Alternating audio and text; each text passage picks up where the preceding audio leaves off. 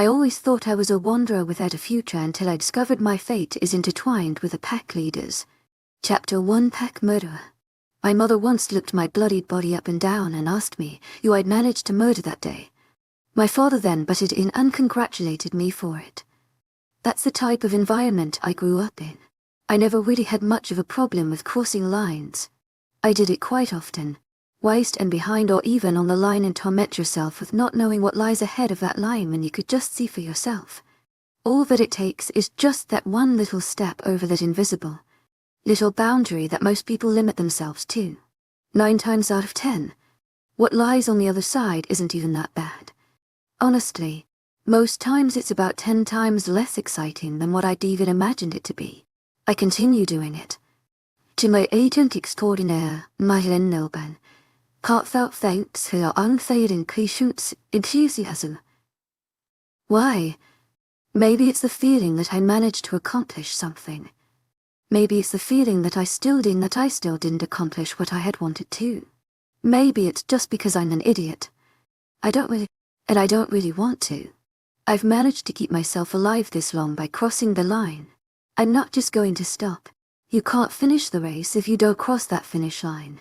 A B, C, D, E, F, G, D. A gust of cool air blew down the cemented hallway, dispersing itself into my cell's iron line. It was now 6 in the evening.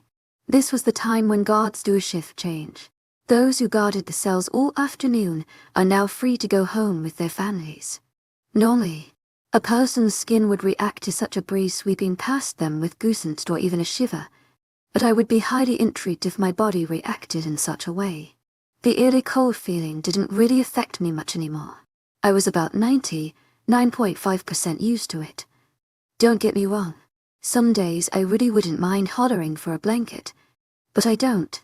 I know I never receive you one unless it's on my deathbed if I'm lucky. IJKL. Groans echoed off of the cell walls from men who were no doubt very weak and very malnourished, not mention annoyed by my choice of entertainment. As far as I knew of, that's all that there were down here besides myself. Female rogues are a difficult find. Most female werewolves are seen as almost a treasure to a pack. Male wolves feel as though it is necessary to protect she-wolves whether it's necessary or not. It's a dominance thing. I know there was a girl in cell to be just down the hall, but I hadn't heard anything from her in about 4 days. There's a good probability that she's dead. It's rogue wolves like her that make us look bad. I don't mean just male rogues, but us very few female rogues who manage to stay alive just fine as well. We really aren't that easy to kill. N.O.P. The thudding of heavy boots was very clear. They pounded their way across the cold grey concrete at the other end of the hall from my cell. A feminine cry sounded throughout the area as the cellar door was loudly yanked open. It was a gut-wrenching cry that was at most standing rigid with their insides in knots. It didn't have much effect on me. To my agent extraordinaire, Madeleine Nilban, heartfelt thanks for your unfailing patience, enthusiasm. In all honesty, it did nothing to me. The cry continued. Okay, maybe she wasn't dead. Oh well, QRS. My singing continued over top of her high-pitched pleading. Shouts of pain and the obvious sounds of fists and boots making contact with her most likely dying body clashed obnoxiously with the melody of my song. Insults from guards bounced around the cemented area, making it almost impossible for me to hear myself. The girl from to be continued to cry and plead for them to stop. This soon came to an abrupt halt as the sound of choking and sputtering replaced her protest. TUVV. All noise was soon stopped. The only sounds heard were heavy breathing and my soft singing. WX. The boots belonging to be oh-so gentle guards made loud thuds that seemed to grow more and more distant every few seconds, leading me to believe that the men had begun to leave. The sound of something being dragged across the cold concrete floor tangled its way into the mix.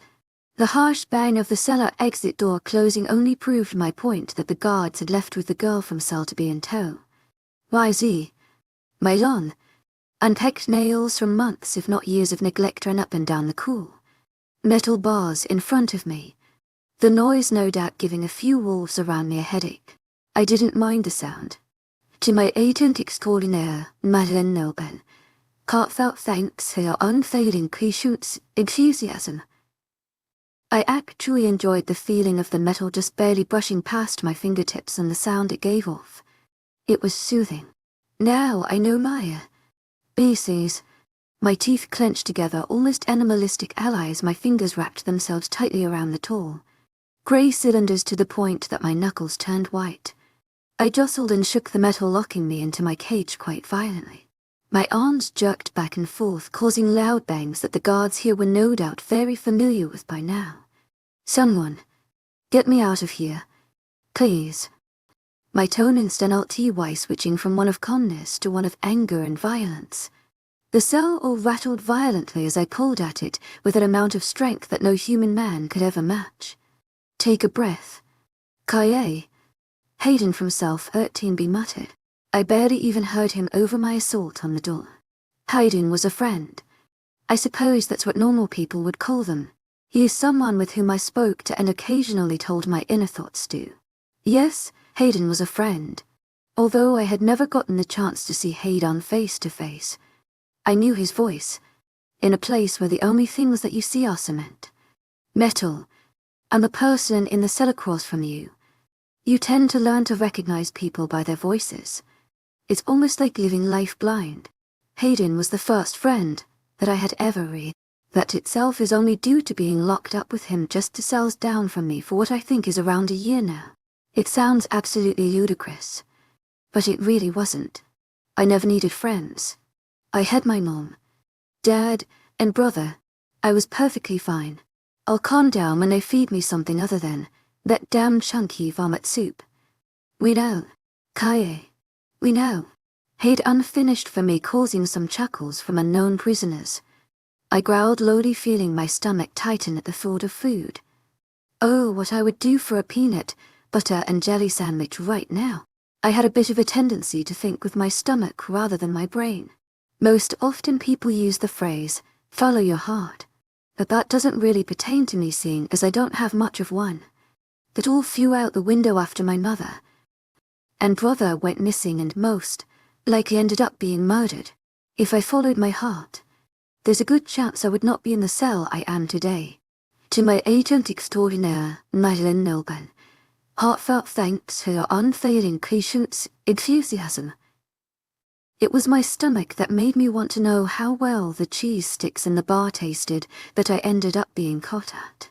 Then again, I do love cheese sticks, so in a way my heart did lead me here too. At least you're being fed. Dally scoffed.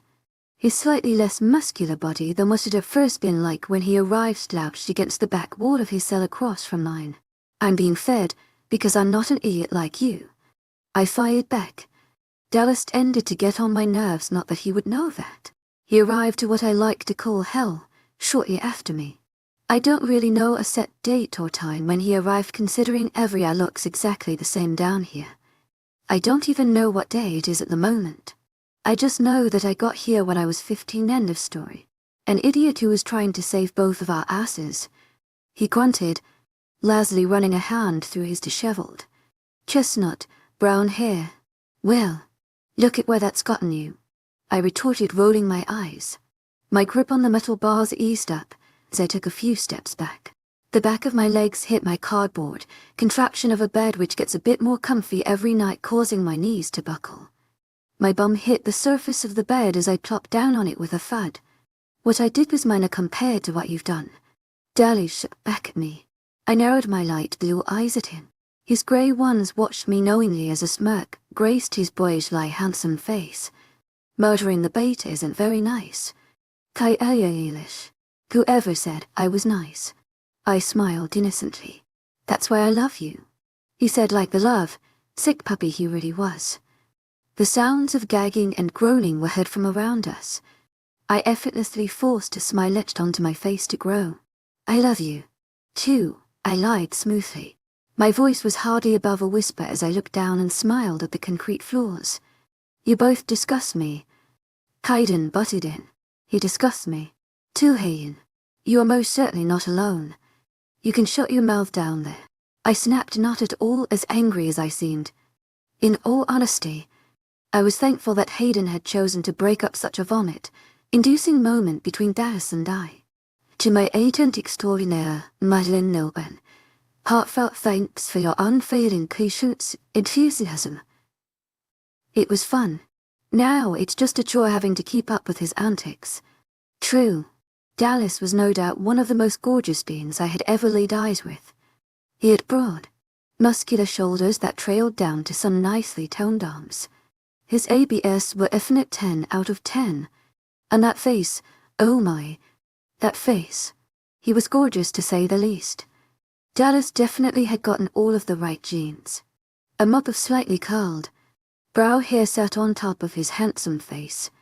Dark, grey eyes were framed with long, dark lashes to match his hair. I think his eyes were what drew me to him the most. If they would have been any different, I don't know that I would have been able to keep up the charade for this long. Dallas was 100% in love with me. I mean that in the least cocky way possible. Dallas truly would do anything I wanted him to. If I told him to strangle himself with his own T-shirt.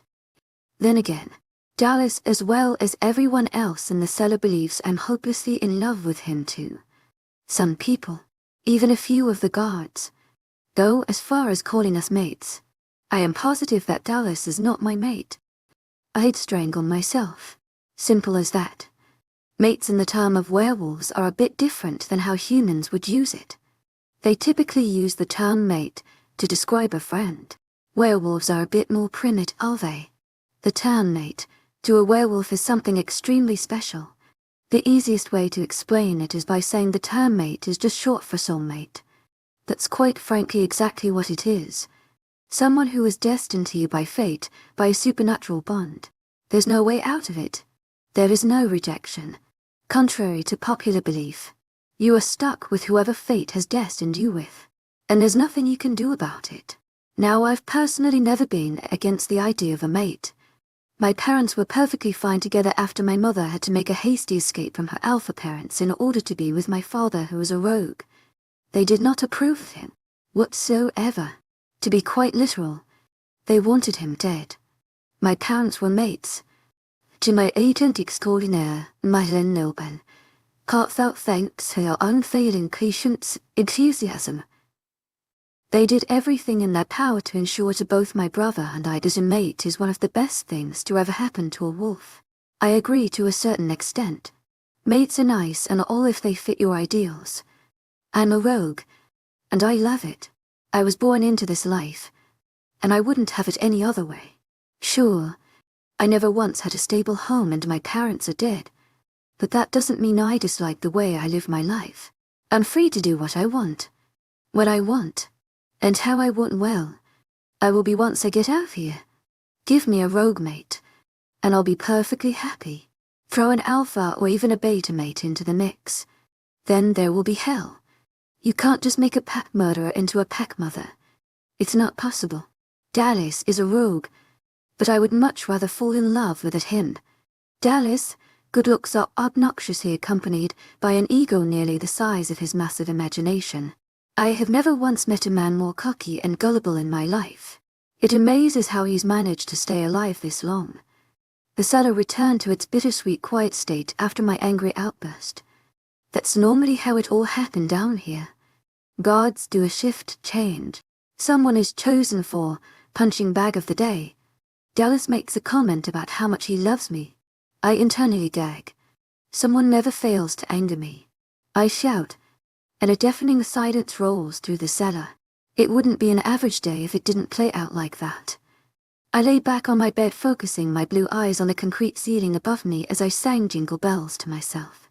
This was most definitely not how I saw myself living back when I was 15.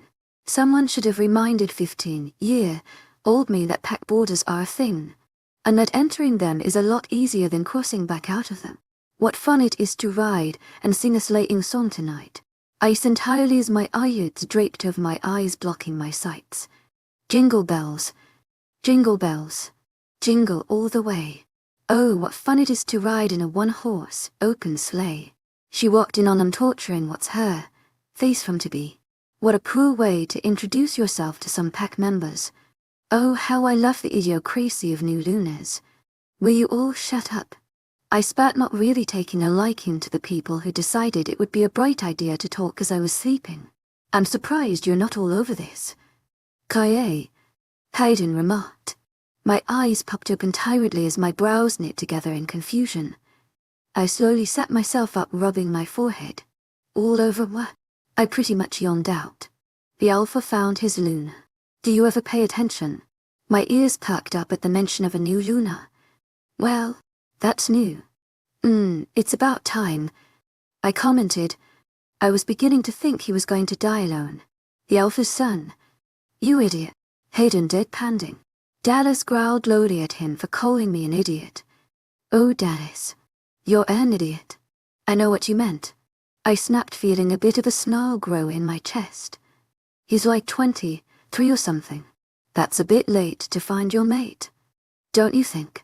No, not really, Hayden began saying, but was cut off by the sound of the cellar door scraping open. I furrowed my brows together, turning to look at Dallas, who had the same look of confusion as me. There was no way it was time for a shift change, yet my thoughts were cut short as a scent drifted to my nose, making me even more confused. What was that scent? Human. Werewolf. Must be a half-breed. My eyes widened in realization.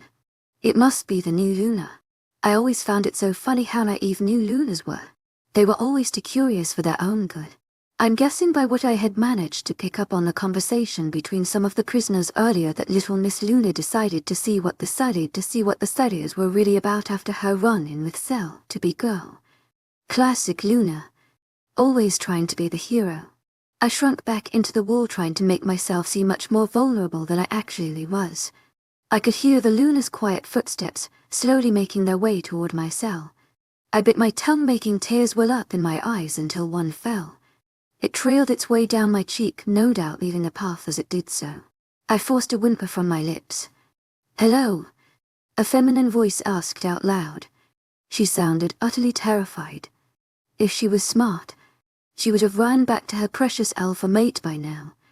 But seeing how she's a Luna, I doubt the thought even crossed her mind. Bless her stupid soul.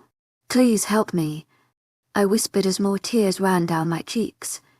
A girl with blonde hair and big green eyes peered into my cell, her eyes growing when her sights landed on me. Oh my God, she mumbled, walking in front of me. Her small, pale hands wrapped themselves around the bars of my cell. Are you okay? I shook my head at her question, allowing another sob to come out. I didn't do it. I swear, I didn't do it. I'm just lost, and I don't know what to do. To my agent extraordinaire, Madeleine Noble, heartfelt thanks for your unfailing enthusiasm. What do they think you did? She spoke softly. They think I killed the beta. I was just crossing the border at the wrong time. I was trying to find help. I lied straight through my teeth. Please help me. I can't take it in here any longer. Her eyes softened as she stuck her hand in her pocket before pulling out a small key. This key opens every door in the pack house, she whispered, as you were afraid someone was going to hear us. Does she not know the cellar's pretty much soundproof? Let's just hope this works. Yep, she is definitely a Luna. She stuck the metal key that glinted ever so slightly in the dim cellar light into the lock. As soon as I heard the click, I took that as my cue to leave. Blondie didn't even have the door open entirely before I bolted out of the cell to her side. She gasped, taking a step back, obviously not expecting me to be as fast as I had been. Not only were werewolves stronger than humans, but we were faster too. Other bonuses being that we can see and smell better, as well as heal from things that would normally kill humans at a very fast rate. I've never once needed a band-aid for a paper cut. You have no idea how great it feels to finally be out of there, I said, cracking my neck with a smile. All traces of sadness had left my body, leaving the Luna shaking out of fear in her spot. You really killed the beta, I countered, interrupting her nervous stuttering. Yeah. I smiled to myself as I ran a dirty hand through my knotted brown hair. Yeah, I did. I highly doubt she expected me to reach out and snap her neck. Her body collapsed in a heap onto the cement floor. Way to not be violent, Kaye, Hayden said. I shrugged, staring down at the Luna's body. She's not dead. She'll heal, I stated, crouching down as I began to undress her. I slipped the white, flowy tank top off of her body and held it up to Dallas. Think this will look good on me? Never mind that. Kaye, get me out of here. Dallas interjected, making me scoff. And what makes you think I'd do that? I pretty much just laughed in his face. I ignored the shocked expression on his face as I began taking off my very old shirt for the clean white tank top. Because we made a promise. You said we'd get out together. You said you loved me.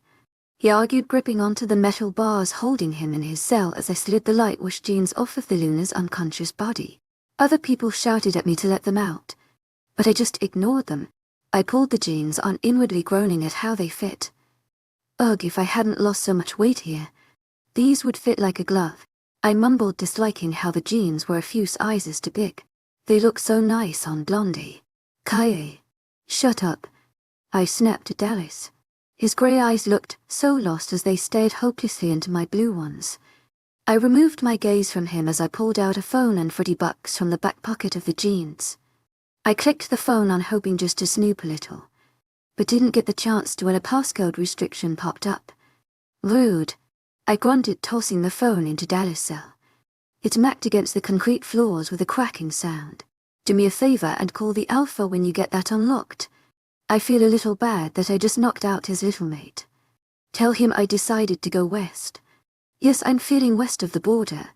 I smiled victoriously to myself as I slipped on the sandals Blondie was wearing. Dang, her feet are small. Are you being serious right now? Dallas questioned. Well, I think it's only fair that he knows his mate is just laying here practically without clothes. I reasoned, causing a growl to erupt from Dallas. That's not what I meant. I sighed, walking over to Dallas' cell. Dallas, I could stand here and tell you that I will come back for you, but I'll feel bad if I leave knowing that everything I have ever said to you was a lie. To my agent extraordinaire, Madeleine Noble, heartfelt thanks for your unfailing patience, enthusiasm. I'm going to tell you the truth.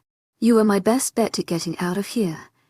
I needed to know that if I needed you to get me out, that you would. I guess that does matter anymore. I'm leaving, and I'm most certainly not coming back, I stated before walking away from him.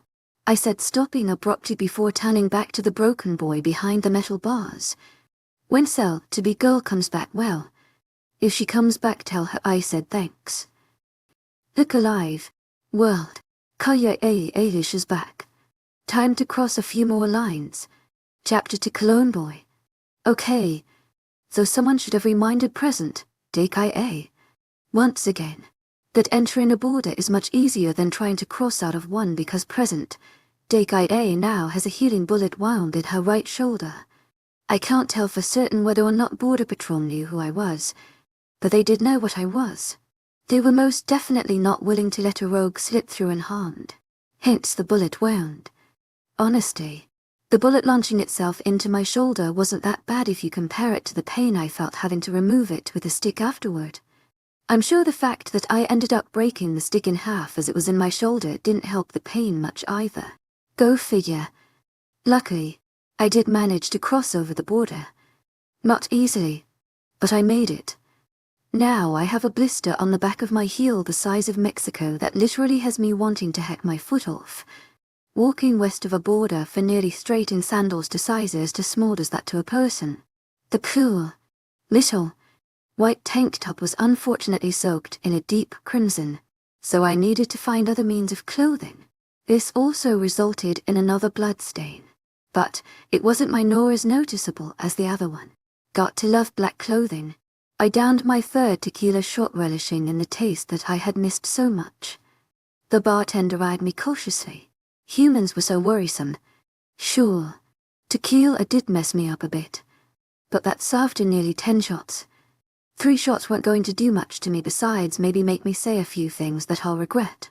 I tend to do that sober, so it isn't much of a big deal for me. I set the small shot glass down on the counter with a smile directed to the bartender before walking away into a crowd of obnoxiously drunken idiots. Bar hopping was a hobby of mine that I had missed. It wasn't the feeling of whiskey burning down my throat or the crowds of like eventually drunk people that I missed. To my agent extraordinaire, Madeleine Nobel, heartfelt thanks for your unfailing patience, enthusiasm.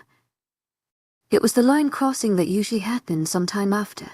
Pushing through the masses of sweaty bodies, I made my way to a bathroom. I breathed in, deeply taking in the aroma of smoke that hit me like a brick wall as soon as I yanked the door open. My smile grew even larger, if that were even possible. I took long strides to face myself in the mirror. In all honesty, I was kind of a mess. I managed to rent a motel in unclaimed territory for a night with the $40 little Luna had in her bucket. I used that time to take about 7 showers.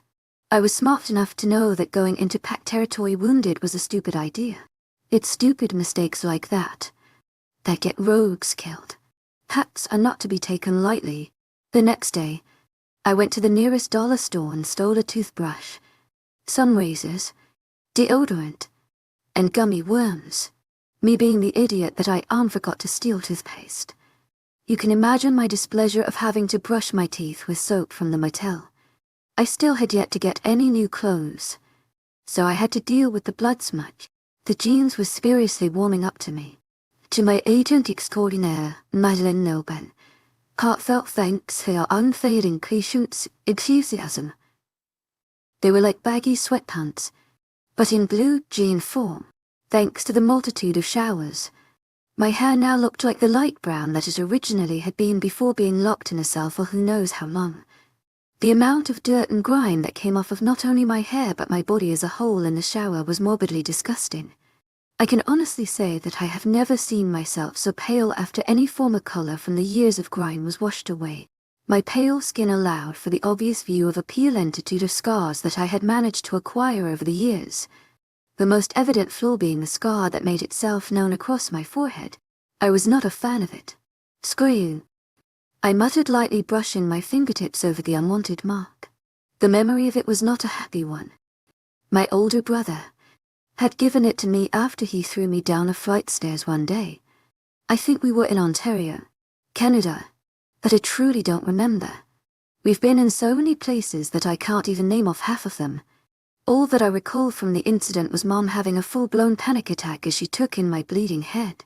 Caden looked as if he had just seen a ghost, obviously upset with himself by what he had done. And Dad just told me to get up and walk it off. Again, that was the type of environment I grew up in. I let out a sigh as I met my own blue eyes through the reflection of the mirror before letting them trail down to a certain area on my shoulder. I hastily pulled down the shirt collar expecting to see the bullet wound, but was only met with a small, circular scar. I smirked, knowing that the one thing holding me back from entering pack territory was now healed. My day just gets better and better. I left the bar without pain. Yeah, that bartender really should have seen that coming. Mary had a little lamb. Little lamb. Little lamb.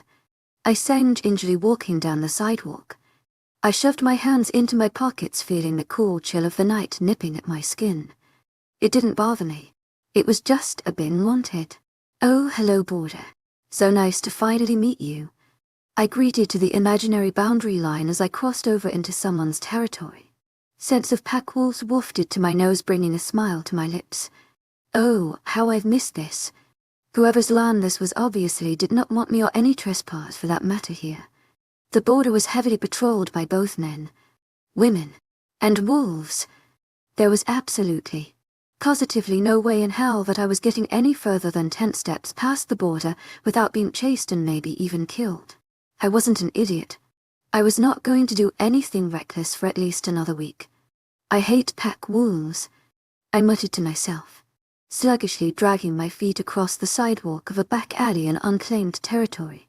I did not want to come back, but it wasn't smart of me to just jump into pack wolf territory. I couldn't just ignore the fact that the most strenuous thing I had done in the past year or whatever was trying to do a cartwheel in my cell, which did not work out well. My body was really not ready to play tag with some pack wolves. I hate alphas. I hate people in general. I grumbled. I continued rambling to myself about my hatred for anything that inhaled oxygen. In a perfect world, I would already be over the border. I would be plotting the steps I would have to take in order to murder the pack's beta. Packs normally grow to be pretty useless without their beta. It's a specialty of mine. It's also the reason I ended up in cell for quite some time. Mother Fru, I said, going to curse pack wolves once again, but froze in my tracks when a certain scent hit me that had a stick smile spreading across my face. Well, wasn't expecting pack wolves to be out of their territory. I thought aloud. If I weren't walking alone in a dark alley, someone would probably deem me as insane. Things just got a little more interesting. If someone would have told me I would end up in the same bar twice in one night, I would have straight up called them a liar. Unfortunately, for the first time ever, I would have been wrong. I'm really starting to feel an emotional connection with the hilltop. It's such a cute little bar to murder someone in. Lucky for me, the bartender from earlier was not present. That lifted a weight off of my shoulders, knowing I wouldn't have to pay my bill from earlier. It's not like I really could if I wanted to. To my agent extraordinaire, Madeleine Lilben, heartfelt thanks for your unfailing patience, enthusiasm. Seeing as I have no money, I blame that on little Luna for only carrying $40. The bar smelled abnormally pleasant. I don't mean this in a way that the bar's aroma did not smelly. Alcohol-ridden losers because, well. But if you push all of that to the side, then it was obvious that someone had on some very nice cologne. It was a smell that I could literally see myself bathing in.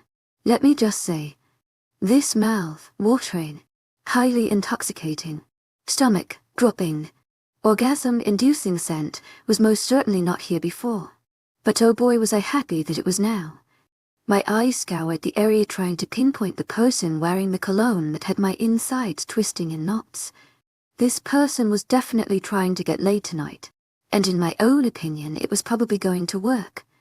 The key to any person's heart is through their stomach, and this man smelled damn edible. Well, if it isn't a strange sight to see a rogue so close to the border. A deep, masculine voice said from behind me. My thoughts of the scent were immediately pushed to the far corners of my mind as an oh my gosh, I'm just a little girl who's lost and doesn't know where to go. Aid washed over my devious facial features. I turned abruptly, putting my hand over my chest. My eyes grew, and my jaw dropped as it normally did when I was put into situations like this. Oh, I was just lost. And please don't kill me. I stammered, purposely taking a step back away from the very large male in front of me. This man may not have been the person who smelled so divine, but that did not lessen the fact that the man in front of me was quite the looker. He was darn sure easy on the eyes. In a strange way, he almost reminded me of Dallas. The thought of the boy who was so madly in love with me almost made me want to frown. I didn't. To my agent extraordinaire, Madeleine Lilben, heartfelt thanks for your unfailing patience, enthusiasm. Someday I'd go back and get Dallas when I find him less of a prick. For now, the cell will do him just fine. The height as well as build of the man in front of me reminded me greatly of Dallas. Dallas wasn't a small guy. To my agent extraordinaire, Madeleine Lilben, heartfelt thanks for your unfailing patience, enthusiasm. He was an alpha's son, so what else is there to expect? He turned rogue after being denied the position of alpha for reasons that I was not aware of. I didn't really care enough to know. Back to the matter at hand. Dallas was no average-sized male, and either was the dude in front of me, with his chestnut, brown hair that was just a shade or two lighter than Alice. I'd say almost a dirty blonde and a perfectly crafted jawline. The one thing really separating the two were the differences in eye color, whereas Dallas had steely, grey eyes. The man towering over my 5 for self had dull yet inviting green ones. Everything about this handsome devil just screamed, I run this shit show. We aren't exactly on claimed territory, so I'd be in a bit of trouble by killing you, Mr. Tall, blonde, and handsome, mused as he folded his very muscular arms over his very muscular chest. Oh, lordy, you're not going to turn me into your alpha or beta. I pressed, searching for one answer. A light chuckle erupted from him, creating this weird feeling in my chest that I really wasn't a fan of. Therefore my heart feels the need to make an appearance. Sweetheart, Blondie smirked, making those weird little feelings in my chesties. Did he really have to be that much like Dallas? I am the beta. Dingo. I shifted my gaze from him to the floor. I stared down at my feet, thinking just how I should go about this. Well, I said innocently, peeking up at him through my lashes. If there's any way I could ever repay you for this, just let me know. One drink led to another, which led to a motel bedroom, which then led to me almost sleeping with the beta whose name I never even had the chance of getting. Oh my God. I moaned, breath ILY's. Blondie trailed his lips down my neck. His tall frame had me pressed against the far wall of the room just opposite of the door. My thoughts were a bit muffled due to the fact that I truly haven't drunk as much as I just did in quite some time. But I was in this situation so often that everything I was doing was sort of just instinct. Everything that I was doing with this beta was not at all any different from what I had done a year or so ago. Blondie's large hands gripped onto my sides as his mouth sucked away at a certain part of my neck. I'll be surprised if I don't have a hickey tomorrow. I leaned my head back, letting out a moan as his mouth did its thing. This was obviously not his first rodeo. To my agent extraordinaire, Madeleine Noble, heartfelt thanks for your unfailing patience, enthusiasm. His hands inched their way under my shirt. They roamed over my stomach, which I admit was much flatter than I would have liked it to be. Blondie didn't seem to mind it. To my agent extraordinaire, Madeleine Noble, heartfelt thanks for your unfailing patience, enthusiasm. He had my shirt over my head in a matter of seconds before his mouth was latched back onto my neck. I wrapped my arms around his neck before jumping up to wrap my legs around his waist. His helpmate just under my thighs. He squeezed them lightly, making another moan slip its way past my lips. The feeling of the wool on my back soon left as another surface greeted me. This surface was much softer a bed.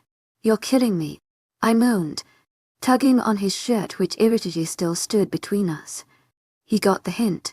Before I really had time to even acknowledge the sculpted muscle-bound, his well-defined body, his shirt was on the floor, and his lips found mine. The kiss was in no way gentle. Lust burned at the tips of our tongues, each of them fighting for dominance over one another. Blondie's hands were just beginning to fiddle with the button of my jeans when the door was thrown open.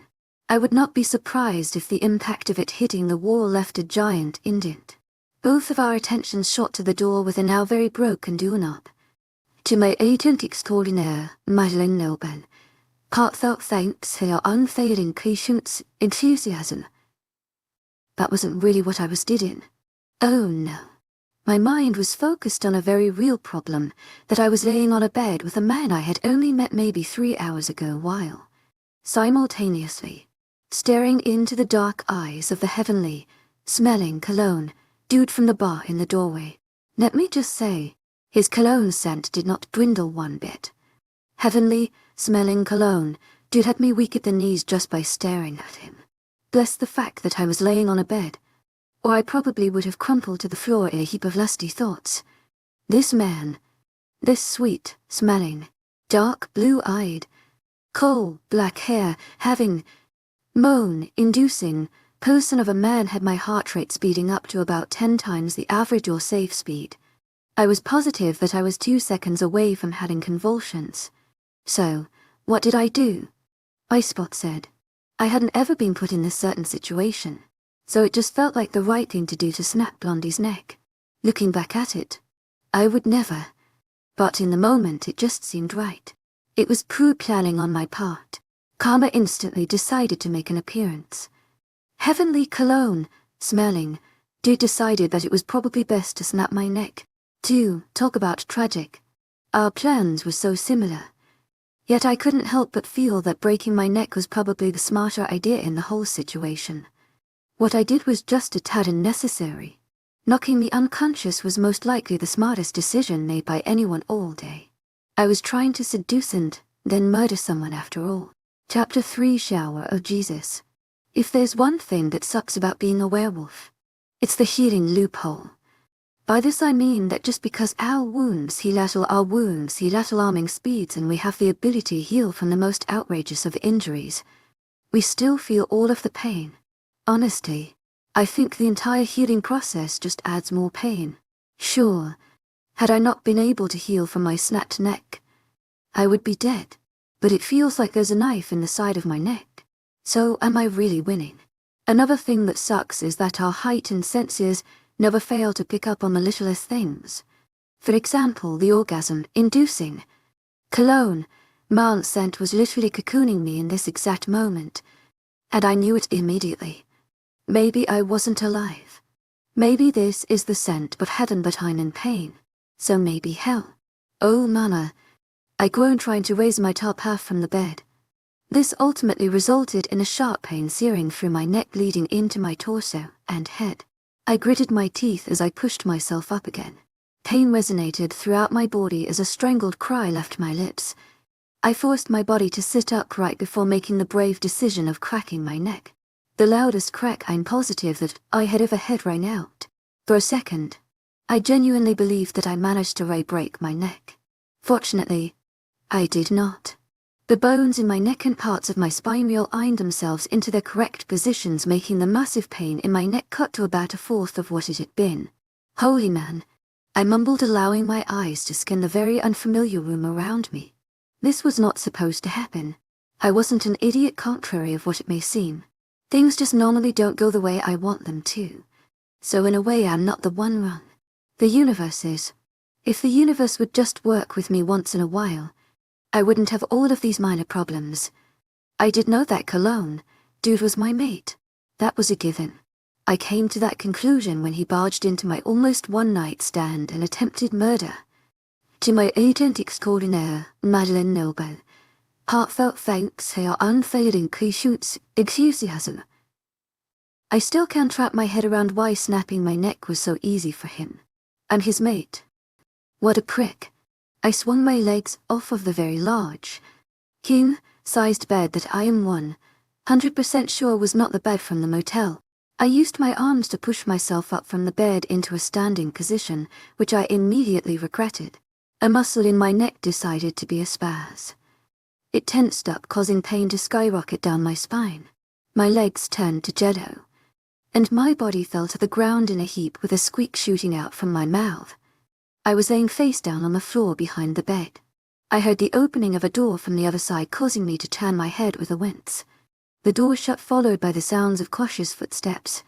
From my angle, I could see a pair of dark, brown boots, which I assumed were leather, making their way around the bed over to me. The boots rounded the bed until I was no longer staring at them from under the bed, but instead they were right in front of me. Am I in hell? I asked, staring at the scuffed-up boots that had stopped at just inches in front of my face. My neck was obviously not ready to murder anyone at the moment. I think if I even tried standing up, I would just collapse again. A slight chuckle sounded at my question, catching my attention. NRT all. Blonde. And handsome.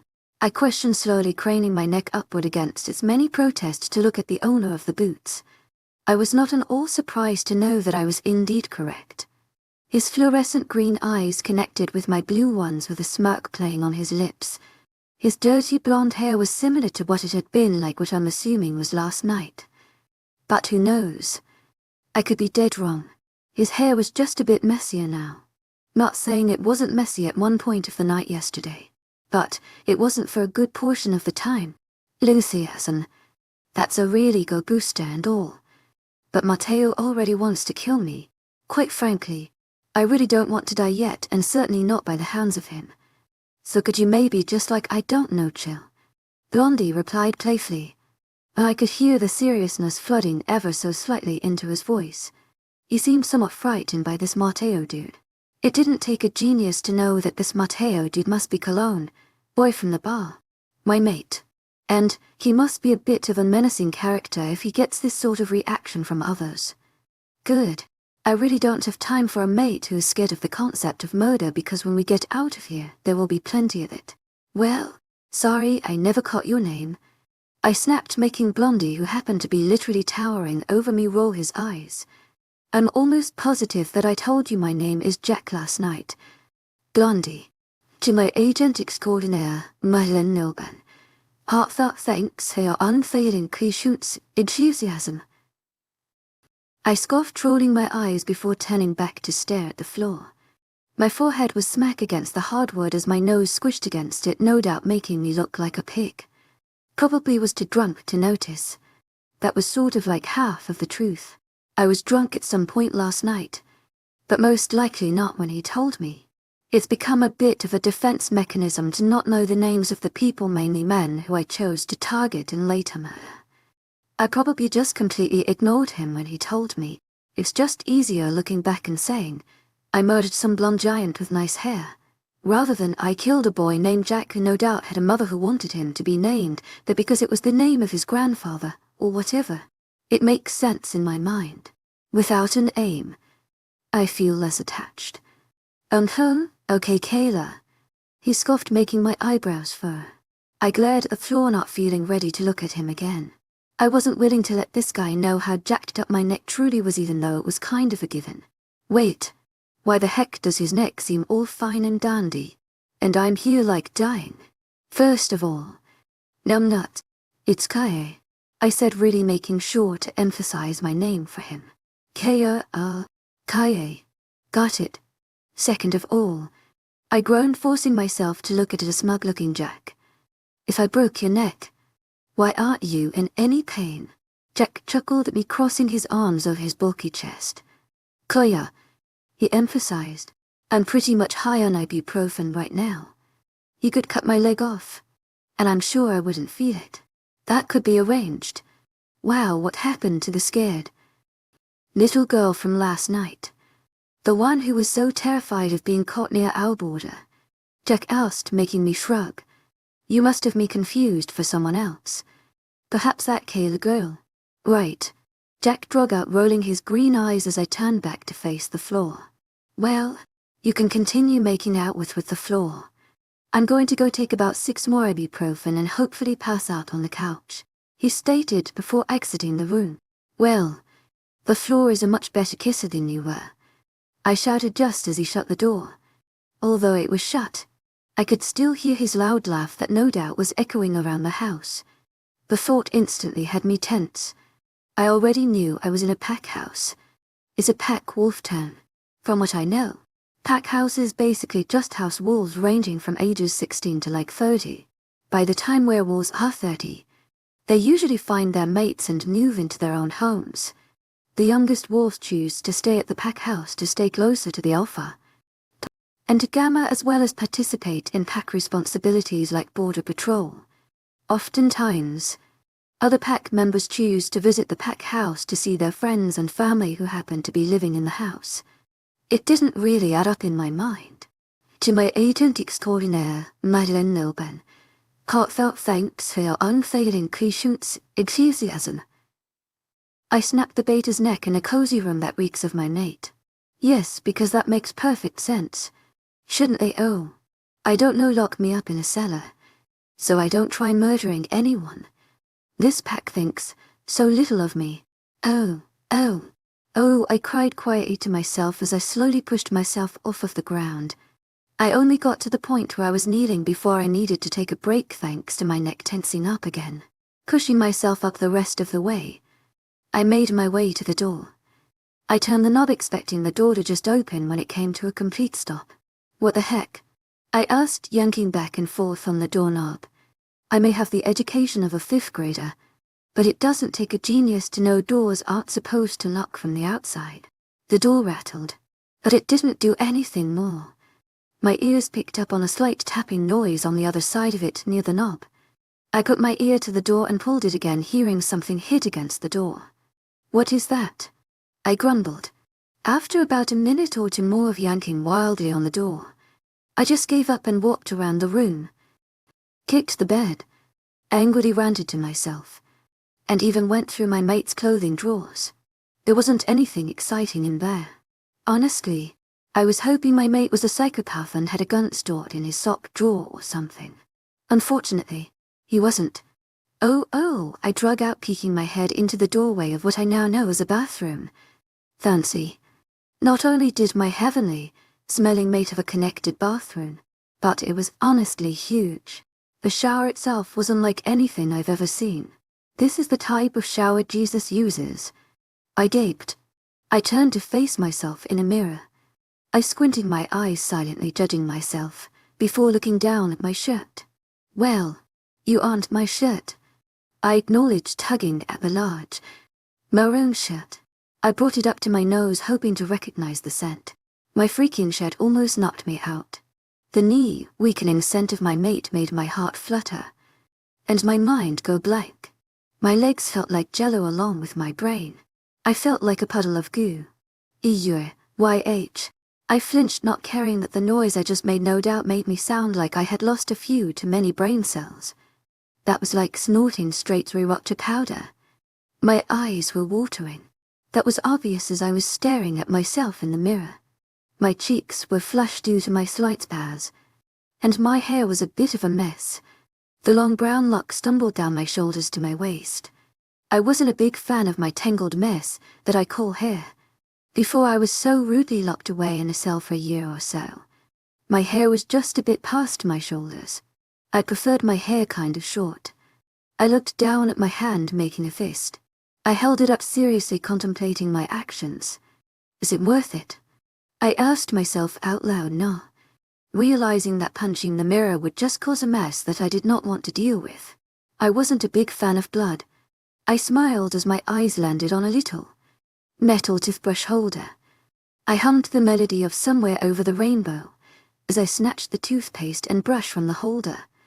Growing up, we never had much. The money we had came from Mom and Dad's victims, and when Caden and I were old enough, we made our own share of money. Some days, our victims were just wolves that happened to be alone at the wrong time. Other times, our victims were wolves that we were hired to kill. It happened more times than you would think. Due to this, I learned to suck it up and take things with a grateful smile. I could taste my own breath. I was going to brush my teeth using my own toothbrush or not. I brushed my teeth harshly to the point where I'm sure some of my tooth was being brushed off. I continued brushing as I picked up the little metal-looking holder. I took a step back, tossing the toothbrush holder up about an inch back into my palm. Then, I threw it at the mirror. I barely bat an eyelid as the glass came crashing down. I bet my left it that most of the house heard the shattering. I spit the toothpaste into the sink filled with glass shards before rinsing out the brush. I gently placed the toothbrush down on the sink. I crouched down, picking up a large piece of glass. The glass glinted from the light in the bathroom as I inspected it. Anything's a weapon if it's used properly. I kept the glass in my hand, internally groaning when I managed to cut myself on not only my hand but my foot. A hiss left my lips as I hobbled away from the glass and clopped onto my butt. I set my weapon on the floor before inspecting my foot. 1 glass. 2 glass. Red glass. Add another piece of red glass. I grunted in annoyance, taking out the 3 pieces of glass lodged in my foot. I just managed to take out the last piece when the sound of the door opening sounded.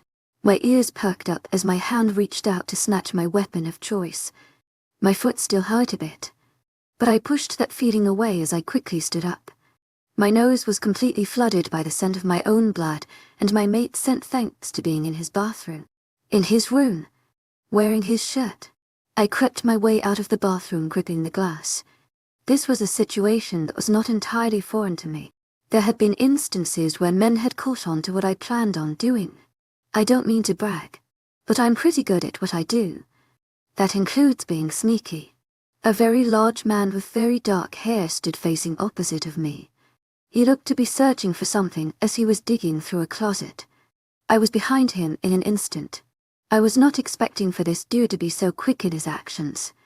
As if he had known I was coming, he had quite literally thrown me across the room. I landed on the bed. Thankfully, he was in front of me in a flash. I recovered quickly, just as his hands grasped my shoulders, pushing me down to the bed. I forced my little glass shard to his neck. I was 2 seconds away from just ending the dude right there. But his beautiful, dark blue eyes stopped me. A heat sensation shot through my body. My mind felt numb, and I wasn't quite sure if I could move my toes. I wasn't even sure I could move my legs. I was frozen, staring at the blue eyes that put the ocean to shame. Hell, they put all things to shame, blue or not. My thoughts were put to rest when the door flung open, causing not only my attention, but my mate, Matteo's, attention to snap to the person interrupting our not so romantic moment. "Hey, Kaye. I figured you'd want," Jack began saying as he strolled into my room carelessly with a bottle of pills in his hand. He stopped abruptly, taking in the scene in front of him. His green eyes grew, and his mouth opened and closed like a fish out of water. "I think I'll just come back later. Wait, no. No, I will not. I will not come back later. I'll just, here." Jack stuttered, throwing the bottle of pills to the other side of the room. He was obviously freaking out a bit by seeing Matteo here. God, he's the beta. What's he so worried about? Matteo and I both turned to face each other. I can only assume that the look of "what the hell" was the same on my face just as it was on his. Holy crap, my mate's gorgeous. His jawline. I could think of so many things I could be doing with his body in that shower fit for Jesus. We both continued just staring at each other. Neither of us really dared to look away. He was just as entranced on me as I was him. It was then that I realized I still had a glass shard pressed to his throat. Deciding that killing my mate was not on my top 10 list of things to do today, I dropped my hand down before releasing the glass onto the bed. Sorry for trying to slit your throat. I really was not anticipating on those words being the first things I said to my mate. I highly doubt he anticipated hearing them. To my agent extraordinaire, Madeleine Nelben, heartfelt thanks for your unfailing patience, enthusiasm. What can I say? I'm a true romantic. Chapter for word format. I don't really care who you are, Amanda Bynes. Madonna. The Pope. It doesn't matter. A person will never be prepared for the day they meet their soulmate. You can write a script and rehearse your every line, but nothing will ever go the way you want it to because your body just starts taking over the moment your eyes meet. Your mind goes into dock pretty much complete mush, and your body just goes into autopilot. The only words wanting to leave your lips being, "Bang me right now." I really wish I was lying. I was completely and utterly lost, just staring in the dark blue depths of his eyes. I don't really think he was registering what I had just said. I don't blame him. I did just admit to trying to murder him.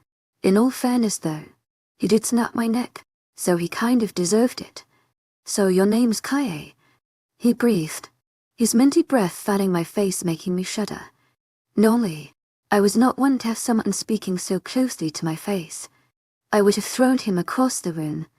Well, I would have attempted to, but in the moment I wasn't minding it. I actually really liked it. "And you're Matteo?" I was extremely grateful that those 3 words managed to slip out rather than take me now. I'm not against side of myself at all. I would just rather allow him to meet that side of me once we were out of here living rogue. Matteo nodded. "Sorry I snapped your neck, by the way.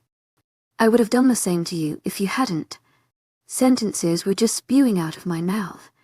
It was complete and utter word vomit. I was generally used to my bluntness. Speaking my mind without worry was one thing I was very good at. Some days it was a curse, and other days it was a blessing. I just had to make the most of the word vomit that spewed from my lips that never seemed to stop moving. We just stayed in our position for another moment before I assumed the words I had spoken from earlier clicked into Matteo's head, his dark eyes wide, and before clearing his throat and stepping back. Muscular arms fell down to his sides as he stood a good few feet away from me. I propped myself up using my elbows to stare directly at him. I understood entirely why Jack must feel threatened by my mate. First of all, Matteo was the most stunning thing I had ever laid eyes on. From his dark tousled hair, which had my fingers aching feeling the need to run through it, to his brawny, Herculean body, what guy wouldn't be threatened? I'm surprised girls fall for anyone other than Matteo. He sets the bar pretty high. Not to mention, Matteo's entire aura just screamed, "I can and will kill you." I don't base this entirely off of the fact that he stands at a height of at least 6. I wouldn't be surprised if someone told me he was like 6'4". Honestly, or that he could squish my entire body just between his thumb and forefinger. No, I say this due to the fact that Matteo looks like an ape on steroids who just found out that his parents were brutally murdered. He still managed to look absolutely gorgeous. To my agent extraordinaire, Madeleine Nilben, heartfelt thanks for your unfailing patience, enthusiasm. You're a rogue, he stated, pretty much examining me as if I were going to turn into an alien with 5 heads. I quirked an eyebrow as I pushed myself to sit up on my butt. Last time I checked. His expression seemed almost torn or maybe even confused. I couldn't quite put my finger on it. Which already was sharp enough to cut someone when slack. Was clenched. Was he mad? Okay, I'm not that bad. And you thought it was smart to come so close to the edge of territory alone. What if someone would have killed you? That's risky. Kaye. Matteo pretty much growled out in anger.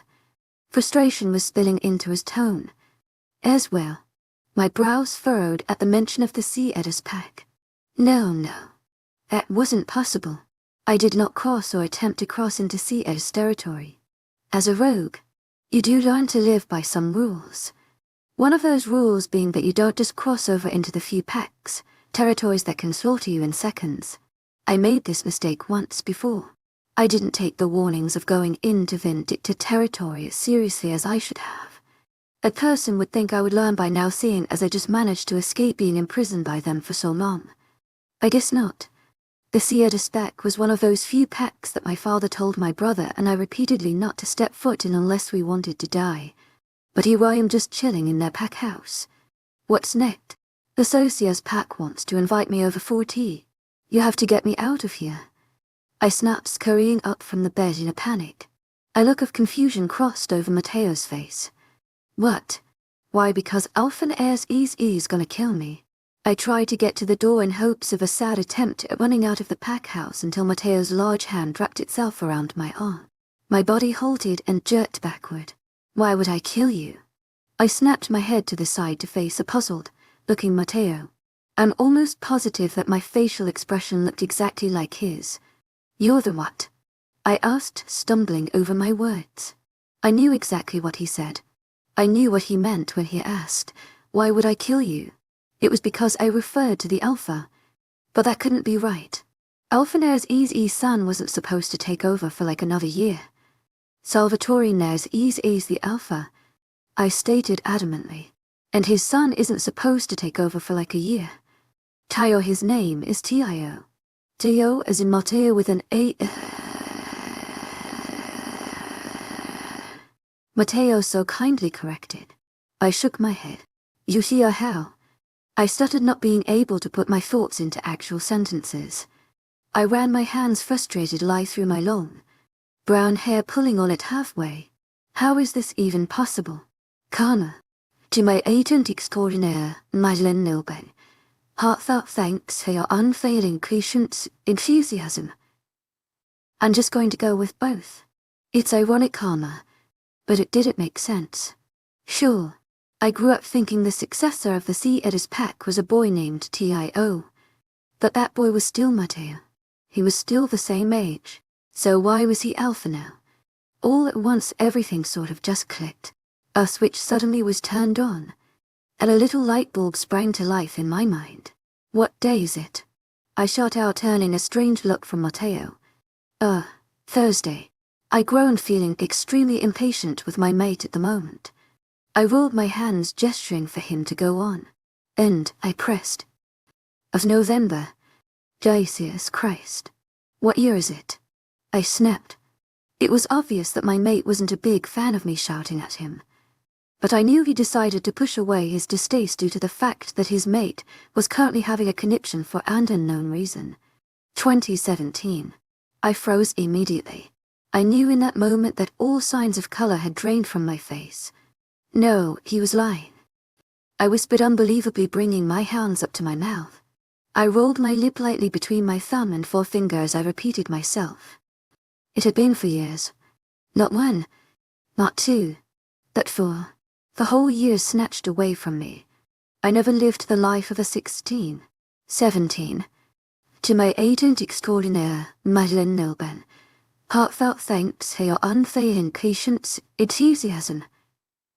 And barely a 19-year-old. I lived those years behind bars. I would be 20 in nearly 2 months.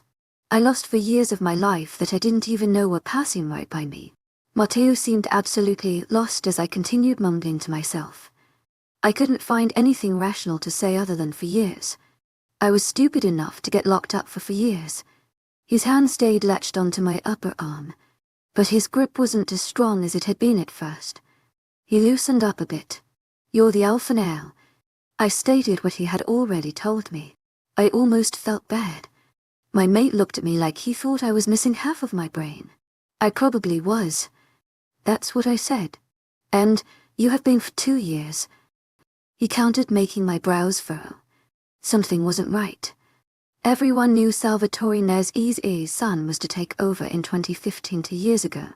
It's not really much of a secret what happens in the higher-ranking packs. Most packs as well as rogues stay updated on what is happening in them. It's almost like safety precautions."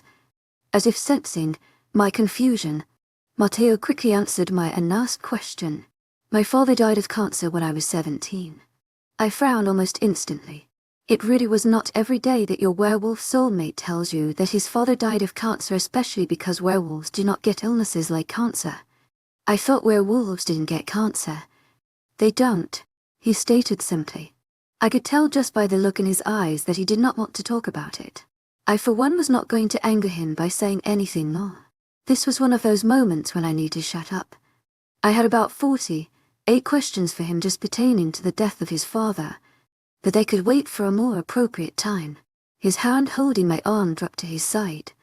A stoic expression crossed over his face as I'm guessing the memory floated back into his thoughts. "Well, why didn't your mom take over? Alpha children come of age to take over at 18. If an alpha dies before his heir is of age, his mate the Luna takes over. That's how it's always been. It didn't make sense that Matteo would take over underage. She's dead. Died of a drug overdose when I was 7. Well, there it is." Disgust practically dripped out of his mouth as he spoke of his mother. It made me highly uncomfortable. "Oh," I drug out. "What do you even say to that?" "Oh, that makes sense considering no one ever hears about a Luna in the Sierra's pack." "I don't see that being effective. That could get me killed. So, should I try to top your shitty childhood story or just keep my mouth shut?" As soon as I said it, I knew I shouldn't have. But it was just word vomit. It just spewed out of me. "What?" he snapped, sounding a bit stressed. Maybe even annoyed. I had a tendency of doing that to people. "Never mind," I mumbled, cracking my fingers anxiously. I really didn't like being in this pack house or being this close to an alpha mate or not. Being in these situations really weren't my strong suit due to me not ever really being in one of them. "Can I make eggs?" More word vomit.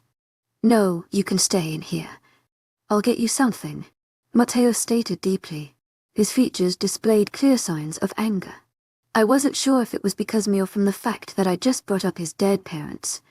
Either way, they were both no doubt because of me. The angry look sure did look nice on him. All of his features seemed much more prominent when he looked this way. Dark brows were pulled together above his dark eyes that made me want to fall over and die. His pale, pink lips that looked extremely kissable in the moment were pulled into a tight line. I wouldn't doubt it if someone told me his teeth were clenched angrily because the way his jawline stuck out strongly told me the same story. Matteo was absolutely gorgeous. Why would the fates be so cruel as to make me to an alpha wolf?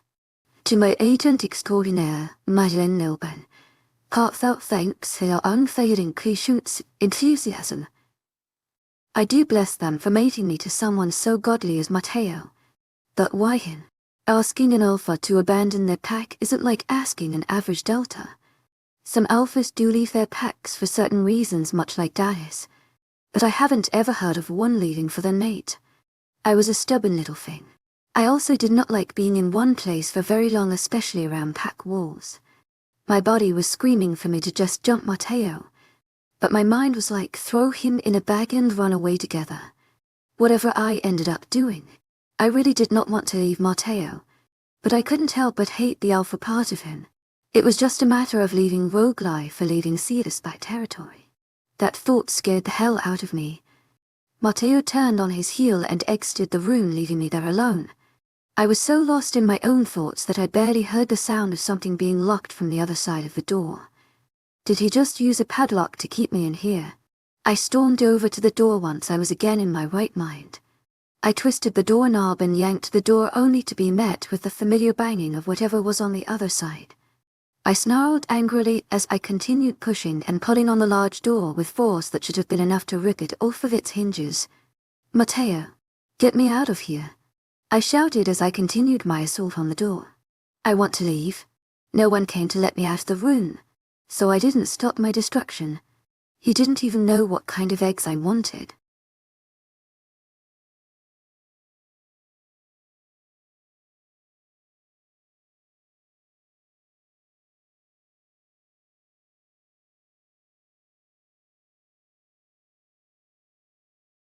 I was stuck in a room for 20 minutes, which is considered a long time for a person to get out. But for someone like me, who's slightly insane, it was a relatively quick escape. But I'm not your average psycho. Chapter 5: The Psycho Girlfriend has arrived successfully. You'd think that 20 minutes would be considered a long time for a person to get out of a room, but I think in my general predicament, 20 minutes is a relatively quick time. Skipping over the tedious, irrelevant details, let's just say, I got out. If I were a 6-foot tall man, where would I be? I said out loud, taking my time making my way down an abnormally long hallway. I admit, I do consider myself slightly insane, but I think it's in the absolute best way possible.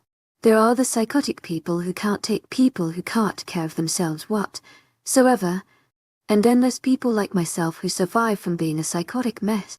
I'm a smart kind of psycho. I use it to my advantage. I made my way to the end of the hall and peered around the corner to be greeted by a stairwell. I pursed my lips, nodding at the wooden staircase that looked as if it had just been built that day. They definitely took care of this house. Classy, I mumbled to myself as I take to the stairs. I was extremely grateful for the fact that the steps didn't squeak under my malnourished frame. I was also extremely grateful that it seemed as if no one were mulling around the pack house, or at least this level of the house. It made it much easier to get around, considering I don't exactly know what I would do if I came in contact with anyone. Was Matteo's pack aware that their alpha had his rogue mate that attempted to murder their beta stashed in his bedroom? I'm going to take a wild guess and say no. To my agent extraordinaire, Madeleine Noban, heartfelt thanks for your unfailing patience, enthusiasm. It would be amazing if they did. It'd make things much easier for me. For the first time in my life, I'm pretty torn on doing something that's right for me. I could just attack anyone I came in contact with, which could be risky knowing that the Seatus pack isn't exactly made up of a bunch of fairies, especially those living in the pack house. They will no doubt be on top of their game, having duties to the pack and the pack house to deal with every day. I can honestly say, nothing seems more boring to me than a perimeter run. The other part of me knows just how not smart it would be for me to think that if I came in contact with a Seatus pack member that 5 others wouldn't follow. 5 others that, depending on whether or not they knew of my arrival, would try to murder me before I had the opportunity to murder anyone else. I'm literally located in the heart of a pack, and to think that I wouldn't be murdered on the spot if I tried anything would be 110 crazy. Then there's also that side of me that's just like, there's still a chance that you'll only lose like an arm and make it out of here alive. But you'll be alone. Thus, another reason I don't want to get myself in a predicament where I would have to run. I'd have to leave Matteo. Normally, I'd be perfectly fine with being alone. I'd been alone for so long that the thought of it had no effect on me. But for some reason the thought of leaving Matteo had my stomach dropping.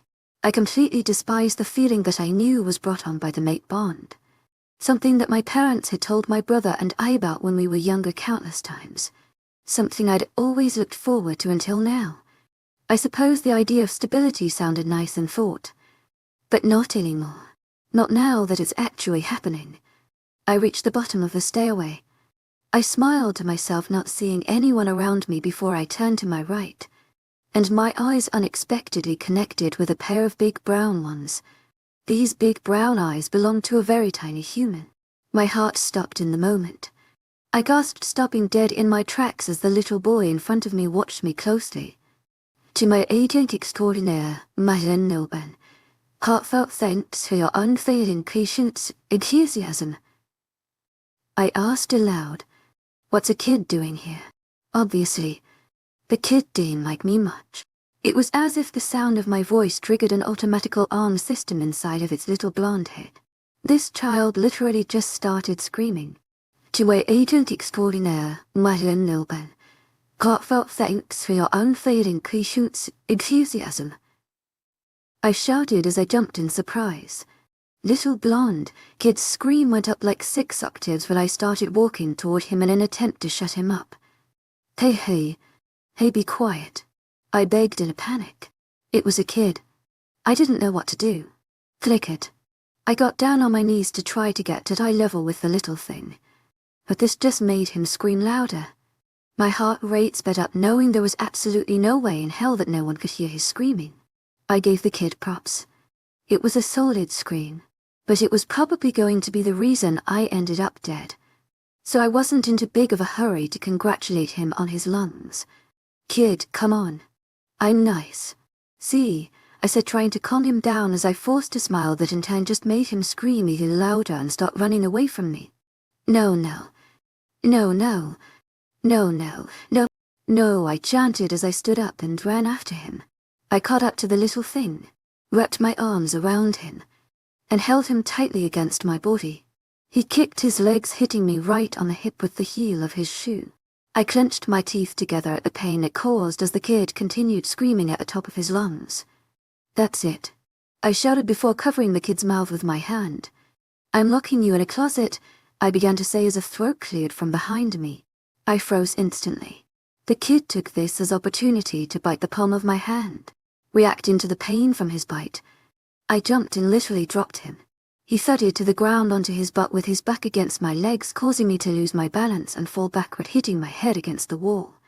My teeth clenched together as my hands flew up to my head, making sure that my head didn't just cave in. I squeezed my eyes together, wincing at the massive headache I had just managed to accumulate. The sound of footsteps nearing me was what broke me from my thoughts of seriously contemplating murdering this kid. You should really work on your people skills. A woman's voice rang out. My eyes popped open to see yet another blonde person. This time, the tall blonde was a girl with dark brown eyes that made me feel slightly uncomfortable for some odd reason. She bent down and grabbed the kid, holding him to her chest. You're fine, Jameson. Suck it up, she said to the kid that was almost in tears. Hey, come on. He's a kid. Don't talk to him like that. I defended, earning a look from her that just screamed, Are you kidding me? Says the one who was about to lock him in a closet. I growled low in annoyance as I pushed myself up from the floor and onto my feet. Go find Jack. The blonde chick that couldn't be much older than myself told the kid, or Jameson as she had called him.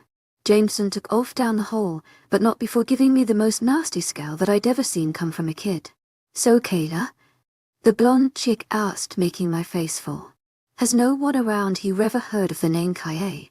I grumbled under my breath, but I knew she heard me. Pardon, Kaya, I deadpanned with a very dull expression displayed on my face. My name is Kaye. She paused for a sec and looking me over as if making sure the name fit me before speaking. Daniela, you aren't supposed to be out here, she stated, quickly shifting off of the topic of names and suddenly becoming very serious. Says who? I counted, already knowing her response. Mateo. I pursed my lips as if I were really thinking over what she said. Well, you see, I began. I made the decision a long time ago to not be told what to do by one person for the rest of my life. So Mateo doesn't really much affect me, I stated with a sickly sweet smile, drawing out a quiet snarl from Daniela. You made the decision to ruin the lives of everyone around you because following simple orders that a 5-year-old could understand was too much of a struggle for you. She snapped back at me, causing my naivete vanish and a scowl to make an appearance. No, I made the decision to live my own life without having someone tell me what I can and can't do, my genetic makeup that just so happens to turn me into a massive dog. Sorry if I prefer to be independent. Most big girls do. Daniela obviously did not like what I had to say very much. Her teeth were clenched together. and her hands were balled into fists as if she were holding herself back from ripping my head off. The anger was rolling off of her in waves. Matteo had something to clear up in his office. First floor.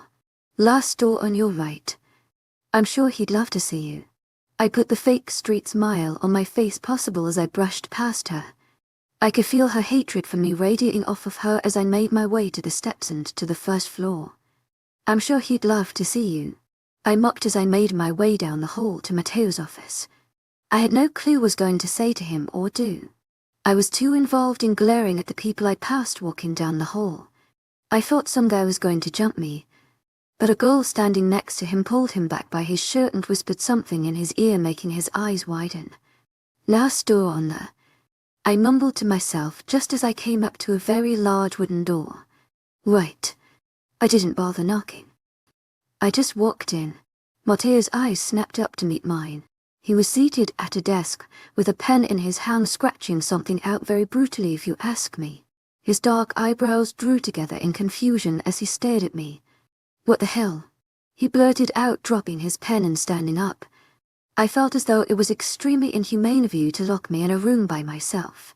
I do get lonely sometimes. Matteo, I stated while Matteo made his way over to me. Muscular body towered over me. It took everything in me not to scan over his broad shoulders and well-built arms.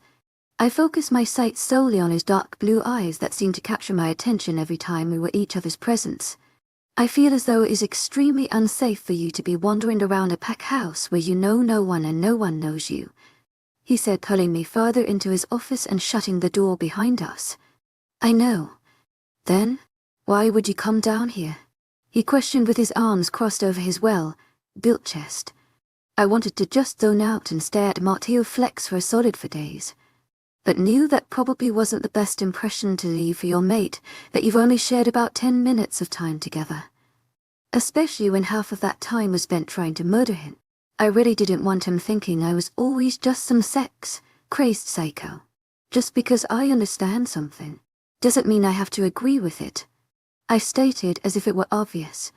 Why wouldn't you agree with something that makes sense? Because, I said, pushing past him and making my way over to his desk. I plopped down on the leather chair and leaned back into it. Sometimes the things that make sense are stupid. That's like saying if something is wrong. Why do people still do it? Matteo watched me in sheer confusion for a moment before picking back up in the conversation. No, it's really not. Well, that's your opinion, I said, shooing away the conversation by picking up some random papers laying on the desk. I began to scan over one of the papers when a phone began ringing. Matteo started making his way over to his desk to pick up the cell phone, but I snatched it before he had the opportunity. He tried grabbing it out of my hand, but I'd already managed to accept the call and hold it up to my ear. To my agent extraordinaire, Madeleine Nilben. Heartfelt thanks for your unfailing patience, enthusiasm. Your psycho girlfriend find you yet? Daniela's voice asked through the phone. I rolled my eyes at the blonde. For a bunch of pack wolves, you guys really suck at being friendly. The least you all could do after holding me hostage here was learn my name. I suggested. Kaye.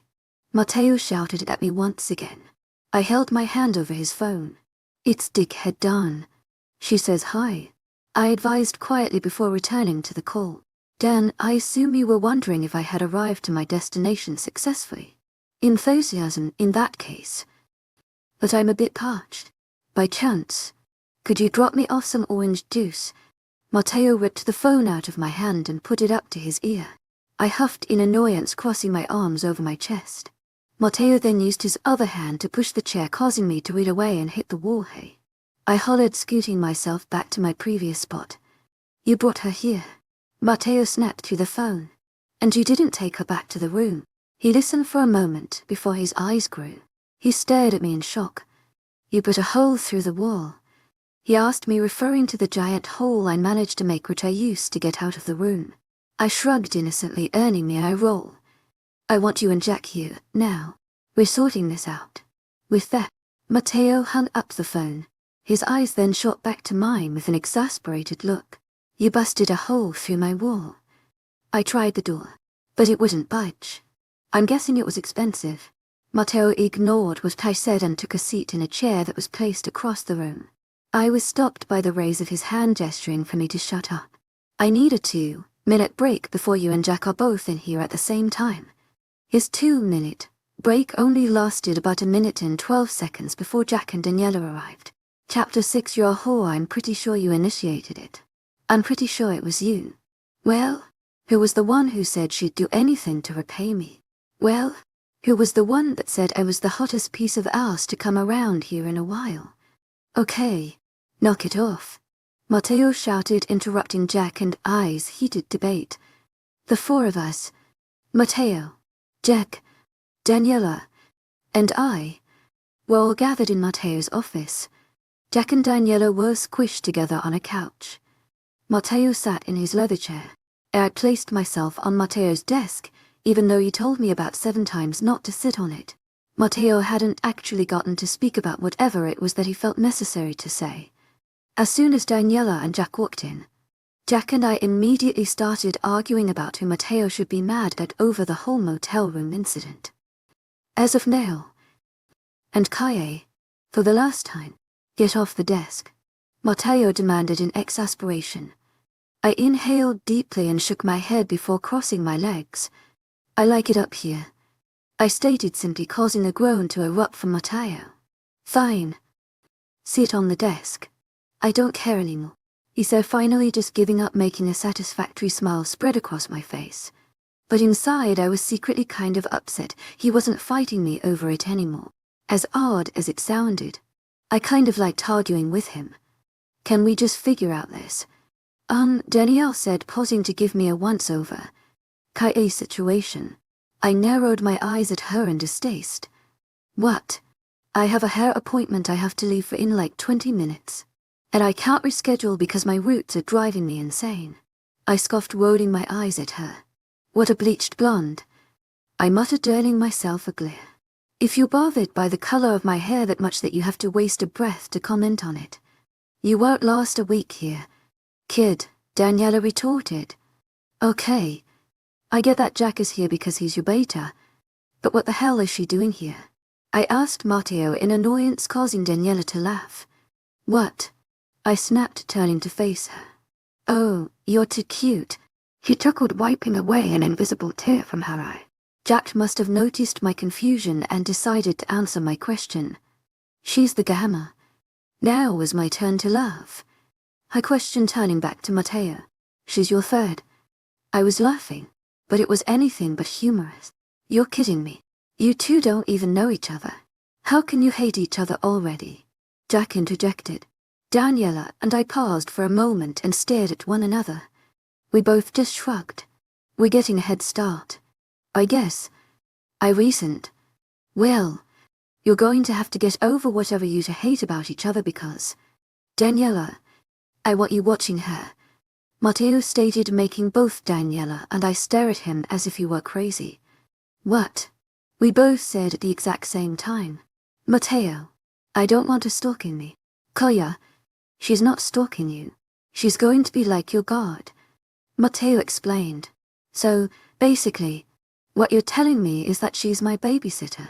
Does everything I say to you go in one ear and out the other? I shrugged at his question. I twisted my body and jumped off of the desk. I'm not being the nanny to your 17-year-old mate, Daniela insisted. Hey, I'm 19. I growled, earning myself, and I roll. Really not helping yourself. You guys are practically the same person. You could be like best friends. Jack spoke up. I grimaced, looking at Daniela, who was making the same face as me. No, we each said at the same time. I rest my case, Jack mumbled, leaning back into the couch. I would agree that Daniela and I are both very open to say what we think. But many people are. It's very apparent that Daniela doesn't have in her heart for rogues. And, quite frankly, the only spot in my heart for a pack wolf is for Matteo. It still creeps me out to admit that to myself. Can we just get on to whatever we're all here for? I'm hungry, I urged. I was seriously craving a peanut butter and jelly sandwich. I was just waiting for all of you to grow up before I continued, Matteo stated, causing an offended hey. From Daniela. Shut up, Jack, I snapped. Jack stared at me dumbfounded. I didn't even say anything. Will all of you just shut the hell up already? Matteo was obviously angry. His entire body was tense, and he kind of looked like he wanted to hurt one of us. I was extremely grateful to have the unfortunate fate of being his mate in this situation because I knew he wouldn't murder me willingly. Getting bored of the bickering amongst the four of us, I turned on my heel heading for the door. My hand just rested on the knob when Matteo decided to question my motive. What are you doing? I told you. I'm hungry, I inquired simply as I twisted the knob. Koya, Matteo grumbled in annoyance under his breath as he got up from his chair, rounded the desk, and appeared behind me. Oh, are you hungry too, Matteo? I shouted as he wrapped his very muscular arms around me. Any other time, I probably wouldn't have much as an issue being wrapped up in the arms of such a sex god such as himself. But I felt extremely anxious being in such a confined space with not only an alpha but also a beta and a gamma. It wasn't at all because I felt intimidated. I just felt extremely uncomfortable. Strange coming from someone who lives off of targeting and sleeping with betas. I know. Completely ignoring my protests, Matteo carried me back to his chair against my wall where he sat down and forced me to sit on his lap. His arms braced me securely against him, and I hate to admit it, but I was kind of in my glory just hanging out on his lap.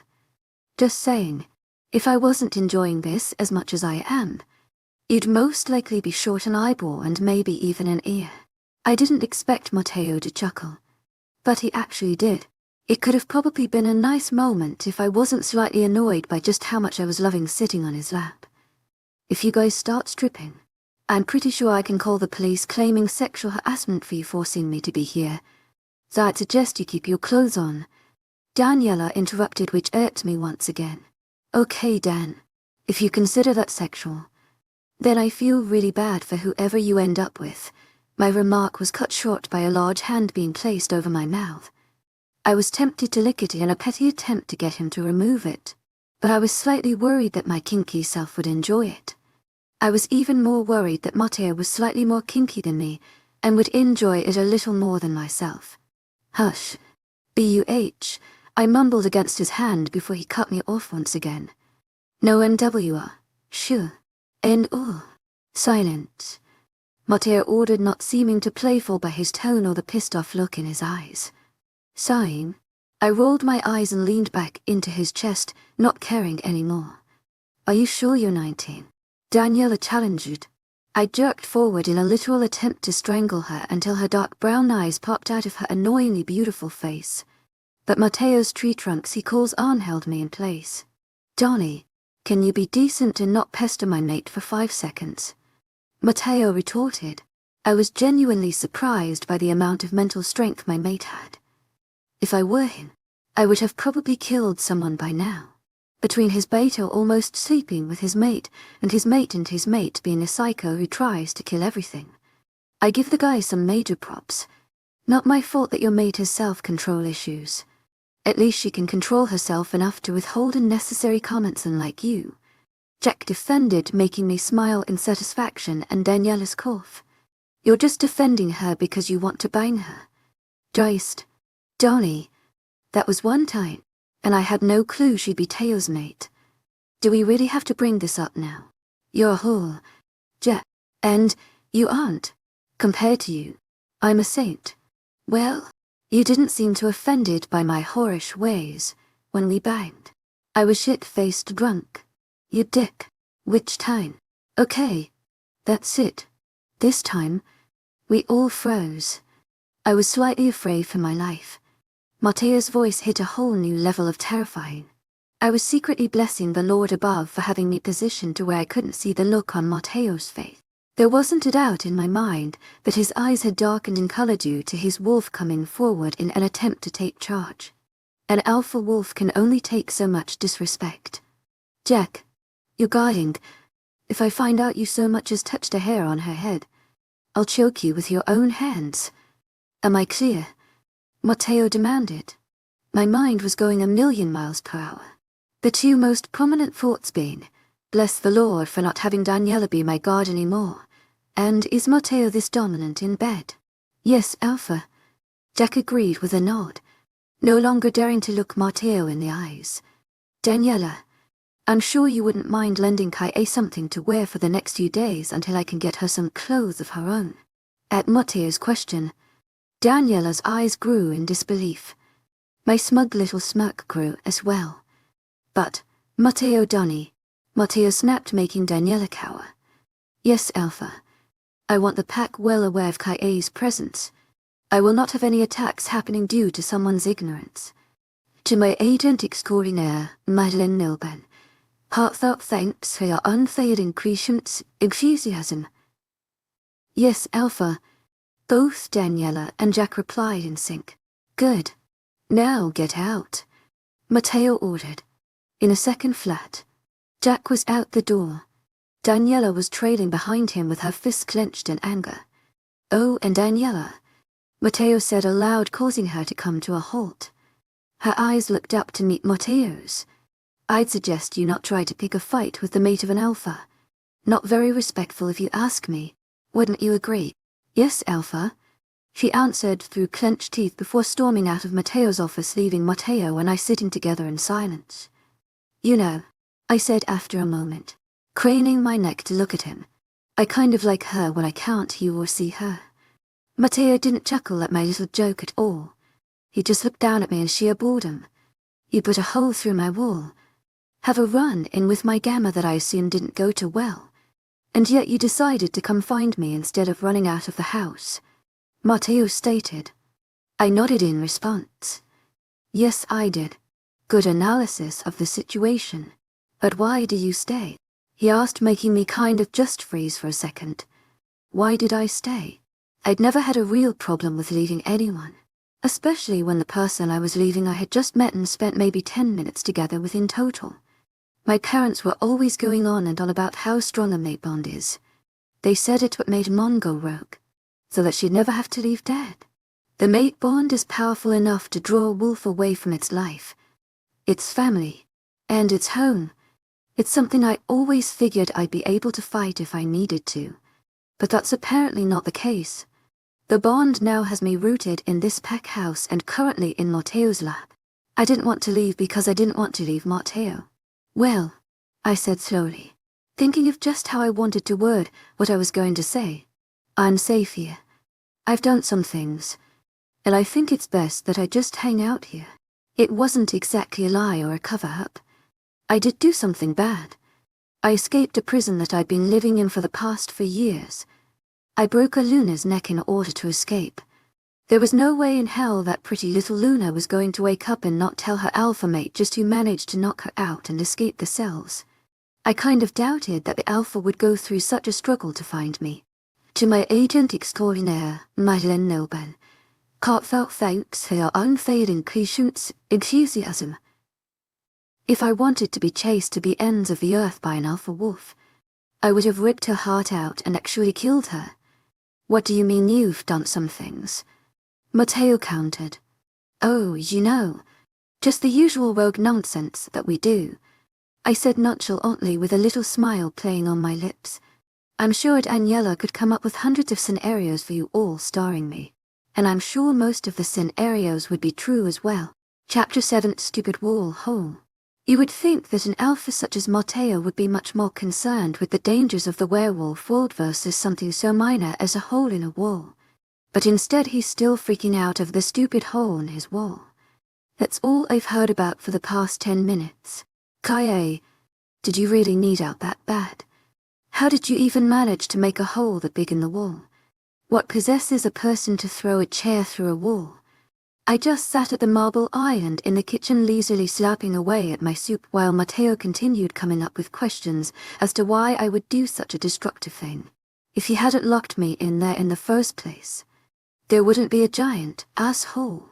So basically it's his fault. I continued to ignore his whining and picked up another spoonful of ramen noodles.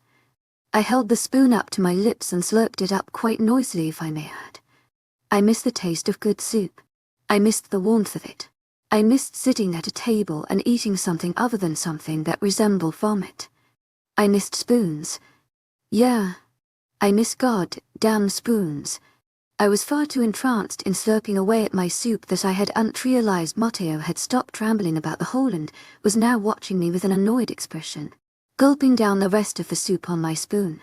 I rested the spoon back down in my plastic red bowl because Matteo didn't trust me with glass, but he trusted me enough to bring me into a kitchen with knives. Yeah. To my agent extraordinaire, Madeleine Nilben. Heartfelt thanks for your unfailing patience, enthusiasm. You may just be the slowest, most annoying eater I've ever met, Matteo commented, staring down at my half-eaten bowl of soup. It's called pacing yourself. Matteo, I don't suck everything up like a vacuum like some people. I deadpanned, motioning toward the 5 apples in the trash that Matteo managed to devour in about 10 minutes as he ranted about his stupid, freaking wall hole. At least I don't sound like a freaking garbage disposal, he retorted, making me scowl. Hey, I sound nothing like a garbage disposal. To my agent extraordinaire, Madeleine Nilben. Heartfelt thanks for your unfailing patience, enthusiasm. I snapped, picking up a spoonful of soup and slapping on it loudly on purpose. I wasn't quite sure why it annoyed Matteo so badly, but I could see the anger in his eyes flare due to my so slightly disrespectful action. That's it, he stated, trying to seem calm, but I could tell he was trying not to smack me over the head with my plastic bowl. I thought he was going to leave, but instead he snatched my soup away from me and plucked the spoon right out of my hand. Hey, I shouted as he tossed my bowl and spoon into the sink. What the hell was that for? Matteo ignored my snappy remark. He just opened up a cabinet and rummaged around in it for a moment before literally throwing a granola bar at my face. Fortunately, I caught it just before it had the opportunity to poke my eyeball out. Unfortunately, my brief moment of, what the heck was that for? Matteo, due to the throwing of rectangular food at my face, gave Matteo the opportunity to throw me over his shoulder. My heart literally stopped, and I sent a silent thank you to the moon goddess herself. To my agent extraordinaire, Madeleine Nilben. Heartfelt thanks for your unfailing patience, enthusiasm. Or stating wherever I end up first that I didn't pee myself first prize. What the heck is wrong with you? I hollered in anger and embarrassment. Just shut up and eat your granola bar, he stated, making me even angrier as we walked out of the kitchen. Pack members stared at us as if we were crazy. He's the crazy one, not me. You can't just throw me over your shoulder and lug me around like I'm your woman. You are my woman. You can bite me, I snapped, wanting nothing more than to throat jab him. Don't tempt me, he warned, making me go silent for a solid 3 seconds. I won't lie, the offer would normally sound very enticing to me, but the fact that he was carrying me around as if I were a sack of dog food managed to make me about 5 times more annoyed than I already had been. Ugh, I grunted out angrily with my teeth clenched together, not really thinking over my actions. I just slapped him right on the butt. I literally just smacked his butt, not even caring until seconds after I did it. Matteo just stopped in the middle of the hole at the impact of my hand. Did you just smack my ass? I could just tell by the way he said it that he enjoyed every minute of it.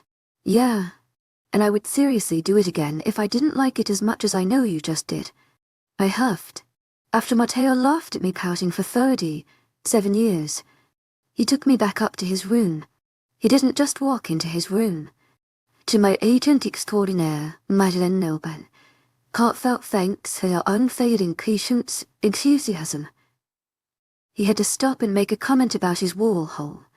I'm going to put a hole through your head if you don't shut up about your stupid wall. He only chuckled at my threat and continued into his room. He tossed me onto his bed. I landed on my back, and the granola bar in my hand went flying through the air, smacking into the wall. My granola bar, I shouted, bounding off the bed to retrieve it. Matteo watched me with his arms crossed over his chest. I'm sure if I could somehow get into his beautiful head, he'd be thinking, what kind of thing am I mated to? Honestly, what is wrong with her? I gathered all that from the look on his face. I opened up the granola bar as I made my way back to the bed, topping down on my butt. I munched on a piece of my granola bar, while Matteo just continued staring at me. You can speak. You know, I said in it, chew. I'm waiting for you to eat that first. He stated, nodding at the granola bar. I furrowed my brows in confusion at first, but then remembered that he's annoyed by the way I chose to feed my body. I rolled my eyes at him before setting the granola bar down on the bed and swallowing the food in my mouth. Happy. Still annoyed by his existence. Very. He concluded, making me roll my eyes again. If you keep rolling your eyes like that, your eyes are going to roll out of your head. I laughed humorlessly at his sarcastic comment. Funny. Oh, thanks, he said with a smile, putting his hand up to cover his chest. I know. What are we doing here anyway? I grumbled. Is it a crime that I want to know the person who tried to bang my beta? He asked, kind of making me go dead. What do you even say to that? I drug out, not sure what to say. No, but I don't think it's normal. Why not? Because I'm your mate. He seemed to ponder what I said for a minute before replying. Yeah, I guess you're right. We both just sat in silence for a moment. I don't think either of us really knew what to say. It seemed as though we had thousands of things to say to one another when we were arguing or trying to annoy one another. But now that we're just trying to be friendly, it's a bit awkward. I'm not good at making friends. I admitted, feeling like it was my fault for the extreme awkwardness of the situation. I was never really a good people person unless I was trying to persuade them into a motel room. Oh, I'm sure Daniela would disagree, he said, trying to be serious. But I could tell he just wanted to scream. Oh, you don't say. In my faith. I scoffed at the mention of Daniela. I want to hate her, but I kind of like her. I admitted. Yeah, I know. When you can't, you will see her, he said, recalling what I had said earlier, making me laugh. No, I'm being serious, I stated as I continued laughing. I never had many friends growing up, actually. You know what? I had one. His name was Hayden. To my agent extraordinaire, Madeleine Nilben. Heartfelt thanks for your unfailing patience, enthusiasm. I paused, trying to figure out the right way to finish my sentence. Next to me at one point in time. Where'd you come from? That's a loaded question. Dude, I said, trying to step away from telling him that I've been in prison for the past 4 years for murdering someone. What do you? Matteo was no doubt going to try to push the subject, but he was cut off by the ringing of his cell phone. His dark brows knitted themselves together as he pulled the phone out of the pocket of his dark wash jeans. His deep blue eyes scanned at the screen, suddenly becoming alert. Yes, he said into the phone. Who? What does he want? To my agent extraordinaire, Madeleine Nilben. Heartfelt thanks for your unfailing patience, enthusiasm. I'll be there. Send Jack to my room. Tell him that as of now, he's on duty, he ordered over the phone. I couldn't help but be intrigued by just how Matteo spoke to his pack members. He seemed so formidable. Also, remind him for me that if he touches a single strand of hair on Kae's head, I'll kill him. Matteo. I scolded, expecting him to say something smart to me in response, but instead he just gave me this look that kind of scared the crap out of me. I'd never tell him or anyone that. To my agent extraordinaire, Madeleine Nilben. Heartfelt thanks for your unfailing patience, enthusiasm. He hung up the phone after about another minute and stuck it back in his pocket. Jack will be up shortly, Matteo advised, as if I hadn't just heard the entire conversation he just had. If he touches you, you'll kill him. I know, I interjected, finishing his threat that he'd made like 70 times already. I don't know why you don't like Jack. He's a good kid. That earned me a look that just screamed, are you stupid? Jack is the closest friend I have. I don't hate him. I just hate what he did to you, he explained, heading to the door. It was kind of a group effort. You know. He was basically already out the door by the time I had said it. Yeah, well, it's just easier to blame him. And with that, he was gone. I expected Matteo to leave me with Jack for like an hour at the most. Oh no. I was stuck with Jack for 5 hours. Now, this may not have been so awful if Jack didn't take his job so seriously. I wasn't sure if he did so due to the fact that it was an order given to him by his alpha, or he was truly terrified of what Matteo would do to him if something happened to me. He wouldn't even speak to me. I literally kicked him in the shin just to get something out of him, anything. But all I got was this really terrifying stare from him that looked like he was on the verge of screaming, strangling me. "Jack, just come sit on the bed," I said, running my hands through my wet hair from my shower I'd just taken. Matteo had someone come clean the bathroom and his entire room because of my destruction, so it was safe to shower in his Jesus shower now. Jack didn't say anything. He just stood outside of the door watching the hall. "Stop ignoring me and come sit on this bed and hang out with me," I demanded. "I'm not sitting on another bed with you. I'm not sure if you recall what happened last time, but I almost died," Jack stated. He didn't even turn to look at me. He just stood there like a statue. "I'll scream," I threatened simply. "You'll scream. Matteo will be up here in 10 seconds flat, wondering why his mate is screaming as if she were being murdered. You want that?" This caught Jack's attention. He turned around and looked at me with a very betrayed expression. "Why are you making it your goal to get me in trouble?" "I'm not. Come sit." I smiled sweetly, patting the bed beside me. Jack groaned and ran his hand down his face. "Fine, but I'm not sitting on the bed. I'm sitting on the floor. Whatever floats your boat." "Dude," I said as I crawled to the edge of the bed and laid on my stomach. "So tell me about you. Tell you about me." I do believe that is what I said. Okay. Well, my real name is actually Walker," he admitted, earning my interest. "To my agent extraordinaire, Madeleine Nobel, heartfelt thanks for your unfailing patience, enthusiasm." "No," he stated bluntly, "but my brother's name is." "You have a brother?" "Dude, I have 5. I have 3 sisters. I'm pretty sure my jaw almost hit the floor. 8 siblings. I could hardly handle one growing up. I give Jack's parents major props for being able to put up with that many kids. My parents wouldn't have been able to. Hell, they couldn't even keep track of 2. What are their names?" My interest suddenly sprouting again. "Well, there's me. Then, there's Reese, Lucas, Kaylan, Josie, Walker, Lindsay, Aaliyah, and Jameson." Josie, Walker, and Lindsay are triplets, so I mean they kind of count as one kid.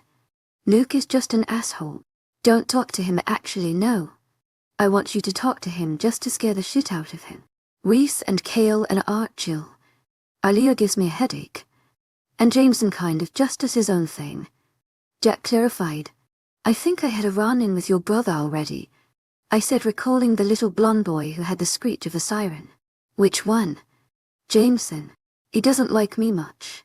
I chuckled, but Jack just looked flat out confused.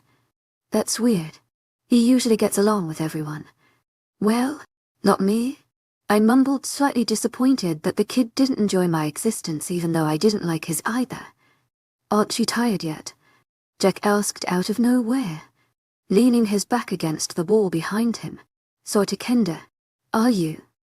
Then, why not go to bed?" "Are you kidding me? Matteo will rip my off and choke me with if he comes up here and finds me asleep while I'm supposed to be watching you." I hummed out, not quite sure what to say to that. "Well, while you hang out on the floor being terrified of what the big bad Alphan Airs Easy will do to you if he finds you sleeping, I'm going to be all snuggled up underneath this blanket having sweet dreams of marrying myself," I babbled, climbing under the blankets. "You do that?" Jack chuckled, getting up and shutting the light off. "Good night, my fearless protector," I joked. "Oh, just shut up and go to bed." I am. Chapter 8 Fate Thing Hot is a good way to describe a lot of things. That includes a stovetop when it's on fire, Matteo, the middle of July in Arizona, and how my body felt when I woke up this morning. I wasn't even entirely awake when I realized I was far too hot to just be sleeping alone. I'd woken up on various occasions next to someone. Obviously, I knew what it felt like to sleep next to another person. What was so extremely foreign about this feeling? To my agent extraordinaire, Madeleine Nobel, Heartfelt thanks for your unfading patience, enthusiasm. Were the shocks that seemed to stretch across my skin and seep into my veins, leading to my heart where it created a certain warmth. My eyes flew open, knowing exactly why I was feeling this way. My body went stiff. I found myself being slightly disgusted by how much I was enjoying Matteo and I's position. I was pretty much curled into a ball around Matteo's arm, which was thrown lazily over the side of my stomach. His torso was pressed directly against my back, and from the amount of heat I was feeling, I suspected he was without a shirt. I wasn't sure if I should fist bump the air or fake a seizure in order to get out of the cuddly situation. I'd never been much of a cuddler, but for some God-forsaken reason, I was really enjoying being wrapped up in Matteo's arms. And I do mean really, deciding to go against practically every single bone in my body. I gritted my teeth and slowly unraveled myself from Matteo. Trust me when I say I went against every bone. I'm pretty sure I was not only going against my spine, ribcage, and whatever other types of bones that are within myself, but I was also going against all 7 trillion nerves in me, as well. I don't even know if there are 7 trillion nerves in my body, but I know that I was going against them. I effectively removed myself from Matteo's grasp. I had to seriously hold myself back from crawling back into the bed with him. With a final half after staring at his godly self from the edge of the bed for like 5 minutes, I turned around and headed toward the door. It's kind of amusing seeing such a little thing like yourself trying to fight against something so big as a mate bond. Matteo's voice cut through the air, making me freeze just as I was reaching for the doorknob. Who said I was denying? I asked aloud, causing him to chuckle. It's not that hard to see. Kaye, you're just as blunt with your motives as you are with your words. The bedside lamp turned on suddenly, and I took that as a signal that Matteo wanted this conversation to be face to face. With a quiet sigh, I forced myself to slowly turn around. I did exactly what I thought I would do if I looked into Matteo's deep blue eyes. I melted and completely shut down. You must be blind then, I stated, trying to focus my eyes on anything other than his eyes that seemed to make my fingers go numb. Even though he was just laying there in his shirtless glory, showing off his absolutely god-like body, my eyes seemed to want to travel up to his eyes. That never happened to me. I admit, I'm a sucker for a hot body. If I wanted to deny our bond, I would have just left already. And you just weren't. No, I said a bit too quickly. I paused, trying to put the right words together. I'm just not good in cuddly situations. I expected Matteo to understand or ask why, but instead he laughed at me. He just blatantly chuckled at my honesty. What? I snapped, slightly annoyed.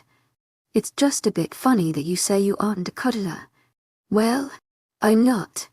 To my agent extraordinaire, Madeleine Nilben, heartfelt thanks for your unfailing patience, enthusiasm. Crossing my arms over my chest. Yeah. Because you definitely didn't have my entire arm in a death grip all night, he retorted, making my eyes widen. You're lying, I accused, making the sexy little smirk on his beautifully handsome face deepen. You know for a fact that you did because that's how you woke up this morning. Well, shit. I'm hungry, I stated quickly, trying to get away from the topic of my suddenly snuggly ass. Well, aren't you? Matteo scoffed. Hey, I snapped as I narrowed my eyes at him. He put his hands up in mock surrender as he sat up in the bed, giving me a perfect view of his chest. Holy hell, his body is banging. I'm just saying. It's very intriguing how someone as tiny as you can eat so much and be so small. I furrowed my brows together, thinking of what exactly to say. Oh yeah, I was locked in a prison for the past 4 years because I'm a murderer. I really don't see that going well, even if Matteo is my mate. Fast metabolism. You know, the fastest like fast. I babbled, trying to play it off, but I think I just made him more curious. His left eyebrow worked upward as if knowing exactly what I was doing. With an annoyed huff, I made my way back over to Matteo's bed and crawled in as a petty attempt of escaping whatever awkward conversation was about to occur. Matteo began to say something, but I quickly interrupted him, throwing the covers over my head. Shut up, and go to bed. When I woke up, Matteo wasn't next to me, which I was actually pretty upset about. I was also a tad bit thankful that he wasn't.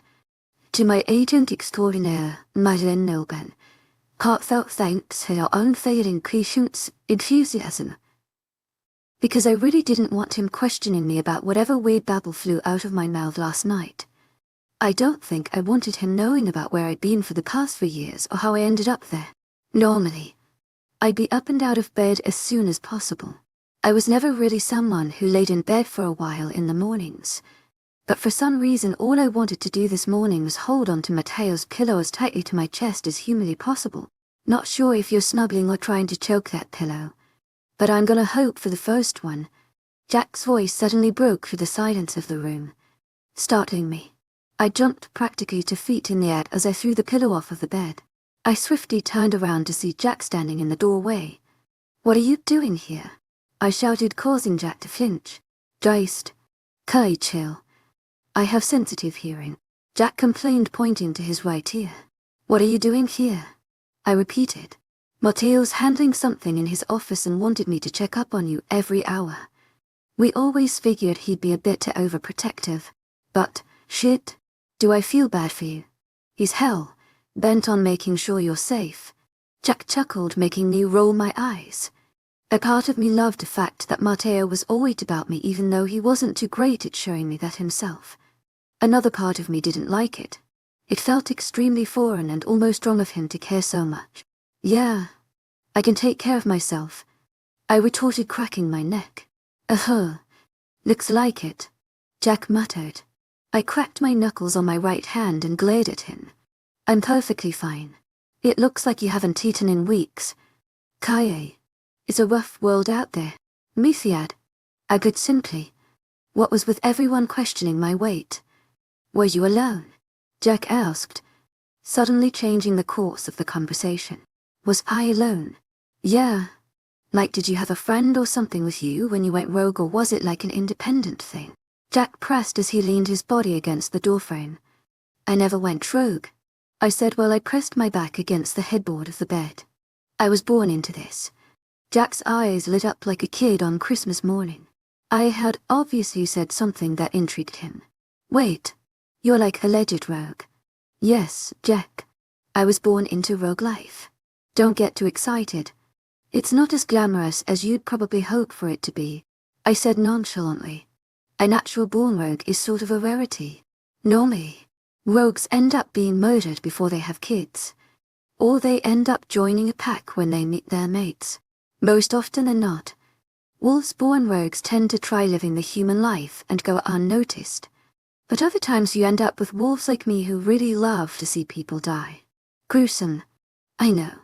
Are your parents both rogues?" Jack questioned.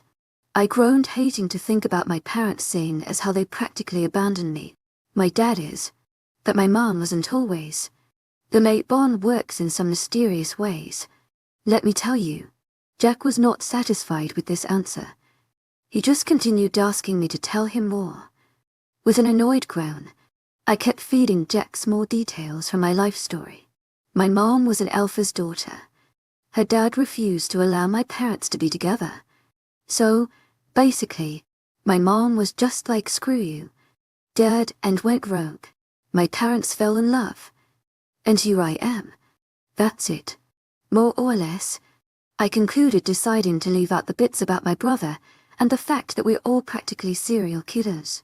"So where are your parents?" Jack asked. I think he was expecting some big speech about how they were on the hunt right now looking for their daughter, with whom they love, because my answer seemed to freak him out at heart. "Probably dead.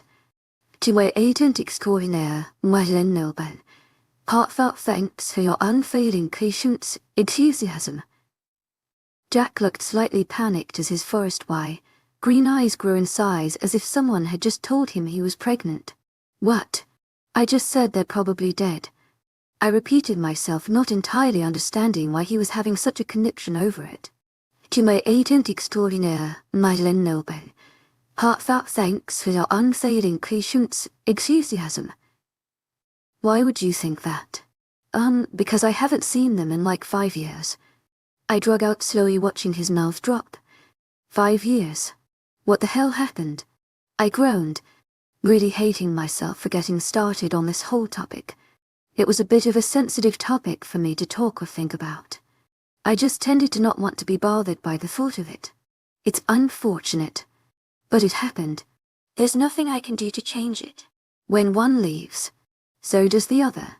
I shrugged, not really knowing what else to say about it. A thought must have crossed Jack's mind because his brows furrowed together in that moment, suddenly looking confused by something. Is that why you have something against mates? Now it was my turn to be confused. What? Your parents were mates, and they left? No, I interrupted, holding up my right hand to make him stop talking. I know what you meant. I'm just confused by your stupidity. I don't have anything against mates. And if I did, it wouldn't ever be because of my parents. They were perfect, I explained, suddenly becoming very defensive over my family. Then, what's your issue with being Matteo's mate?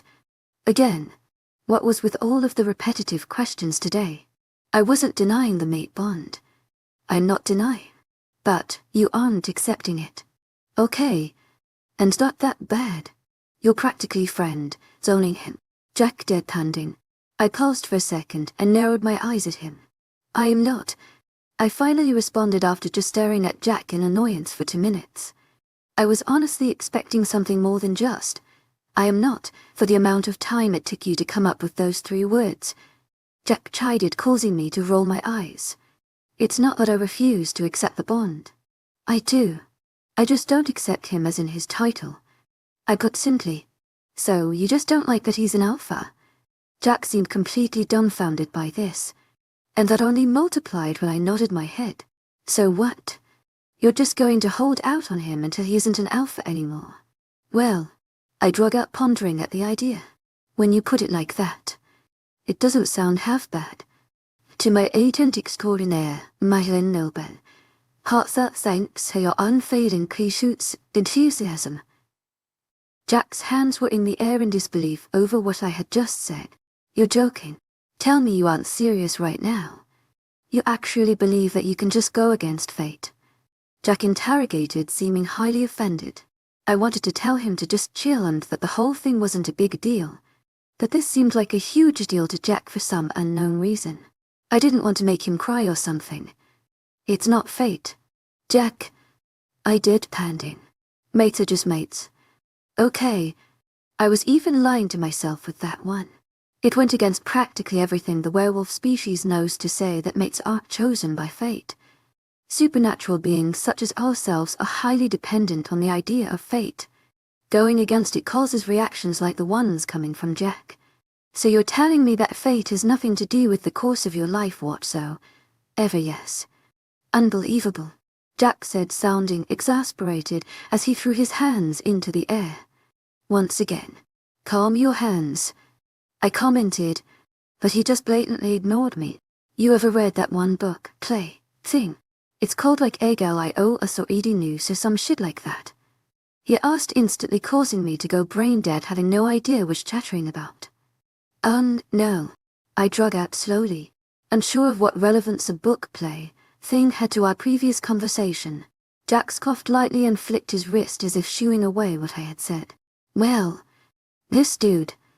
To my agent extraordinaire, Madeleine Nobel, heartfelt thanks for your unfailing patience, enthusiasm. He's like a king, wait. No, he's the son of a king and queen. To my agent extraordinaire, Madeleine Nobel, heartfelt thanks for your unfailing patience, enthusiasm. So he gets told this prophecy about himself that he's going to end up murdering his father and banging his mom. Well, what the hell are you reading? I interrupted him at the mention of his interest in reading about incest. It was for school. To my agent extraordinaire, Madeleine Nobel, heartfelt thanks for your unfailing patience, enthusiasm. Shut up. To my agent extraordinaire, Madeleine Nobel, heartfelt thanks for your unfailing patience, enthusiasm. He runs away to avoid, killing his dad and hooking up with his mom. He ends up murdering some dude on his travels for something stupid. I don't even remember. And he winds up saving this place or whatever from something that is terrorizing it and its people. Then, He marries the queen of the place. They bang. He finds out that the people he ran away from that he thought were his parents actually weren't his parents. And the dude he killed was his real dad. And his new wife is his mum. Then, he rips his eyeballs out. But that's not important. By the time Jack finished, I'm pretty sure I looked like I wanted to rip my eyeballs out. The look on my face was no doubt something of disgust and, what the actual hell? You read that for school?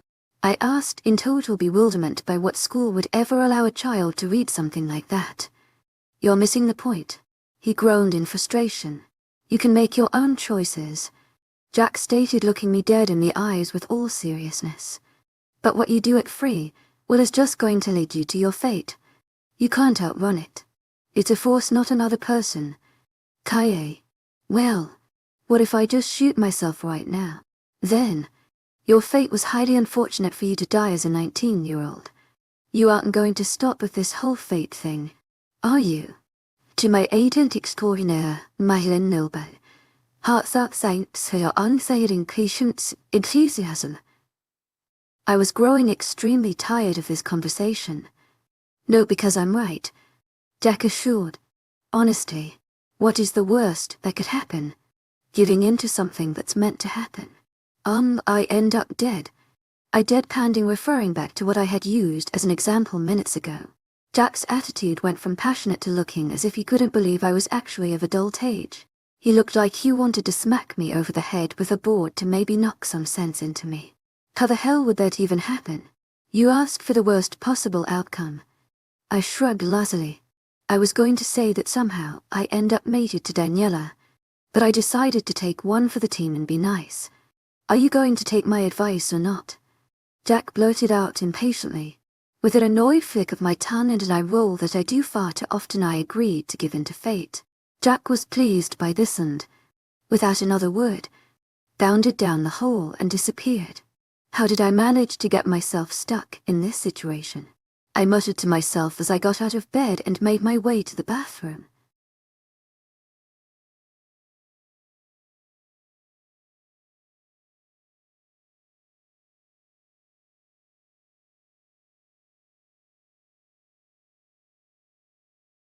I was once a lone wanderer, now sharing my life with a powerful alpha. Chapter 9 feels in the chest area. I kind of had Jack's words about fate stuck on my mind for the next week. People's words didn't normally put me on edge, but for some reason, I didn't see Matteo very often, but I wasn't complaining. Well, not out loud.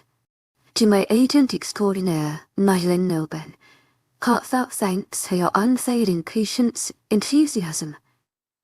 I was dying not being able to see his annoyingly beautiful face. He was constantly working with some visiting alpha. Jack explained to me that this certain alpha happened to be leading one of the largest packs closest to us. This pack is also located 4 states away from us, so that gives a pretty good idea of how big Matteo's territory expands. I honestly have no clue what Matteo and the other alpha guy have been doing throughout the past week. I don't really pay much attention to them. Jack isn't allowed to tell me anything about it either, so he's a hopeless case. He did tell me the alpha's name is Noel. I hadn't actually met the dude. To my agent extraordinaire, Madeline Nilbert, heartfelt thanks for your unfailing patience, enthusiasm.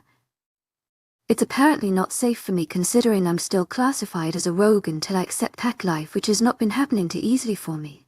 The only person I actually carry on conversations with is Jack. Daniela kicked me in the shin the other day, and in response I told her that I hope she drowns in a bathtub. That was about as much conversation Daniela and I had. I don't even really carry on conversations with Matteo.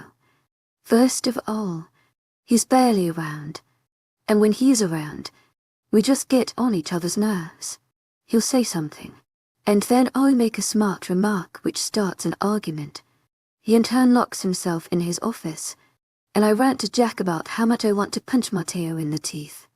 I don't know why I go to Jack because all that he ever says is, the sexual tension is rising. Matteo and I still sleep in the same bed together every night.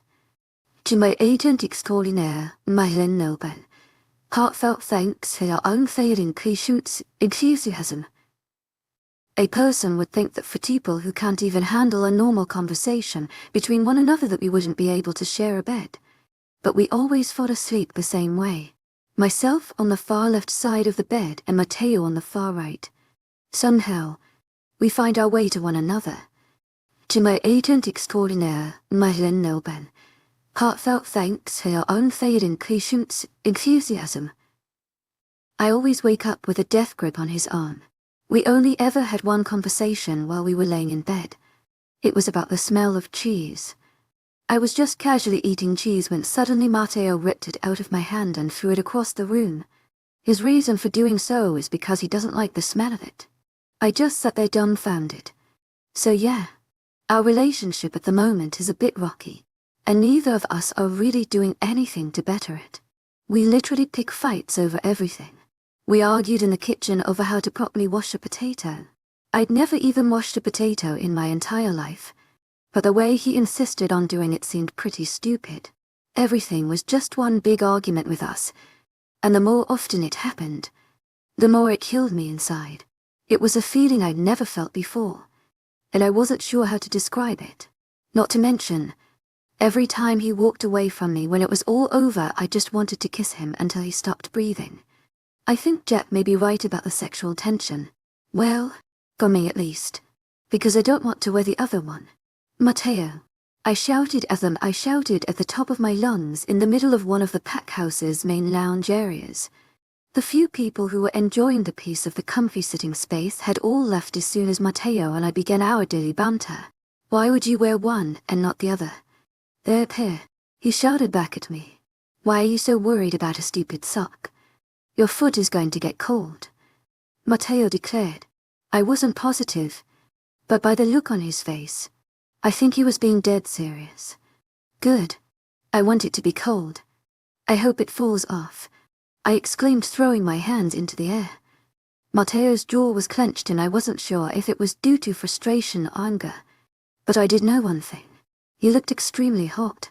His hand was gripping my white sock that is technically Daniela's so hard that the muscles on his arm were literally popping out. If I could freeze time and just stroke the muscles on his arms, I would. Matteo let out a really throaty sigh, showing his obvious annoyance and frustration due to the situation. His dark blue eyes that seemed to be trained on me the entire time looked away. I don't have time to do this with you, he grumbled lowly. I glared at his muscular back as he began walking away from me. My teeth clenched together and I scrunched my nose in annoyance like a 5-year-old. I wanted to stop my foot, too, but I didn't want to seem like a complete 5-year-old. Yeah, real mature. Just walk away even though you started it. I shouted at him, causing him to freeze in his spot. I admit, I was being petty, but I didn't want him to leave. As soon as he has him, he wouldn't be back until we went to bed. We'd be too annoyed with everything that happened throughout our day that we wouldn't even want to talk to each other. I didn't really care that whatever Alpha was staying here could no doubt hear us. To my agent extraordinaire, Madeleine Nilben, heartfelt thanks for your unfading patience, enthusiasm. Matteo slowly turned around to face me. His facial expression seemed calm, but I could see the anger swimming around in his eyes. I will see you later, he stated with a freakishly large amount of calmness to his tone, but I could just feel how close he was to how closing his shit with me. With that, he left the room, leaving me there alone. I hadn't even realized how tense I had been until I was the only person left in the room. My hands were clenched into fists, my body tense to the max, and my lip was curled up into almost a snarl. I grunted out as I brought my foot up and kicked the couch. It swiftly slid across the wooden floor and slammed into the wall. My chest felt heavy, and I had this weird feeling in my heart that I didn't like. It made me want to cry, which is something I rarely ever do. I think the last time I did was when I decided to cartwheel in my cell and ended up smacking my foot. I plopped down on the couch with my hand on my chest. I was breathing heavily for some unknown reason. I couldn't quite make out whether it was due to my shouting match I just had with Matteo or the fact that I was close to tears. What the hell was that noise, though? Hey, are you okay? Jack asked worriedly, walking into the room.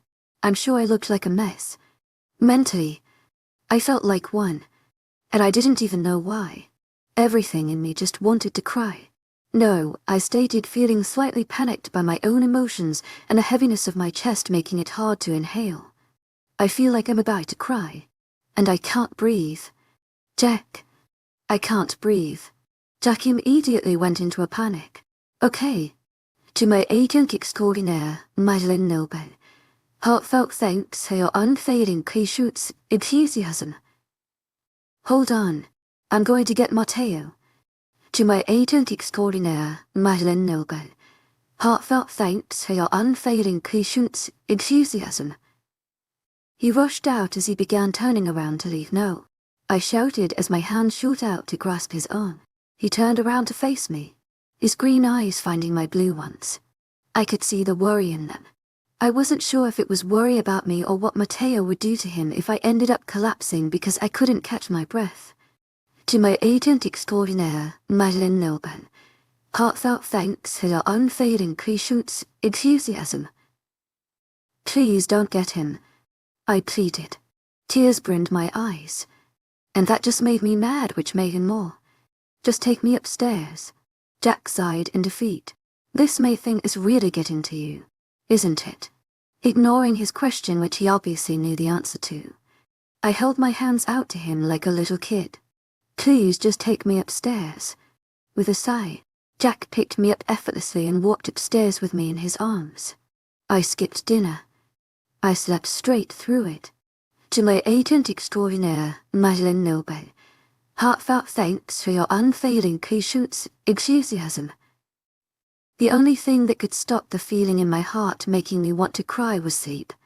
I think I was just mentally exhausted from arguing with Matteo so much. Our mate bond was really starting to get the best of me. I was laying in bed flat on my back just staring at the ceiling when Matteo finally walked in. It was about 11:30 p.m., though I didn't expect him to even realize I was awake considering there was barely any light coming into the room. My body was submerged under the covers up to my neck, which I was pretty thankful for. I was wearing a pair of black Nike Pro shorts with one of Matteo's shirts. I wasn't positive if borrowing one of Matteo's shirts would start an argument, but I wasn't sure if I wanted to take that chance. I still wanted to wear his shirt. To my agent extraordinaire, Madeleine Noble. Heartfelt thanks for your unfailing patience, enthusiasm. It soothed my nerves, which had been progressively getting worse. Matteo walked into the room and shut the door behind him, making as minimal noise as possible. I thought he was just going to go straight to his side of the bed. But he stopped at my side. Why are you awake? He asked quietly, noticing me just staring at the white ceiling. Waiting, I stated bluntly. The H-highness in my chest started to return, as did the want to cry at the sound of Matteo's voice. It was all because of the stupid bond. I hate this mate bond. I hate it. The morning. I could tell he wanted to ask why I was waiting for the morning. But instead he said nothing. He just walked into the bathroom for a shower. He wasn't in there long before he came back out wearing just a pair of grey sweatpants that hung loosely on his hips. I was still laying in the exact same position I had been when he left for his shower. Still waiting. He asked as he stood over me with his arms crossed over his rippled chest. What I would do to have that body on top of me right now. Yep, I said, gulping the key. I could just manage to see him raise an eyebrow in a questioning way as his eyes scanned over me. That all. I knew exactly what he meant.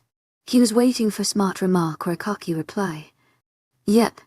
Matteo stood there for a minute just watching my face as if the answers to all of life's questions were going to appear on my forehead. Well, then, he mumbled after he realized I wasn't going to egg on another argument. I didn't have it in me tonight. He made his way over to his side of the bed, pulled the covers down, and climbed in. The bed sank, and as soon as it did, I could feel the body heat generating off of Matteo. I for one was freezing. I hadn't been cold in years, but ever since I had met Matteo a little over a week ago, I always seemed to go to bed cold. All I wanted to do was cuddle for warmth. I also wanted to cuddle just so that I could snuggle against Matteo and have him hold me, but that is completely irrelevant. I craned my head to the side to see the back of Matteo's head. I was also greeted by his muscled back, which made me feel a lot of different ways that just a back in general should not make a normal person feel. I snapped my attention back to the ceiling, trying very hard to not think about how badly I wanted to run my fingers through his dark brown hair and down his brawny back. "Matteo," I spoke up, feeling the heavy feeling beginning to appear in my chest. "Again, Kolya," he answered me in a very deep voice as if he were already half asleep. "You know, it's kind of cold, and I don't have socks on. And just sort of I don't know. I don't really snuggle or whatever. But we're like, yeah, I don't really get to see you. And when we do, we fight in that kind of just I don't know. It bothers me right in the chest area, well. Not like my boobs, but my chest. You feel me? I just we're mates. And I don't think it would be wrong if we just cling to each other for warmth because it's cold." And in the midst of my embarrassing babble, Matteo rolled over, hooked his arm around me, and pulled me to his chest. I shut up immediately, loving the way his body fit next to mine. My entire body flooded with warmth, and the heaviness and the achiness in my chest vanished. I felt completely fine. To my agent extraordinaire, Madeleine Noble, heartfelt thanks for your unfailing patience, enthusiasm. I felt like a brand new person. "Good night, Kaye," Matteo mumbled into the hair on the back of my head as he pulled me impossibly closer. "I missed you today," I said so faintly that I didn't even expect him to be able to hear me. "I missed you too." That was the first night I fell asleep with a smile on my face that wasn't from murdering someone. Chapter 10: Sexual Tension. I woke up alone as usual, but considering I slept in until 11 in the morning, I knew I couldn't be mad at Matteo for leaving. He was probably doing something with that Alpha Noel guy. So in my state of lonesome, I simply held Matteo's pillow against myself until I was practically suffocating in his heavenly scent. I forced myself to get out of bed so that no one would question why I was waking up at noon. I didn't have any other answer besides that I just really love to sleep. I'm one of those rare breeds of people that go to bed early and won't wake up until I smell lunch. I don't have a problem with it, but everyone else seems to for some reason. I headed straight for Matteo's Jesus shower after I had forced myself out of his bed. Growing up, I'd always been a night shower. I couldn't help but use Matteo's shower every chance I got.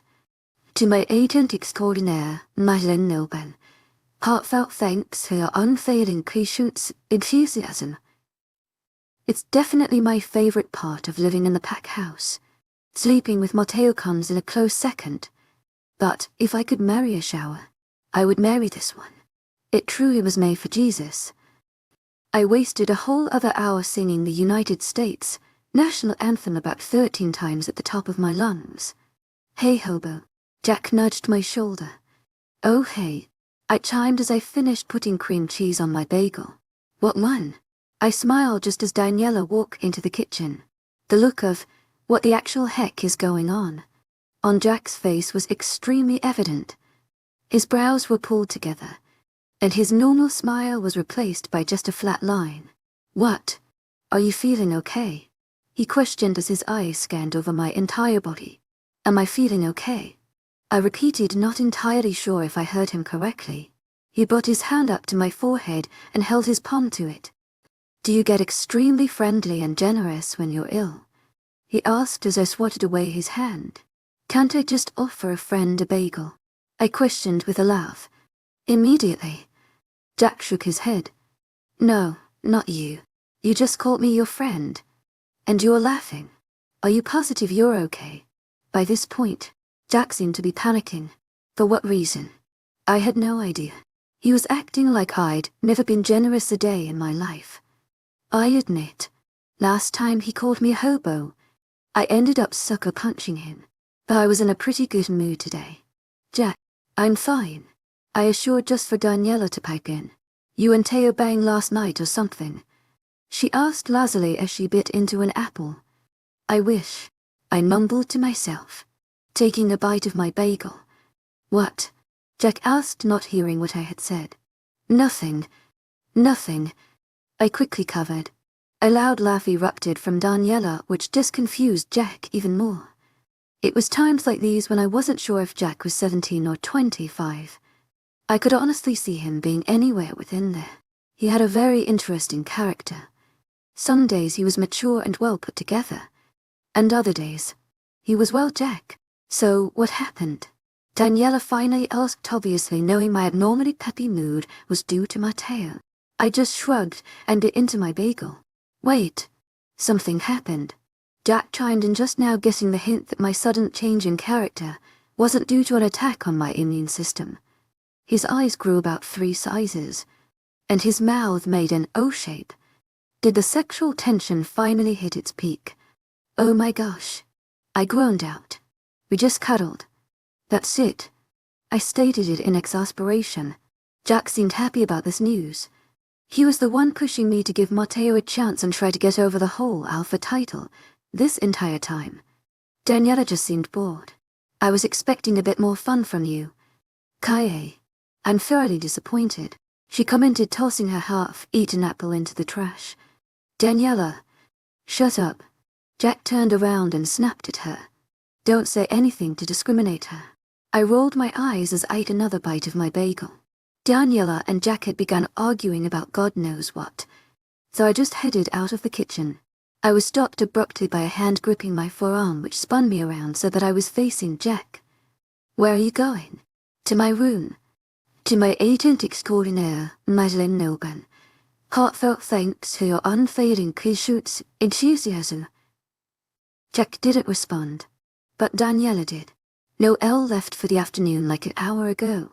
Teo is probably in his office if you don't want to get it on or something, she put bluntly.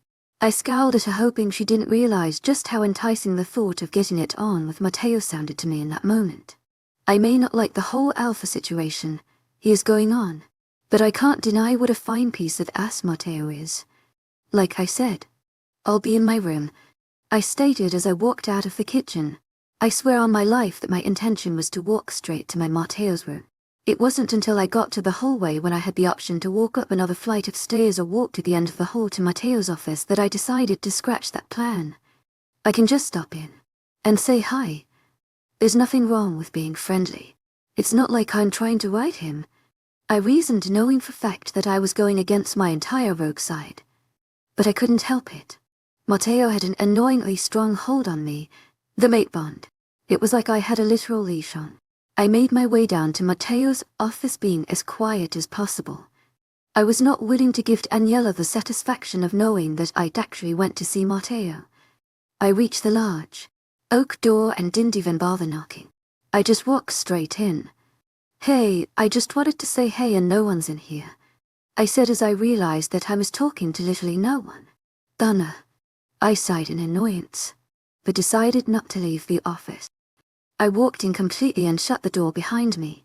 I realized in that moment that Matteo was about 5 times more organized than I'd ever been. Everything in his office seemed to have its own special place. Even his desk was organized.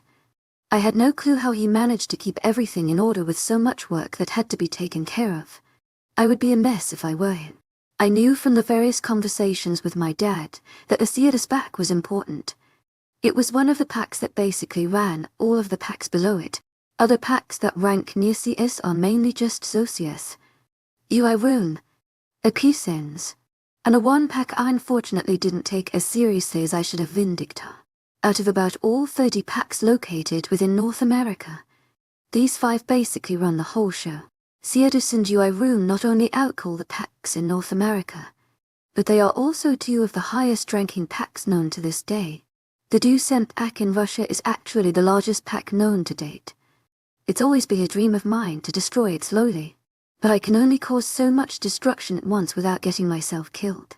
Point is, I know for a fact that Matteo doesn't exactly have an easy or non-stressful job to do, but his organization skills are certainly up to par.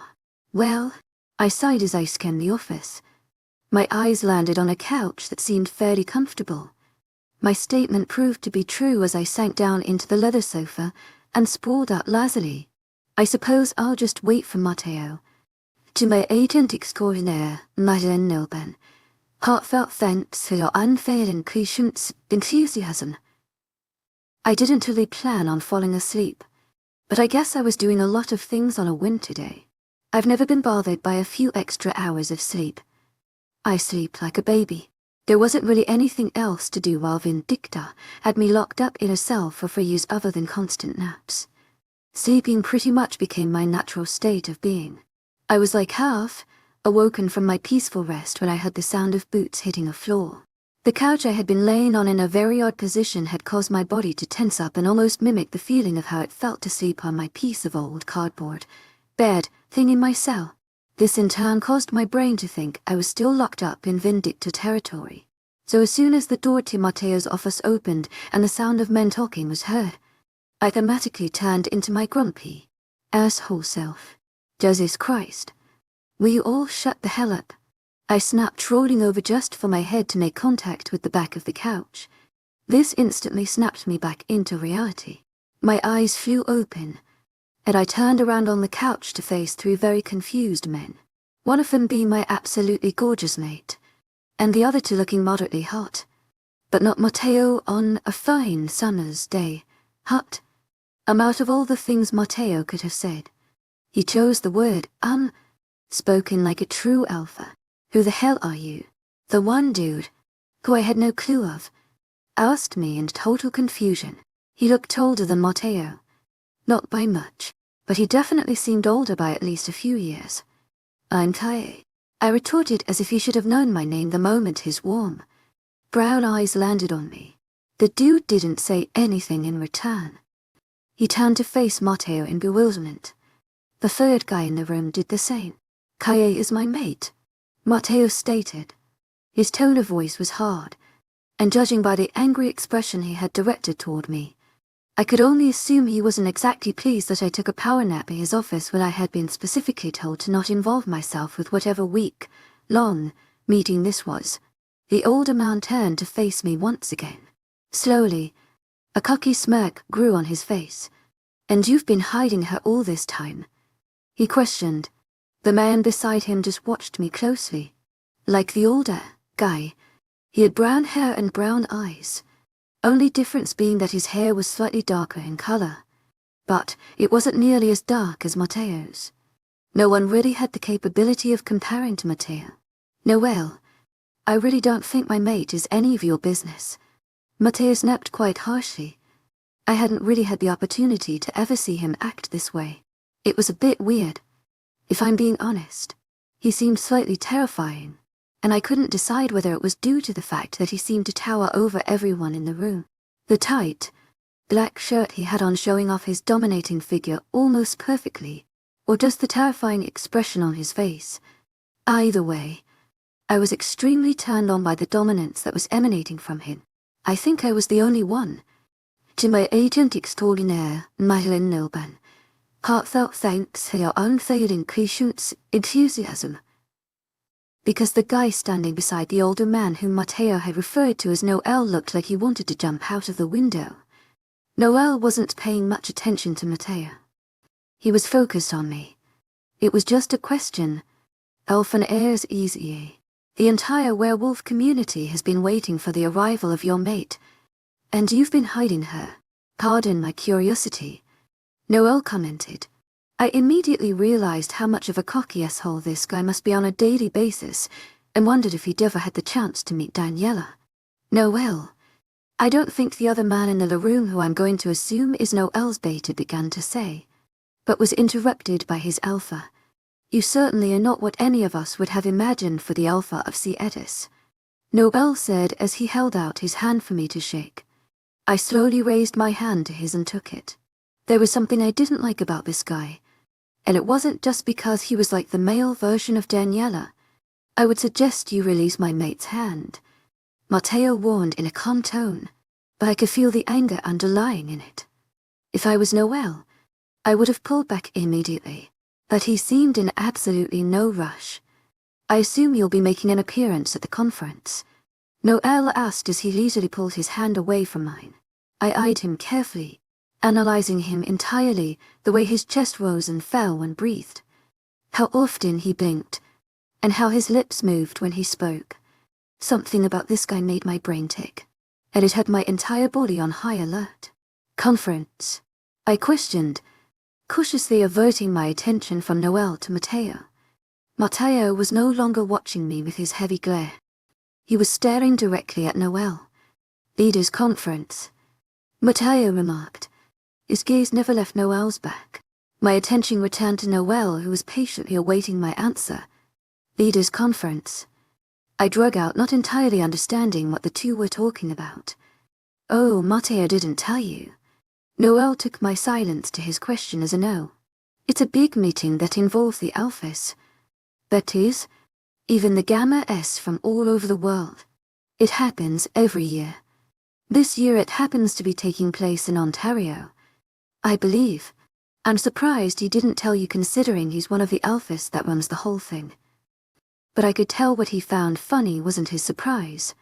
I could be wrong, but I had a feeling that Noel had a bit of a petty grudge against Matteo, and he was enjoying getting on Matteo's last nerve. At least we had one thing in common, and I'm supposed to be there. Well, you are his mate unless he doesn't accept you. Noel, you are to be escorted off of my territory. My Gamma will be here shortly. Matteo spoke up, finally having enough of Noel's antics. Noel turned around and faced Matteo, just then seeing the anger lying in his features. I could literally hear Noel gulp.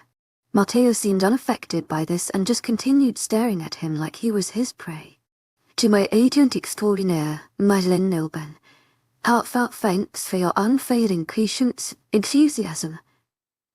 I'll review the territory agreement again, but you'll be lucky if you keep half of what you have now. Matteo seethed, but in the calmest way. Is that a problem? I could see the internal struggle that Noel was having. I sort of felt bad for him, but it was his own fault for testing Matteo.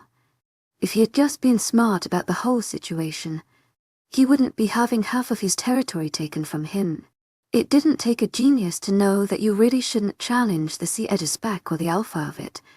For that matter, the Seed spec practically ran North America, so Matteo's anger due to Noel's disrespect didn't surprise me. Everyone respects the Seed spec. It doesn't matter who you are in it. In the eyes of most packs, Seed spec is basically just a bunch of alphas run by one of the most important and influential alphas of all Matteo. No alphanes easy. Noel submitted, hanging his head low. Good. Get out. With that, Noel and his beta left Matteo's office and met Daniela in the hallway. As soon as the door shut, Matteo was standing over me. He was not happy. That was extremely evident. So, this leaders' conference.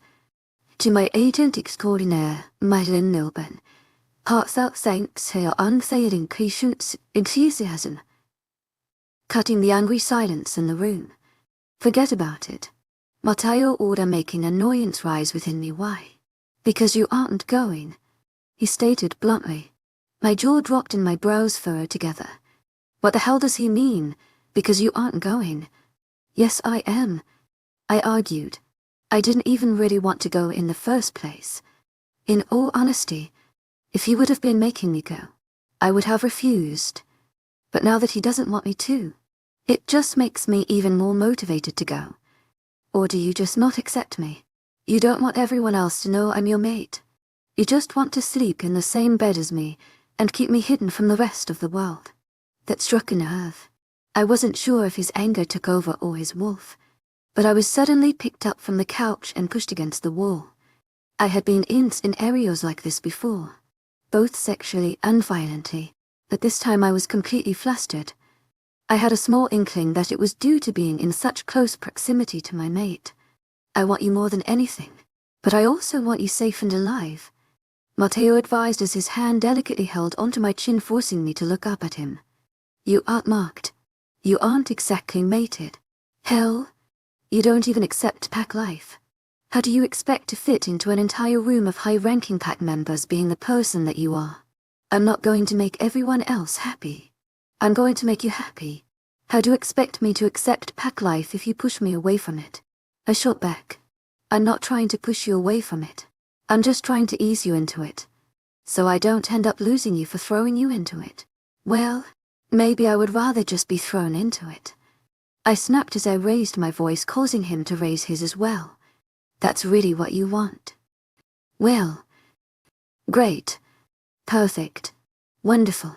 I shouted back at him just seconds before his lips attached to mine. In that moment, I genuinely believe I had irregular heart palpitations. A flame built up between our lips. When I allowed him access into my mouth was when the flame turned into a bonfire. Matteo's muscular frame had me pinned against the wall. His right hand still had a hold on my face, but his left was trailing down my body where it rested on my hip. Heat from not only his warm lips but also his hand on my hip caused a fire to build in my chest and my legs to feel like they could collapse at any moment. He nipped and sucked on my bottom lip, no doubt making it swollen. I didn't even fight the moan that came out of me, causing Matteo to growl lowly. A part of me was actually amused knowing just how much Matteo enjoyed it. Somehow, we ended up on the couch. Matteo was laying down, and I was straddling his waist. Any other time, I would have been on a mission to have his shirt and pants off in the next 5 minutes. The heat in my chest grew, and almost every part of me wanted nothing more than to jump his bones in that moment. I say almost. To my agent extraordinaire, Madeleine Noble, heartfelt thanks for your unfailing patience, enthusiasm. Due to the fact that something in my brain told me to pull away, I was completely in a daze when I pulled my lips away from his. Judging by the redness and slight swelling of Matteo's lips, I already knew I no doubt looked like a hot mess. There was no way Jack wasn't going to question me about this. Talk about just being thrown into it. So, that leaders' conference. I managed to stutter out as I ran a hand through my hair. A month. We go in a month, Matteo advised, just as breathless as I had been. I nodded in response. Can't wait. Chapter 11, Swallow Your Spit. Yes, I repeated myself for what felt like the 100th time. That is what I said the first 3 times. I'm just slightly in shock that you agreed to go and do something pack-related with Matteo. Jack rambled in disbelief. I'd made the courageous decision of telling Jack that I was going to the leaders' conference before anyone else had the chance to. I did this solely because I wasn't sure if he would squeal in excitement and embarrass himself when he found out, or freak out on me for not telling him as soon as the decision became final. Besides, I had questions about it, and I wasn't 100% positive that I could stay with Matteo in his office this afternoon any longer without getting down to business. I really don't see why, I muttered as I ripped my socks off of my feet. I really hate socks. You told Daniela that you hope she chokes on electrical wire when she asked if you'd taken the chalk to anyone in the house, Jack stated rather bluntly. My brows drew together, and my forehead creased in annoyance. I don't particularly favor her. You told her to choke on wire, he repeated, feeling the need to remind me. Could have been worse. I responded, thinking that I had a pretty solid defensive statement, but all that it got me was an extremely exasperated look from Jack that just screamed, "What the hell is wrong with you?" I can't help that when I see her I want to choke babies. I said this once before to Matteo, and I'm saying it again now. Fate was either drunk or high off of its ass when it made you Luna of this pack. Or, there's no such thing as fate, I suggested, causing the imaginary bomb in Jack's head to explode. Don't start. I'm not doing this with you. Again, Jack started shouting at me with his finger pointed directly at my torso. His shouting brought along angry footsteps that had both of us looking to see who managed to enter the awful level of the pack house. Seriously, if I have to hear one more conversation about fate from either of you this week, I'm going to rip your heads off, Daniela threatened. She looked half asleep as she stood in the doorway with her long, blonde hair thrown up messily into a bun. Considering it was 9 at night, it made sense. Daniela was constantly babbling on and on about she needs her beauty sleep. I asked her why she doesn't just stay asleep forever. I even offered my assistance, but she and her middle finger politely declined. Nice of you to grace us with your presence, Donnie, Jack acknowledged. Jack didn't seem fazed at all by her presence, which didn't surprise me. I assumed they got along considering the two of them and Matteo are basically the most impo of the pack. They pretty much do everything together. Without a tight bond amongst the Alpha, Beta, and Gamma, the pack would most likely crumble. Like I didn't know already, Daniela commented as she fixed the strap on her tank top. I didn't miss the way Jack's eyes swiftly raked down Daniela's body, which was only covered by a white camisolo and a pair of grey booty shorts. I doubted she even realized that he had done it. Can you be any more of an egoist? I muttered under my breath. I did it loud enough to where I knew she could still hear me. To my agent extraordinaire, Madeleine Nilben, heartfelt thanks for your unfailing patience, enthusiasm. She laughed humorlessly. Can you be any more petty? You want to find out now? No, we don't. Jack quickly interjected. No, Daniela drug out as she stared me down as if challenging me with her dark eyes. I think I do. Why don't you just go crawl back to whichever hole you spawned from? Why don't I just shove my fist down your throat? Oh, please. I'm sure you're much more acquainted with having things shoved in your mouth. My eyes drifted up and down her body as the corner of my lip turned up in disgust, and I scrunched my nose just to add to the amount of petty I was seeking to achieve. She asked for it. I struck a nerve with that one. I could tell by the way her jaw was clenched that she was gritting her teeth in an attempt to not rip my throat out. She can make all of the threats she wants as long as Matteo isn't around. But the moment she acts on them, she better send out a silent prayer for her and her bleached, blonde hair. Her eyes darkened, warning me in that moment that her wolf was stepping forward and that she could shift it really any moment. She was like a ticking time bomb at this point. Knock it off. You two. Jack snapped, suddenly becoming much more serious and demanding than he normally would be. I can only correlate it to the fact that he knew his ass would be toast if anything happened to me. Donnie, what do you want? Matteo has requested to see you. She answered, crossing her arms over her fairly large bust and leaning against the doorframe. What for? He claims you've spent too much time with his mate today. Immediately, a look of annoyance plastered onto my face. What does that have to do with anything? I chimed in. The irritability in my voice wasn't hard to spot. He's the one who assigned Jack to watch me. He's just jealous. Kaye, Jack commented as he pushed himself up off of the floor from where he had been sitting into a standing position. His wolf has probably been getting at him for letting me be around you so much. That makes no sense. This is your job. I'm the closest friend he's got. He trusts me, I think. But I haven't found my mate. So that trust only goes on so long at one time before it begins to waver. It's his instinct to protect what's his. Jack explained.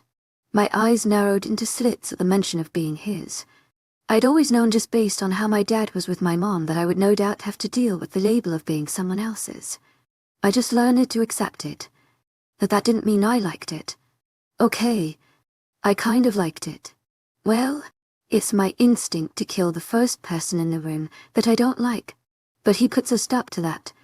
Maybe I should just put a stop to his nonsense, I stated as I pushed myself up from the floor and started heading toward the door. Where are you going? Daniela questioned as I brushed past her. To put a stop to my mate's nonsense. To my agent extraordinaire, Madeleine Nilben. Heartfelt thanks for your unfailing patience, enthusiasm. Making my way to Matteo's office where I knew he'd be. As usual, I passed by many of Cedis pack members.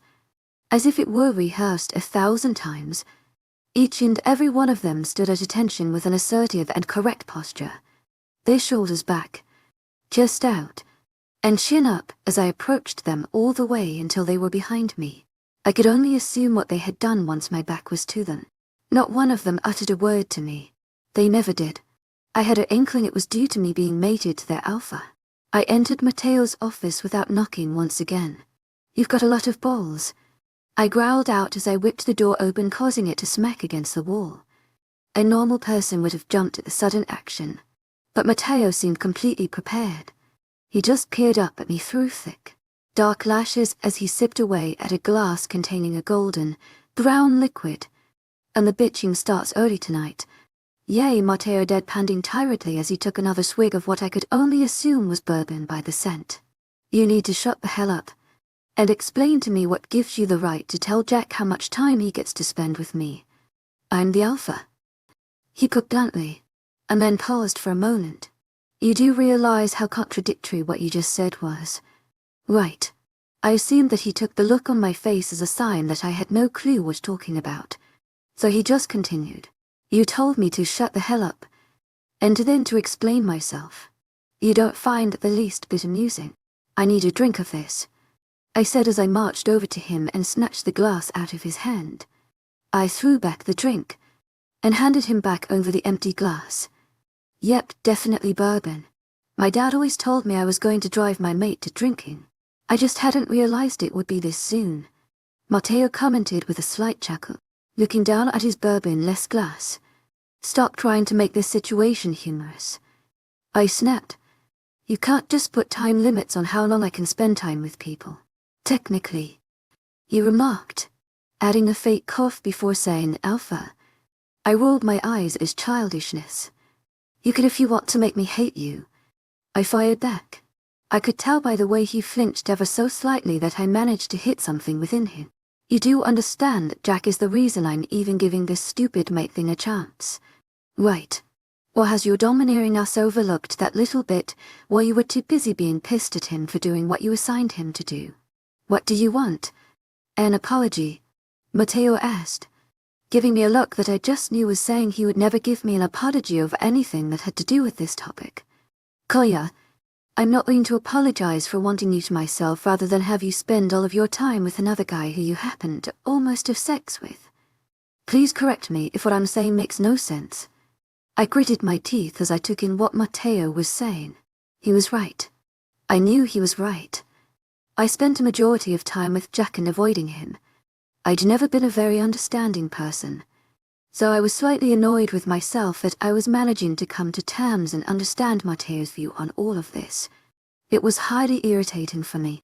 I need some more to drink. I grumbled as I grabbed the glass out of his hand yet again. The bottle is on the desk. Yeah, I muttered, waving him away, already knowing where the bottle was. Are we going back to this again? He asked while I poured bourbon into his cup. I furrowed my brows together as I set the bottle down and lifted the cup to my lips. Back to what? The whole not being able to carry on a full conversation unless we're cussing each other out. As fun as that sounds. I'm running out of insults. Mateo held out his hand, so I walked back over to him and handed him the glass of bourbon. He greedily downed what I hadn't had the chance to. You use all your good ones already. No, I shook my head. I'm saving those for later. Shame. I really liked the one where you called me an uncultured swine. Setting down the glass, I eyed him carefully as he walked over to his desk and took a seat. It was in this moment that the light from his desk lamp showed me how exhausted Mateo was. His eyelids drooped slightly, and his dark blue eyes had a bit of a red tint to them. I managed to make out what looked to be a healing busted lip that had not been there earlier too. Not saying anything, I made my way around Mateo's desk and sat down on his lap. He didn't say anything as I sat down and ran my thumb across his busted lip, but he did give me a very confused look. His hand slowly came up and set itself against my lower back as the other placed itself on my thigh. What did you do?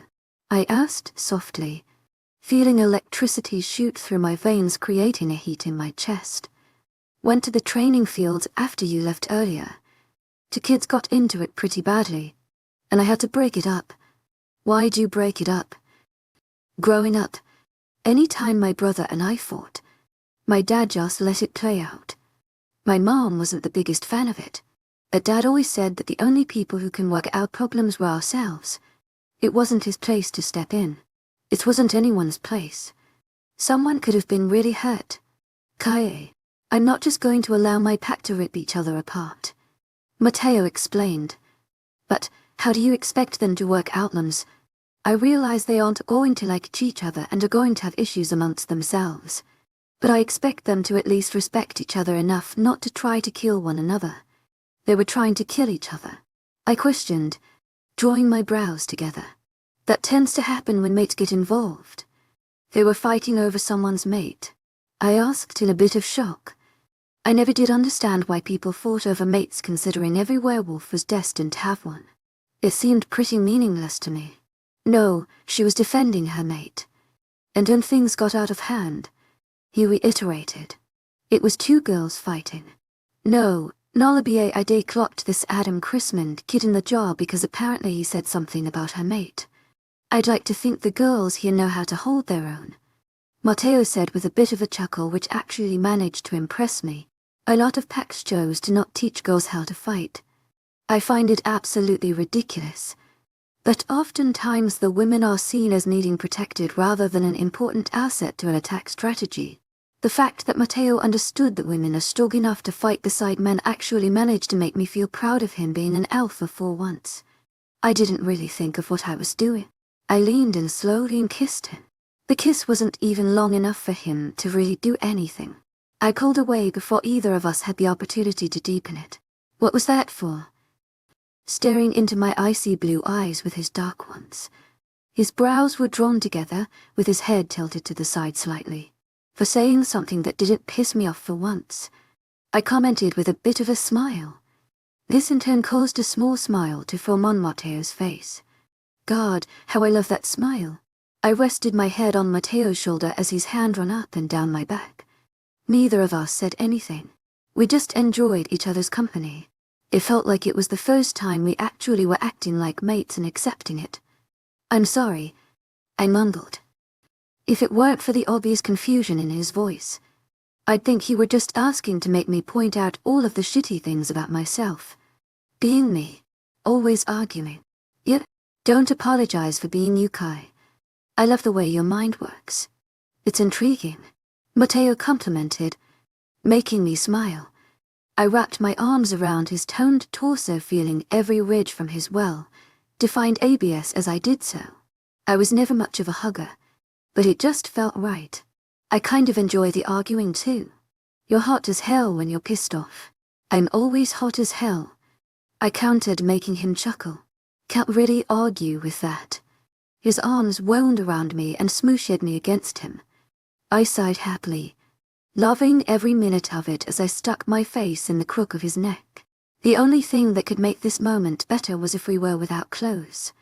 Let's go to bed, I mumbled as Matteo squeezed me. It's 10:30, he stated bluntly. Yeah, and if you're tired, you can go to bed. Kaye, you don't have to stay here, he advised, making me pull my head out of the crook of his neck so that I could look at him. Matteo, you're obviously tired. You never get to bed until like 12. And then you probably leave at like 8 to come work on whatever stupid stuff you do all day. Let's go, I demanded, hopping off of his lap and pulling on his hand. Eat. Matteo chuckled sharply. I paused in my tracks and furrowed my brows at him. You aren't waking up at 8. He gave me a look that told me that he hadn't woken up at 8 in the morning for a long time. 7. The same look. 6 and the look again. Oh, for the love of all things holy. I have to get up early enough to beat the masses. The pack starts moving around at 530-ish, he explained. This all seemed to make sense, but he was speaking absolute gibberish to me. They don't need your constant supervision. I get that you take your whole alpha thing and may doodle why seriously, but you need to let go a little, I advised before tugging on his hand again. Now, come on. Let's go cuddle. Koya, he drug out, but I could tell by the look in his eyes just how enticing my offer was to him. Don't fight it. I'm actually cooperating, so come on. Let's go. What could be more important than me? You can't spoon a pen and squeeze its ass and enjoy it. Can you? I reasoned, making him burst out laughing. My heart fluttered as pearly whites were on full display for me. To my agent extraordinaire, Madeleine Nilben, heartfelt thanks for your unfailing patience, enthusiasm. Let's go, he finally agreed as he stood up from his chair. His large hand enveloped mine, which was comparably smaller than his. And I don't allow you to wake up before me, so I'd suggest you sleep in or stay in bed until like lunch, I said as we walked out of his office hand in hand. He pulled the door shut and locked it behind us. What about breakfast? Swallow your spit. Chapter 12, Nick Jab. My nights as well as mornings have definitely been at their acme of excitement lately versus what they had been the past 5-ish years. Between the intense make out sessions before bed and the extremely bizarre positions that I wake up to find Matteo and Diane. I would say that the two of us were advancing in our relationship with one another. We can actually hold a conversation, now. Then again, we both usually have our shirts off when we do. We don't really see each other throughout the day. Matteo's been pretty busy preparing for the Dumb Leaders Conference, and he still hasn't gotten over being in the same room as me while eating, so we don't actually have meals together. He's murdered people with his own hands, being perfectly okay with hearing their screams and pleas. But he can't stand the sound of me eating soup. Yeah. To my agent extraordinaire, Madeleine Noble. Heartfelt thanks for your unfailing patience, enthusiasm. I've attempted to make friends, but that resulted in Jack putting me in a timeout. Apparently, it's not very civil to threaten a 12-year-old's life just because he thinks that Captain America is cooler than Iron Man. Could have fooled me. That basically sums up how well the whole Rogue Gone Pack Wolf situation has been going for me. Quite frankly, I'm about ready to just give up. I don't enjoy being in the pack house. First of all, I feel like I always have someone whom jack up my ass 24/7, making sure everything I do coordinates with pack law. 9 times out of 10, what I do is about 3 miles away from pack law boundaries. But Jack lets it slide with just a warning. A timeout does but continue doing it. I'd never met anyone more serious about a timeout in my life. If it takes Jack 2 hours just to make your art sit in the corner for 5 consecutive minutes, then he'll waste 2 hours of his life doing so. I also just can't handle the permanence of living in one place. It stresses me out a bit. Not to mention, there are other people who stare at me like I have 2 heads all the time living under the same roof as myself. And don't even get me started on Daniela. We are slowly working through our issues. Right now, I'm trying to accept the fact that she breathes. It is safe to say that the only reason I haven't hit the road yet is because I do not want to leave Matteo. I refuse. Sure, we definitely aren't in love. Hell, sometimes we don't really even like each other. But things are getting better. I also have a small amount of hope that if I'm good, then Moon Goddess will forgive me for every sin I've ever done, and somehow change Matteo's mind where he decides to leave pack life and become a rogue with me. A girl can dream. Wait, I think you're getting worse. Daniela commented as Jack dodged my punch. I was getting progressively angrier by the second with both of them. I decided that I wanted to explore Sierra's training fields and mingle this morning. Somehow, this led to Jack and I sparring while Donnie stood off to the side and criticized everything I did. I think you should go die, I grumbled, throwing another punt at Jack just for him to dodge it. Once again, making me groan. I really just wanted to throat jab him. Your insults are getting weak, she jabbed. I was going to launch another fist at Jack's blonde head, but turned toward Daniela instead. My shoulders went slack as my face went blank of all emotion. Will you please just punch me in the face? I asked, causing a smile and a confused expression to cover Donnie's face. Well, to my agent extraordinaire, Madeleine Noble, heartfelt thanks for your unfailing patience, enthusiasm. But why? So that I can do it back, and not get in trouble for it, because you're the one who started it. I explained simply. Daniela rolled her eyes and walked away, muttering something about the incompetence of rogue wolves now. A daze. Do you two ever stop? Jack asked, returning my attention back to him. I'll stop when she can no longer speak and or make any form of facial expression. You're incredible, he exasperated. Sarcasm dripped off of his lips as he spoke. Yeah, I know. I fired back as I tried landing a kick to his side where he wasn't paying attention. That just resulted in him catching my foot and me laying face first on the ground. For years in a cell really does some damage to your strength and reflexes. I feel pathetic, I muttered with my face squished against the dirt of the training field. You aren't pathetic, Jack said as he held out his hand for me to take. I begrudgingly took his hand and allowed him to pull me up. You're just kind of weak. Kid, he laughed. Okay, that's it. And you ate her. I snapped as I threw a right hook knowing he would dodge it. I then brought my left hand up and shanked him right in the throat. The sound of gagging was immediately heard. It was music to my ears at this point.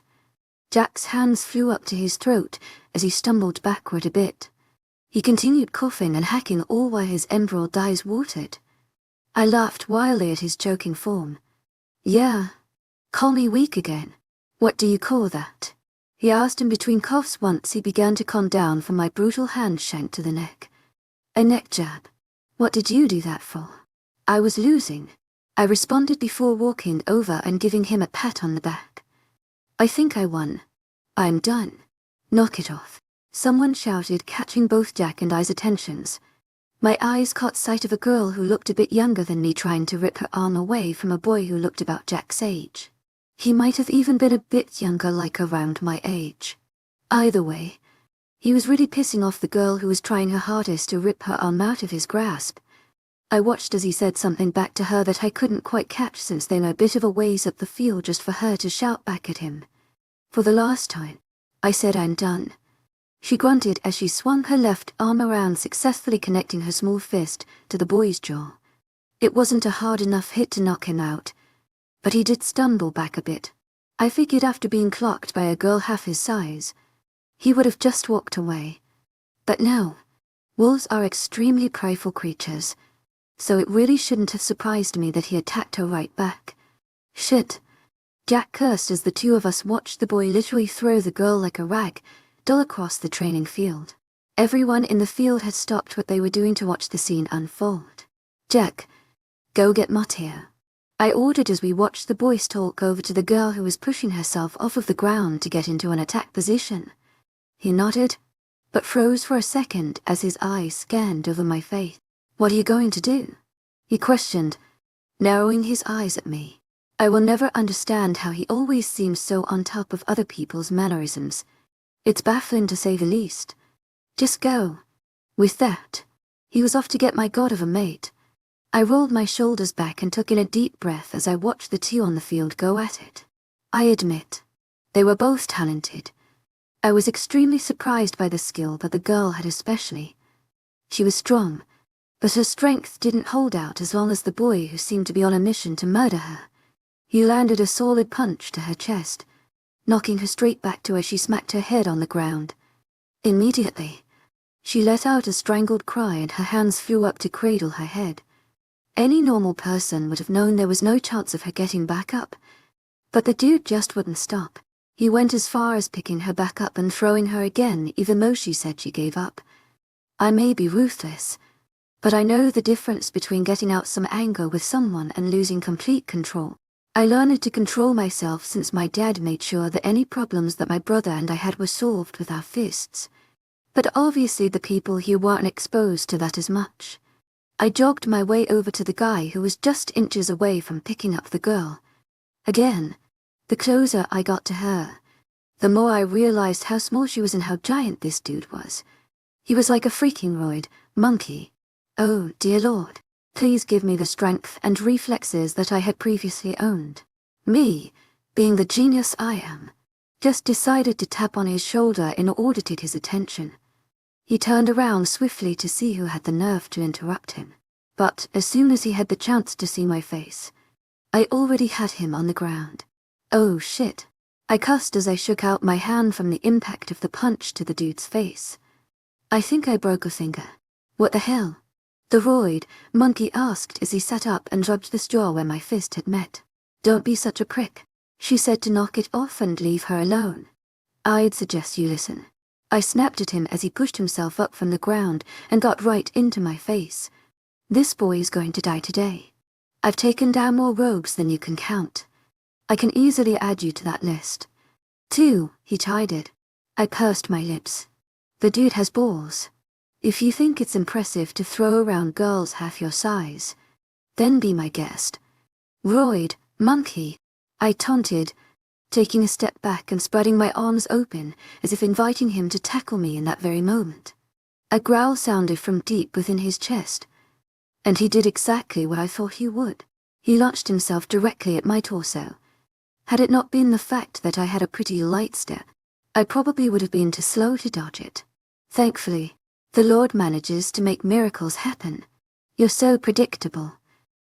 not having a damn clue was about to do next. That just made him even angrier. His dark grey eyes narrowed on me as he snarled fiercely.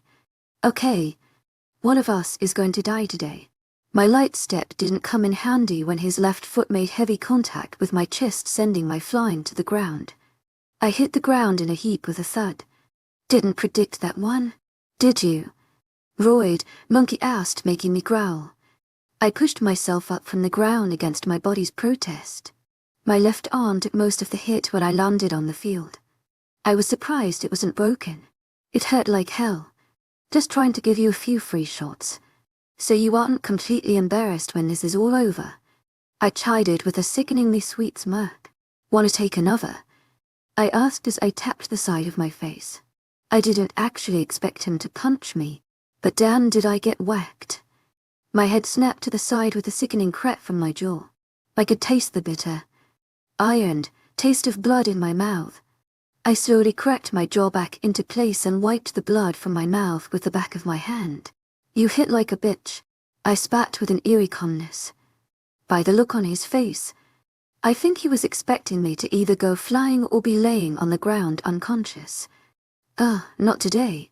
His moment of shock gave me the opportunity to land a sordid punch to the center of his face.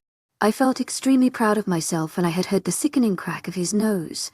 Seconds later, a stream of blood from his now broken nose followed. I quickly took his moment of weakness and basically just karate chopped his throat. I hadn't expected Royd, Monkey, to collapse onto the ground. I must have seriously underestimated the amount of force I used in that neck jab. Kaye, stop. I didn't give him the opportunity to get up and try to attack me again, as he was already choking from the shank to his throat. I got onto him, straddling his waist, and got way too close to his face for comfort. To my agent extraordinaire, Madeleine Nilben, heartfelt thanks for your unfailing patience, enthusiasm. You give? I asked, smiling widely just to creep the shit out of him. I was pulled away from my current situation when two strong arms wrapped themselves around my torso, sending a warm feeling throughout my entire body and held me against a very toned chest. Normally, I wouldn't complain, but I was on a mission. Put me down. I hollered as I kicked around in Matteo's grasp like a 5-year-old. This just caused his grasp on me to get tighter. You're going to suffocate me. Calm down, Matteo ordered as I continued fighting uselessly against his grasp. Damn, my man is strong. Kaye, calm the hell down, he commanded. I gritted my teeth in a deep breath as I watched Jack and some girl help up Royd, Monkey. Fine, I sighed, allowing my body to go slack in Matteo's arms. At least let me apologize. You want to apologize? I just smashed his face. Matteo, I deadpanned, hesitantly. Matteo released me. I mumbled a quick thank you to him as I walked up to Royd, Monkey. He had a smug look on his face, obviously waiting for his apology. The apology never came. The only thing Royd, Monkey, received was yet another fist to the face. Kaye, Jack shouted, pushing me backward into the arms of my mate. Matteo tried wrapping me up again, but I ripped myself away from him before he could get a good hold on me. Don't touch me, I snapped as I made space between myself and Matteo. Guys? Can't you just follow a simple rule?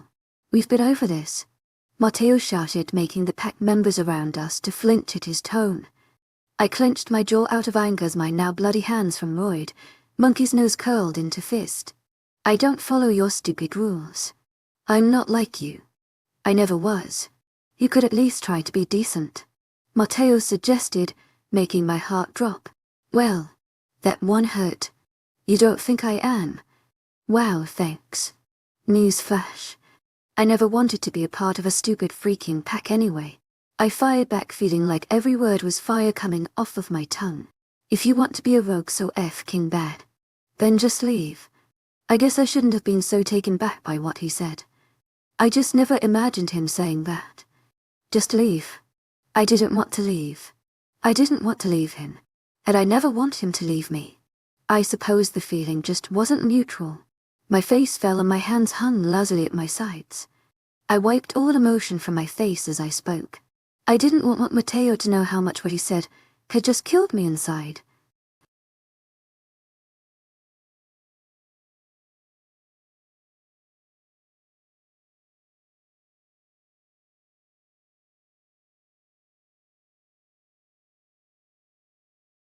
I stand in a pool of blood, facing the enemy I've just defeated.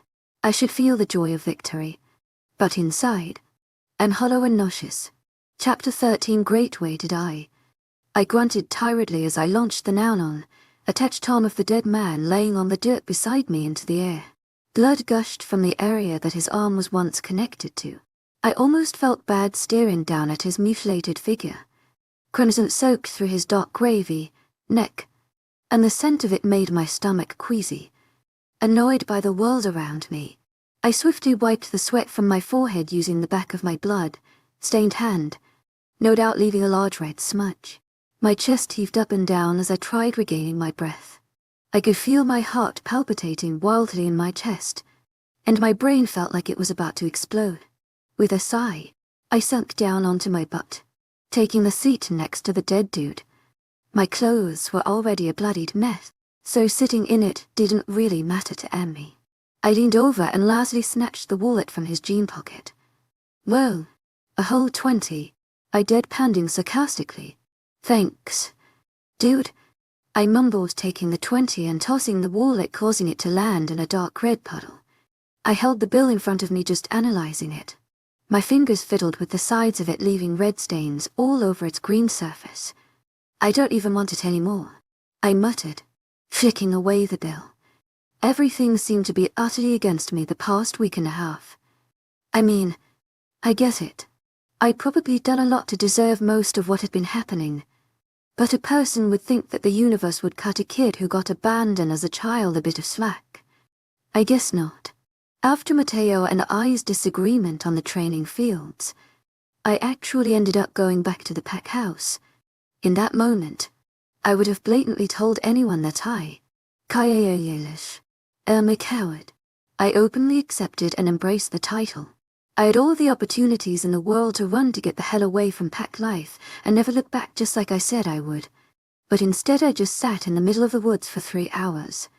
Eventually, I decided that I didn't want to sit in the rain any longer. Since it had started raining about 2 hours into the deep contemplation of my life, and went back to the pack house.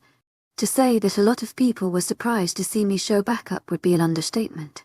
One guy actually fell out of his chair, which I found to be slightly extra. But I can dig it. I passed Matteo in the hallway.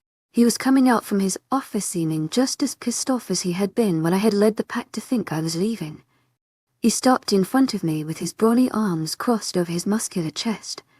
A serious look overcame his face, which I just pushed away and mumbled a quick "I'm going to the room" as I brushed past him. I really was not in the mood to argue, especially not soaking wet. I tried acting like everything he had said to me didn't affect me, but it actually caused this weird feeling to swell within me. It was suffocating, and I hated it. It was this feeling that made me want to cry and scream at the top of my lungs all at the same time. He made it seem like I never tried, like it didn't kill me to sit in this pack house and attempt to interact with a bunch of people who just see me as some rogue. He made it seem like I didn't care what he wanted, and that angered me to the point where I wanted to smash something. Eventually, I did. The longer I sat in the room alone, the more the anger settled in. With most people, time allows anger to dissipate.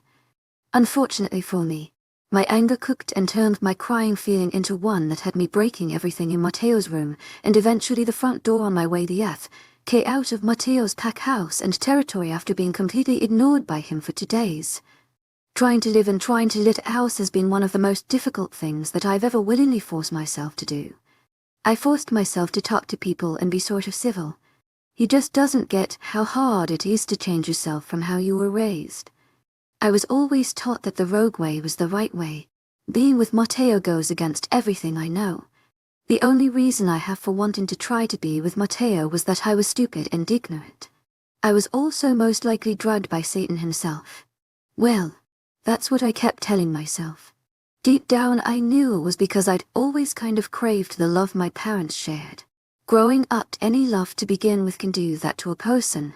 I just figured once I found my mate, things would be simpler.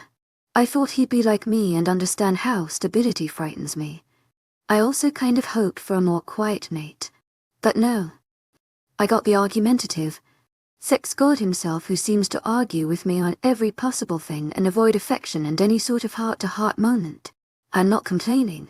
To my agent extraordinaire, Madeleine Noban, heartfelt thanks for your unfailing patience, enthusiasm. Matteo could have been quiet. He could have listened to me, understood me. We could have enjoyed laying in his bed together completely sober and started a life for ourselves. Thankfully, without Matteo's stash of bourbon involved, we didn't get along very well besides our very few moments. If it hadn't been that way, I'd probably be living the lush life of a pack wolf right in this very moment. Who wants that? Not me. Not ever. But for some reason, I just can't but crave him. I wanted his lips against my lips. I wanted his body against my body. I wanted to hear him say my name even if it was in that eerily calm way that he does when he's so mad that he is to leave so that he doesn't do something he'll regret, as he likes to say. Even if it makes my heart stop and just for a split second makes me feel like that little girl who woke up to find her parents gone over again. I still craved him, wanted him, needed him. I'm just going to act like I didn't almost just get hit by an arm.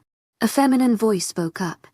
I snarled viciously and quickly snapped my head in the direction of the voice to see a tall blonde step out from around a tree and into my line of sight. Are you dumb or stupid? I snapped at Daniela, pushing myself up from my spot on the ground. She was one of the few people I was silently praying that I'd never have to see again. Her face caused a tightness in my chest because seeing her made me think of him. I could be asking you the same question. Her arms crossed over her chest and her dark eyes were focused directly on me. You're not exactly in your territory anymore. Dan, I stated a matter of factly. Is that supposed to mean something? You can't touch me out here. You have no right. So you might as well just run back to Edis territory. You really think this is going to stop me? Matteo. Daniela countered. If I don't take you back. I paused for a moment and just watched her as I contemplated what I was going to say. In all honesty, I wanted to jump on her back and ride her like horse all the way back to my mate, but the fact that I could feel my attachment for Matteo growing even while we were apart sickened me. I shook the feelings away. I didn't want to feel them. I couldn't feel them. I refused to let myself sink back into such a pack wolf state of mind. I figured out of everyone in that King pack, you'd be the one to encourage my disappearance. I counted as I turned away from Daniela and started walking away. Hey, that King pack just happens to mean a lot to me, she snapped, obviously offended by what I had said. They depend on me, and now they depend on you. Believe it or not. They do not depend on me. They barely know me. I hollered back carelessly as I kept walking. You're Matteo's mate whether you like it or not. There's no avoiding it. Not if he never finds me. I shot back. So what? You're just gonna hide? Because he will find you. The moment you take a second to stop and catch your breath. He'll be there. If I can find you, so can he. I'll keep walking, I argued stubbornly. Please try. The more you walk, the faster you'll end up right back into our territory. You can't run from Edis, Donnie advised. Her tone was low and cold. It made my veins run cold as if all of the blood within them had frozen over. If I were any other person, I'd no doubt probably shit myself having the gamma of Edis back speak so ruthlessly to myself. But I was pretty used to this treatment. Thanks for the suggestion. I growled lowly between clenched teeth. It was a promise. Una, why do you care so much? I snarled, turning around to face her flawless face which had a slight dewiness to it most likely from running. That's my mom, my dad, my sister, my friends, my family. I know people like you don't really understand that, but for those of us who do, it means everything. And it means a lot more when you have all of those people counting on you to make the right decisions and carry out those decisions. My jaw clenched angrily and my hands clenched into fist, causing my nails to sink into the skin of my palms. What the hell do you mean? People like me. People like you who can just leave people behind who need you the most. That hurt. FKU. I'm not leaving anybody. I defended poorly. I didn't want Daniela to realize she'd managed to hit a nerve. But by the smirk tugging on her full pink lips, I could tell she already noticed. So, Jack means nothing to you. She questioned calmly with a smile playing on her lips.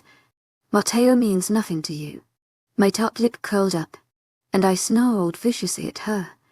She didn't seem frightened at all by this. To my agent extraordinaire, Madeleine Nilben, heartfelt thanks for your unfailing patience, enthusiasm. She seemed amused, which just pissed me off even more. Get the F.K. away from me before I rip you the hell apart. I snarled, stalking toward her.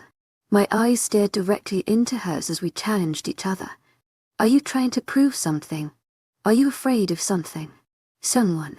Knock it off. Scared Matteo is going to leave you like Mommy and Daddy did. That was the moment I snapped. I don't know how she knew, but something told me that Jack had a pair of loose lips. I admit, I was never good at keeping my anger at bay. I never really had to growing up. To be fair, if I got angry to the point of mutilating someone, my dad was proud. My brother was always so much more collected than I had ever been. It was a trait that my father looked down on. My mother always favored Caden a bit more over me for his collectivity. To my agent extraordinaire, Madeleine Nilben, heartfelt thanks for your unfailing patience, enthusiasm. I always hated it, but I'm sure he felt the same way about our dad with me, being the child that was not so blessed with the collectivity of Caden that I am. My composure snapped, and I found myself shifting into a light grey mass of fur and muscle. My large body went barreling toward Daniela. I was finally going to get to rip her blonde little head off. That thought alone had me quickening my pace out of pure excitement. The loud thumping of my paws against the ground echoed around us, and it only sounded louder to me due to my wolf hearing. I could practically taste her metallic blood on my canines as my moment was cut short. A sharp pain made a presence on my left side just in front of my hind leg. The pain spread rapidly to not only my hind leg but the front one, too, causing me to collapse. It felt as though someone had just replaced every ounce of blood inside of me with jagged ice that had me flailing around on the ground in pain as my insides were freezing and burning me alive all at once. I could barely make out Daniela talking to someone else in the background. My cries of agony made their words practically inaudible to my ears as I could feel my body begin to shut down on itself. Wow, what a great way to die. Chapter 14, I don't do dust. Is mayonnaise an instrument? No, Patrick. Mayonnaise is not an instrument. Horseradish is not an instrument. To my agent extraordinaire, Madeleine Nilben, heartfelt thanks for your unfailing patience, enthusiasm. I could feel my internal clock telling me that it was way too early to be up just yet. I also had a pretty good feeling that I wasn't dead due to the pain in my back. Wasn't quite sure if I was happy or sad about that yet. I grunted in the most unladylike manner as I rolled my body around on whatever cushioned surface I had been placed on. It wasn't the most comfortable thing, but it was definitely a step up from the ground that I'd been sleeping on the past week and a half. One day, I even slept in a tree until I fell out. The realization that I was obviously not in a place where I should be sleeping had my eyes popping open in a matter of milliseconds. They were met immediately by the images of a SpongeBob SquarePants episode on a large television placed upon a wooden stand. What? I whispered to myself in total confusion as I began pushing my upper body up from the couch that I had been laying on in an extremely unfamiliar room. I didn't get very far before a sharp pain stung my side, causing a hiss to pass through my gritted teeth. As if on cue, a familiar head of dirty, blonde hair made an appearance. Jack. I snarled at him as he walked into the room with a disapproving look aimed toward me. His thick arms were crossed over his brawny chest, making it very hard for me to focus on anything other than his well-built torso being covered by a moderately loose-fitting t-shirt. It took a lot of mental strength to tear my attention from his body to his forest-white, green eyes which seemed to be a tad darker than normal. I was assuming it was due to the anger I could feel radiating off of him. What the actual hell? Kai-e. He snapped at me. I never had the opportunity to see this side of Jack before. nor me. He was laid back and tried to avoid any type of legitimate argument, but that all seemed to fly out the window at this point. The Jack standing in front of me was not the Jack that I had left back at Sierra's territory. I could be asking you the same thing. I fired back with the same amount of hostility he'd been giving me. At this, his already clenched jaw clenched even harder if it were even possible. Koya, now is not the time. His eyes flash into an even darker shade of green, making me jump in surprise. It wasn't his sudden outburst that startled me. To my agent extraordinaire, Madeleine Nilben, heartfelt thanks for your unfailing clichés enthusiasm. It was the fact that I didn't even know Jack was capable of getting this furious. I think Jack realized just how much his extreme contrast in behavior was freaking the heck out of me. He closed his eyes for a moment and took in a deep breath before speaking again. With stress, he stated quietly with his eyes still closed. I wasn't sure if he was referring to he and the pack, he and Matteo, or he and his wolf, but I was just going to assume the latter based on the previous events. I'm not a therapist. You didn't have to kidnap me just to vent about your problems. I'm sure there's a whack of people who would be more than happy to aid you with your stress. As the words came out, I was internally kicking myself in the shin. I never had a problem being rude before. But as Jack's eyes popped open to stare into mine with betrayal looming within them, I couldn't help but hate myself a little bit. I wanted to throw up in my mouth. Honestly, I thought I was going to. You can't tell me that you're actually happy living like this, Jack said, disregarding my verbal jab at him, which I was grateful for. It made me feel less bad that he didn't seem very affected by it. I'm fine, I got bluntly. I moved my eyes to the floor, not being able to stand seeing the emotions in Jack's any longer. But, are you happy? He challenged, causing my teeth to grind together. Was I happy? At one time. Yes, am I happy now? It's complicated. To my agent extraordinaire, Madeleine Nilben, heartfelt thanks for your unfailing clichés enthusiasm. I'm fine, I snapped, putting an end to that conversation. The two of us just sat in silence for a moment. I figured Jack was going to leave, but instead, another person decided to stroll on in. Good morning, our fearless fugitive, Daniela chirped as she plopped down on a recliner across from me. She lifted a pastel yellow coffee cup to her lips as her eyes analyzed the scene in front of her, which consisted of a very annoyed Jack and a now very annoyed me. It wasn't far-fetched to think that Daniela would magically become annoyed next. Oh, I sensed some tension. Did Jack and Kai actually fight about something? Daniela taunted. Knock it off, Donnie, Jack snapped. Daniela just chuckled and sipped her coffee. She was obviously enjoying this. Okay, so where are we? And why are we here? I finally spoke up as I forced myself to sit up. I winced the entire way. I could see the wheels turning in Jack's head.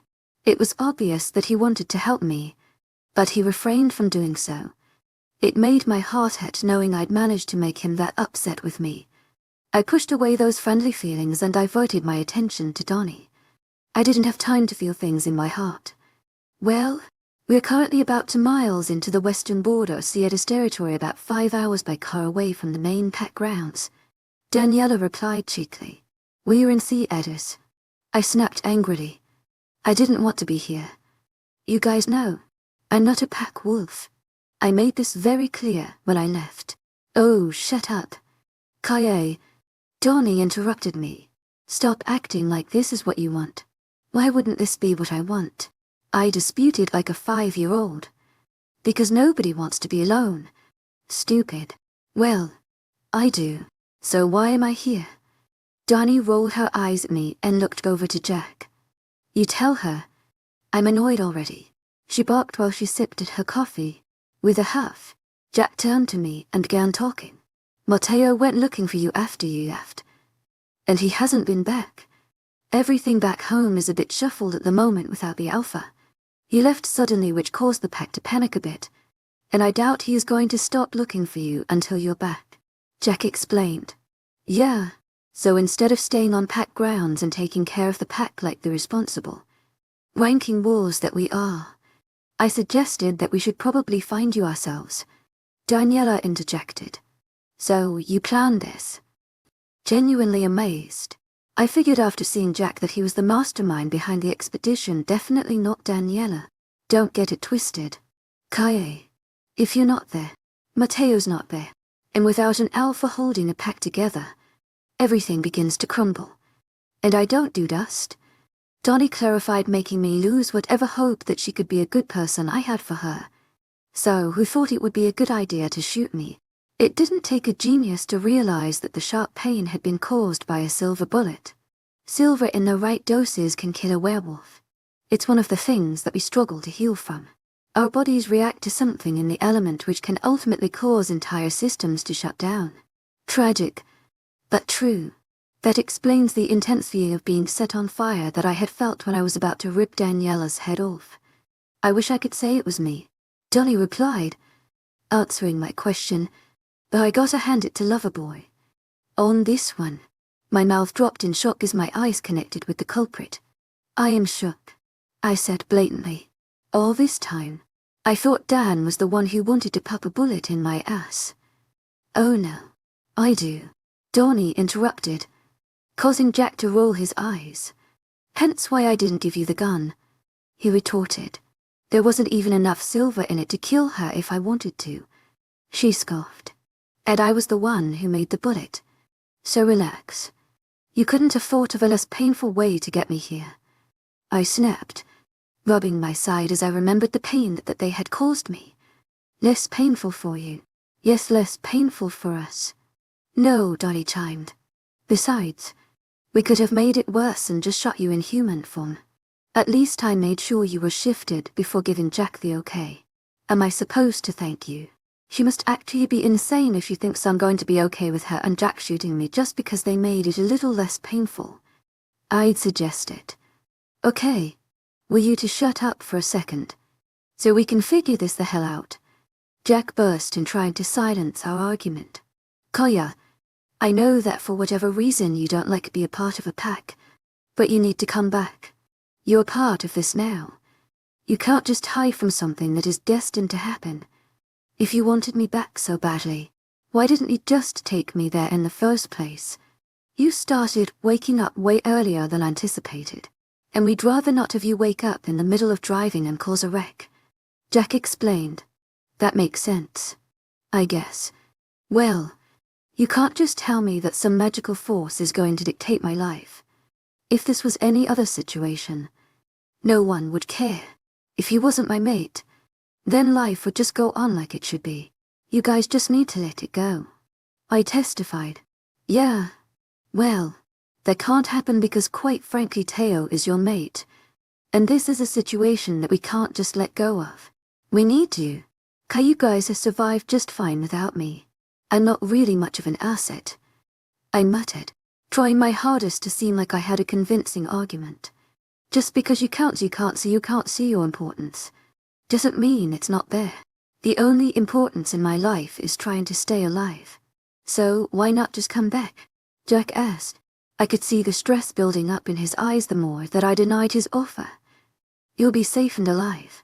Mateo would never let anyone hurt you. You would die before you even had the chance. Because, Jack, that's not who I am.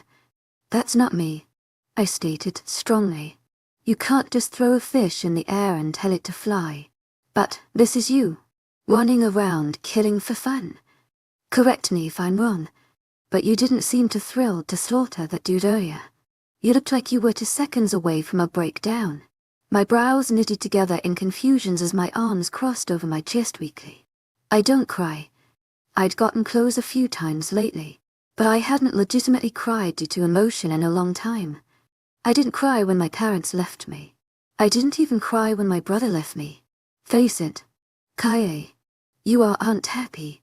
Just come back. Jack urged softly. I clenched my teeth together, shaking my head. I can't. Yes, you can. We can leave right now. No, Jack. I really can't.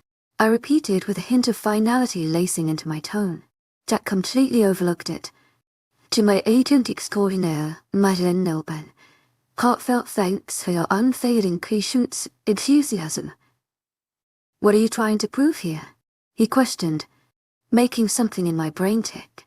You don't understand. I growled out as I moved my heady gaze to the floor. I couldn't find it within myself to make eye contact with him. In all honesty, I was scared that if I did, I'd fall apart. There was something about those cool, green eyes that made me feel a bit more vulnerable than normal. It reminded me of when I was younger when I was with my brother. Are you trying to prove something to your parents? I clenched my teeth together hard and scrunched my nose up. Jack, no, stop. I snapped, trying to sound strong. But I think everyone in the room could tell that Jack was hitting a soft spot for me, and he wasn't really letting up. He was on a mission to break me down. You're trying to prove yourself to people who abandon you. They aren't coming back. Kaye, you're holding on to a memory. They're not worth it. They left you. I swear, I heard something break in the moment, whether it be my pride, my composure, or the one I'm most disturbed by, my heart. Something definitely shattered. To my agent extraordinaire, Madeleine Noble, heartfelt thanks for your unfailing patience, enthusiasm. The rough edges digging into my soul, making me want to scream. Fine. I'll go. Just stop talking. I shouted, trying to ignore what I already knew was true. They left me, and most likely were not coming back, whether that be because they are dead or they just don't care. I don't think Jack really understands how touchy that subject is for me. I doubt he'd use it against me. The whole story is sort of tragic. To be honest, you wake up one morning when you're 13 to find your brother gone. Your parents have no clue where he went, no one does. The only real friend you've ever had just vanished without telling you or anyone where he was going or why. Then a year later, your parents abandon you, and you're left sitting in a shitty little motel room alone. You wait, and wait, and wait, and wait, hoping they come back. But they never do. You are completely and utterly abandoned. I was completely and utterly abandoned. My parents weren't coming back. My brother wasn't coming back. And neither was I. Well, I didn't know you had it in you. Loverboy, Daniela chirped, sipping on her coffee once more, grinning like the Cheshire Cat. Let's go home. I need a nail file. ASAP. Chapter 15. Walls can't unlock iPhones. Truth be told, I was never really good in high-stress situations. I tended to panic and say whatever I could to avoid them. It was one of the things my dad hated about me. Like I said, I never had the collectivity of Caden physically or emotionally. Caden was a bit of a stoic. It wasn't that he had full control over his emotions. He was just really good at locking them away. I, on the other hand, fought with my emotions on a day-to-day basis. I'm an emotional girl. What can I say? I don't mean emotional like I cried a lot. No, gross. I mean emotional like everything would just build up and eventually feel like I was being suffocated. It normally never ended well when I got to the point of just snapping. I suppose that was what kind of happened between Jack and I. I wanted to punch myself several times in the face for giving in so easily. I can see now why my father blatantly told me how much he hated how emotional I could get when I was younger. He always said, rogues don't feel. They just do. But I was more of a feel and then do kind of person. Caden was more of a just don't person all around. Don't feel. Don't do. Probably one of the reasons my dad had said he wanted to disown him so many times. He never meant it. To my agent extraordinaire, Madeleine Noble, heartfelt thanks for your unfailing patience, enthusiasm. For the first time in a while, I was having a war with my head and my heart. My head because I was trying to deal with the thoughts of what could be and what already had been. My own thoughts were practically eating me alive. On the contrary, was involved due to Matteo being involved. The mate bond was a wicked thing. Let me just say, the way it managed to get into my head and make me do things I'd never even think of doing confused me and concerned me, at the same time maybe even scared me a little bit. I'd never admit it. But at this point I just felt drained. I couldn't help how I felt towards him. I hated to deny it, to push it away, but I felt stuck. I wanted Matteo. but not his way of living. But then again, a little part of me kind of craved it. I just blame it on the whole mate thing. It's just not easy giving up rogue life when that's all I've known. It keeps me attached to my parents. Even though they left, there was still that small chance that they could come back floating around in the back of my mind, and I'd be standing there with open arms when they did.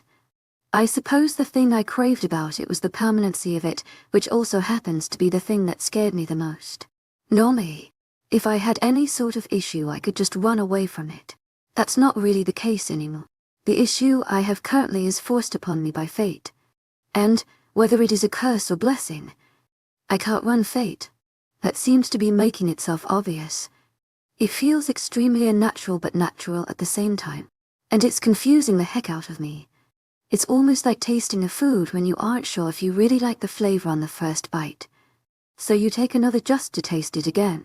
And it ends up tasting exactly the same. But you still just don't know if you like it or not. I don't know. All that I can say is that I was confused by what I was taught to be right and what I feel is right.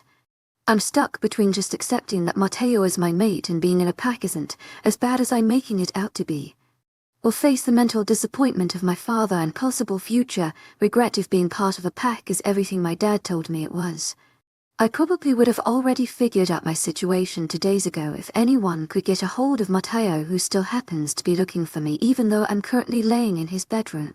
From what I had gathered from Jack and I's few brief conversations, Mateo has most likely to be gone insane and has allowed his wolf to take over in order to track me down, hence why he won't answer his stupid phone, because wolves can't unlock an iPhone or he's dead.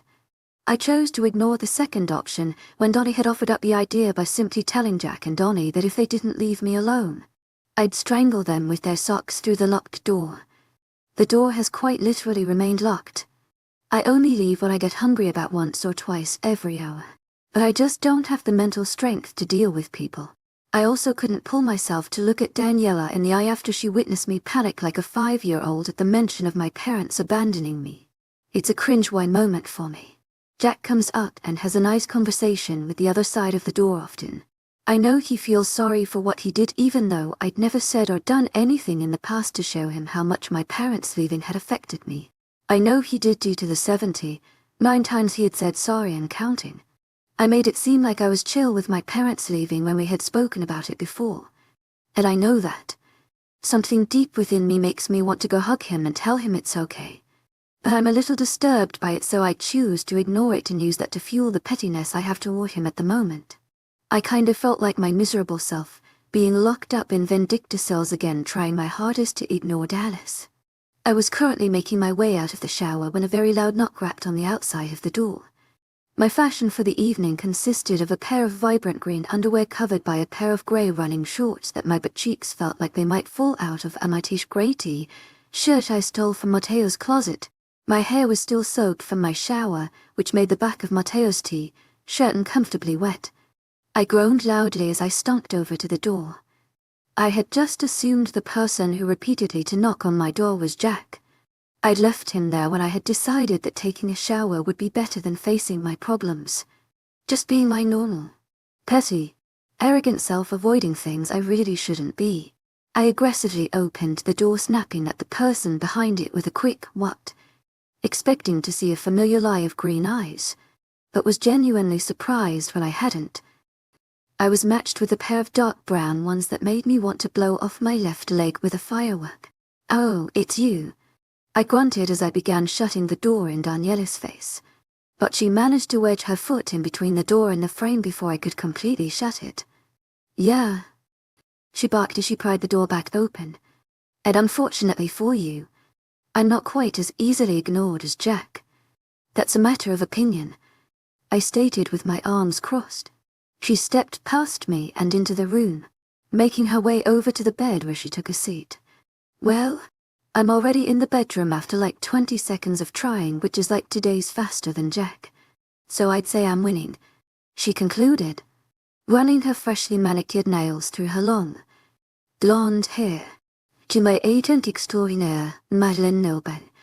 Heartfelt thanks for your unfailing patience, enthusiasm. I can ignore even as you're in the same room as me," I commented cocky. walking past her to go crawl into the bed. But her hand grasped my wrist. My eyes snapped to hers, and my lip curled up into a snarl. Dolly just rolled her eyes at me and motioned to the bed beside her. "Sit down.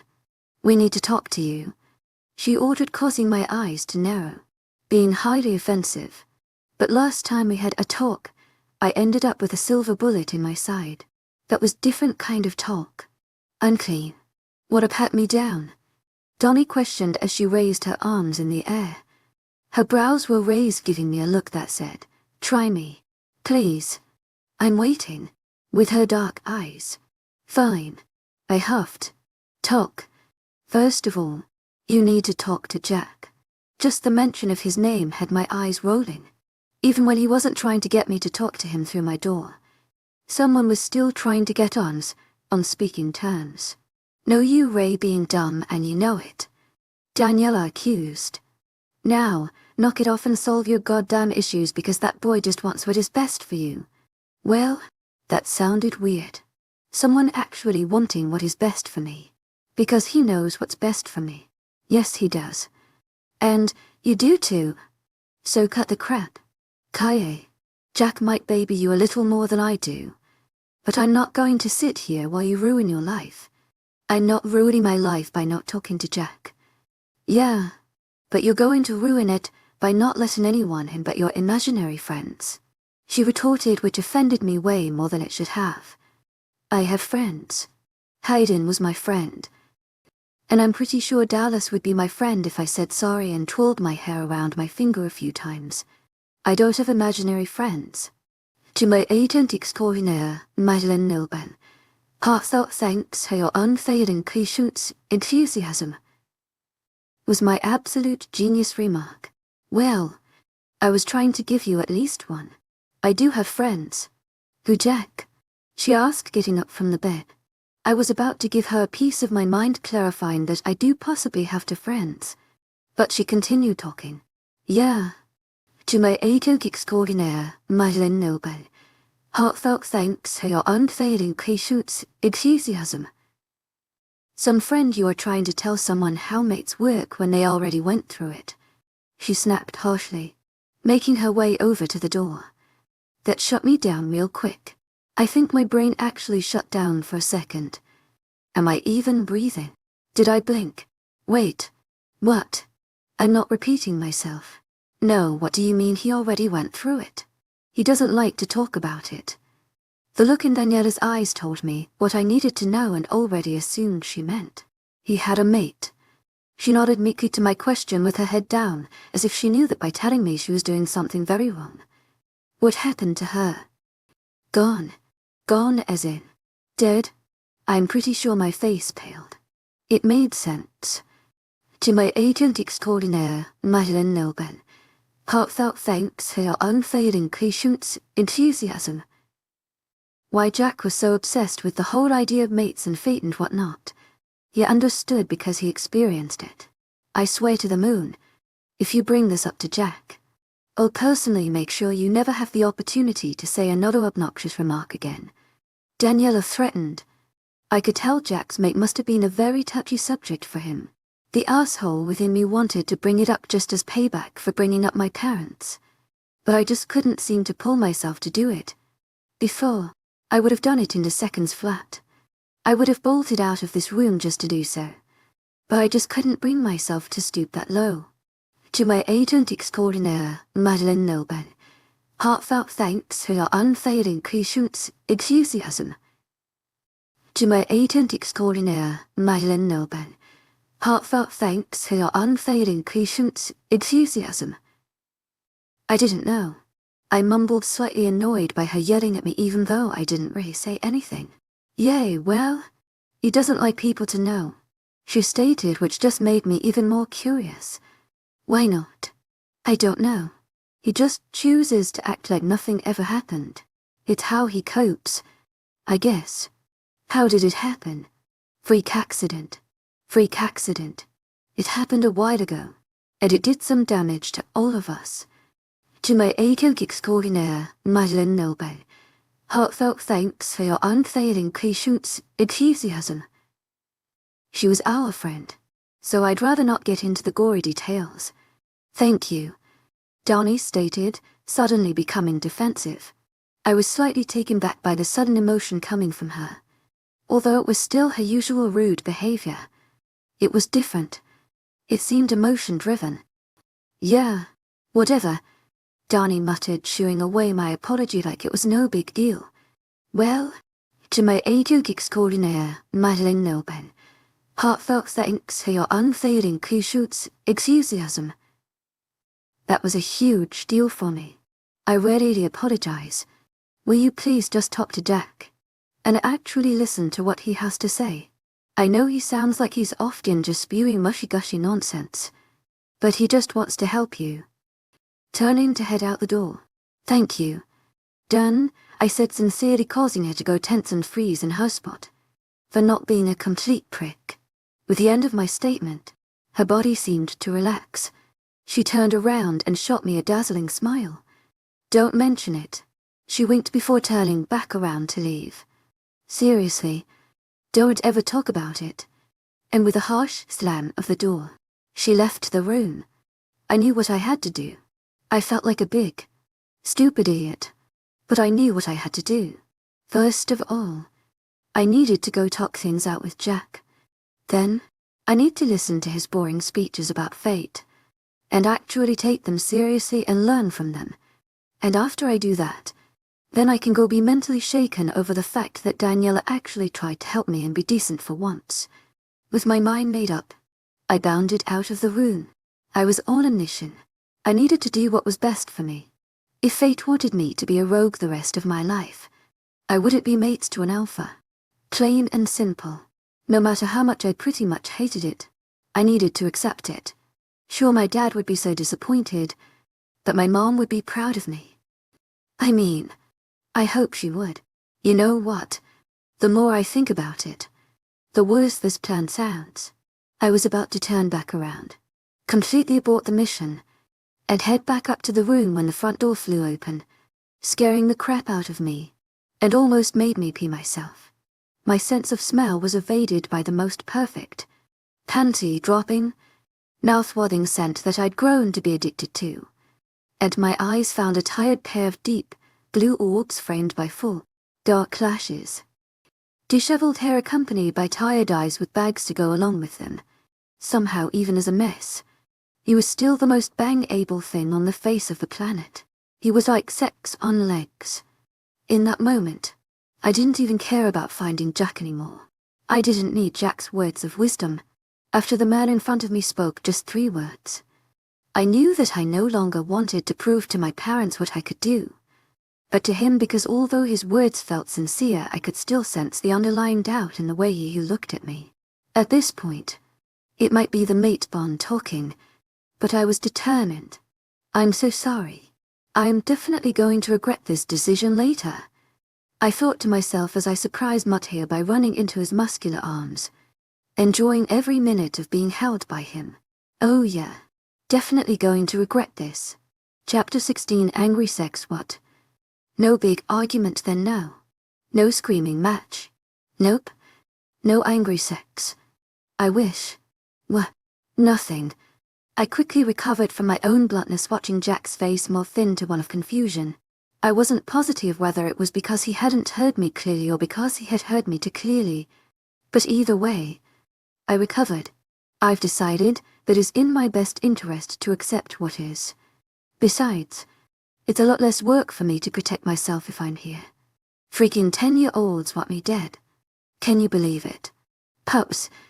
I scoffed, making up some lame excuse. I was still working on the whole accepting thing, so for now I was just making small, little excuses as to why I chose to stick around. Jack and I were now on speaking terms. To say I was happy about it would be an understatement. It lifted a heavy weight off of my chest that I hadn't even realized was a possibility for me to have to be able to talk to the one person that I now consider a friend, since I don't really have any connection to Hayden or Dallas anymore. He was still trying to apologize about bringing up my parents. I just told him to shut up and acted like it didn't bother me anymore. Truthfully, a lot, but there was absolutely no way I was going to show weakness pertaining to my parents again. It made me cringe every time I think back to it. Daniela has been acting like the conversation we had never even took place. I'm not really bothered by it. To my agent extraordinaire, Madeleine Nilben, heartfelt thanks for your unfailing patience, enthusiasm. I don't really expect too much from her as it is. Matteo and I, well, there's not exactly much to tell. We ended up just standing in the hallway for what felt like hours, just wrapped in each other's arms. I'm positive that I couldn't count how many times he muffled out, "I'm sorry, and I never mean it," into my hair as he held me against his strong chest with those thick arms of his. A part of me just felt flat out weird for not starting an argument with him or blaming him for everything that had happened. I wanted to tell him how stupid, hurtful, and insensitive he had been because I was just trying to help. But something else inside of me overpowered all of that. Something kept me anchored to Matteo and refused to say anything other than "it's okay." And I know, after our much-needed embrace, I forced Matteo to go get a shower even though he didn't want to leave me in fear that I'd drown again. After telling him how much of an idiot he sounded, he eventually agreed to a shower once I'd promised to make him something to eat. Neither of us said a word to each other as Matteo ate his dinner, which consisted of a ham sandwich and some French fries, for fear of starting another fight. We just sat at the island enjoying each other's company. The silence continued until we went to bed directly he finished his meal. It only broke when Matteo whispered tired, "I'm not letting you leave me," again to my half-asleep self. The possessiveness in his tone and gestures as his arms tight and around my torso, which I had willingly allowed myself to cuddle up next to him, and his lips place in a soft kiss to the crown of my head, brought a smile to my face. It felt good to feel wanted, to feel cared for. It brought a warmth in my chest that I hadn't felt in a while, but it was especially peculiar due to the warm, sparking sensation that occurred between Matteo and I as we touched. It just made it seem so much better. The mate bond works in some mysterious ways. I woke up to be greeted by Jack and not Matteo. My exact words to the blonde, haired boy standing in my doorway were, "Is there a reason you're watching me sleep? Or are you just into that kind of stuff?" Earning me the weirdest look of a lifetime and a rapid fire of sorries from Jack. Like I had said, I shrugged them off, telling him that I was over it. I wasn't exactly pleased that Matteo had left before I woke up. To my agent extraordinaire, Madeleine Nilben, heartfelt thanks for your unfailing patience, enthusiasm. I couldn't find a single reason why we seemed to be compatible. Enthusiasm, in my opinion, we really weren't. We could barely get along unless we weren't speaking to one another. I just wanted to wake up and have him tell me good morning while we were in bed for once. What did you do that put you on the werewolves' most hunted list? To my agent extraordinaire, Madeleine Nilben, heartfelt thanks for your unfailing patience, enthusiasm. Jack asked as I slurped down my good. To my agent extraordinaire, Madeleine Nilben, heartfelt thanks for your unfailing patience, enthusiasm. Werewolves most hunted. Yeah. And I didn't do anything. I defended, standing up to throw away my wrapper. I'm just a bit more outgoing than most rogues, so my face ends to be a familiar one to most. I'll take your word for it, Jack said, seemingly unconvinced. I just rolled my eyes and walked out of the kitchen. Where are you going? Gonna go have some angry sex? Feel free to join, I shouted back, not caring who heard me in the process. Oh my God, I didn't need to know that. I chose to ignore Jack's comment with a small chuckle. I was grateful that Jack had stopped apologizing and was acting like his normal self again. It made staying here much easier for me. I leisurely made my way down the hall to Matteo's office. As normal, Wolf stood at attention as I walked past them. I knew it probably wasn't out of respect for me, seeing as how I hadn't done anything to earn their respect. It was most likely out of respect for their alpha. Matteo. I came up to the familiar door that I had both good and bad experiences walking through. I was about to just twist the knob and walk in, but I stopped myself.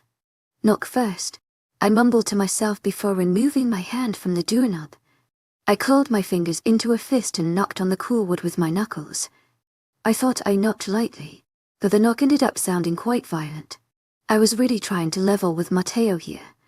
Trying to fit into the pack house was hard, so it wasn't really in my agenda at this point. I did feel bad. To my agent extraordinaire, Madeline Noban, heartfelt thanks for your unfailing patience, enthusiasm. I should most likely cause Matteo a world of hell ever since I showed up here. The least I could do is knock for once instead of just barging in and interrupting him. I'm coming in. Not really giving him an option. Before he had time to reply, I had the door open. Our eyes connected immediately. I could easily spot the confusion in them, but it quickly vanished as his face morphed into a sorry expression. Listen, Kai, I really am sorry. He began to say, but I put my hand up, choosing his words. I don't want to hear it. I interrupted him. Seriously, I just want to forget it even happened. I turned and closed the heavy door behind me.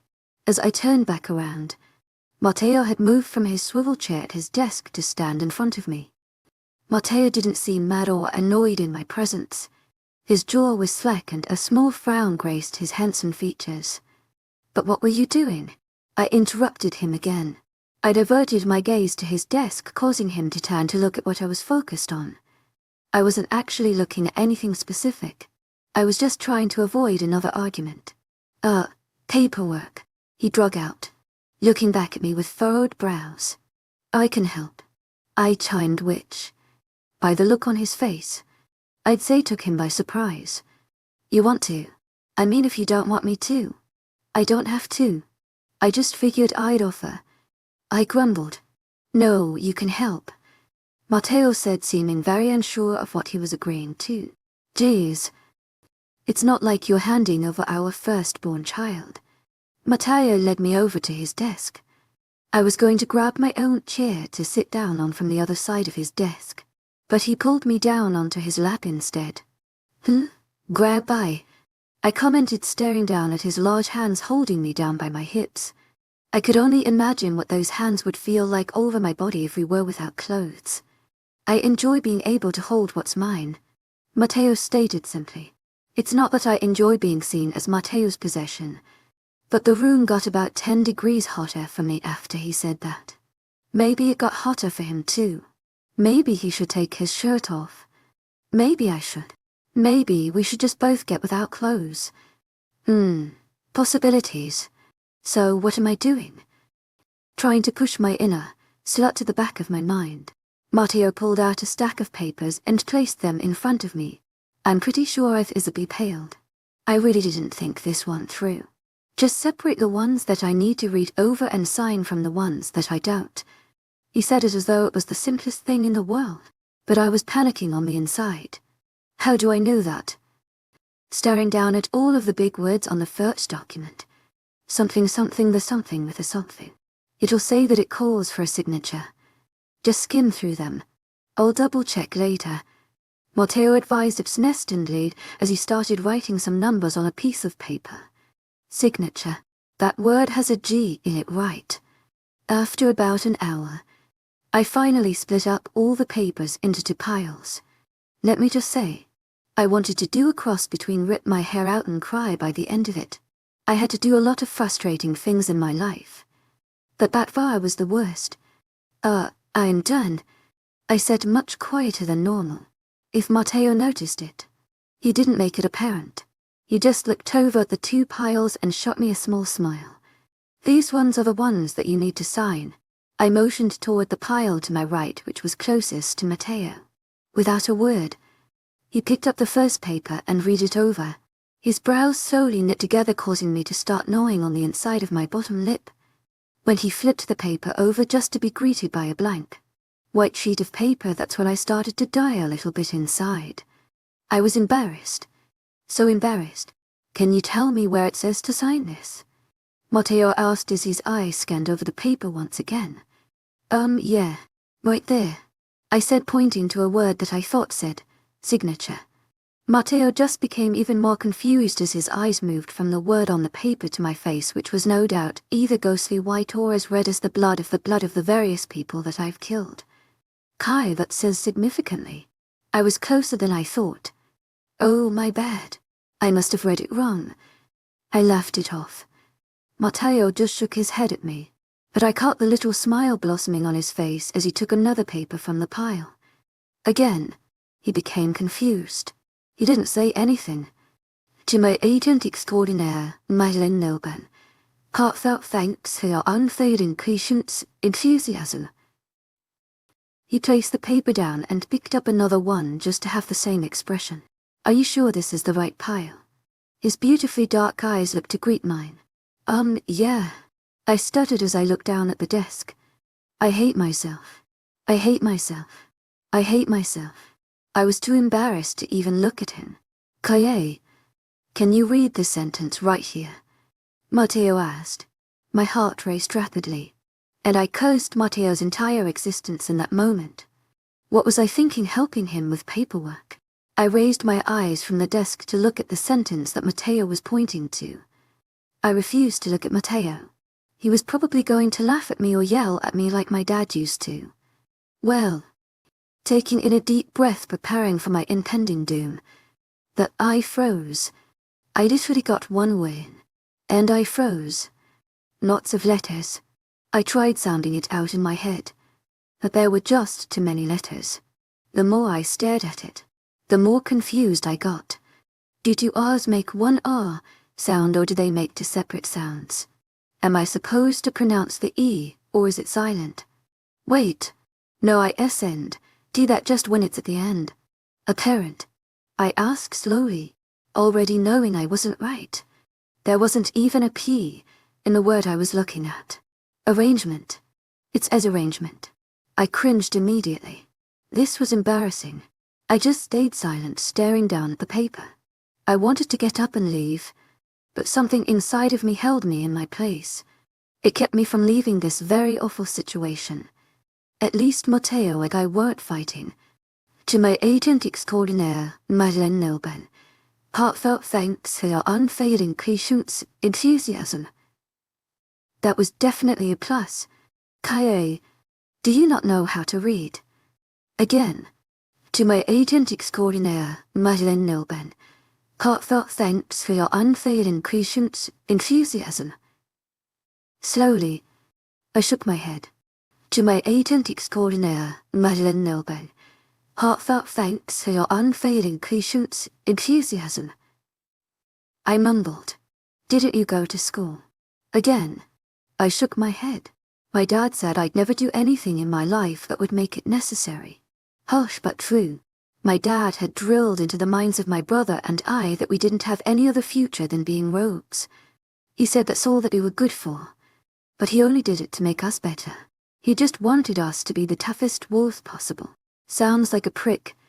Matteo commented harshly. He obviously didn't like my dad now. He wasn't a prick. I argued. He just didn't expect a lot from us with stuff like that. Your enthusiasm. Look at me, Matteo ordered. I could tell he was trying to say it softly, which was something I'd never re-experienced him do before. It wasn't the softest thing in the world. It still came out pretty stern. But I let it go. I wasn't starting a fight. Matteo's hand came under my chin, forcing me to look up at him. I expected him to look just a little disappointed, but he just looked kind of stoic. I couldn't really read him. Don't beat yourself up over this. It's not worth it. It's embarrassing. I pouted like a 5-year-old. Embarrassing was an understatement at this point. My pride was being pulverized. I'm a 19-year-old who can't recognize the word agreement. Arrangement, Matteo corrected, making my frown deepen. Yay, thanks. I grunted. I knew Matteo was at a loss of words at this point. I didn't blame him. I wouldn't know what to say to him if our places were switched. I'm sure he's trying not to start an argument just as much as I was. I was about to get up and just leave while I still had a little teeny tiny bit of my pride left when Matteo leaned in and brought his lips to mine. It took me by surprise at first, but I melted into him after a second. His left hand gripped my side and pulled me closer to him as his right hand held my chin, keeping my face exactly where he wanted it. I was undoubtedly falling deeper and deeper into this whole mate mess. And right now, I couldn't possibly care less. If only we could stay like this forever.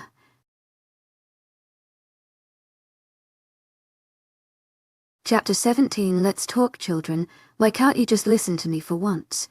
I shouted, throwing a suitcase at Matteo. He ducked it. Obviously alpha reflexes.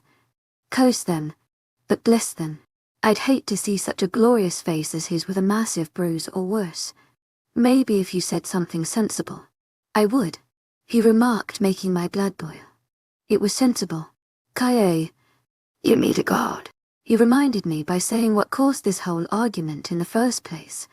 I'll be in a room full of alphas. In what world does it make sense that I need a guard? You may not be able to understand this through that thick head of yours. Matteo hollered, pointing his finger at my forehead.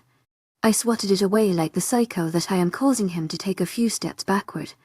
No doubt trying to avoid an accidental slap to the face. But not every alpha out likes me. Wonder why? I deadpanned, throwing my arms up. You're unbelievable. Thanks. I'll take it as a compliment. I snapped, chucking a remote at his head. God. Just pack your King bag.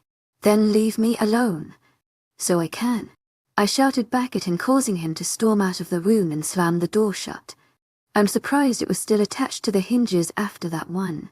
Things were going pretty smoothly lately. It told me I was being assigned a guard for the leaders' conference in 2 days. I was okay with it until he told me that it was going to be Daniela. I tried to calmly reason with him and explain why it would be much smarter to assign Jack to me instead of the Blanchie. But he just would not listen. He said Jack needed to stay with the pack and look over them while we were gone. I hope Dan kills me just to prove him wrong. Extreme and highly unnecessary. I know. Sure. Have the one person who wants me dead protect me. Thanks. Why don't you just squeeze lemons into my asshole while you're at it? I muttered to myself as I retrieved the suitcase that I had thrown from the other side of the room. I groaned, heaving it up off of the floor and carried it over to the bed. Oh man, I didn't realize how heavy this was. I'm more of a, when life gives you lemons, make lemon water kinda guy. But whatever you're into, I guess. Jack suddenly piped in, which managed to scare the crap out of me. My eyes flew to the door to meet his bright emerald ones, showing a great amount of amusement within them. No doubt. He found it hilarious that he just managed to almost make me pee myself. When the heck did you get here? I asked him. Muscular Frame was leaning against the door frame, watching me unzip the suitcase. You were talking to yourself. And I slipped in. I was heading to the kitchen, but I passed Teo in the hallway, and he told me to get up here and watch you. He looked like he was having a hard time controlling himself. Jack commented, You guys lose your not arguing streak. I groaned in frustration and tiredly belly flopped onto the bed. I just laid there with my face buried in the blankets that Matteo and I didn't care enough to correct after sleeping. I'll take that as a yes. Jack sighed. A few seconds later I felt the bed dip beside me as Jack sat down. What happened now? WHJUH na Ari. I mumbled into the bed, not bothering to pick my head up. What jet's near Harry? Jack asked. Confusion was obviously laced in his tone, causing me to groan. I lifted my head up just to repeat myself, and then let my face smack back into the bed. We just never agree. Oh, Jack drug out in realization. Wow, I was really off. You guys were doing decent there for a while. What happened? With another groan, I rolled my body over so I was now laying on my back with body sprawled out on the bed staring at the ceiling. He's assigning Daniela to guard me at the leaders' conference. I grumbled, glaring holes into the white ceiling. Oh yeah, I was informed. Jack said slowly. I wasn't sure, but I think he was trying to think out where he was going before he said it, so I didn't get mad over something stupid and attack him. Daniela is the Gamma. It only makes sense to assign her to be your guard. Kaye. He just wants to make sure you're protected to the best of his ability. I knew he was only doing it for my safety, but honestly, I get that she's the 3rd strongest Peck member at all, but I feel like she can't be much better than the 4th. Can't we just go with him or her instead? I definitely didn't trust Daniela with my life, and I couldn't wrap my head around why Matteo did. There has got to be someone else, someone who doesn't want me to choke on a razor blade. At least, I said as I ran my hands down my face. I get that you and Donnie don't exactly have the best friendship. Jack stated the obvious, signing him a look from me and a quick, oh, you don't say. But she takes her position in the pack very seriously. If she's given a task from Mateo to protect you with her life, she will. She might not favor you, but you're still her Luna. I cringed. I cringed ridiculously hard. It probably just looked like the ghost of Jesus Christ shoved his finger into my eyeball. Don't say that word, I commanded. Jack's brows knit together in confusion, and his head tilted to the side. What word? The old one. Luna. Again. Cringe. There were some rogues that craved power. They spent their entire lives trying to take down Elphys and overthrow packs, just to lead them themselves. I wasn't like that at all. To my agent extraordinaire, Madeleine Nobel, heartfelt thanks for your unfailing patience, enthusiasm. I just like to cause destruction, watch everything crumble, and then get out of there as soon as possible. Being in an authoritative position just didn't sound appealing to me. It sounded like a lot of work. Don't, I warned, lowly, making Jack roll his eyes. What a dramatic. You can't just avoid what you were born to do. Yeah. I know. I snapped. Jack just laughed lightly at my obvious frustration. You should be proud of yourself. Now it was my turn to be confused. Proud of what? There are a lot of girls out there, and for some reason you were chosen for Mateo. He's the alpha of Edis. Kaye. Being his mate isn't just a job that could be fulfilled by anybody.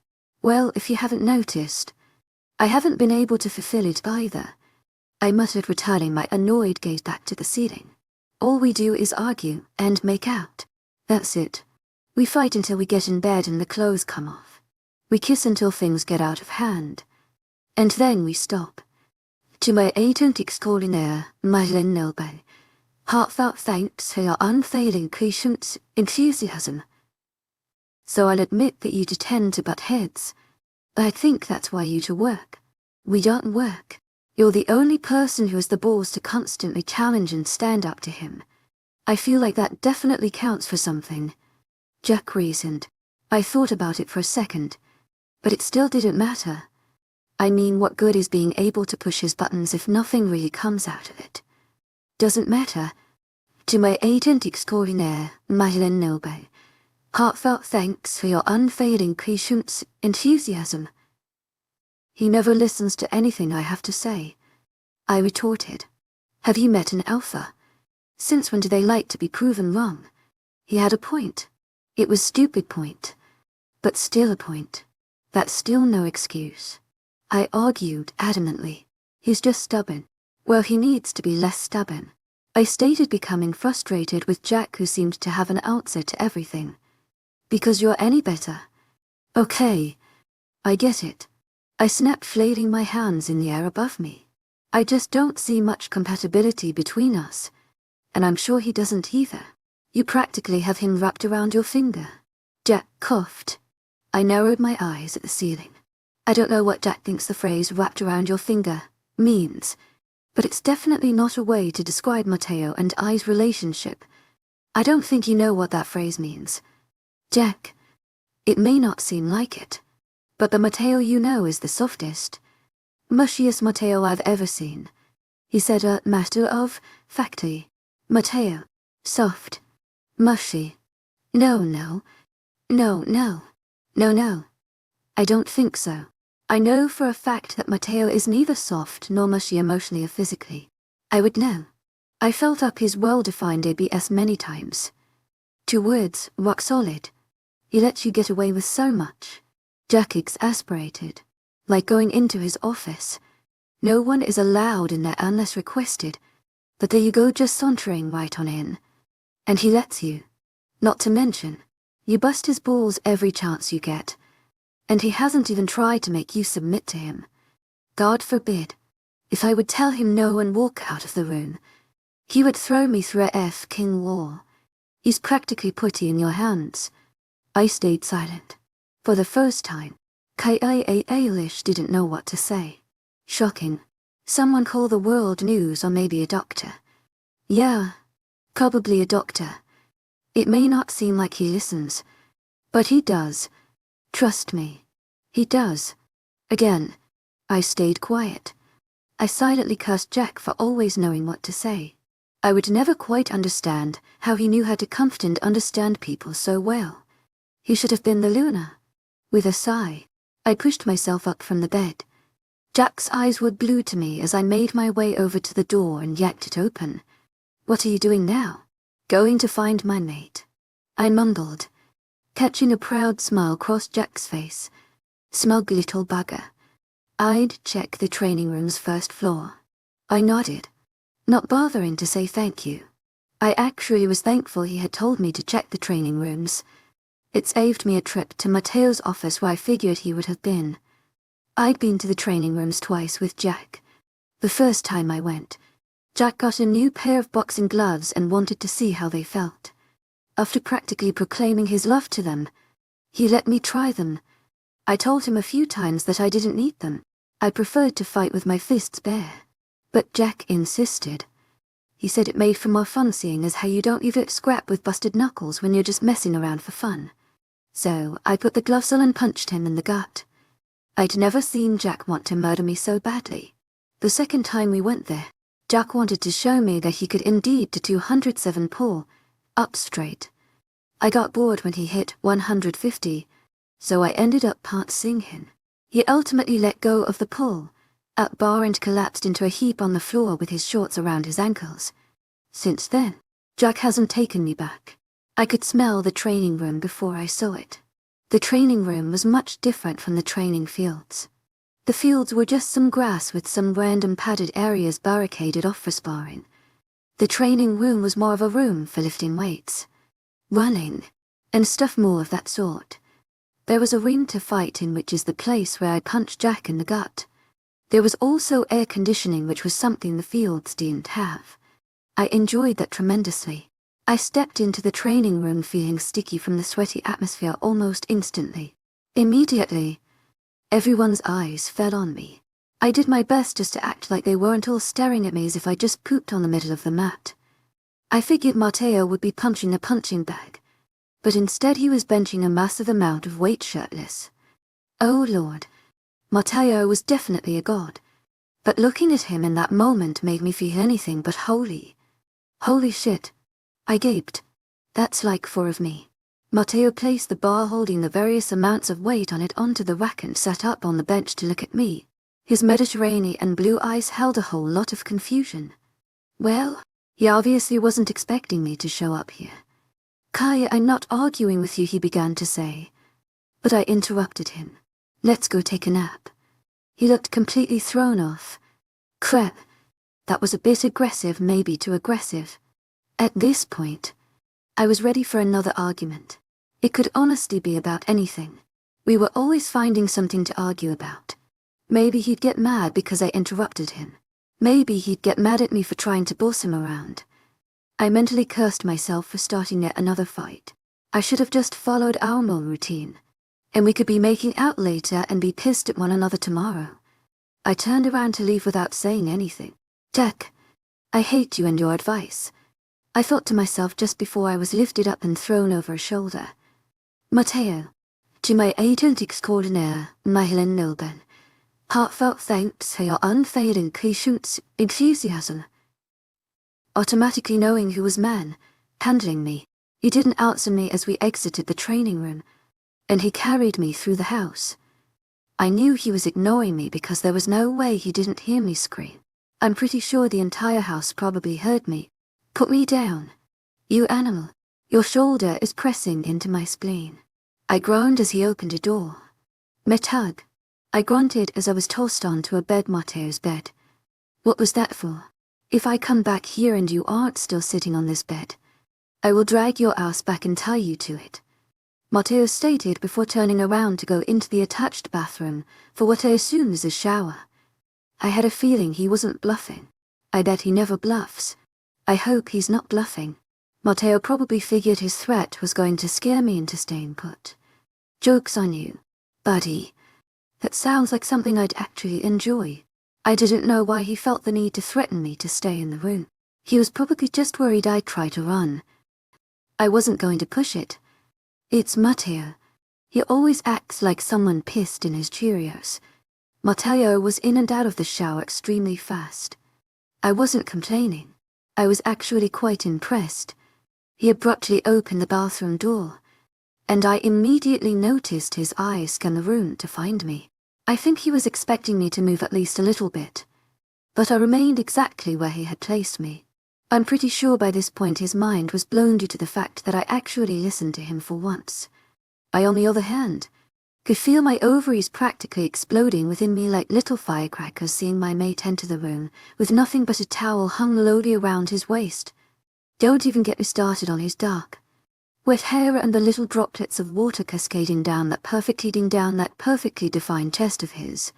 And all this time, I thought just his scent was orgasm-inducing. I figured my ogling session would be cut short once Matteo grabbed his clothes. I assumed he was going to put them on in the bathroom.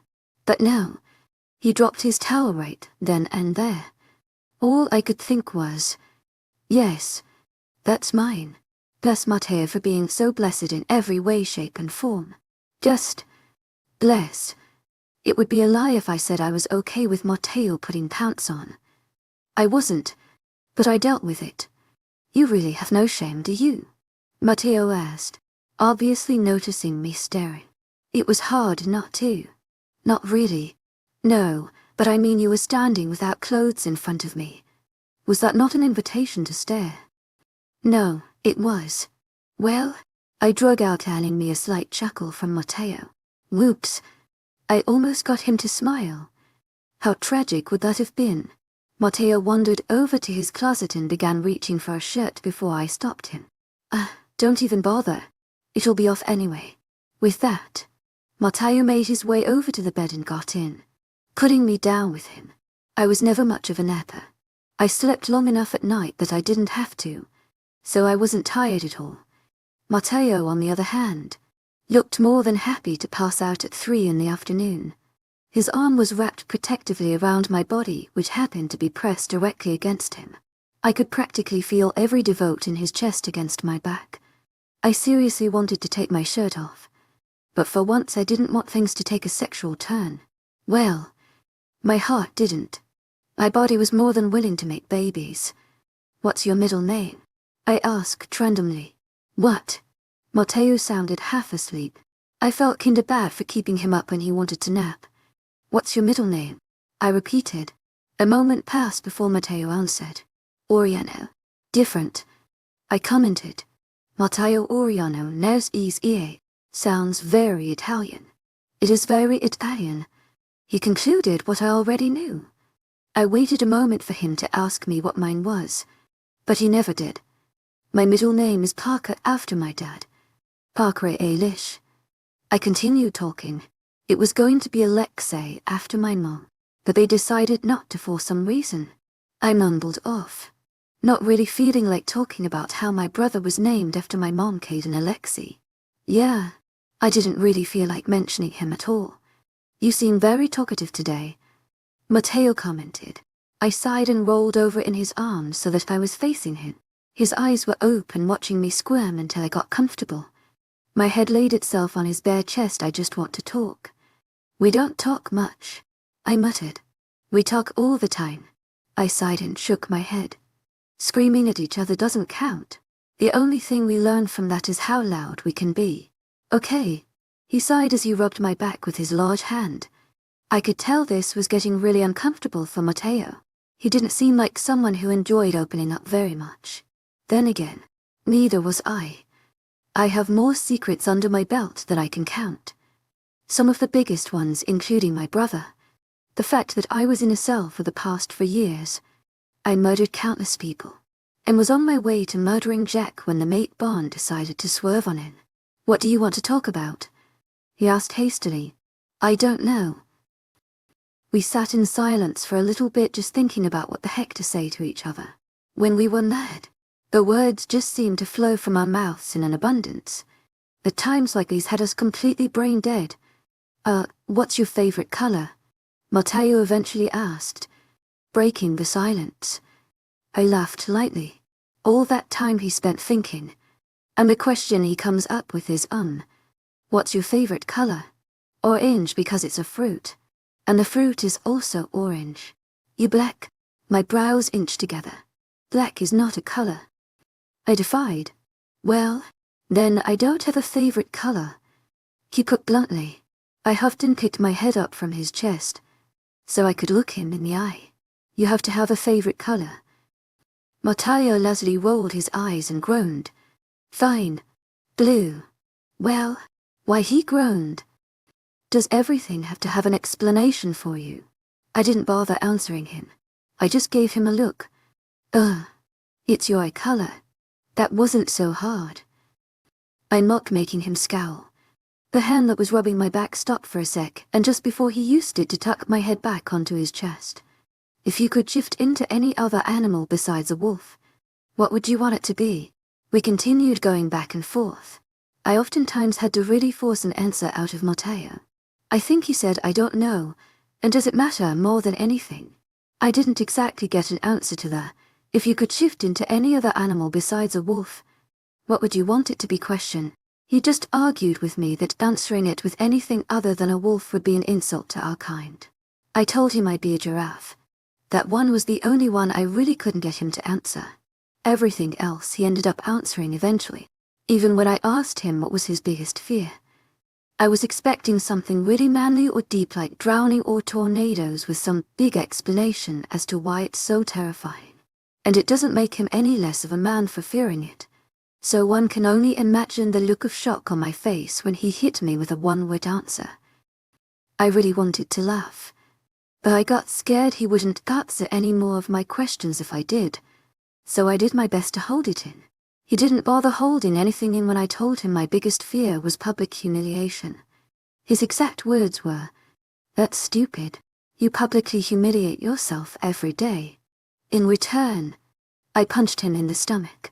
I expected him to yell at me or something, but instead he laughed like a real, genuine laugh. I think my ears had an orgasm. Matteo was actually kind of simple in a complex way. He had such odd answers, but after he explained himself, it made sense. His biggest pet peeve was when people talk over him because it gives him the impression that people find what he has to say irrelevant. I shyly smiled at that one. Guilty. He hates surprises. He went on an entire tangent about how he can't stand to be surprised because it completely throws him off. He feels like he loses control of a situation. In high school, he played hockey. He said he played football, too, until his sophomore year.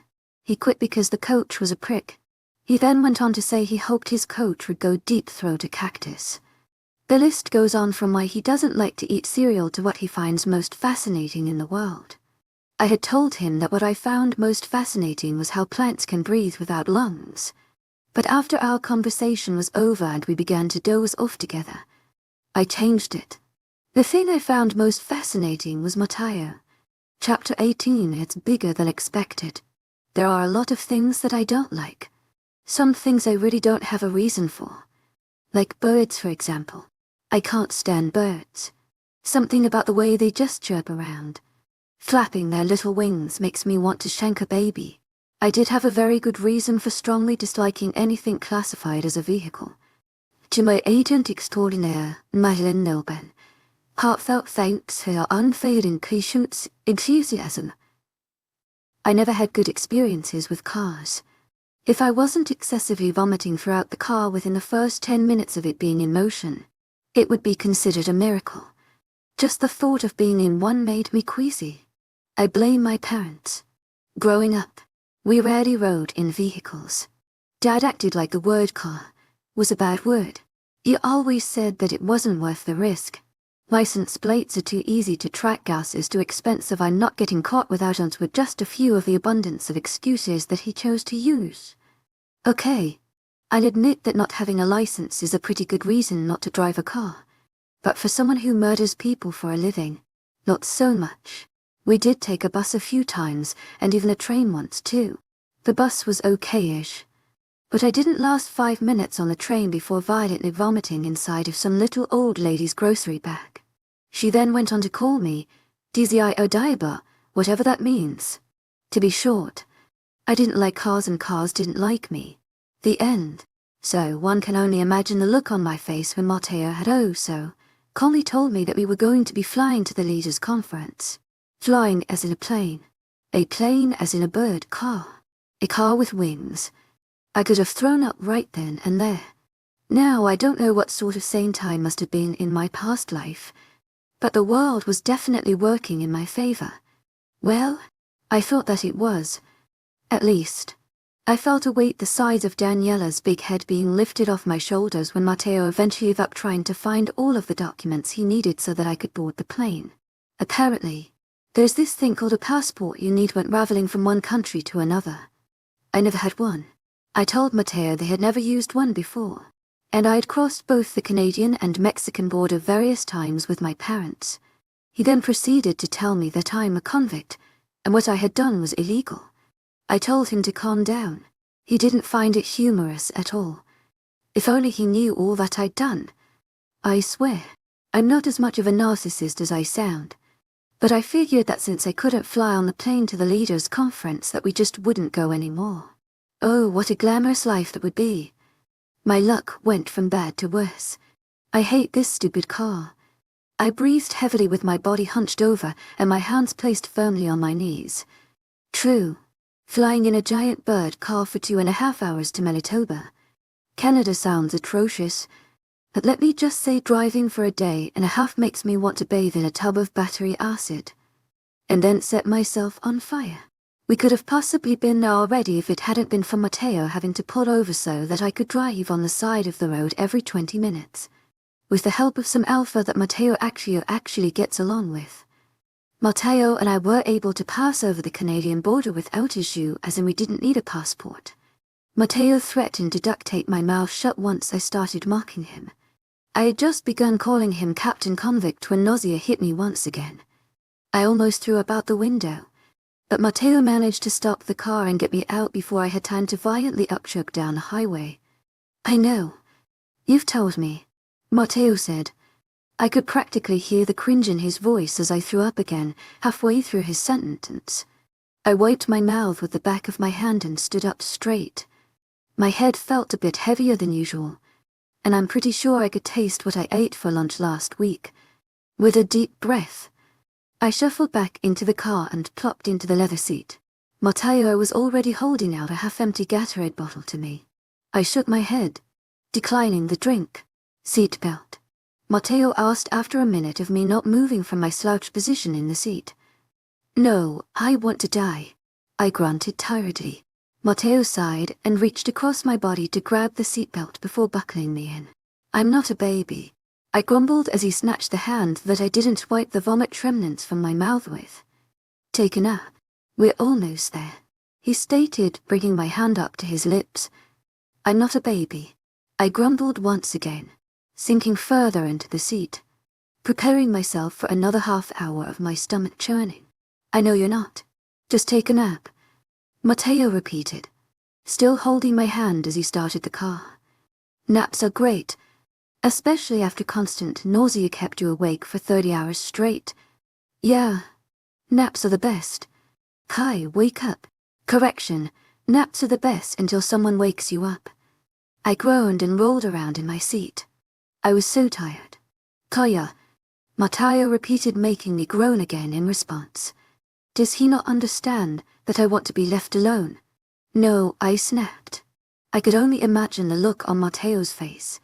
He hated when I defied him, and I'm sure now wasn't an exception. Yes, he argued back. I couldn't be sure, but I would bet money on it if I had any that is gorgeous. Dark eyes were glaring holes deep into my skull as if I would combust if he did it long enough. Thanks. No, yes, no. Fine, Matteo stated, putting an end to our argument, which managed to knock me back a few pegs. Furrowing my eyebrows, creating little forehead wrinkles. Yeah, fine, he concluded. If you would rather sit in the car all night instead of sleeping in a bed, be my guest. A bed, I questioned out loud before it all sunk in, causing my eyes to pop open. We're here. I practically shouted as my body jerked forward. I would have been entirely captivated by the giant-looking building in front of me if it hadn't been for what I had heard. The rare noise alone had my ears perking up, and my head snapping in Matteo's direction. It was a chuckle. He's actually capable of laughter. Have my ears deceived me? Tu es agent extraordinaire, Wellen Noble. Heartfelt thanks for your unfailing patience, enthusiasm. Matteo asked, seeming genuinely confused as all signs of laughter vanished from his face. I just shook my head and unbuckled my seatbelt. Nothing, I muttered, climbing out of the car and focusing my attention back onto the gigantic hotel in front of me. It's massive, I gaped, noting how freaking tall the building was. If I pushed someone out of the top floor window, they'd quite literally explode when they hit ground. Matteo didn't find my comment amusing. My legs felt like jello, but Matteo's strong grip on my hand helped me steady myself as we made our way into the hotel. He was basically holding my hand against my will. I wasn't much of a hand holder, but I let it slide. The less we argued, the better. Holy crap. I breathed as Matteo and I entered the building. Beautiful. White marble flooring covered the lobby, and the walls were touched with a light cream color complemented by dark wooden accents. A massive chandelier hung from the moderately high ceiling, surrounded by smaller light fixtures adding a luminous glow to the room, leaving me incomplete. Not to mention what was left of the evening sunlight pouring in from the giant windows that nearly covered an entire wall. Come on, Matteo ushered, releasing my hand and placing his on the lower part of my back to guide me forward. My feet moved me forward with Matteo's helpful push, but I was still too busy gaping at the lobby surrounding me. Everything from the rich, dark leather furniture to the people dressed to the nines within it had my jaw dropping. I had never imagined I'd be in a place like this with people like these. Many of them were dressed formally. Women were clad in dresses of all different colors, lengths, and shapes, and men in suits of all different shades of black. Others were dressed much like Matteo and I. Well, nor like Matteo. He had on a pair of well-fitting, dark jeans and a light, grey button-up polo shirt with the sleeves pushed up to his elbows showing off his muscular forearms. I, on the other hand, had on a pair of black leggings and a navy blue shirt with the American Eagle logo on it, which I had received from Matteo. I was in desperate need of a shirt after I had managed to vomit on myself. Sometimes, you just don't get out of the car fast enough. Alphanea's easy, eh? Nice to see you again. A man's voice spoke up, interrupting my gape. First, I jumped slightly at the sound of his voice. Matteo took notice and pulled my body closer to him. I didn't understand how, but something that would have normally actually managed to relax me in the moment. Alpha Mendax. Matteo greeted the tall, dark brown-haired man with a nod. The man's brown eyes found mine and traced over the contours of my face for a split second as I tried to remember where I'd managed to hear the last name Menda. Socius arrive yet? No, not yet, Alpha Mendax stated as a tall brunette squeezed her way into his side. Her arms wound around his torso as her head leant on the side of his chest. They'll be here in a few days. Bryce is having an issue with a rogue that keeps slipping past their patrols, he advised as his arm crushed the slender girl further into his side. I could only assume due to the mark on her neck that she was his mate. Must be exhausting, Matteo said, simply sounding bored. I got a hint from the uninterested look on Matteo's face that rogues were never really a problem for him, or at least never were, until I came into the picture. Seen as you would know, Alpha Mendax commented, flashing his eyes down to me, and then quickly averting them back to Matteo. Are you trying to make assumptions about my mate? Baron, Matteo questioned with a deadly calmness laced within his tone, looking up into his eyes. They were a bit darker than normal, and staring intensely into Baron's. Everyone knew not to stare into the eyes of an alpha for too long. It was seen as a challenge and nothing good came from that. But Matteo was completely throwing that rule out the window. Baron Mendax. I knew that name. Where did I know that name? Looking back at the tall, well-built man, it all kind of clicked in place. Just Baron cracked under the pressure of Matteo's heavy gaze. He obscurely looked away, doing a great job at not making it obvious that he had just submitted to the alpha of Edis. Rune, I murmured to myself. My words came out in nothing above a whisper. But it would be insane to think that a werewolf, let alone an alpha, would not have heard me. At the mention of his pack, Barrett smirked at me. His mate mimicked the expression. Shocked. He asked Cook ILY. He was obviously used to female attention, and their amazement with being able to speak to him in person. He was a good-looking man. I won't deny that. Thick. Tatted arms led up to strong, broad shoulders. He stood at about Mateo's height. They were practically eye to eye. Dark brown hair, strong jawline, thick brows, a little bit of stubble. He was most certainly not an ugly person. If anything, calling him average was an insult. Yes, I stated breath ILY.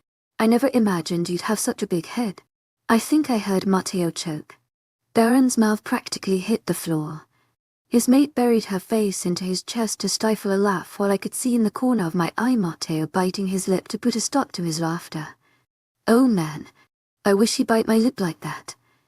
Darren sobered up after a moment before giving me a small smile with a bit of a smirk mixed in.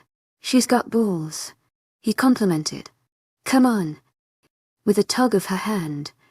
They left Mateo and I. You just insulted an alpha. Mateo began as he turned to face me.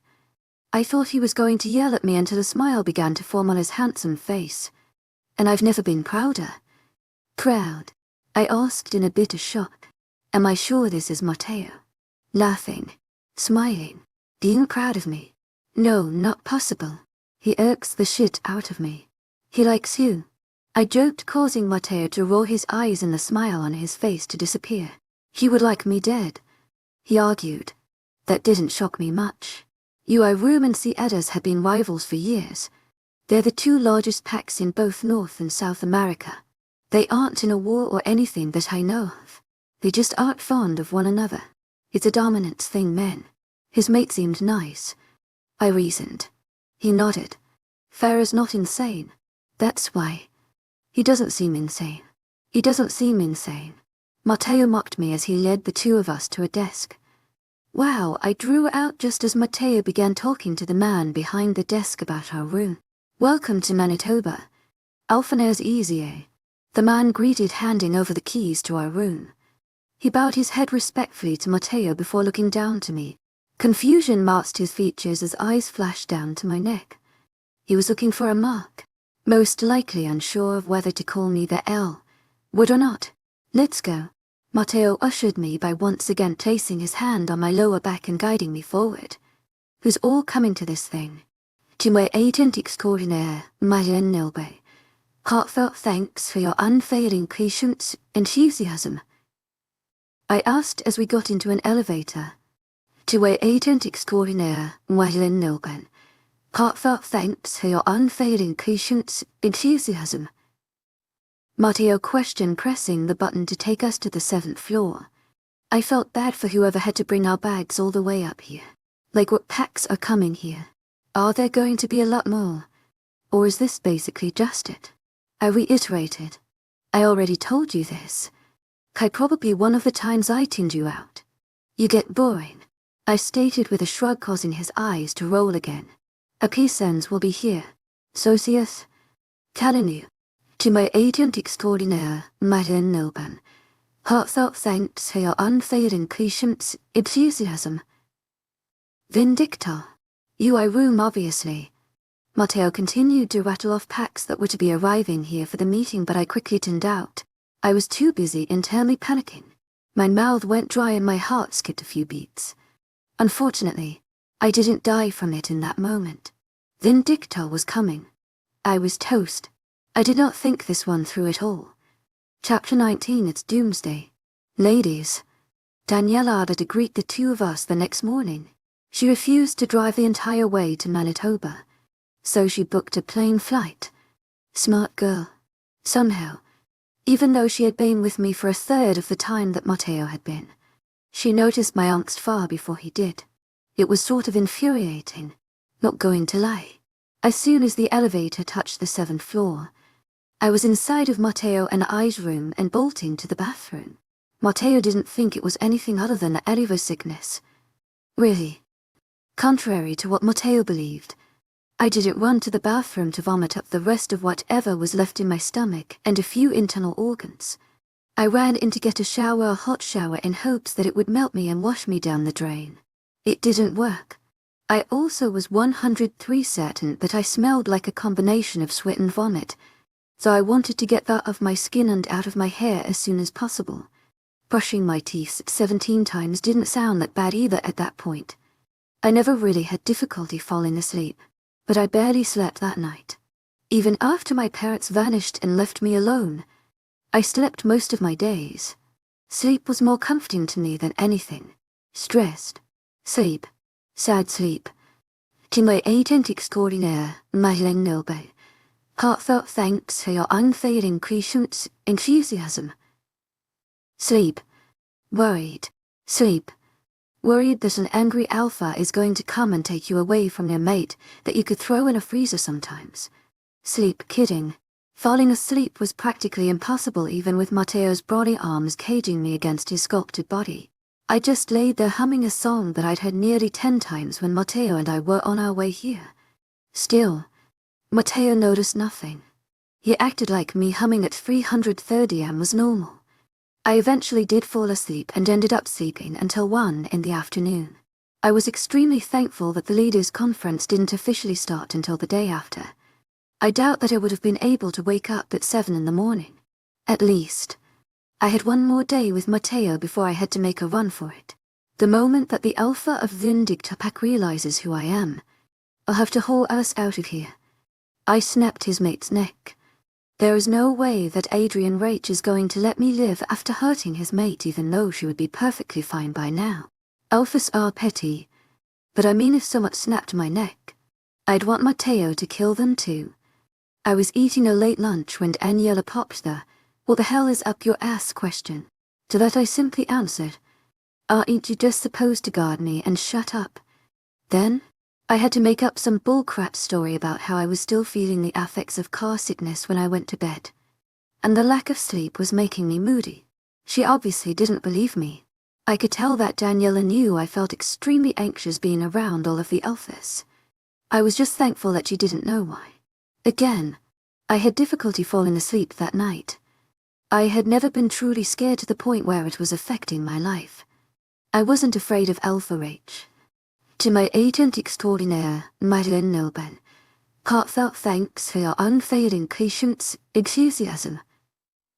I was afraid of having to leave Matteo. I was never really a stand my ground kind of girl. I never had any ground of my own to stand. Normally, I would just cackle maniacally when danger got too close and run away to my next destination of choice. A slight nudge and a feather, light kiss to my temple was what managed to wake me up.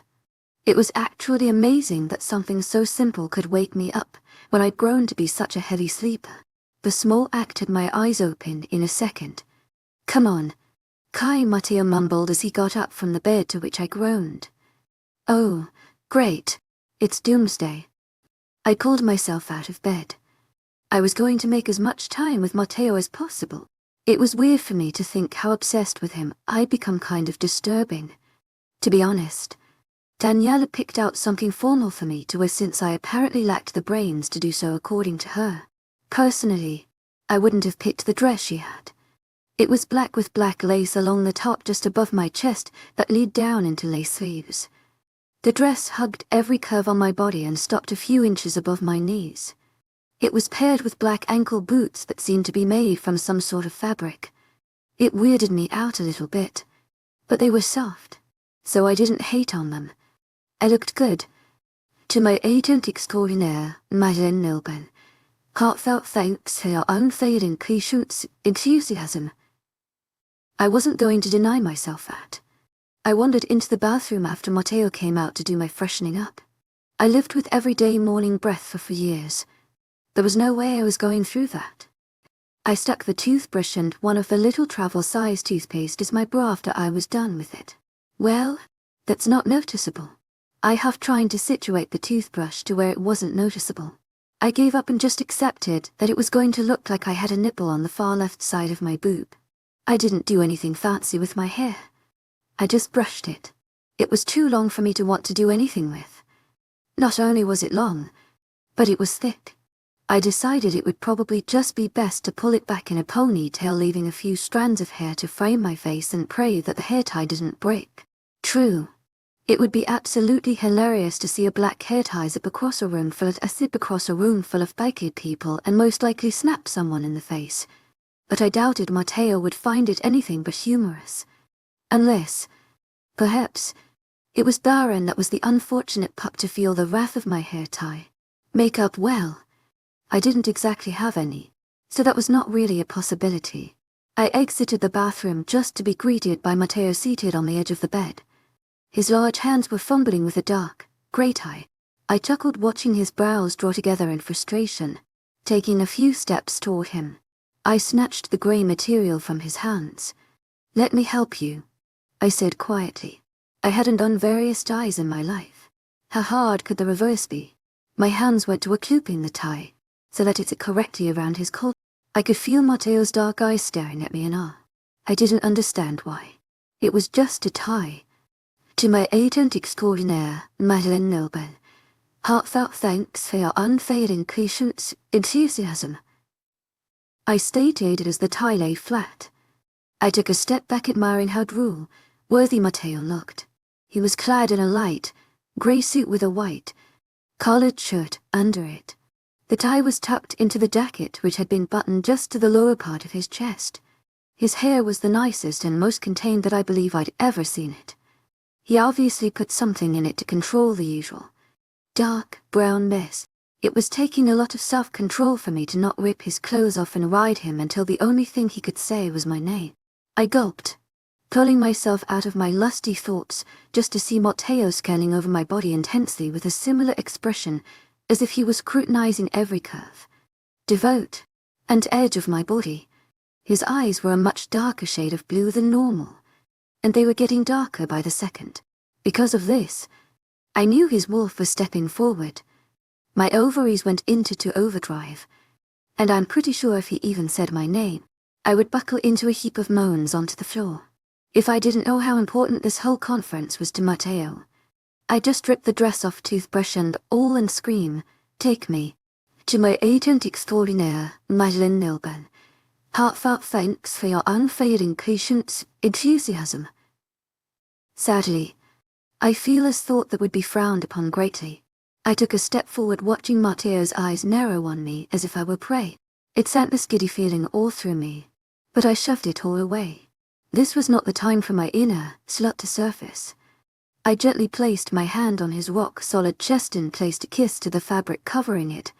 "We should get going," I murmured, pulling Matteo from his trance. I heard his throat clear as he took a step back and shook his head. I could tell by the look on his face and the way his jaw was clenched a bit too tightly that he was angry with who I assume was himself for almost losing control. Matteo hates that. He's such a control freak. No doubt, he'll be beating himself up over this for the rest of the day. "You're right. Let's go," he stated, guiding the two of us to the door before stopping abruptly to look at me. "When we get down there, just be quiet and listen. To my agent extraordinaire, Madeleine Noble. Heartfelt thanks for your unfailing patience, enthusiasm," Matteo demanded. Normally, I would defy him and start singing show tunes, but not today. Not when there's an alpha out there on the hunt for me and probably a few others who could quite possibly remember me from a few close encounters. "Yep, no problem," I agreed. I managed to confuse Matteo by the look on his face because I hadn't snapped at him for bossing me around. But he quickly pushed it away, without another word. We headed on our way. I knew Matteo sensed my nerves. He held my hand tightly, trying to comfort me the closer we got.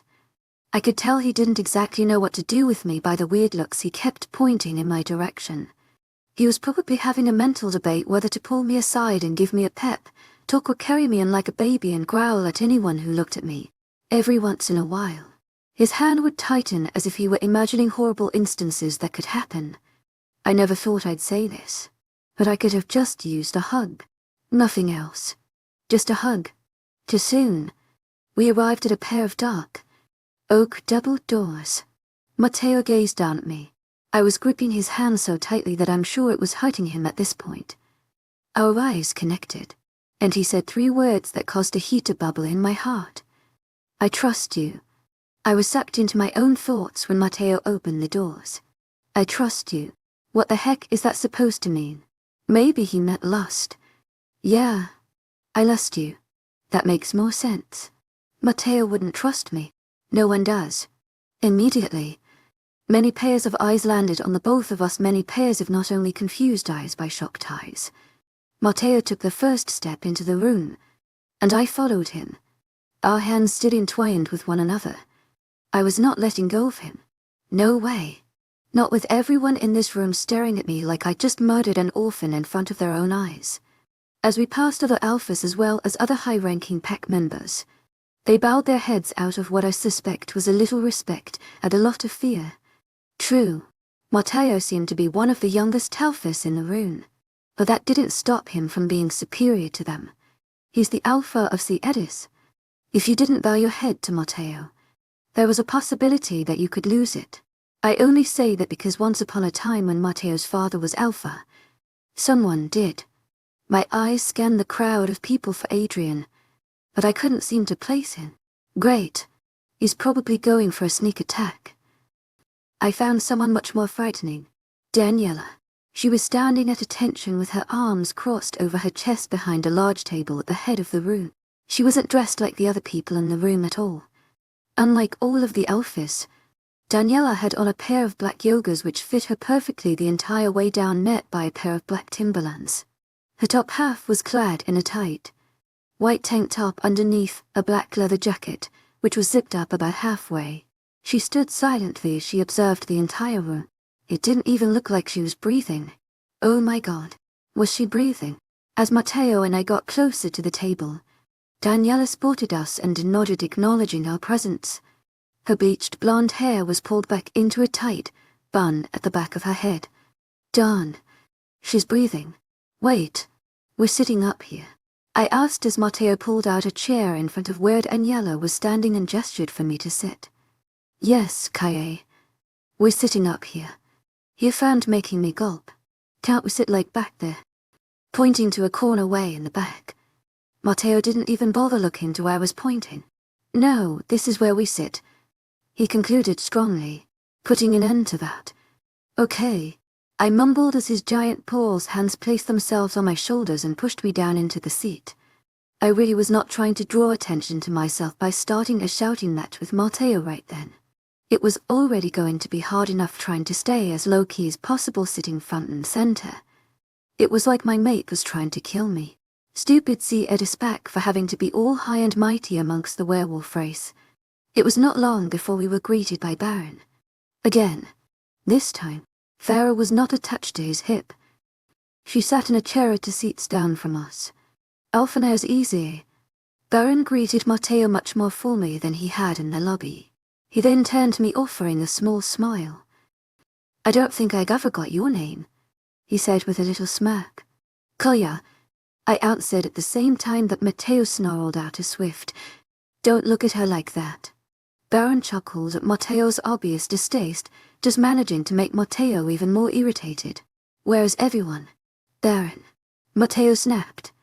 Not bothering with formalities. Baron rolled his eyes, dropping the formalities. As well. Well, a Jackson Unicorn will be showing up shortly. Brysek On and his beta are still working on the rogue issue, so they won't be here for another day or 2. And Adrian Rage is having issues with his mate, so I doubt they'll be showing up. I'm guessing she's making a big deal out of coming here. I don't really know the details. Just make trouble. What else do you expect from someone like her? To my agent extraordinaire, Marilyn Noble, heartfelt thanks for your unfailing patience, enthusiasm. He explained with a laugh. Matteo seemed annoyed by the news that he was just told. But I was more than happy. Maybe I was a saint in my past life. Just as I was about to crack a smile, the doors burst open, revealing a tall man accompanied by a short, dark-skinned woman. The man had light, brown hair and a pair of striking, light, blue eyes which contrasted greatly with the woman's dark brown eyes. "Who are they?" I asked quietly as the man's heavy footsteps got closer and closer to us. "A Jackson Niller, Alphys of AP Sens," Matteo advised as the couple sat down in the seats at the left end of the table. There were only 4 seats left. The 2 to the left of us and the 2 at the right end. "Who else sits up here?" I questioned. "Socius and Vindicta." I sucked in a deep breath and decided to stop asking questions before I threw up. Aim and Rest in Black entered the room, snatching away my attention. He shut the doors loudly before turning to look at Matteo from across the room. He then did one solid nod as if signaling something. On cue, Matteo sat up straighter and breathed in deeply. "Let's begin." Chapter 20. Love at first bite. I think I yawned approximately 37.5 times. The half because I went to yawn in the middle of Matteo's sentence, and he practically strangled me with his beautiful, navy blue eyeballs. Yep, exactly how I want to die. I quickly stifled my yawn and poorly covered it up with a cough. It ultimately sounded like I was choking on a lung. I don't think anyone was happier than I was to hear Baron call the meeting to a close and excuse us for lunch. I got a lot of weird and disapproving looks when I exasperatedly shouted, "Finally." I didn't mind. "To my agent extraordinaire, Madeleine Noble, heartfelt thanks for your unfailing patience, enthusiasm." Adrian wasn't here, and I couldn't be happier. I also wanted to get the heck out of the alpha, infested room that I'd been trapped in for hours. Obviously, I hadn't thought any of this through when I had forced Matteo to bring me to this. I was about to do a hop, skip, and a jump out of the room for a fancy hotel spaghetti platter, but Matteo anchored me inside of the room by latching his hand firmly around my wrist. I turned to him, gaping like a fish, when he shut me down. "We leave last." I never wanted to groan, scream, and cry so much at one time. Apparently, leaving last showed some sort of dominance and authority that I didn't really care about. That wasn't the case for Matteo. "To my agent extraordinaire, Madeleine Noble, heartfelt thanks for your unfailing patience, enthusiasm." His alpha ego was all about his pride and ascendancy. Baron, being the prick of the century that he is, decided to stay back and have a conversation with a few alphas. The cocky doche kept sneaking me smug glances as I glared daggers at him. He knew how much I didn't want to be here any longer. Being around so many alphas at once had my nerves up a lot more than I had anticipated. Lashing out was my way of coping with it. I just wanted to leave. I was seriously hoping that if I glared long enough that Baron might combust. Eventually, Matteo let me leave after I started snarling. I just wanted my damn spaghetti. By the time I was able to leave the conference room, there was not a hint of spaghetti left in the dining hall. I had to settle for a ham and cheese sandwich. Yeah, a ham and cheese sandwich. I was settled back into our room for about 5 minutes before Matteo barged in. I greeted him with a simple hey. I expected something in return. Anything. I didn't get a single response, not a hello, or a stop eating on the bed, or even a grunt. He just completely ignored me. I then went on to offer him the crust of my sandwich that I didn't really want to eat as a peace offering. He responded by asking me, how childish could you possibly be? To that, I told him that if he didn't want the crust then he could have just said no. But Matteo wasn't talking about my crust. Oh no. We got into a heated argument about how my behavior during the meeting was admittedly immature, which concluded with me storming out of the room and slamming the door behind me. It wasn't a surprise to me by this point. We fight about everything all the time. If we didn't have an argument while we were here, I would have probably died from shock. That's how I ended up in my current situation. I admit, I do some not so smart things when I get a bit ticked whether I'm in the wrong or not. In this case, my infantile ass was definitely in the wrong. Kaya, a masculine voice floated to my ears as a warm hand lightly shook my arm. I groaned and jerked my arm away. "Kaye," he repeated. "What?" I grunted tiredly. My body was sore, and I had a mild headache. I could already feel the hand returning to my skin. As an immediate reaction, my eyes popped open, and my hand shot out to catch the man's wrist before it could make contact with my arm again. I was met with a familiar pair of brown eyes. "Baron," I grunted as I released his hand and rolled over so that I didn't have to face him. "Can I ask a question?" he asked, making me groan. This was the worst idea I've ever had. I could have avoided this confrontation so easily. But no, I have to make stupid decisions when I get angry. "Go for it," I muttered. "Why are you sleeping on a couch in the lobby? Why aren't you sleeping on a couch in the lobby?" I retorted as I tried to make myself as comfortable as possible on the little couch with a scratchy texture to it. "Because I value the alignment of my spine," he answered, most likely taking in the cramped position I had forced myself into. The couch was not very big. I huffed and smushed myself further into the couch as if it would shield me from Baron's relentless questions. "Good to know," I muttered as a slight shiver ran through my body. I wasn't really used to sleeping without Matteo anymore. And when I did, I felt cold now. It was an extremely foreign problem considering I'd never had an issue with being cold before. "You and Matty, boy, get into a bit of a spat?" Baron asked, continuing his pestering. "Don't you have a mate that you should be with right now?" I snapped, trying to think of any way I could to get him to leave me alone. "Don't you?" With an obnoxious and extremely unladylike groan, I rolled over and sat up. Baron's cocky smirk was already plastered across his undeniably good-looking face with his bulky, tattered arms crossed over his broad chest. "Seriously, don't you have anything better to do than make me want to kill myself?" Annoyance flooded my tone, causing Baron to chuckle lightly. "No, not really," he stated simply.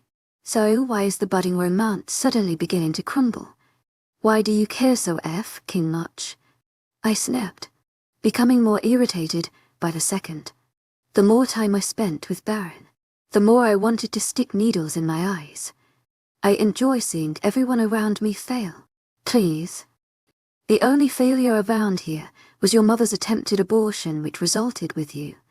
Baron faked hurt, putting his hand on his chest where his heart would be if he had one. "Wow, Kaye. Thanks for reminding me." "Anything for you." I smiled sweetly. "I hope you're this mean to Matteo." Shaking his head with a smile. "Poor guy. I'm not mean to Matteo." Baron drug out, obviously not believing a word that I'd said. "I'm sure that's not why men had to pull him off of an alpha today during a meeting. He didn't attack anyone," I retorted, furrowing my brows in confusion. "Not in the meeting you were at." "What meeting?" "The one I'm supposed to be in right now," Baron advised. I raised my eyebrows at him, sending him a silent, judgmental message. "What?" I got bored. "Well, go back," I ordered, already knowing there was no way he was about to listen to me. Why would I want to do that? He knew that he was annoying me, because King said so. "You moron," I snapped. "Do you contemplate anything?" Any normal alpha would have backhanded or even growled at me for being so disrespectful. But not Baron. He just stood there as cocky as ever. "You know, if Matteo wasn't your mate, I'd have you in my bed right now," he declared out of literally nowhere. "You know, if Matteo wasn't my mate, I'd kill you," I replied, which seemed to have no effect on him at all. "God, you're so hot," he breathed, causing me to roll my eyes. "You have a mate," I snapped, disgusted by the imbecile in front of me. Did he really think I was about to sleep with him when I had my own sex on Lake Besant? That's cheating. Alpha idiot. He was literally just standing there as if everything he was doing was perfectly fine. It made me want to punch him in the face 10 times. If Jack was here, I'm sure Baron would be a goner. "Thera and I are complicated," he defended, trying to push it away by being short. "You mean you're complicated?" I fired back. No. That little innocent tack she does isn't true. I'm surprised I still have hair left all the shit she's put me through. He defended so. Be a man. Deal with it. Remembering all of the crap I put Matteo through already, he dealt with it. He dealt with me. "You mocked her." That was just a reaction to seeing her for the first time. All love at first bite. It wasn't uncommon for wolves to mock their mates upon seeing them for the first time. It wasn't much of a shocker to me, especially after seeing how Baron is. Like I said, complicated. Complicated doesn't give you an excuse to sleep around like a sex-crazed pup. Baron's cheeky grin faltered a bit. Apparently, I hit a bit of a nerve. I'm no cup. Kai, Baron chuckled, trying to make it seem like what I had just said had no effect on him. I, on the other hand, visibly cringed. I didn't like him calling me Kai. I only liked it when Matteo did. To my agent extraordinaire, Madeleine Nilbay, heartfelt thanks for your unfailing patience, enthusiasm. Because no man allows others to disrespect what is especially not himself, I concluded, feeling more and more guilty by the second about how I acted this morning. I think Baron noticed because he quickly veered away from my verbal beat down on him and turned it around on me. Is that why you're sleeping out here? He'd do something to you? Baron interrogated. I shook my head. No, it's not like that. Oh. This is about the meeting this morning, All that tension between you two. There wasn't any tension. He was pissed you kept interrupting him and making him look bad and shit. Wasn't he? Can you shut up? I snapped, finally annoyed by his constant interruptions. Now I know how Matteo always feels when he has to argue with me. I stood up and got right in Baron's face. Considering I was practically a head shorter than him, he had to look down at me with a stupid smirk on his face. Obviously, he wasn't threatened by me at all. I'm surprised he didn't see it coming. We all did. What? Amusement was dancing in his brown eyes as they watched my confused expression. I don't take it personally. You just aren't like us. And you never will be. They all know it. You know it. And so do I. Matteo will eventually. I can be a better leader than you ever will. I didn't really believe a word I was saying, but I couldn't help but want to prove him and everyone else wrong. He laughed sarcastically, making my teeth clench together. I can practically smell the blood on your hands. Watch me, I snapped, stepping away from Baron. I began walking away when Baron called out for me. What? I snapped as I turned back around just in time to see my toothbrush flying at me. I caught it, thankfully. I would have been embarrassed if I dropped it. Talk about a not so dramatic exit. Think you dropped that on the couch? I'm not going to say thank you. I detested childishly. I didn't expect you to. I left the lobby in a hurry. I bet I looked like a pissed off 5-year-old. By the way, I angrily held my toothbrush in one hand and stomped over to the elevator. I muttered to myself angrily the entire way up to the 7th floor. Honestly, what the hell is happening to me? As soon as the elevator doors opened, an abrupt scream left my mouth. I almost had a heart attack as I came face to face with the person from my nightmares. Daniela. What a vile bee. She just stood there with her perfectly groomed eyebrows raised at me with her arms crossed over her chest. She was like a female version of Baron. How disturbing. You done? She asked when I had finished screaming. Why did you have to do that?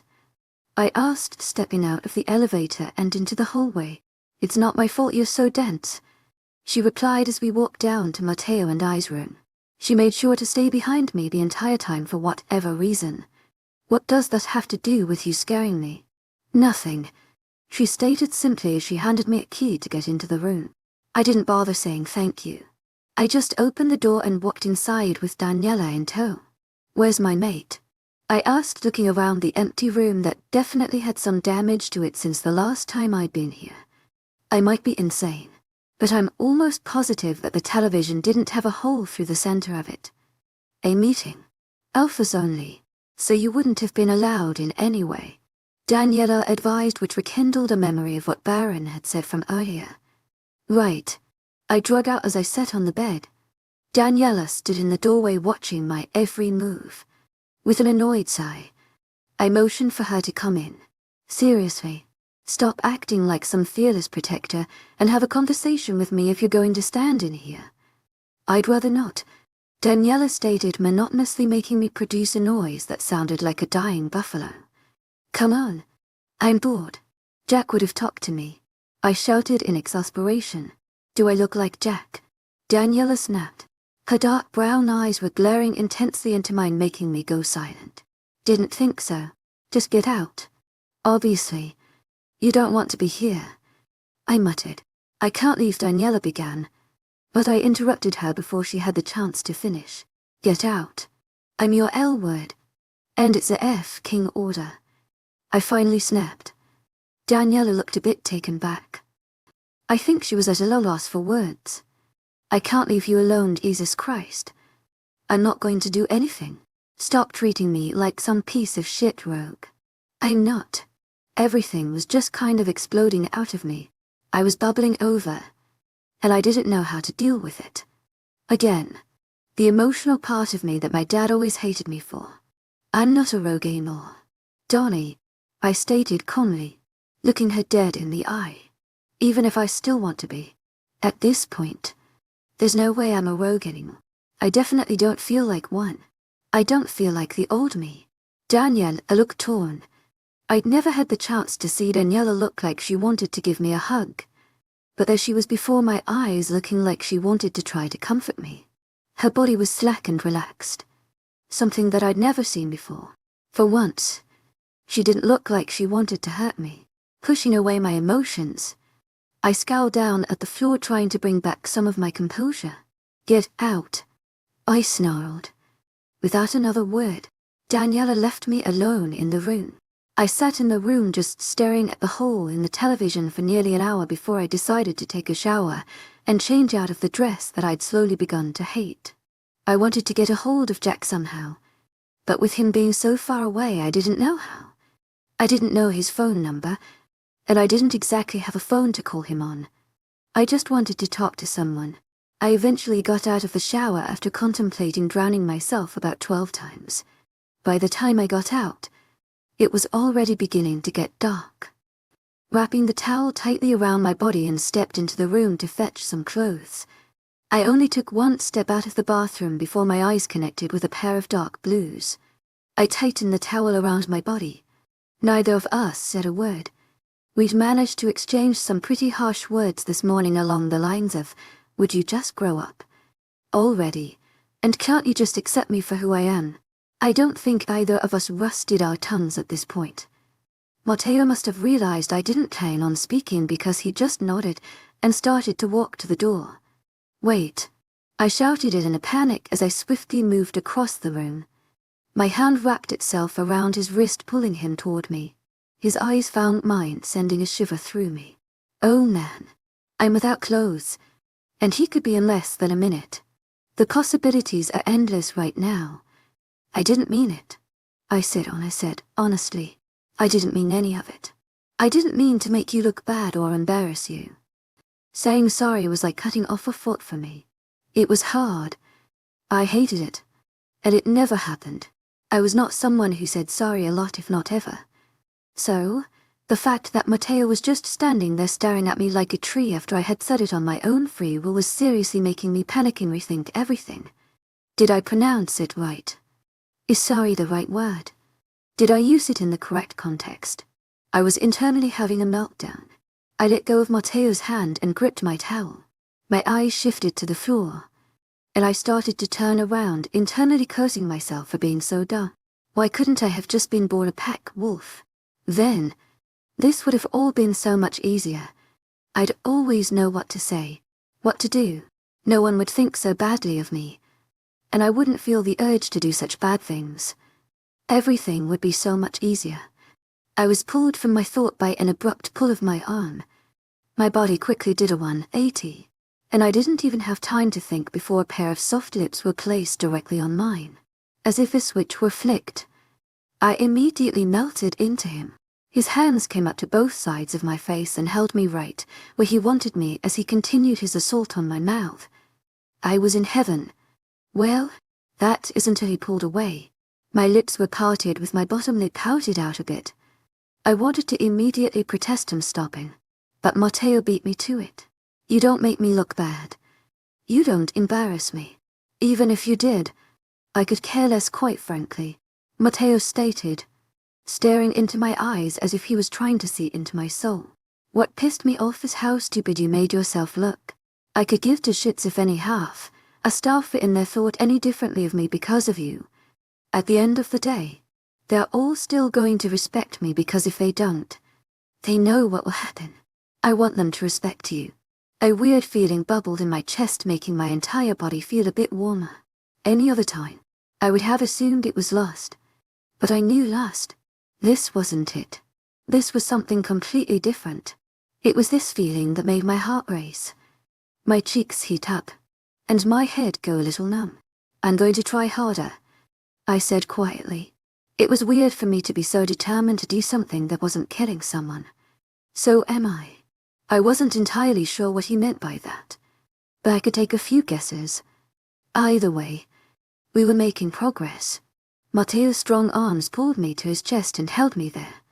I was being cautious with my towel as I continued holding it with one hand, but the weird bubbly feeling in my chest was making my hands feel numb. Not to mention, the weird sparks erupting between the two of us as we touched was practically giving me a heart attack. You're one of the best things that's ever happened to me, I mumbled honestly into his well-defined chest, not even caring how weak I sounded. It felt right in worst way. It was like amputating a leg after a snake bite. You have to chop that shit off even if it hurts. For some reason, Matteo sighed into my hair, sounding defeated. You're the best thing that's ever happened to me. I never thought I'd encounter my own brother at the leaders' conference. And to make matters worse, he's now my adversary. This is more than a surprise, it's a bombshell. Chapter 21, Classy Porn Star. I think every alpha, Luna, Beta, and whatever other kind of pack Wolf is in this hotel believes that I've been cloned. Compared to what I am normally, I've been an angel. It hasn't been easy, not in the slightest, but I've been doing a good job. It's taken a lot of mental strength and tongue biting, but I only snarled at someone once. Other than that, Roku. Okay, so I know I'm not even close to being the L word. It doesn't take a genius to know that, but I'm trying to be better. I really truly am. I don't want to just prove it to Matteo but stupid alpha who thinks I can't do it too.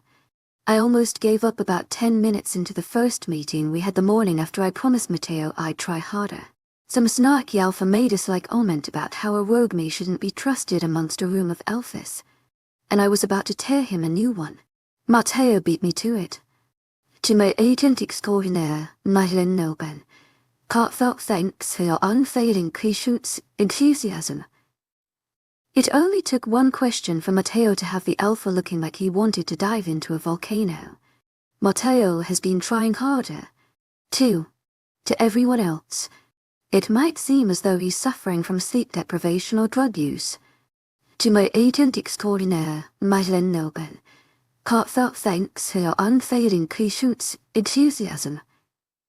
He's trying to open up more. His way of opening up more is to talk more. It sounds like it makes sense, but Matteo just babbles about nonsense. It's never really anything important or remotely relevant. It's normally meaningless chatter. I know he's trying to open up, but he's kind of failing. I think he has issues. We sort of got somewhere after we had an hour-long conversation about why I never celebrated Christmas. Apparently, it's something we both understand. I did most of the talking, but Matteo chimed in every once in a while. For a brief 10 minutes afterwards, Matteo got into a deep conversation about his dad. It was obvious Matteo loved and missed his father even if he talked about him in a moderately bad light. He didn't say much about him. He just talked about how he trained Matteo, and it oftentimes ended in broken bones and bruises. I didn't push him beyond what he was offering. Once he started to zone a bit, I took that as my cue to switch subjects before he got too uncomfortable. I already knew he wasn't comfortable talking about himself or his dad. I wasn't complaining. To my agent extraordinaire, Madeline Noben, heartfelt thanks for your unfailing patience, enthusiasm. He was trying to do something that he obviously and that he all thought he would have to do. We were both doing things completely out of our comfort zones.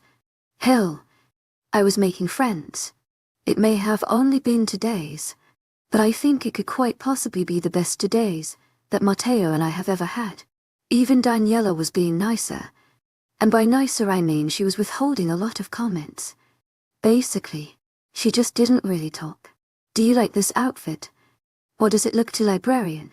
I asked Matteo, who had been sitting on the bed in front of me as I tried to adjust the tight, navy blue pencil skirt. Matteo's eyes took their time as they wandered over my body. Matteo, I snapped, trying to pull him from whatever trance he was in. His eyes snapped up to mine. The outfit. I don't know what kind of library you're going to if you think you look like a librarian, Matteo stated as he picked up a dark navy tie that I had laid out on the bed for him. But you didn't answer my question, I retorted as I took the tie from his hands and began tying it around his collar. I'd come to learn that Jack had always been the one to tie Matteo's ties for him. Hence, why he never learned. You always look good. I sighed and took a step back once the tie was neatly displayed. I know, but the outfit. You look like a classy porn star, Matteo said with complete seriousness. I think my mouth hit the floor. What? A classy porn star? I repeated, not entirely sure whether or not I heard him correctly. Yeah, but not in like a bad way, he explained, but I was just as lost as ever. How is there a good way? A classy porn star. To my agent extraordinaire, Madeleine Nilben, heartfelt thanks for your unfailing patience, enthusiasm. Matteo stood up from the bed, which caused him to tower over me. It kind of annoyed me considering I literally had a pair of heels on. As if sensing my irritation, Matteo placed a swift kiss to my cheek and walked over to the mirror. Tie your skirt, thing looks hot, he stated, running his hand through his hair before turning back around to face me. Happy, you compared me to someone who gets paid to have sex on video, I reminded, crossing my arms over my chest. Yeah, I know, he said as he grabbed my hand and began leading us out of our room. But a classy one. What the hell is the difference? Classy is good. It's like, my mate is hot even when she looks like a librarian, Matteo explained. He pulled the door closed behind us and locked it casually as if he was saying so totally normal. You said I didn't look like a librarian. Smacking him on the back of the head, causing him to chuckle under his breath. Kai, relax. I was joking, he confessed as he dragged me to the elevator. Seriously, do I look like a paid whore? I whined while he pressed the button to take us to the second floor where the meeting room was. By the humorless expression on my face, I hoped he realized how much I was not joking around. Just because I embraced my inner slut didn't mean I wanted to show it to every alpha and Luna out there. I had come to the conclusion that with Matteo trying to open up, his childishness was coming out. This included getting on my last nerve with his little jokes. It wouldn't be so bad if he knew how to make it more obvious that they were jokes. He just stares at me with the most serious expression possible, and it makes it extremely hard for me to tell if he's just messing around or not. No, Kaye. If you looked like a whore in any sense at all, I wouldn't even have thought of letting you leave the room, nor will I ever. Well, you could have just said I looked good. Matteo's head immediately snapped in my direction with a look that just screamed, you have to be kidding me. He looked like he really wanted to say something, but he just shook his head instead. I'm not even going to start with you because I know I'll lose. To my agent extraordinaire, Madeleine Nilbe, heartfelt thanks for your unfailing patience, enthusiasm, he stated as the elevator doors opened. Learning to pick your battles, a sudden voice said, which managed to scare the crap out of me. I jumped, causing Matteo to immediately become his same old mean, stoic self. If he hadn't had such a death grip on my hand, I'm sure the owner of the voice would have been hiding on the floor from a harsh jab to the neck or just laying on the ground lifelessly by now. Darren, knock that shit off, Matteo snarled, looking bare unmenacingly in the eyes. The imbecile had been leaning on the wall next to the elevator, and for some reason, I had a gut feeling he was waiting for Matteo and I to come out. I was just being friendly, Darren defended as he followed Matteo and I down the hall. Yeah, he was definitely waiting for us. Can't you go be friendly with someone who actually considers you a friend? What's the fun in that? Baron asked as he sped up and got in front of Matteo and I. He turned around and started walking backwards so that he could see the two of us. I inhaled a deep breath of frustration, but was met with a cinnamon "Why" said when I did. "Geez, a little heavy on the cologne there," I commented, earning me a confused look. "I didn't put cologne on this morning." "Stupid ass," Baron retorted. Matteo growled lowly in response to Baron's newly adopted nickname from me. "Watch your f***ing mouth before I stuff my fist in it." Matteo threat another whiff of the air. Cinnamon. What the hell? That was definitely a new scent around here. But for some odd reason it didn't feel new to me. "I need to pee," I piped suddenly. That wasn't suspicious at all. "Well, talk about blunt." Baron scoffed. "I'm going to beat the shit out of you," Matteo began saying as he released my hand and started walking toward Baron. I knew Matteo wasn't dumb enough to start a fight with his biggest rival right here, right now, but I could tell that he would love to strangle Baron. I mean really love to. Starting a fight with Baron could cause a war that no one needs. To my agent extraordinaire, Madeleine Noban, heartfelt thanks for your unfailing patience, enthusiasm. Matteo was too smart to do something so stupid. Watching the two of them take off down to the conference room, I made quite possibly an extremely stupid decision to follow the cinnamon scent. "I'm going to regret this," I mumbled to myself as I started down the hall in the opposite direction of my mate and alpha idiot. The farther down the hall I walked, the stronger it got. I was a bit confused how I hadn't noticed it as soon as I stepped out of the elevator, but I just assumed that when Barrett startled me, it managed to gain my full attention and not leave any room for my mind to wander to a scent. I just couldn't wrap my head around why the scent seemed familiar to me. Normally, I had a pretty okay memory, but the fact that I couldn't remember such a distinct scent angered me a little. I definitely knew that scent. I was walking past the men's bathroom when I collided with a giant mass of muscle that had been walking out. He seemed to be in just as much of a hurry as I was. The contact caused me to fall backward. The heels I had on may have been cute, but they really were not doing my stability any justice. "Shit," I grunted as I landed right on my butt. "FK, sorry." The man apologized as he pushed himself up from the floor. I wasn't paying much attention to him, and the thought of the cinnamon scent was completely off my mind at this point. I was more focused on trying to pull my skirt back down. I really didn't need some random guy seeing my black, cheeky underwear with "Daddy" written on the butt in hot pink sparkles. They were comfortable. "Let me help you," he said as he held out a hand to me. Without a second thought, I took his hand and allowed him to help me up. "Thanks," I started saying, but froze as soon as our eyes made contact. My heart stopped, and I for sure thought I was about to die right there from an aneurysm. What is he doing here? He's not supposed to be here. "Kaye?" he asked in disbelief. His icy blue eyes that I remembered so vividly stared directly into my own. I could see the panic swimming around within them. "This is bad. This is so bad. My rogue brother is in Manitoba during the leaders' conference. Not only in Manitoba, but at the same freaking hotel. Talk about bad timing for everyone else but him. Well, this definitely wasn't just some coincidence. Kaye, what are you?" "I'm sorry," I breathed, not even taking a moment to think before placing my hands on both sides of his face and snapping his head sharply to the right. The sickening crack of his neck echoed through the hole as his body crumbled to the floor in a heap. "Why are you so stupid?" I shouted in a whisper as I pointed to my unconscious brother accusingly. In my defense, it was entirely his fault for trying to be serial killer at the same time that I was trying to be a respectable alpha mate sorter. "Look what you made me do. Stop trying to kill people," I scolded as I used all of my strength to drag my brother down the hall. The last time I saw Caden, he was 15. That was 5 years ago. After he left, I spent a year alone in Frindicta. During that time, he got taller. He had to be nearly 6 to now. His build was massive too.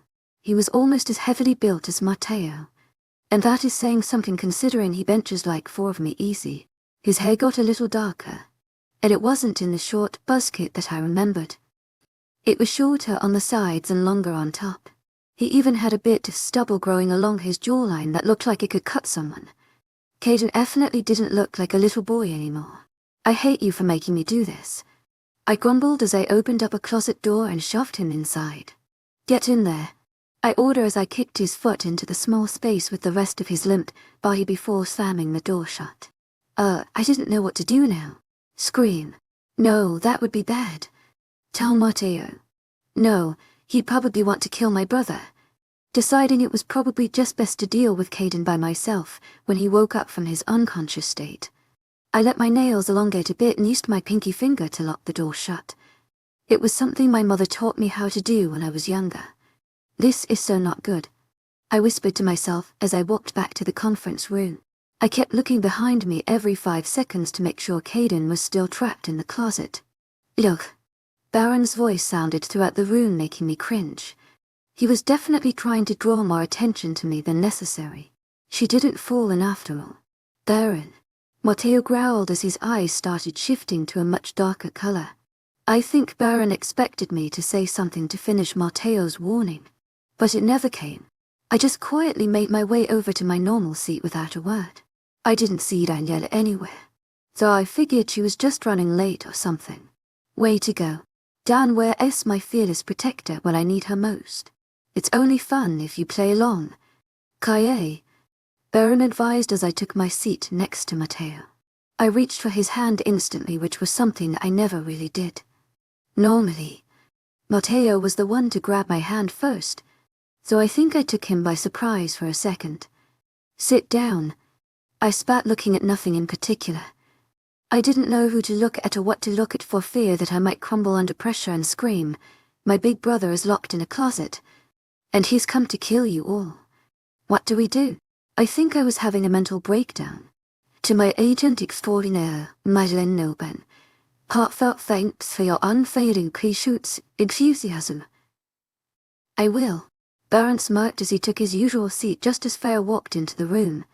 I watched as the two of them made eye contact. Now I know what Jack means when he says that he can feel the sexual tension. It was there. There was no denying it. I hate him, Matteo admitted. I didn't say anything. I just answered with a slow nod. UK. I think I'm going to throw up. I answered honestly. Why? Because I just locked my unconscious brother that I haven't seen for 6 years in a closet. What do you mean why? Alpha idiot 2.0. I don't know. I mumbled, not daring to look Matteo in the eye. I just kept looking straight ahead of me. You don't know? Yes, I don't know. I'm not a doctor. I snapped as my eyes moved to the table in front of us. To my agent extraordinaire, Madeleine Noble, heartfelt thanks for your unfailing patience, enthusiasm. Matteo replied slowly, most likely confused by my unnecessary outburst. Little did he know that my murderous brother is in a closet. Well, Baron interrupted, sliding over so that he was right in Matteo's personal space bubble. Look who decided to show. In confusion, I moved my attention from the table to the door just in time to see a man walk in. He looked about Matteo's age.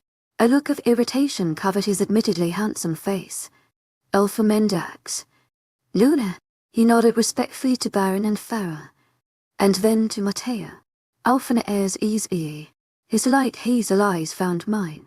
His head tilted to the right a bit, silently questioning why I was sitting where I was, as his brows drew together. Oh shit. He knew about my brother being inside of the closet, didn't he? Brycecon, Alpha of Socias. He introduced himself, holding his hand out to me. I hesitantly allowed him to take mine. I expected just a simple shake, but he kissed the top of it. I was waiting for Matteo to threaten him, but it never came. Matteo must actually like him. I wonder if he'll like the fact that my brother is locked inside of a closet. Kaye. I replied, trying to seem as calm as possibly in thought I was having an internal crisis. Mate of Matteo. I pulled my hand back to my side and eyed him curiously. Nice to finally meet the person who can handle this prick, Bryce said with a warm smile. I returned the favor with a small, uncomfortable one of my own. An awkward silence settled over the 5 of us. I think Baron noticed because he just whispered out, and OK triple AY, and slowly backed away to his original spot. Matteo began as he cleared his throat a bit. Did you come alone? No, Bryce replied, shaking his head. Alec will be in shortly. To my aching extraordinaire, Madeline Nilben. Heartfelt thanks for your unfailing patience, enthusiasm. I asked to myself mainly. So many new names with no faces to put to them. My beta O. The awkward silence settled again just for a moment before Baron barged in again. And he, Bryce, and Matteo began having a conversation. I zoned out as they began talking about Bryce's resolved road problem. I cringed a bit when he brought up how he, to my agent extraordinaire, Madeline Nilben, heartfelt thanks for your unfailing patience, enthusiasm. And some guy named Taylor, who I assume was his gamma, got rid of it. Not mine. Oh, here he comes, Bryce said suddenly in the midst of their conversation. I didn't bother looking up. With my luck, his beta had my unconscious brother on his back in a back position. Shit. For the second time in one day, my heart stopped. In an instant, my eyes snapped up to meet the icy blue eyes of the voice's owner. The same icy blue eyes that should have been locked inside of a closet right then. A familiar scent invaded my nose that had goosed spreading over my skin. Cinnamon. I didn't know what to say, so I just said the first thing that came to my mind. What the FK? Chapter 20 to heartbreak or heart attack. It was times like these when I wished I wasn't so emotional. Times like these when all I wanted to be able to do was push away feelings as well as my brother always could. My idea of pushing away feelings was just to become so psychotic that no one, including myself, paid attention to them. But how was I supposed to do that in a room full of alphas who would try to kill me if I made one wrong move? I'm not talking psychotic like I start yelling. At this point, I wish that was my form of psychotic. As if sensing my panic, Matteo immediately stood up from his chair and placed his hand heavy on my shoulder, keeping me planted in my chair. Even if I wanted to get up, I doubt I would have been able to. A low growl vibrated through Matteo's chest as a warning to Caden, who was currently locking eyes with me. Wait, what's happening? Baron asked, sounding like a kid who had just missed the first 5 minutes of a new movie that he couldn't wait to watch. I didn't answer him, and neither did Caden. We were both too absorbed in each other. A penitent look covered Caden's face, and regret shone in his bright eyes. Kaya, he began, but I stopped him before he could finish. What the hell? Watching him closely with betrayed eyes. What the hell? How are you even here? UF King left. I interrupted, completely ignoring his question. My voice rose as I started pushing against Matteo's hand. He put a bit more force on my shoulder, but I snarled and ripped away from his hold. UF King left, and you've been here the whole time. I snarled, standing up forcefully. I could hear my chair roll back and hit the wall behind me with a bang. Again, emotional. Caden knew how I got. We grew up together. We trained together. He may have left, but that didn't change the fact that he was by my side for 13 years. Alexei, what the hell is going on? Bryce asked from behind me, catching Caden's attention. My brows drew together as my eyes narrowed in on my brother. Alexei, I wondered out loud. Caden's eyes grew a bit, and he took in a deep breath, most likely already knowing what I was going to do. You changed your name, I shouted in anger. How could you just change your name? I was about to make a leap over the table, but Matteo's arms wound around me. I could feel my wolf fighting to come out, and in all honesty, I wanted to let her. Kaya, Matteo growled in my ear as my allignating nails began digging into his forearms. Matteo didn't loosen his grip. To my agent extraordinaire, Madeline Nobel, heartfelt thanks for your unfailing patience, enthusiasm. If anything, it got tighter. You're his mate, Caden or Alexei asked, pointing at Matteo. Don't look at him, I snarled, trying to lurch forward. It was just a question, Caden shouted back at me, making me flinch. Painful memories of when we would argue would evaded my mind, managing to make me even more upset. I had questions, too, you know. But, guess what? I never got to ask them because you were gone. I had no one. I screamed as I tried to pull myself out of Matteo's firm grasp. Well, why didn't you ask, Mom? A cold ache spread through me at the thought of my mother. She wasn't there. Caden's thick brows knit together in confusion. Dad. I didn't say anything.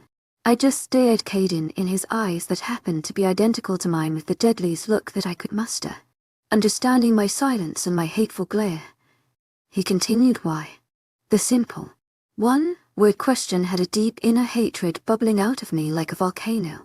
I always knew the answer to that question deep down, but I'd never said it out loud until now. I never wanted to say it out loud. It hurt too much to think my brother could be the cause of something that ate me up so much inside. Because they were looking for you. I snarled as a sudden surge of strength rushed through my body. In one swift motion, I had managed to pry Matteo's hands from my body and flip him over me. His body smashed down onto the wooden conference table in front of me. The loud crack of the wood as it buckled into snapped me out of my murderous trance. It was as if someone had just thrown an entire bucket of ice water over my body.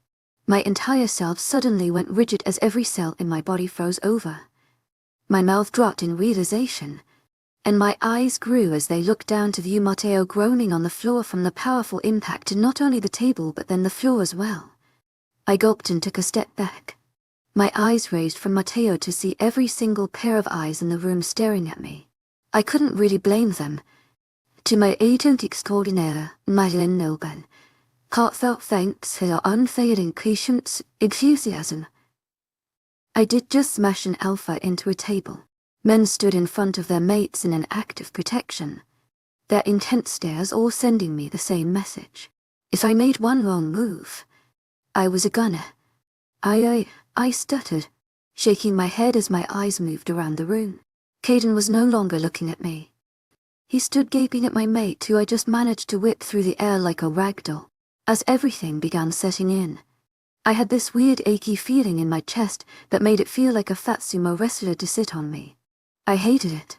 Is this what heartbreak feels like? Can your own brother even cause heartbreak? I think I better go take a nap. I panicked as I started running out of the room.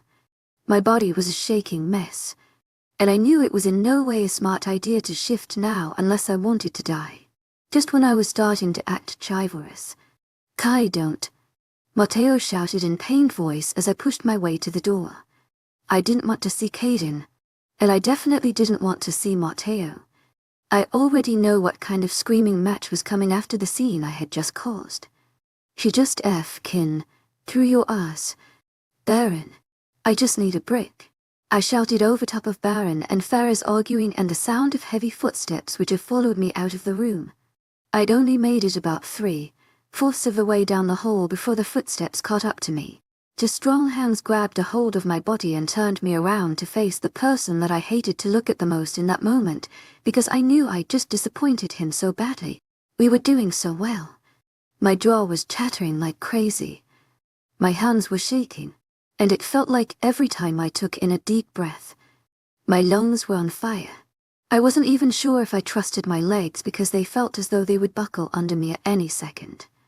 Was I having a heart attack at 19 years old? Sure feels like it. Kai, you need to calm down, Matteo shouted, which just managed to freak me out even more. He looked pissed.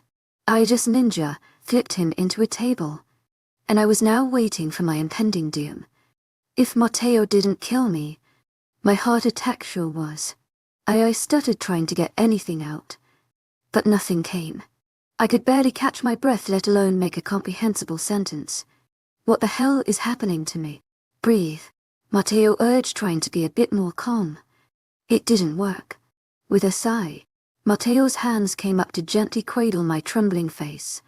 I'm sorry about this, he apologized. I didn't have time to attempt to ask what he meant before he snapped my neck for the second time in the few months that I'd known him. I feel like there are a few things in life that a person just does not like to wake up to. For instance, a stiff neck.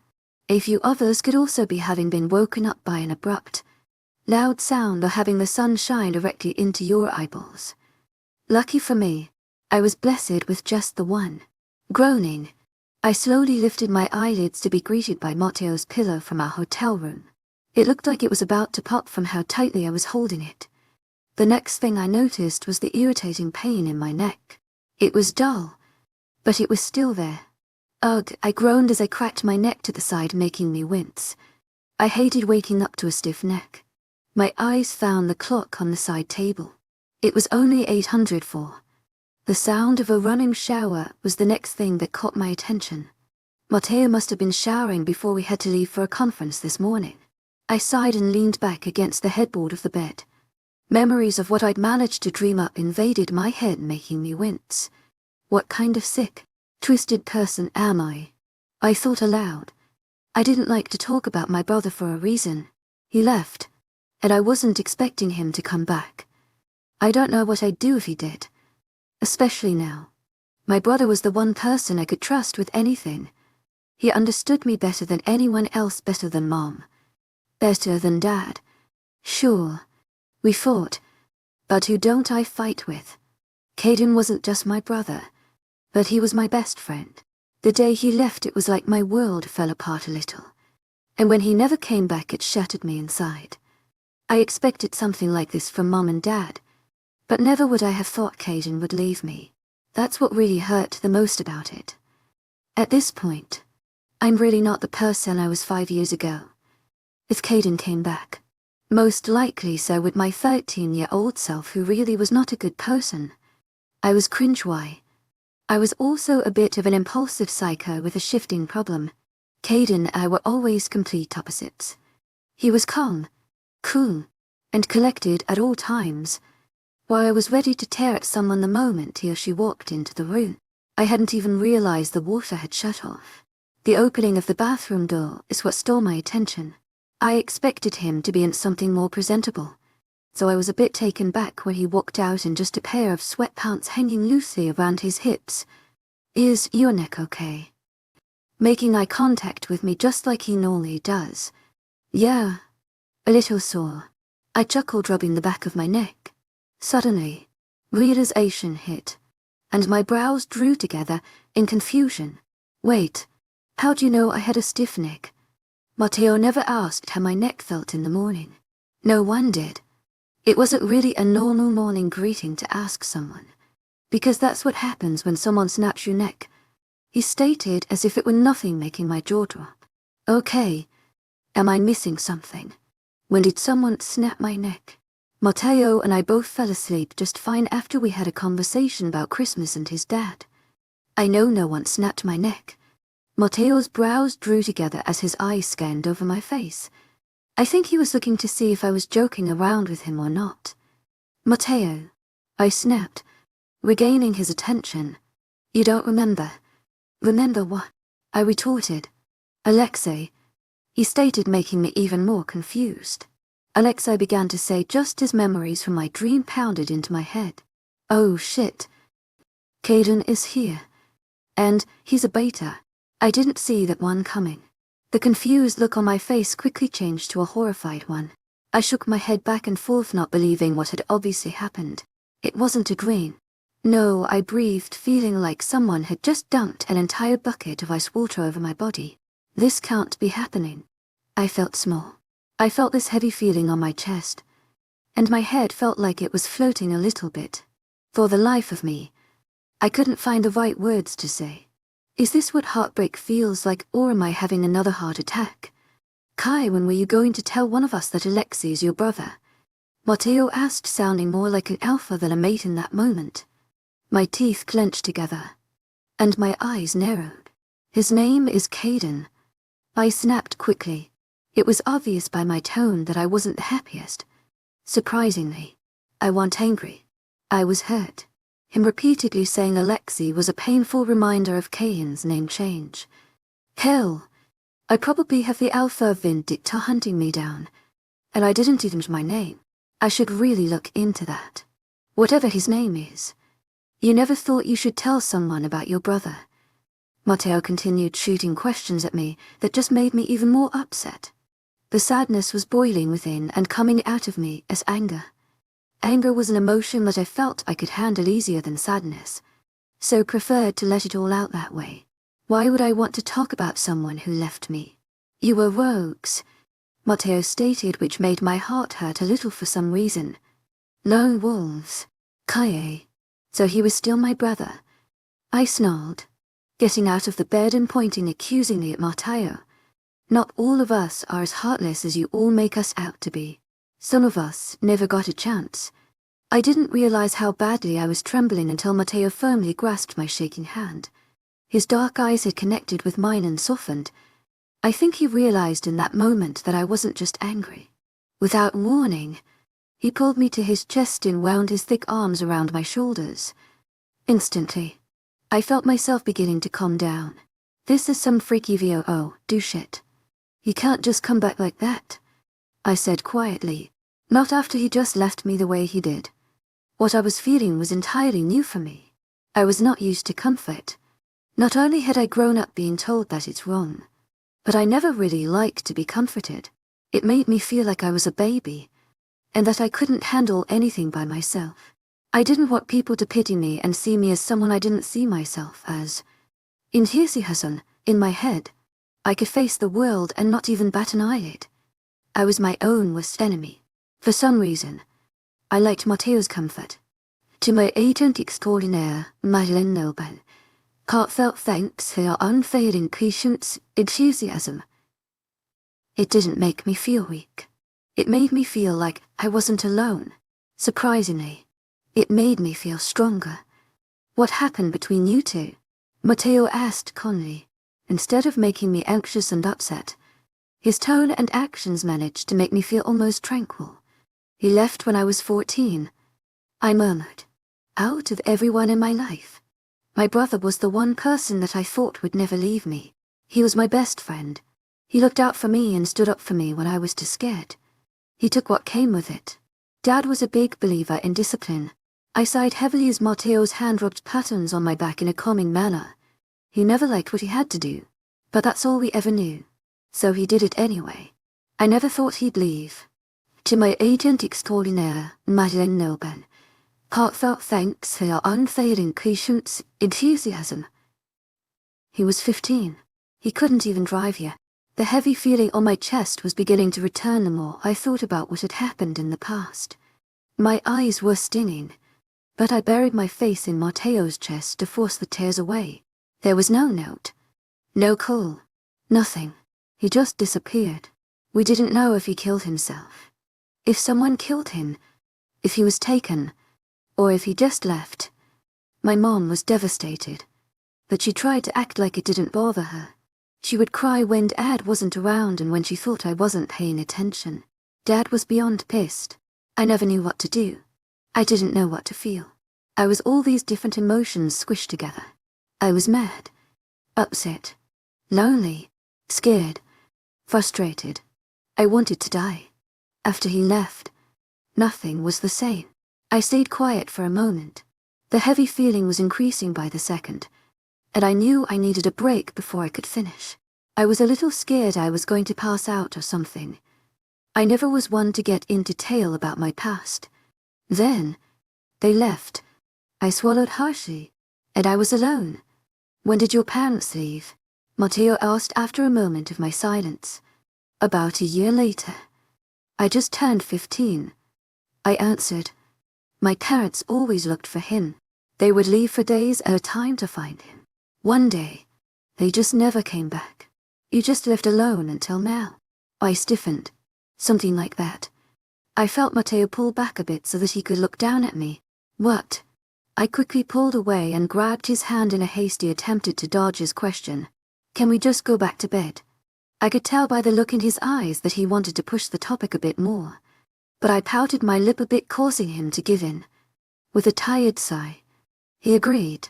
We both climbed into the bed. I stuck to Matteo like flies on shit. I refused to leave the safety of his brawny arms. Good night. Kai Matteo mumbled into my hair. A feather, light kiss was placed to the crown of my head. It's the morning. No, it's 8 in the evening. Now, go to bed. I wasn't wanting to get into an argument, so I just nodded and stayed quiet. With my luck and lack of education, He was most likely right. I couldn't fall asleep. To my agent extraordinaire, Madeleine Noble, heartfelt thanks for your unfailing patience, enthusiasm. I just stared at the wall of the hotel suite until I couldn't differentiate the darkness of night from the darkness of my eyes being shut. Chapter 23. Not man enough for balls. I didn't think it was selfish of me to hope that when I woke up Matteo would at least still be in the room with me. Apparently. Much to my disappointment, the first face I got to see when I woke up was Daniela's. I groaned in annoyance seeing Donnie sitting on the chair beside Matteo and I's bed and rolled away from her. "Well, good morning to you too," she grumbled. I decided to just stay quiet and pray that she ended up leaving. She pinched my arm. I jerked forward at the pain of her perfectly manicured nails digging into my skin. "Oh, bitch," I snarled, slapping her hand away, as if I hadn't said a rude word to her. She rolled her eyes at me and sat back into the chair. "Where's Matteo?" My eyes followed the curves of her body, allowing me to take in exactly what she was wearing. A thick, black leather belt held a pair of form-fitting black jeans securely around her thin waist and hugged her legs. A light blue button-up with sleeves that cuffed at her elbows was tucked into the jeans. She didn't have a bit of jewelry on, which was weird to look at considering she always had at least a bracelet, but she was wearing a pair of black heels with a light floral design on them. The thought crossed my mind of how was she supposed to protect me in such a shoe. But then it occurred to me that Daniela's first steps were probably taken in stilettos. "Conference. He's been there for about 3 hours now," Donnie stated. 3 hours? Why doesn't he wake me up? My eyes snapped over to the alarm clock. Daniela was indeed right. This morning's conference was set to start at 6, but it was already 8:40 am. Based on what Matteo told me, apparently you didn't even fall asleep until like 4. Kaye. Donnie scoffed as she played with a strand of blonde hair that hadn't made it into her messy ponytail. Having a Luna fall asleep during the middle of a conference isn't exactly something that's not frowned upon. Thinking back to it, it hadn't felt like it had taken hours for me to fall asleep. But then again, it didn't feel like I was held in a prison for whole years either. I guess I just have a terrible perception of time. What about Caden? Immediately, a cold chill ran through my veins at the mention of my brother. Alexei, I corrected, remembering that apparently Caden Alish didn't exist to these people. Ode Daniela drug out as she connected the two with a slight chuckle. Right. I forgot about the whole name change thing. Where is he? I really didn't want to waste time with our stupid bickering small talk. I'd already wasted so much by allowing my anger to flare up previously. "Well," she said, sighing, "considering I haven't left this room today, I can't exactly give you a full sure answer, but I can assume that he's where everyone else is currently. You could have just said that he's probably in the conference." I grumbled as I ripped the covers off of my body and got out of the bed. "What are you doing?" "Going to talk to my brother." Making my way to the door. No, you're not." Daniela rushed in front of the door, blocking me from getting out. "What? Why, because you're a mess. You haven't brushed your hair. Your breath smells like shit. And there's this thing called deodorant," she explained as she continued to lean her body against the door. "To my agent extraordinaire, Madeleine Noble, heartfelt thanks for your unfailing patience, enthusiasm. I would just recommend a shower." You're funny. But seriously, move it. I need to speak with my brother." Daniela closed her eyes briefly and drew in a deep breath before looking back at me. "I can't. Alpha's order." I immediately began to laugh, after a moment of her dead serious facial expression not wavering. "Oh, you were serious," I realized. My brows quickly drew together, and I took another step toward the door. Again, she blocked me.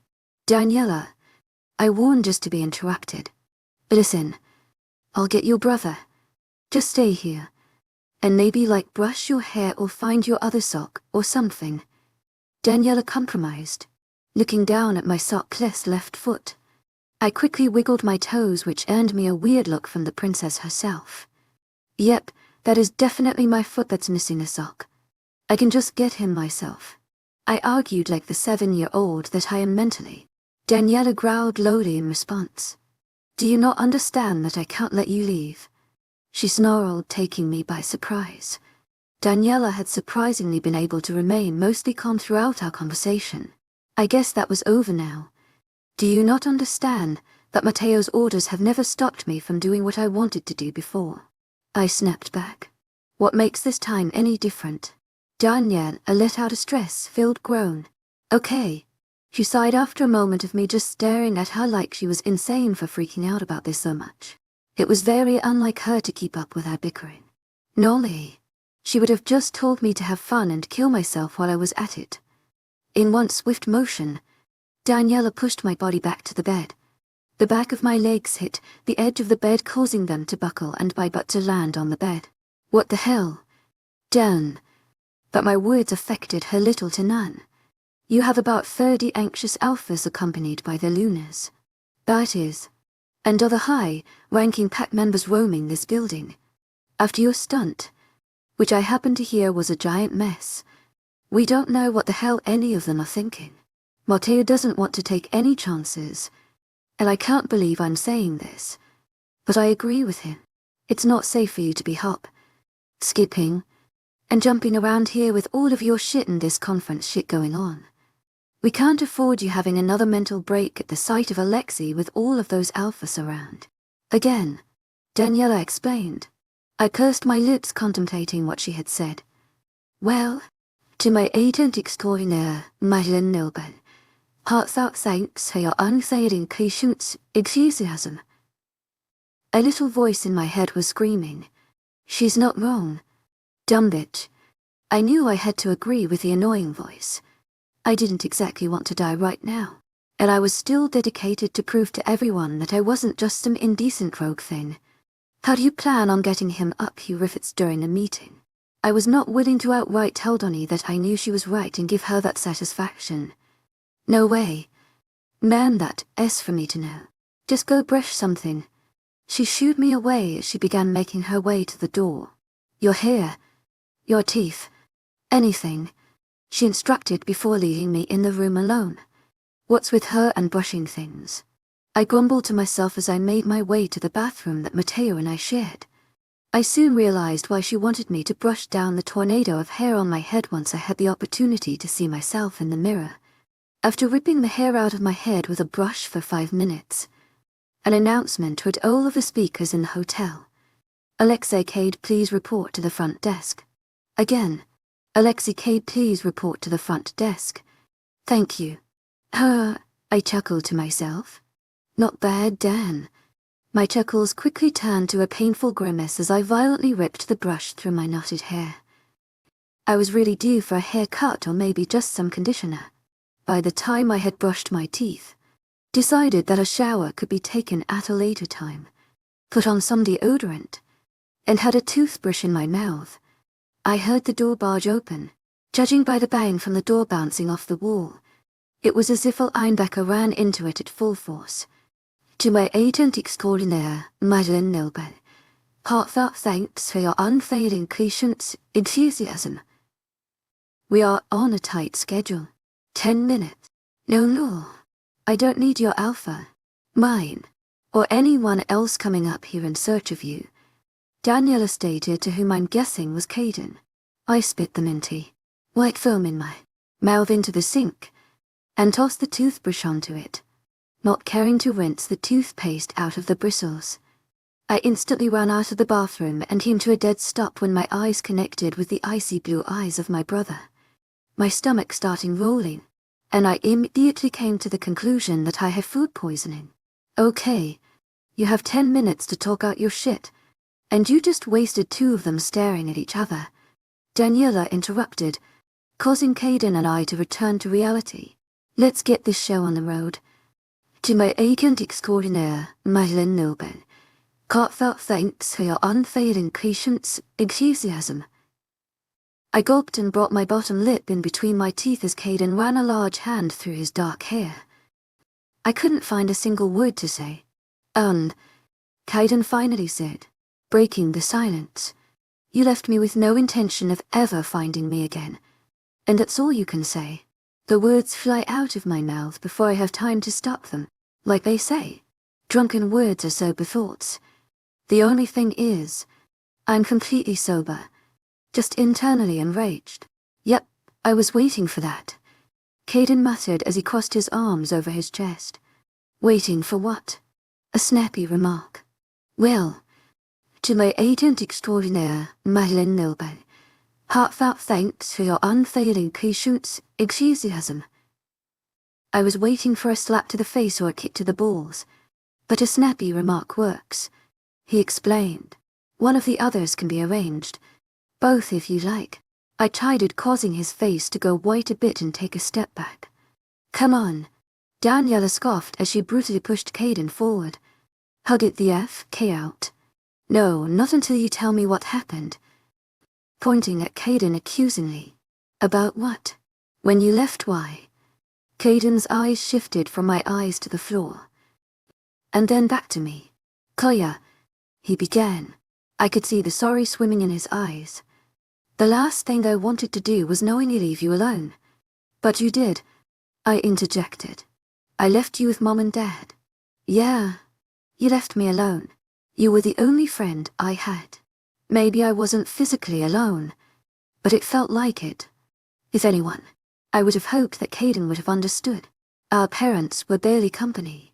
Caden was the only person I ever truly had to reach for when I needed someone. You dedicated your life to proving yourself to Dad. If I took you away from him, you'd lose your entire personal purpose. Caden argued. The more he talked, the more memories surfaced. I felt like we were bickering just like we did before he left 5 years ago. That alone made my hands feeling as though they were just inside of an icebox. But you didn't have to disappear. Although I was practically spitting every word, the vulnerability in my sentence didn't go unnoticed. Caden's eyes softened, and his lips formed a thin line. You could have told someone. Hell, you could have left King note. You didn't have to vanish and leave us all to think you were dead. Kaye, you didn't have to change your King name. Was being an B-lish really that bad? Shit, I knew you and Dad didn't get along. But did you hate us all that much that you had to completely give up the name? I ranted.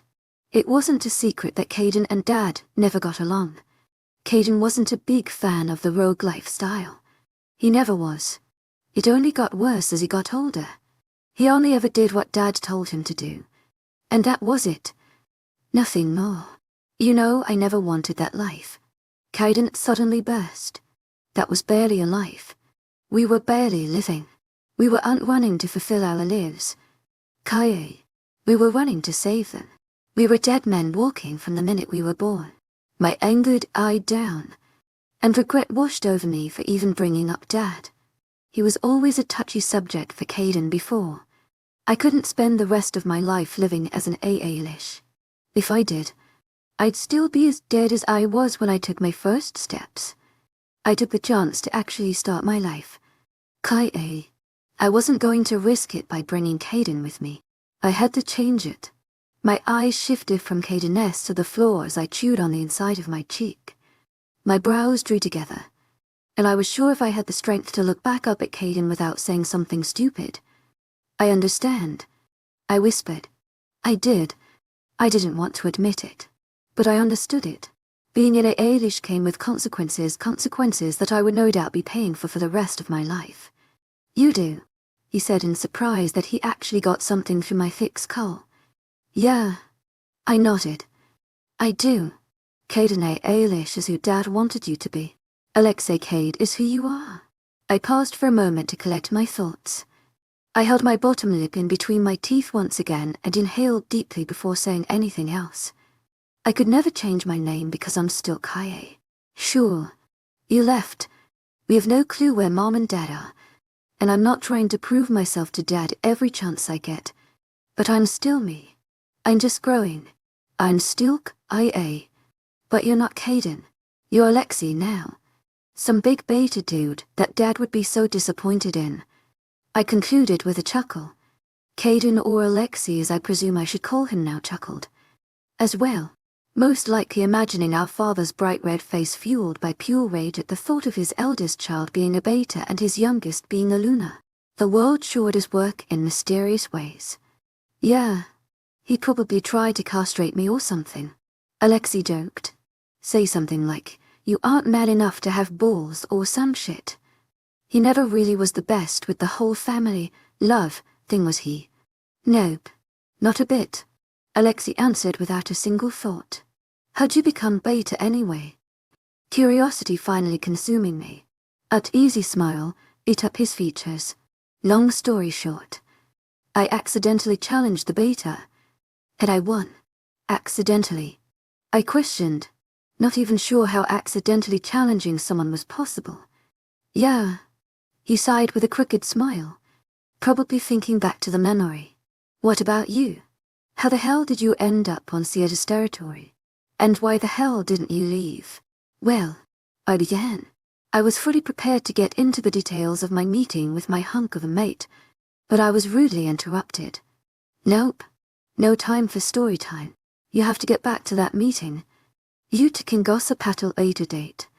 Daniela interjected as she pulled on Alexei's shirt to get him to go toward the door. Wait, I shouted, stopping both Alexei and Daniela in their tracks. Before anyone had the chance to ask any questions, I was already in front of Alexei, and the palm of my hand had made contact with his left cheek. The sound of my slap practically echoed throughout the room. I've wanted to do that for a while, I said with a smile as my brother cupped his cheek and stared down at me in disbelief at what had just happened. I wrapped my arms around my big brother and leaned my head on his chest. I missed you. To my agent extraordinaire, Madeleine Nilben. Heartfelt thanks for your unfailing patience, enthusiasm. Don't ever leave me like that. Again, I threatened, earning myself a deep chuckle. I missed you too, Kaye. More than you know. Chapter 24, Can't Risk It. I would love to say that since the return of my brother things have been going smoothly. I can admit that Daniela and I have been actually getting along. After the incident, my ties with a well-respected beta and show of dominance over not only Alexei but Matteo earned me some sort of admiration among the Lunave peasants. Although I never actually spoke to her, being the alpha female of such a large, influential pack, her high opinion of me that I'd happened to gain through sheer luck managed to earn me the liking of many other Lunas. This in turn secured my invite to many gatherings that a group of respected Lunas had been having without my knowledge. I'll admit, it hurt a little. Daniela had accompanied me to all of the meetings and helped me to fit in. Apparently, it was pretty vital that I didn't shift their opinion of me from respect to contempt. I think Donnie secretly likes my company now that we aren't at each other's throats every 5 seconds. She even went as far as to say she doesn't want to see me dead before we arrive back home. I do believe I am growing on her. Alexei and I are trying to figure things out. I really thought that after we'd resolved our issues and I quickly accepted him back into my life, that everything would go back to how it used to be. A foreign awkwardness settled between the two of us. It was as if we didn't know how to speak to one another, and I suppose it's because we didn't. Alexei was definitely not Caden anymore, and I wasn't the same Kaye he left behind either. We were practically just two strangers with the same unfortunate past. Our only thing we could bond over was something we'd rather not remember nor think about. Our reunion was far from the ideal that I'd originally planned or thought it to be. On to another item that can be added to my list of unexpected occurrences over the past 3 days. Matteo has practically been avoiding me like the plague. To my agent extraordinaire, Madeleine Nilben, heartfelt thanks for your unfailing patience, enthusiasm. I thought it was because he and I were just so busy and I was overthinking it. But it's come to the point where he's actually finding himself more pressing problems to solve just so that he has to stay in meetings longer while the Lunas are excused. In his eyes, pressing issues require the absence of feminine opinions. But in my eyes, anything important enough that it needs to be labeled as a pressing matter should be discussed with the Lunas of all packs. I was offended until I found out that one of the issues being discussed was just border rights. That's when it really sunk in that he was just trying to distance himself from me.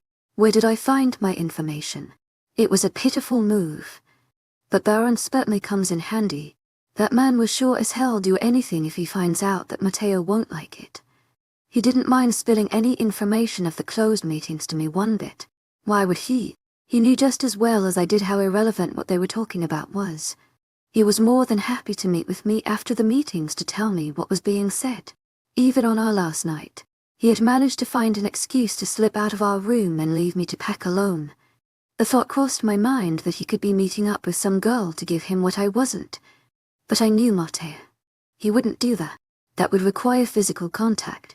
And he could barely stand people standing too close to him, let alone some girl being all over him. I forced myself to stay up later than I have ever wanted to. I took much longer trying to make sure every article of clothing was neatly placed back into our suitcases. When doing so once wasn't a long enough time, I dumped all of the clothing back out and repeated my actions until it did last long enough for him to walk through the door. I knew it had been hours since he had left when the door slowly creaked open. I could only hear him coming since my back was facing the door. But I knew his scent better than my own. The door's slow opening came to a halt, as did Matteo's quiet steps into the room. You didn't expect me to be awake. Knowing he had stopped because he didn't expect me to be standing at the foot of the bed just as he had left me hours ago. I turned around to meet the emotionless gaze of my irritatingly handsome mate. Did you? He didn't say anything. He just watched me as I took slow, deliberate strides toward him. You planned to just come in here while I slept, fall asleep, and then wake up before I had the chance to and leave again until we had to go home. Matteo didn't reply, but he didn't have to. His stoic expression said it all. I wasn't wrong. Why? His dark eyes staring down into mine, causing a cool chill to run down my spine. What could I have possibly done that has made you want to go back after we've worked so hard to get this far with one another? Again, I was met with silence and Matteo's intense gaze. So I continued to push. Matteo, work with me. Did someone say something? Did I say something? It's not what you said, Kai. It's what you didn't. Matteo finally spoke up, making me internally sigh in relief. If you're referring to my parents, my brother, we've been over this. I defended. I've told you things about my past that I've told little to no one. Yeah, because your brother came back. You told Jack about your parents. Were you ever going to tell me? My brows drew together. Enthusiasm, and my arms crossed over my chest as his words sunk in. Are you jealous of Jack? Someone who's not even here. Jack is one of the last people I'd be jealous of when it comes to you. At least he doesn't enjoy crossing me. And he knows better. Matteo stated. His jaw was clenched, showing me he was obviously irritated. Maybe if I didn't find his terrifying countenance so mouth-watering, I would have stopped my reign of terror for fear of him throwing me out of a window. So you are jealous? Who could possibly irritate you so much that you're ignoring me? I snapped, making Matteo even more annoyed than he had been originally. Just forget it. He grunted, pushing past me in the direction of the bathroom where he most likely intended to shower. Matteo, stop, I demanded, grabbing his arm and pulling him to a halt. Who's causing this? Who's crossing you? I asked as I recalled what he said about Jack earlier. At least he doesn't enjoy crossing me. No one enjoyed crossing Matteo. My mate was a beautiful man with a devil's soul. The only person really willing to anger Matteo was myself, and occasionally my eyes widened, and I took a step back. Baron, you're not seriously jealous of Baron, are you? A defeated look rested on his face, proving what I had said to be true. Baron, you're jealous of Baron of all people. I feel nothing for him. But you trust him. Matteo interjected roughly. Don't even start. He interrupted me. You're always talking to him and going to him when you need something. You tell him things freely that I can't even seem to force out of you. Matteo, I don't like him. I affirmed, trying to keep my voice as strong as possible. I wasn't lying, so I wasn't worried. I didn't feel anything for Baron the way I felt about Matteo. I'd never felt anything for anyone the way I felt about Matteo. But you trust him, he repeated. I don't trust him, I shouted in frustration. Baron Mend acts as a self-serving prick who can't even stay faithful to his own mate. How could I ever trust that? Then, why go to him? Why seek help through him and not any other alpha who was in those meetings? Because they wouldn't defy you. They're all terrified of you and what you would do to them if they'd happened to be caught. My frustration at this point was off the charts. Baron's ego here thrives on your irritation toward him. He would do anything that he knew you wouldn't like, even if that meant getting close to me. That's exactly the reason you should stay away from him, he concluded.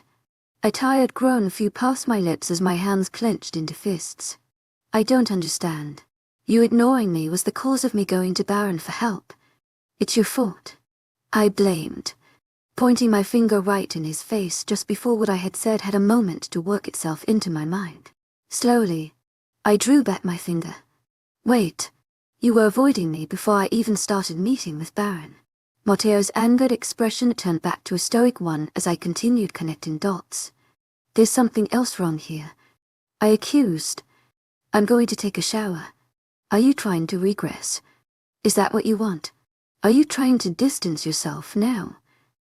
A sinking feeling settled in my stomach. Kai, you don't understand. He tried reasoning, but I wasn't having it. Then, make me, I demanded. Help me understand what is so far up your ass that is affecting your head. Thanks to Nicole, you have the respect of some loonies. Some of the same loonies that were terrified of you just days ago to the point that their mates deemed you as unfit to lead such a prominent pack. Not only did they belittle you when they questioned your ability to be an alpha female, but they belittled me by claiming I didn't have enough influence to push you in the right direction. They wanted me to reject you. I gulped, shaking my head back and forth. I searched the depths of his eyes to find some sort of lie, but he seemed to be an open book with me in that moment. He wasn't lying at all. They can't do that, I defied. Rejection, that's not even possible. I was hoping that maybe if I continued to tell myself that, I might actually believe it. But it doesn't break the bond. It's just a petty attempt to end something fated, which is practically impossible, he explained calmly. I had no idea how he was calm. My heart was imploding inside of me, and my stomach felt like it was falling 10 stories. You're going to reject me. You're trying to distance yourself from me so that it hurts you less, I accused, backing away from him. Kai, no. I would never reject you. He quickly recovered, snatching my arms and pulling me to him. Our gazes were matched, and for the first time I could see real emotions in his eyes. I tried defending you. I tried telling them that you weren't what they thought you were. But when it came down to it, I didn't know what to say because I barely know you. I've told you things. To my agent extraordinaire, Marilyn Noban. Heartfelt thanks for your unfailing patience, enthusiasm. Recalling our various informational games. You've told me your favorite color and why you hate winter. I know the shit you see on an online dating site bio. My first real glimpse into your life was because a vital piece of it happened to pop back in, he pointed out, making my jaw clench. I know your name. Everything else seems to be a mystery. My personal life is complicated, but you'll know eventually. I mumbled as I tried to pull away from his hold, but he just pulled me back to him. That's just the problem. As I grow closer to you, you discover more about me, and there are things that I can't change or take back that might make you want to leave, he confessed, leaving me a bit confused. So he wasn't going to reject me. He was scared of the opposite. You're scared I'm going to reject you. Koya, I feel things for you that I've never felt toward anyone. You terrify me, the influence you have over me. I have no limits when it comes to you. There has never been a single person in my life that didn't have some sort of limit around me. But you just do as you wish. And I let you. If you rejected me, I don't know if I'd make you stay or let you leave. I don't know which one terrifies me more. Honestly, I watched his face closely, searching for anything that could make me question his honesty, but I couldn't find anything. To be truthful, it hurt a little to think that he believes I would just leave after everything we've gone through so far. Matteo, nothing that you throw at me from your past is going to make me want to leave. You don't scare me, I stated boldly as I brought my face closer to his. Nothing can with the past that I have. My voice was low and breathy, and all I could think about was how badly I wanted his lips on mine. I think he understood because he closed the space between us as soon as the thought popped into my head. My body immediately reacted to the heated, lusty kiss. The blood in my veins felt as though it suddenly began to boil, and I couldn't decipher if the source of the heat was from my lips or my chest. One of Matteo's hands held the back of my head to keep my lips against his, while his other hand pressed against my lower back to keep my body exactly where he wanted it. He backed us into the bed where my knees buckled once they made contact with the bed. His mouth continued to wreak havoc on my lips as his large frame trapped me beneath him. I was certainly not complaining. The heat from my chest was blazing like a fire all over my body, and it left me wanting to rip off not only every article of my clothing but Matteo's as well. My hands were in a hurry to hasty attempt to remove Matteo's shirt as his lips traveled painfully slow from my lips, along my jaw, and down my neck. I can't risk it. He breathed against my neck in between the much welcomed torment of my skin that he caused without remorse. I admit, I was a bit dazed, but I wasn't lost. I'd heard what he said. I just didn't understand what he was talking about. I could hardly remember what we were talking about that had even led us here, so his statement left me confused. Before I had the chance to ask, the answer had already come. The intense sensation of sharp canines piercing the skin of my bare neck jolted me back to reality. It was a combination of pain and pleasure, but the pain I felt kept me sane long enough to realize what I was getting myself into by not pushing him away or telling him to stop. By marking me, Matteo staked a claim on me that would be near impossible to break by anyone or ourselves. The mark that I would forever bear on my neck would be a symbol to not only Matteo but to the rest of his pack as well, that I was in fact his accepted mate and just one step closer to being an alpha, which was something that I was not ready for. A traitorous moan fled my mouth as Matteo's teeth released my neck, leaving behind his claim and moving back to my lips. I knew I was more in my right mind than he was in that moment, so I used that to my advantage. I forced a switch in our position so that I was no longer below him. I used my advantage of being on top to push him back onto the bed. No, I said quickly. My breathing was a bit erratic. I felt like I had just walked up a flight of stairs after a midnight snack. Matteo's lusty gaze found mine. Immediately, I watched as he sunk back into his normal state. It's not you, I swear. It's just the title. He interrupted me, concluding what we both knew. I offered him an apologetic frown, hoping he would understand. In response, he placed a light kiss to my forehead. It's all right. With that, he left me on the bed alone as he went to go take a shower. The door shut, leaving me totally alone. Just me, my thoughts, and my inner slut that didn't seem to understand how to chill the hell out. I gulped and raised my hand to my neck, feeling where Matteo had done his damage.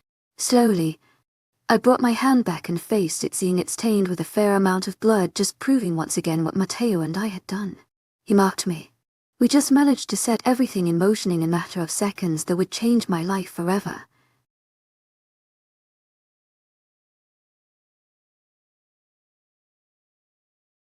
I never thought I'd see him again under such circumstances. My father, the man who was both my hero and my demon, chained and helpless, while I stand before him with a mix of rage and sympathy in my heart. Chapter 25. God bless airplanes and fake passports. For the first time in a week, I didn't wake up to the obnoxious ringing of Matteo's alarm. The barely noticeable tickle of hair being moved away from my face by light fingertips caused me to stir. The sparks dancing across my skin let me know who it was immediately. Not that I really needed them. It hadn't even been a thought in my mind to sleep with anyone other than Matteo lately. Admiring your work. Already knowing the answer, I could feel the cool air hit my neck where he had made sure to place his mark. Marking happened quite often between mates.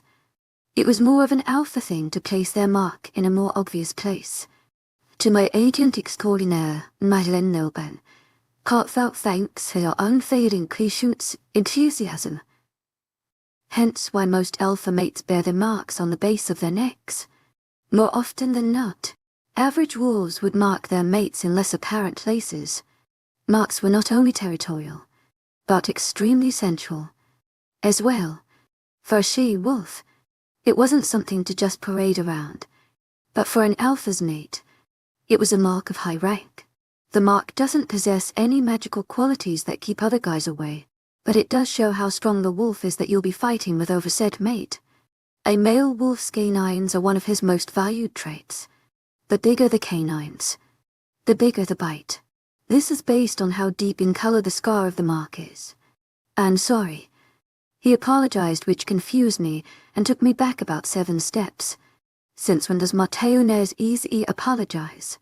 I slowly opened my eyes to see Matteo looking at the mark with a pained expression. You're sorry, I repeated, trying to get his attention. I also needed confirmation that he did indeed say, sorry, and I wasn't just losing my mind. Matteo, I snapped softly when he wouldn't answer me. His eyes shifted from the mark to my eyes. Don't make me say it again, he demanded, but it came out more of a plea than a command. If I didn't want it, it wouldn't be there. I countered, contrary to what he may think. I knew what I was doing when I let him mark me. I didn't just let him take advantage of me. He didn't answer. His eyes just focused back on the mark. Do you regret it? I asked, seeing the way he looked at my neck. Do I regret marking you? He repeated me, looking back into my eyes. I didn't say anything. The look on my face was answer enough for him. No, Kaye. He continued. But do you regret how I did it? Yeah, I do. We always argue. Don't worry about it. It's how we get along. I tried to reason with him to make him feel a little less guilty. In all honesty, I wasn't the fondest of him marking me in the middle of an argument. But that's just how we are. I should have never acted an emotion like that. He argued, making me irritated. You lost control of your emotions. It happens to everyone. It's okay to be scared. Well, that seemed to really get his attention. I was not scared. The look in Matteo's eyes switched from apologetic to serious in seconds. Obviously, I heard his masculinity a bit. Truth. Matteo, you were obviously scared. It's okay, Kaye. I was not scared. Yes, you were. No, I was not. Why are you denying it? There's nothing wrong with being afraid. I wasn't afraid of anything. Fine. I snapped, pulling away from his grasp. I'll just leave you then, no. Matteo shot out quickly as his arms wound me. A look of panic washed over his face, just proving my point that he was obviously terrified of me leaving. I shot him a pointed look. The panic in his face was immediately replaced by a stoic expression. Not scared. Once again. I'm protective. Trying to defend his actions. Yeah. Because everyone panics and looks like they're about to cry when they get protective. I'm not. Unconvinced by his excuse. I don't cry. Yeah. You don't do a lot of things. I muttered, rolling away from him to end the conversation. I didn't get too far. To my agent extraordinaire, Madeleine Nobel. Heartfelt thanks for your unfading Kishut's enthusiasm. His strong hands caught a hold of my shoulders, spun me back around, and as I was in the midst of a protest, his hand came up to the back of my head while his lips captured mine. It wasn't a hungry, guilt-filled kiss as it had been the night before. It was pretty emotional, something that would have normally made me uncomfortable, but it actually managed to make me feel pretty at ease. It was as if Matteo was trying to tell me all the things he couldn't bring himself to actually say through the kiss. We pulled away slowly. Truth be told, I really wasn't the happiest that attended. I don't think Matteo knew what to say. I didn't really either. We just lay there searching each other's eyes for something, anything. An emotion. A tear. Anything. You have me. You'll always have me. Is what I wanted to say. I couldn't will myself to actually say that. To my agent extraordinaire, Madeleine Nobel. Heartfelt thanks for your unfading Kishut's enthusiasm. Always wasn't a word I enjoyed using. Don't apologize for something that I wanted just as much as you did. I advised. I was expecting, well, hoping for a smile or something that showed me he didn't still feel guilty about something I wanted. His lips met mine again, and I melted. Not the response I wanted, but I wasn't going to complain. He pulled away and rested our foreheads against one another. The hand that had been holding the back of my head was now caressing my cheek, causing an eruption of warmth to spread over my face. "You deserve better," Matteo admitted lowly, making my stomach drop. He wouldn't be saying that if he knew who I really was, what kind of murderous monster I really am. "Well, I guess that makes two of us." "I really don't," I mumbled before crawling out of the bed, leaving Matteo alone, and wandering into the bathroom to get ready for our departure from Manitoba. I didn't have much to actually do. Shower, pee, brush my teeth, search for my deodorant for 10 minutes, put on the deodorant, put on some comfortable clothes which consisted of underwear, a sports bra, socks, a pair of black leggings, and one of Matteo's sweatshirts, and then pack up what I hadn't of our belongings. In that time, I had the opportunity to witness the damage that Matteo had caused to my neck. Trust me when I say, Matteo's mark wasn't going to be hidden by any amount of foundation.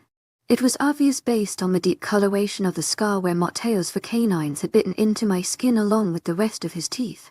I thought that it might fade over a few minutes, but if anything I think it may have gotten darker. Baron would be just flat out brainless to try to test Matteo and I's mate bond again after seeing this. Not to mention, Matteo will no doubt be way more territorial of what he deems as his, which just happens to be me now that I bear his mark. I tried my hardest to show Matteo that I was really okay with him marking me. As the morning went on, he acted less apologetic about it and grew more cocky. It was a characteristic of Matteo that I hadn't really had the opportunity to witness. Prideful, yes, cocky. Not much. It wasn't a 17-year-old boy who just got his first lay and was keen on everyone knowing, kind of cocky. To my agent extraordinaire, Madeleine Nobel, heartfelt thanks for your unfading enthusiasm. It was more of a, she's mine, and everyone is going to know it now kind of cocky. As Matteo paraded me around the lobby of the hotel amidst our farewells to everyone, he made sure at least a small bit of the mark was peeking out from his sweatshirt that I had on. He had a lot of fun showing me off as if I were the best prize in the world. On the outside, he seemed as composed as ever, but I could tell by the glint in his eye that he shot me every once in a while that he was having the time of his life on the inside. This changed when it was time to say goodbye to Baron. The conversation was brief. Baron asked if I wanted him to mark me, too. Matteo almost stripped his head off, so I had to push him back and calm him down. As Matteo and I began walking away, Baron hollered, "Can't I get an I love you?" To which I simply replied with a FKU. "All right, if you insist." That once sent Matteo over the edge. A kind-hearted mate would have probably stopped Matteo from punching Baron dead center in the face, but I guess that's why Matteo and I are good for each other. Neither Matteo nor I wanted a repeat of the vomit palooza we had to deal with a week prior. So Matteo snuck his way into the system and was able to come up with some documents for me to be able to get a passport and fly home. I didn't ask how he managed to do it. I just thanked my guardian angel for giving me such good luck lately. She must have been really working her ass off to get me in someone's good books. Donnie took one for the team and drove Matteo's car home. She left the night before Matteo and I was set to, so she could meet us at the airport when we got home. From there, we would switch off cars since hers was still parked in the parking garage from her flight up to Manitoba. God bless airplanes and fake passports. I only got sick about 9 times rather than the hundreds of times I had to go through thanks to Matteo's stupid car. To say that Daniela was surprised to see the mark on my neck when we greeted her at the airport would be an understatement. I thought she was about to lose her shit. After about 20 minutes of interrogation, Matteo finally separated us long enough for us to get into his car and head home. If I thought Donnie's reaction was bad, I was not ready for Jack's. Matteo and I entered the house with his arms securely around my waist. A few men carried our bags from the car behind us. Jack met us at the door with a calm expression. To my agent extraordinaire, Madeleine Nobel, heartfelt thanks for your unfailing enthusiasm. He bowed his head to Matteo. Jack, Matteo acknowledged, making me roll my eyes. He was so formal and stoic when his pack was around. I wonder what they would all think if they saw that alpha joking around with his mate about being a classy porn star. I bet they would lose their minds. Keel over. And I. Beta-cade of Socius called this morning. It sounded urgent. I alerted him that you would be arriving today. Jack explained, being just as serious as Matteo. It was weird. My ears perked up at the mention of my brother. I hadn't had the opportunity to say goodbye to him this morning. Apparently, he and Bryce left late last night when they were alerted by their pack that their presence was needed. It had something to do with the rogue that had kept them from arriving to the conference to begin with. Apparently, the rogue problem that they believed they had sorted out really wasn't fixed at all. Is he okay? Becoming worried for my brother, he didn't specify his reason for calling. He just said he needed to speak with you, Jack said, directing his statement at Matteo. He nodded sharply before turning his attention to me. I will be right back, Matteo promised. Jack, get some food and water in her system. She's had a long morning, he ordered before leaving Jack and I. As soon as Matteo was out of hearing range, Jack's serious FA aide morphed into the Joker real quick. When did this happen? He practically screamed at me as he pulled the sweatshirt down to expose the mark. I was about to ask him how he knew, considering I made sure it was covered when Matteo and I came into the house. But his excited babble told me all I needed to know. I didn't get a call from you or my dick of a best friend. I had to get a call from Donnie, which I'm highly offended that she found out from you before I did. Listen, it was a spur-of-the-moment thing. It only happened last night, I explained as I chuckled lightly. I knew it was going to happen.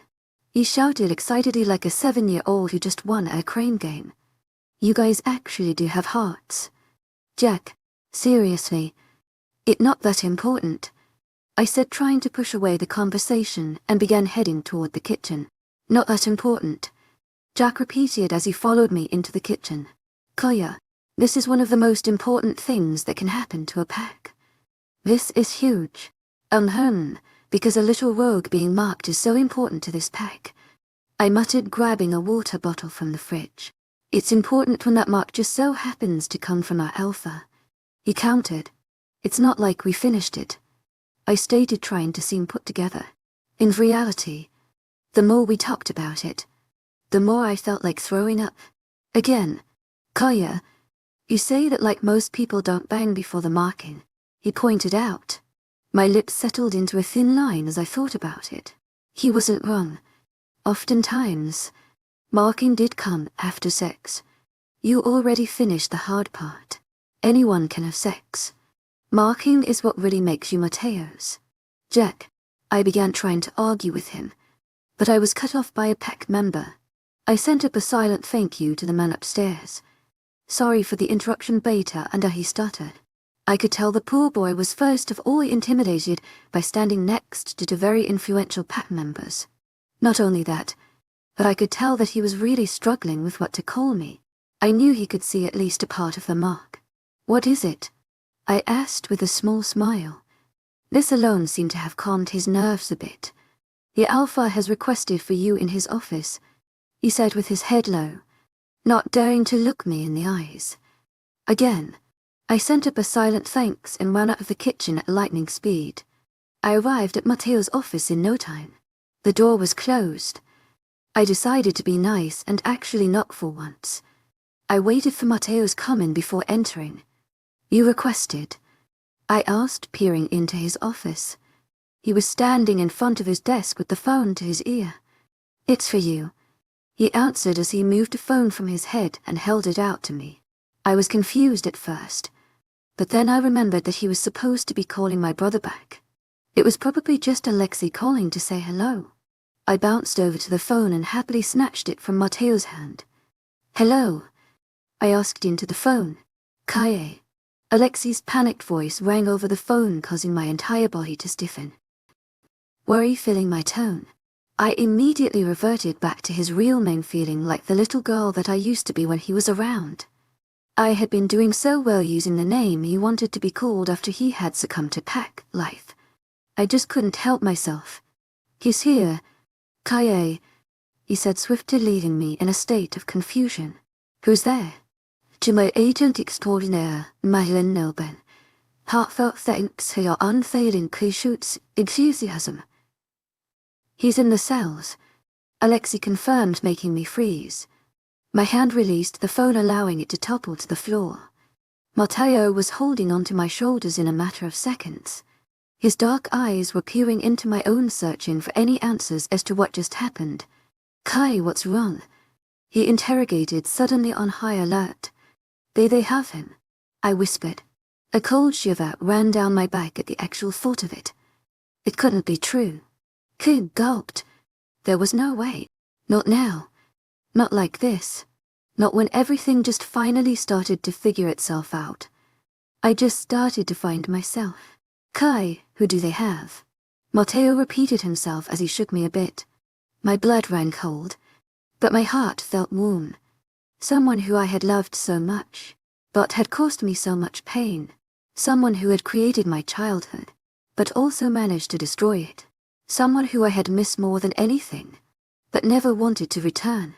Someone who built me up to the person I am, but ruined me from the start. My dad. Chapter 26, Part 1. Okay, whatever. Derek, are you sure about this? Matteo asked, making me gulp. My heart was racing like crazy as I just stared at the giant pack house in front of me through the car window. Yes, I said confidently, but on the inside I was crumbling like a piece of stale bread. You're lying, he accused, making my head turn to meet his handsome face abruptly. His brow was raised, obviously me to deny him. I can hear your heart racing. My strong fade vanished and a frown replaced my features. Matteo reached his arms out to me and pulled me to his chest. I'm getting to see the man who abandoned me after like 5 years, and for some reason I can't but feel excited. I admitted. Is that wrong? Well, do you want the truth? Matteo asked, making me sigh. He didn't even have to say what he was thinking for me to know that he thought I was insane for wanting to see Parker. My dad. After the phone call with my brother, I didn't know what to say. I kept asking Matteo if this was all just some sick joke that he thought would be funny. He went on to assure me that the only sick joke in my life as of now would be my father. Matteo was really not a fan of him. I didn't blame him. To my agent extraordinaire, Madeleine Nilben, heartfelt thanks for your unfading patience, enthusiasm. I did tell him some pretty shitty things about my dad. I just couldn't help it. I couldn't help that I still cared. He's my dad. To my agent extraordinaire, Madeleine Nilben, heartfelt thanks for your unfading patience, enthusiasm. I was internally in this. The little people in my head were basically running around setting fire to everything they touched in a failed attempt to fix my inevitably life-damaging issues. I was calm, cool, and collected on the outside. To my agent extraordinaire, Madeleine Nilben, heartfelt thanks for your unfading patience, enthusiasm. Okay, maybe that was a lie. I was doing good handling my emotions until I accidentally threw Jack down a flight of stairs. It was after I did that and continued screaming at him from the top of the stairs about how I was thinking about just throwing myself out of the 7th-story window that Matteo took me to our room. We spent the rest of the day in there. He let me rant and punch him whenever I had random spurts of anger. He also held me and rocked me back and forth when I got to a point where I felt like I wanted to cry. But I don't do that. So I just sat there emotional as lice, staring at nothing. It wasn't until that night that I brought up actually seeing my dad. It was a hard no from Matteo. It took a while to convince him, but I eventually won, as I normally do. So, here we sit in a car in front of Socia's pack house. He's not completely terrible. I mumbled into his chest. He still hurt you. You hurt me. And I still like you. I counted. I didn't even have to see his face to see his eye roll. It was practically burned into my conscience by this point. But that's different. At least, I tried to fix my mistakes. I sighed sadly once again at his words. Please, I begged, pulling away from his hole to look him in the eyes. Don't make this harder on me than it's already going to be. His expression softened as he leaned down to give me a swift, apologetic kiss. He pulled back, and I could tell he wanted to apologize, but getting the words out were practically an impossibility for him. I wasn't going to push him. He had already said it once this week. He just said that we should probably head inside in the pack house. His hand was placed against my lower back, guiding me to the door. From there, we were met by Alexei and house guards who led us to where they were holding my dad. "Kolya, I've got to warn you," Alexei warned as we stopped in front of a steel door. At this point, we were below ground level, so I knew that once I entered this door, I would be seeing the man who had abandoned me without a word. "I know you're not going to like seeing him like this." I gulped at his words, trying to seem collected. But how could I be? "I'm fine. To my agent extraordinaire, Myelin Nilban, heartfelt thanks for your unfailing patience, enthusiasm." I assured. "He's just a person to me. Now he deserves whatever he's going through." By the look on Alexei's face, I could tell he was seeing straight through my lie. He didn't respond. He just continued searching my face for any signs of me wanting to stop. "Let's go," I pushed, motioning to the door. With a heavy sigh, he opened the door. "All that I'm saying is that I feel like silver chains really aren't necessary. So if you could keep those away from me." My heart dropped. He sounded just like he did before. Was I sure I was okay with this? Could I get some water? Get my son? He would get me some water. I stepped into the room, taking in everything within it. I no longer felt Matteo's hand on my back. I assumed he stayed back. My stomach dropped seeing the large frame of a man chained to a wall by what I assume were steel chains inside of a temporary holding cell. "Oh, Kajin," he said, turning around, expecting to see my brother step through the door. His eyes found mine. A familiar, sadistic smile graced his face at the sight of me. "Kaye," he breathed. My heart imploded within itself. He was the same man he had been before. The same light blue eyes, the same dark brown hair, the same muscular build, charming smile, and charismatic attitude. He was my dad, my precious Kaye. "Daddy." My voice cracked as well as one of the cold, hard walls that I had built around my heart because of him. My feet started moving before I had the opportunity to stop them. My hands were grasping the steel bars of the cell so tightly that my knuckles were white. "Open the door," I pleaded to a guard who had been standing in front of the cell.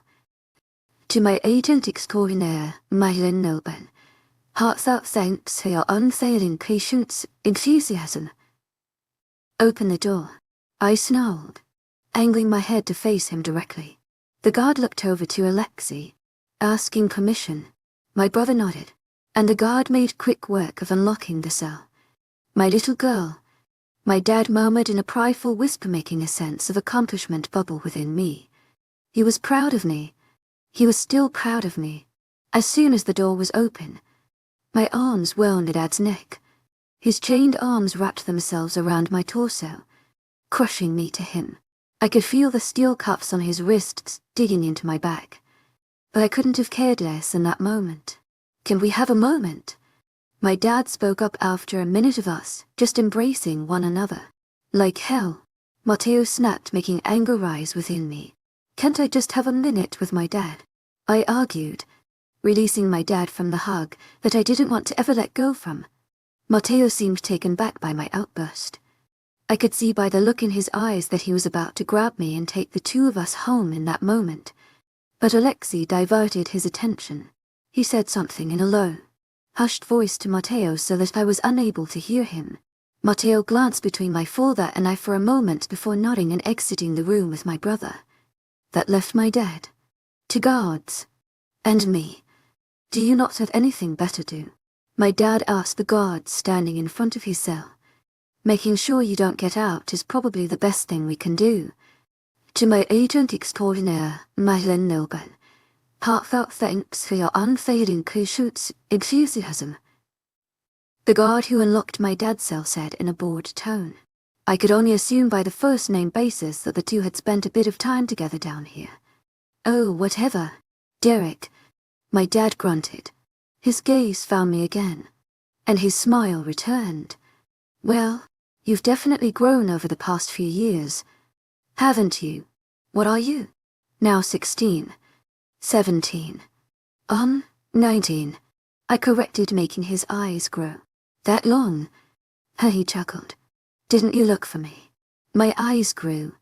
and my heart rate sped up. Was I supposed to look for him? I mean, I did. I just could never find him before I ended up in Vindictor's possession. I couldn't find you, I admitted. A look of disappointment washed over my dad's face, making me feel sick to my stomach. I thought you were better than that. I guess your brother always was the smart one. I lowered my head. He was always right. I know. I should have looked harder. We settled into a silence before he spoke up. So I hear you have the Alpha Cietus wrapped around your finger. Oh. My head immediately snapped up at the mention of Matteo. Noticing the panic that had taken over my body, my dad continued his interrogation. Never would have thought my independent little Kai would crave power. I'm impressed. Seducing the Alpha must not have been easy.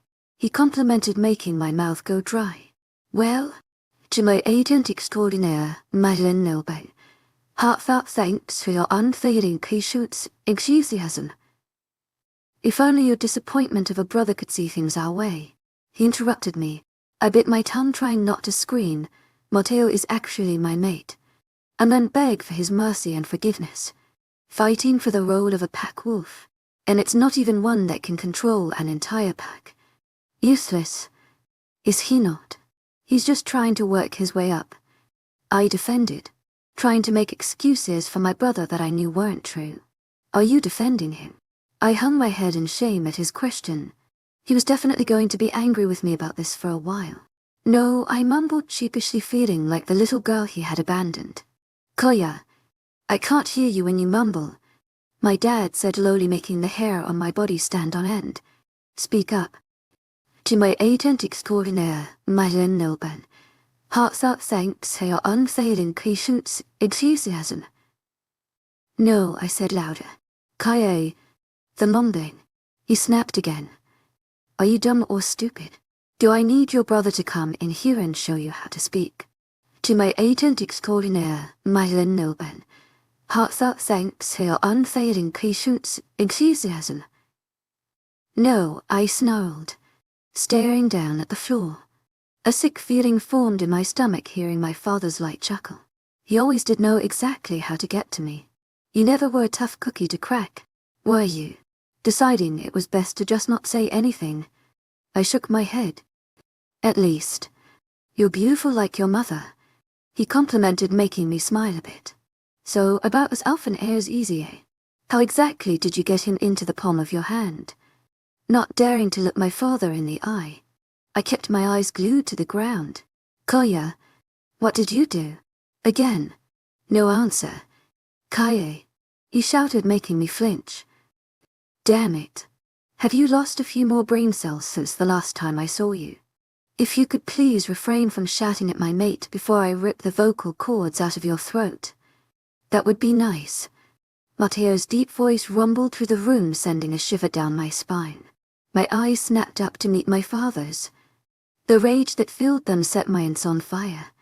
Mate, he repeated, making me feel like I was about to throw up. He was never going to forgive me. He was never going to accept me. He was never going to be proud of me. I was pulled from my thought by the familiar sensation that only Matteo's touch could give me. He grabbed my hand and pulled me out of my dad's cell. Our eyes were still connected as he yelled at me. Koya Parker, you better pray this is a joke. He snarled at me, violently pulling on the chains that held him to the wall. Don't leave this room. Kaye, don't leave this room. His deep growl ripped through the air, causing my chest to tighten. It felt like a boa constrictor had wrapped itself around my torso and was trying to squeeze the life out of me. I wanted to yell back. I wanted to look him dead in the eyes and say that he can't tell me what's not mine. I wanted to be right. But I didn't want him to be disappointed in me. Kaye.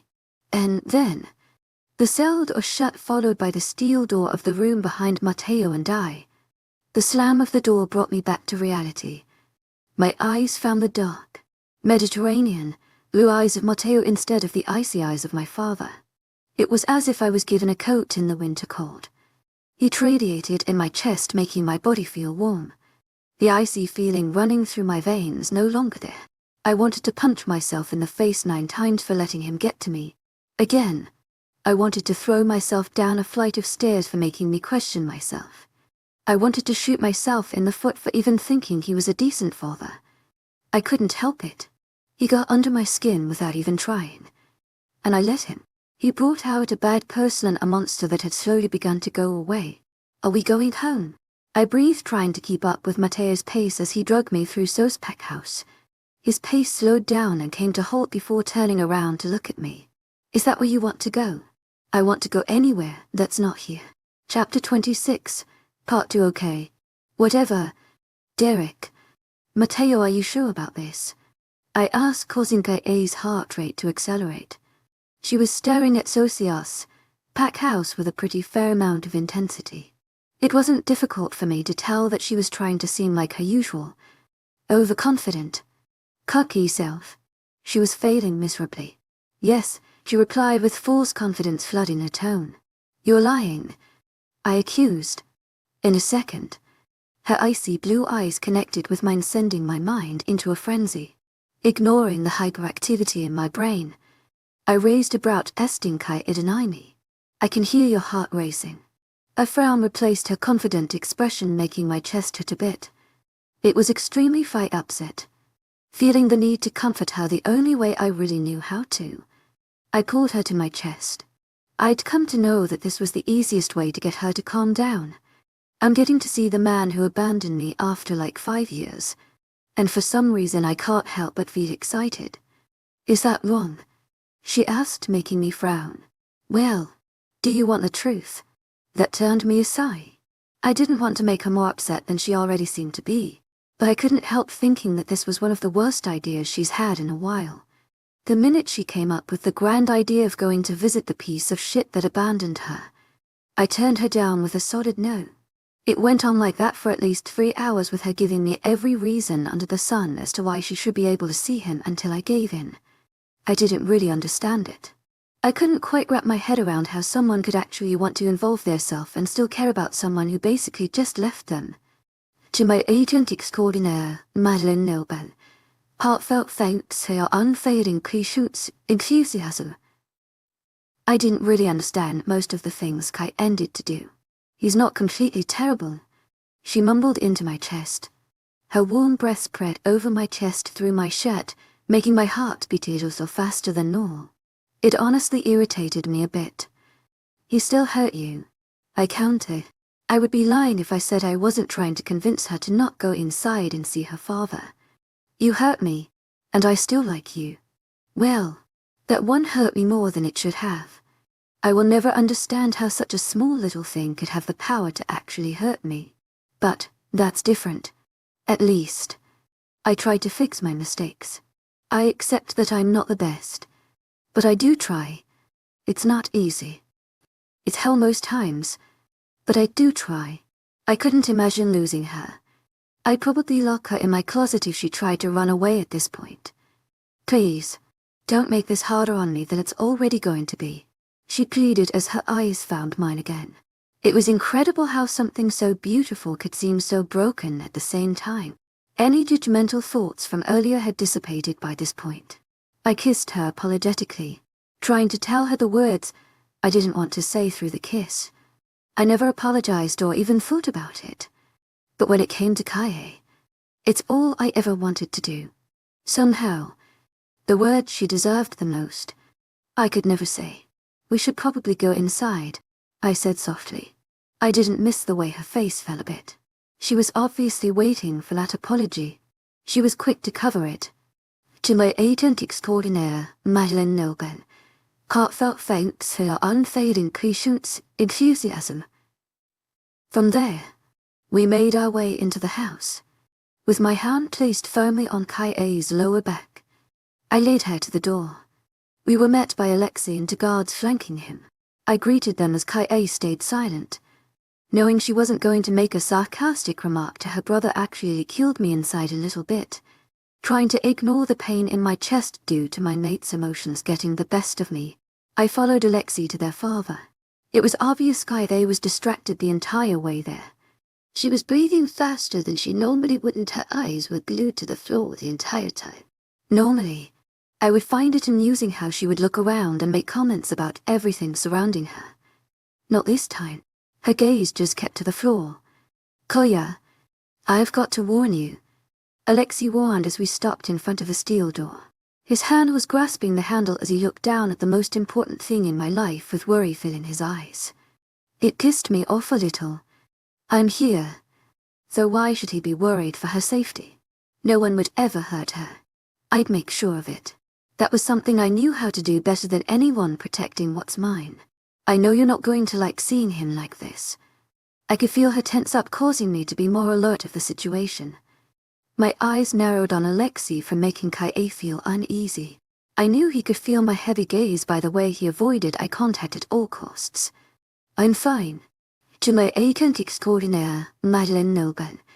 Heartfelt thanks for your unfailing patience, enthusiasm. Kaie said, trying to sound assuring. He's just a person to me now.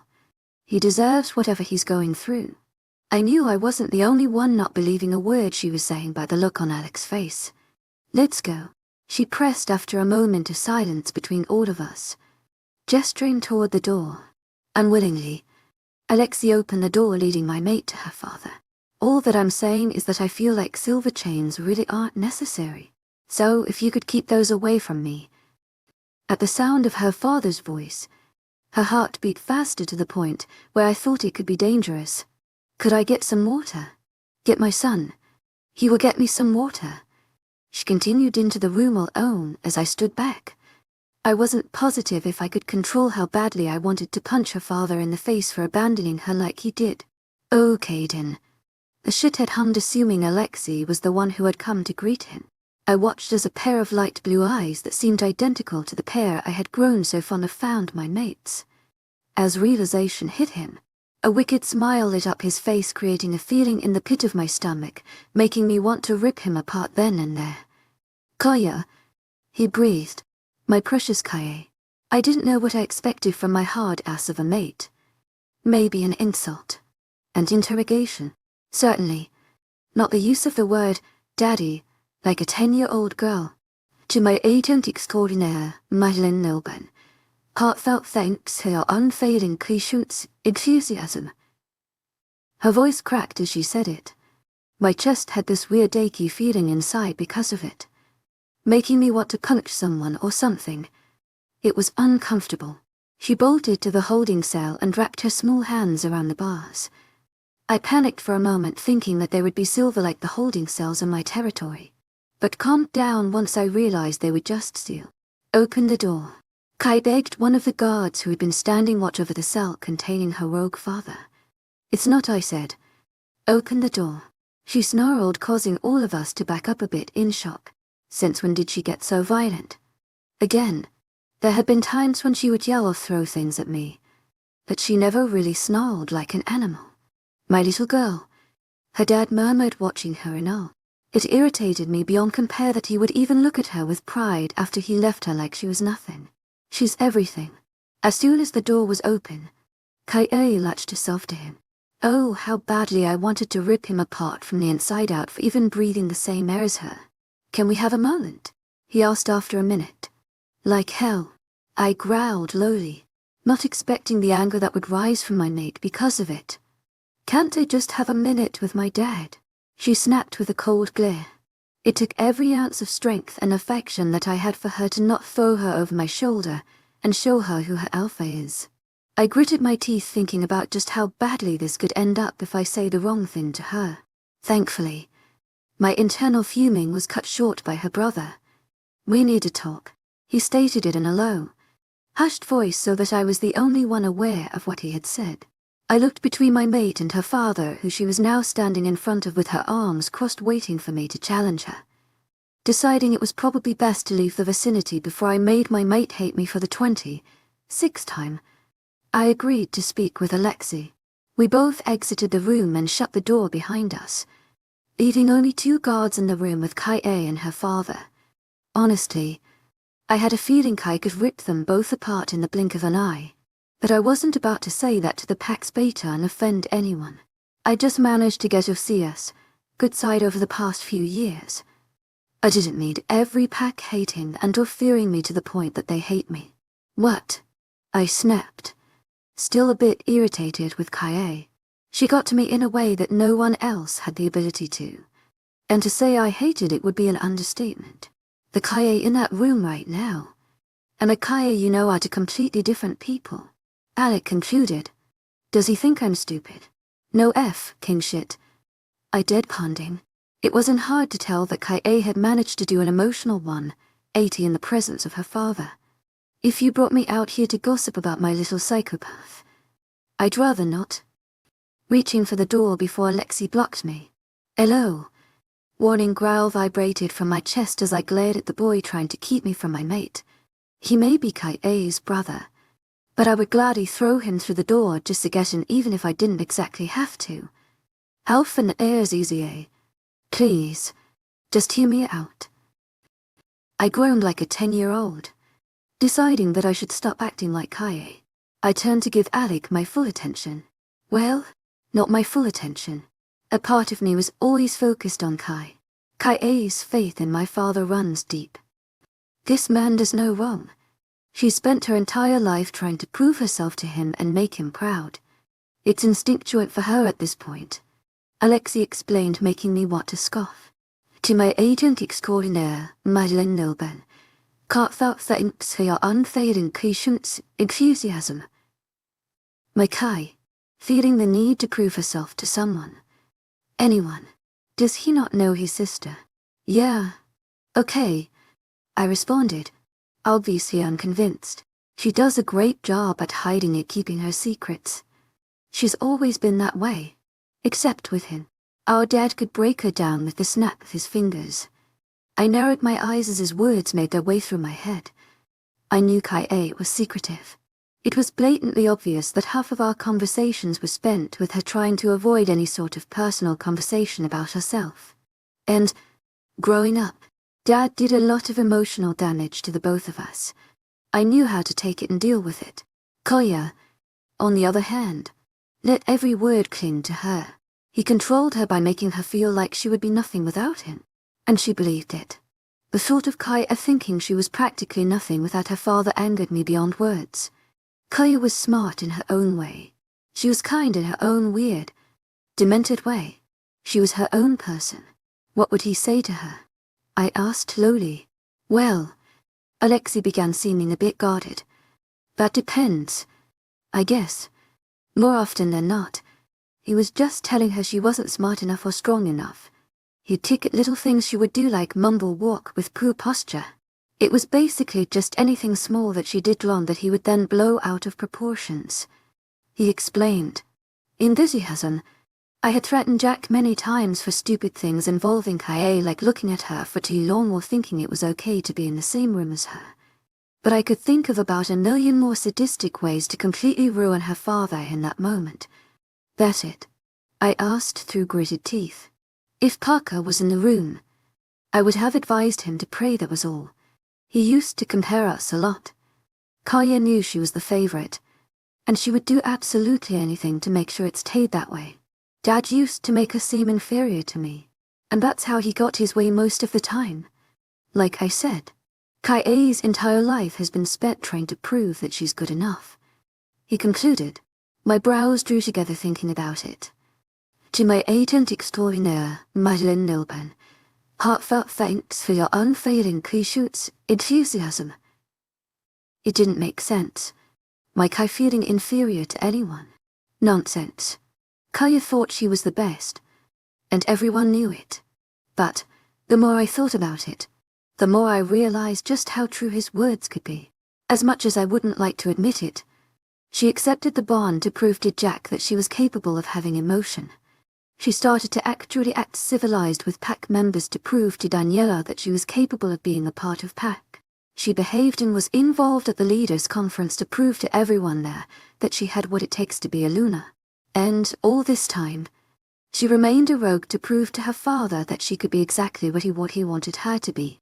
Well, why the does she still live to please him if he left her? Irritation thick in my voice. Your guess is as good as mine, Alec said with a shrug. There isn't a single person in this world who knows how to make her feel better or worse about herself than him. I guess she just likes to hold on to the better. Kaye. The booming voice of her father caught my attention. Instantly, I had pushed past Alexei and entered the room, once again. Damn it. Have you lost a few more brain cells since the last time I saw you? If you could please refrain from shouting at my mate before I ripped the vocal cords out of your throat, that would be nice. I threatened darkly, meaning every word that came from my mouth. I would start a war with every pack in the country if that meant keeping Kite happy. I wouldn't feel the slightest bit of regret by ridding my world of her father.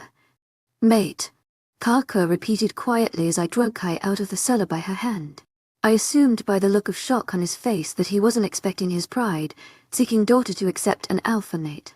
I couldn't wait to see the look on his face when he sees the mark on her neck. Collier Parker, you better pray this is a joke, he snarled. How precious.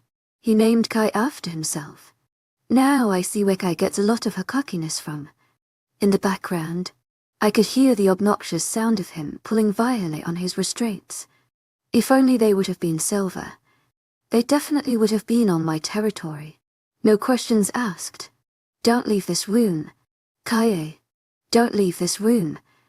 To my agent extraordinaire, Madeleine Noble. Heartfelt thanks for your unfailing patience, enthusiasm. Ignoring Parker to the best of my ability, I pulled my mate out of the room and made sure the door was securely shut behind the two of us. Immediately after, Kaye's icy blue eyes found mine, just like they always did. They sent my mind into a frenzy. I needed to get her away from him. Are we going home? She asked quietly as I continued dragging her through Sosia's pack house. Hearing the broken sound of her voice caused that annoying, ugly feeling in my chest to come back. The more I ignored it, the worse it got. Deciding for the better, I slowed my pace and stopped to look at her. Again, those eyes. Damn, I hated how much I loved them. Is that where you want to go? I want to go anywhere that's not here. Chapter 27, Death by Shower. My strategy for the night was if we don't talk about. Then it didn't happen. I knew in the back of my head that it was a terrible strategy considering there were more than enough witnesses. But a girl and Reen. I stated victoriously. Kai, for the last time. There are no checkmates, in checkers. Matteo repeated for the 12th time, trying to sound like he wasn't as obviously irritated as he was while placing a red checker on top of my own to make it a king. As much as I would love to say that we're home, I can't. Sosia's territory covers much of northern Canada whilst the Edis ranges from the northern, central United States to the eastern us, excluding a few southern states that belong to a few smaller packs and a small part of APCN's territory. Flights back home wouldn't be leaving until the morning, so we were stuck in a hotel room for the night unless we drove home in the rental car. Neither Matteo or I wanted a repeat of our trip to Manitoba, which was a shorter drive, so we both agreed to just stay the night in Sosia's. That's what you think, I muttered as he moved one of his tent checkers toward one of my remaining two. Let's not. Pushing his checker back to where it had been. Try a different one. Preferably one of these. I motioned to about 5 that were on the opposite side of the board from mine. With an eye roll and a very audible sigh, he moved one of the checkers that was irrelevant to the game at that point. I think Matteo was trying to avoid what had occurred between my dad and I just as much as I was. I'm not sure if he was doing it because he knew it made me upset or because it pissed him off. But, either way, he wasn't bringing it up. He was also letting me get away with cheating about every 5 minutes, so I knew he was obviously just trying to make me happy. To my agent extraordinaire, Madeleine Noble, heartfelt thanks for your unfailing patience, enthusiasm. He wasn't letting me actually win. I guess that was one thing he and my dad had in common, never letting me win. In some sick, twisted future where I actually want my dad to be a part of my life outside of Sosia's, Sellers, maybe the two of them could bond over that. Right now, I don't want anything to do with him. I thought that after all this time that I would feel stronger than him. I thought that seeing him helplessly trapped behind thick bars would make me feel like I had the upper hand. But it didn't, because as soon as I saw him, it was my fault. It was my fault that he was behind those bars. It was my fault that I could never find him. It was all my fault in that moment. It always was. He never failed to make that very clear. I could have always done something. Kaye. Kaya. Mateo repeated, pulling me out of my intense staring competition with the checkerboard. Oh, yeah. I mumbled just above a whisper as I moved my king out of its safe place on the edge of the board. I didn't have to look up to know that Mateo's worried stare was beating down on me. I could feel it burning holes through me. I wished he would just stop looking at me. I wished he would just stop acting like I'm the victim. I'm not a victim. I was never a victim. I don't need pity. I don't want pity. I never had it before. And I don't want it now, Kaye. It's your turn. I interrupted him, feeling sick to my stomach thanks to the never-ending stream of thoughts flooding my mind of my dad. We can talk, it's your turn.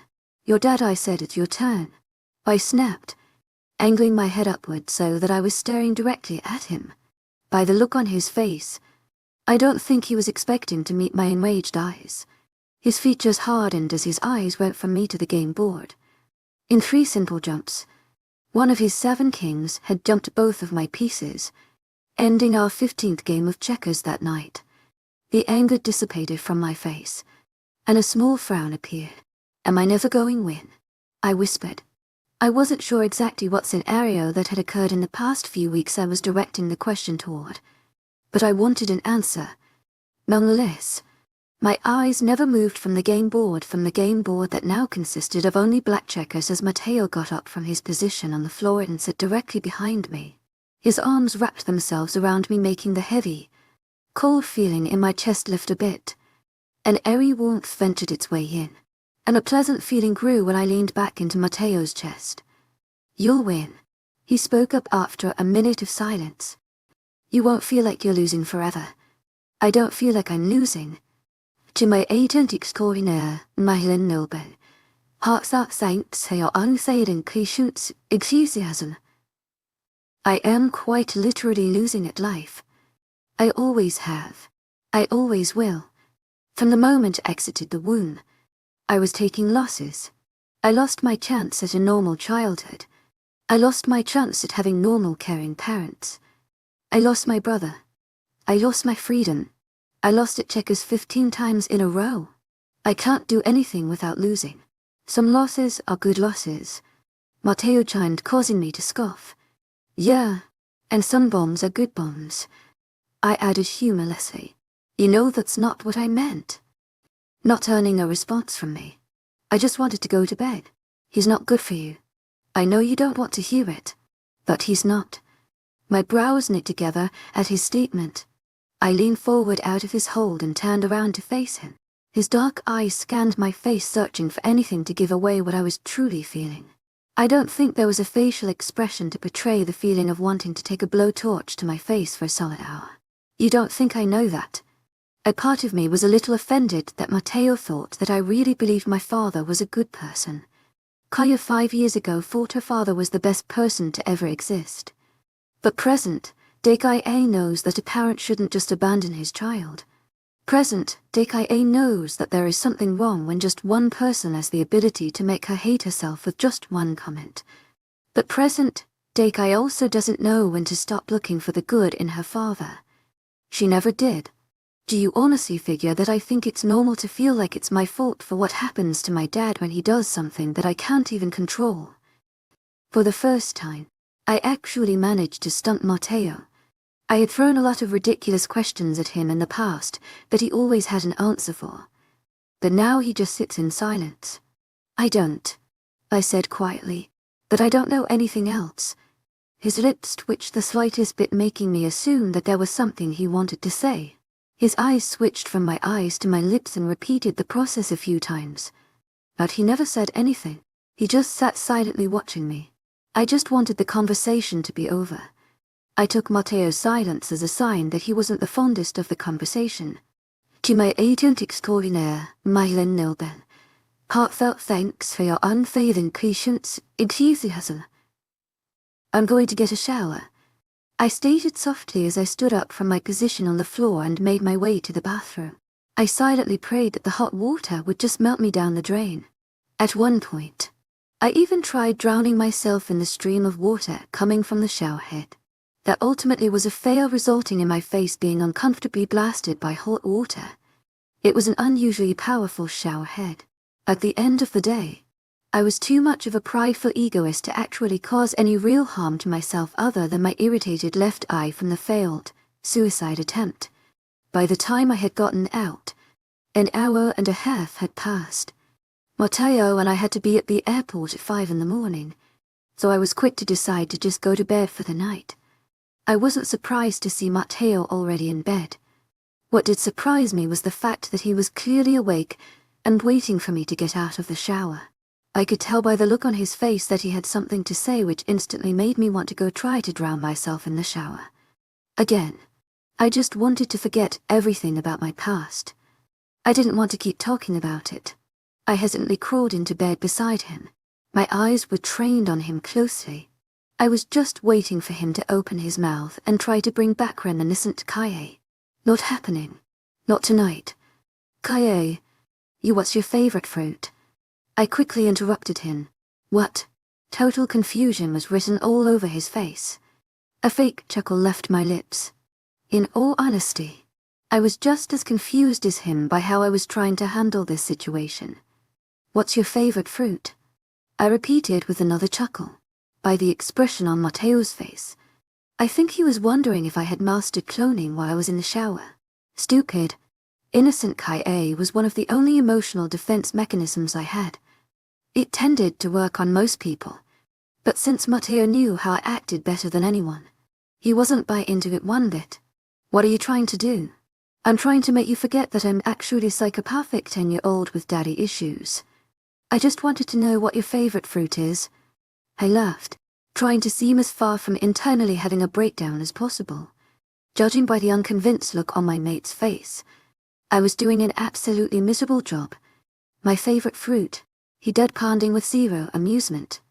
To my agent extraordinaire, Mylen Nilbe, heartfelt thanks for your unfailing patience, enthusiasm.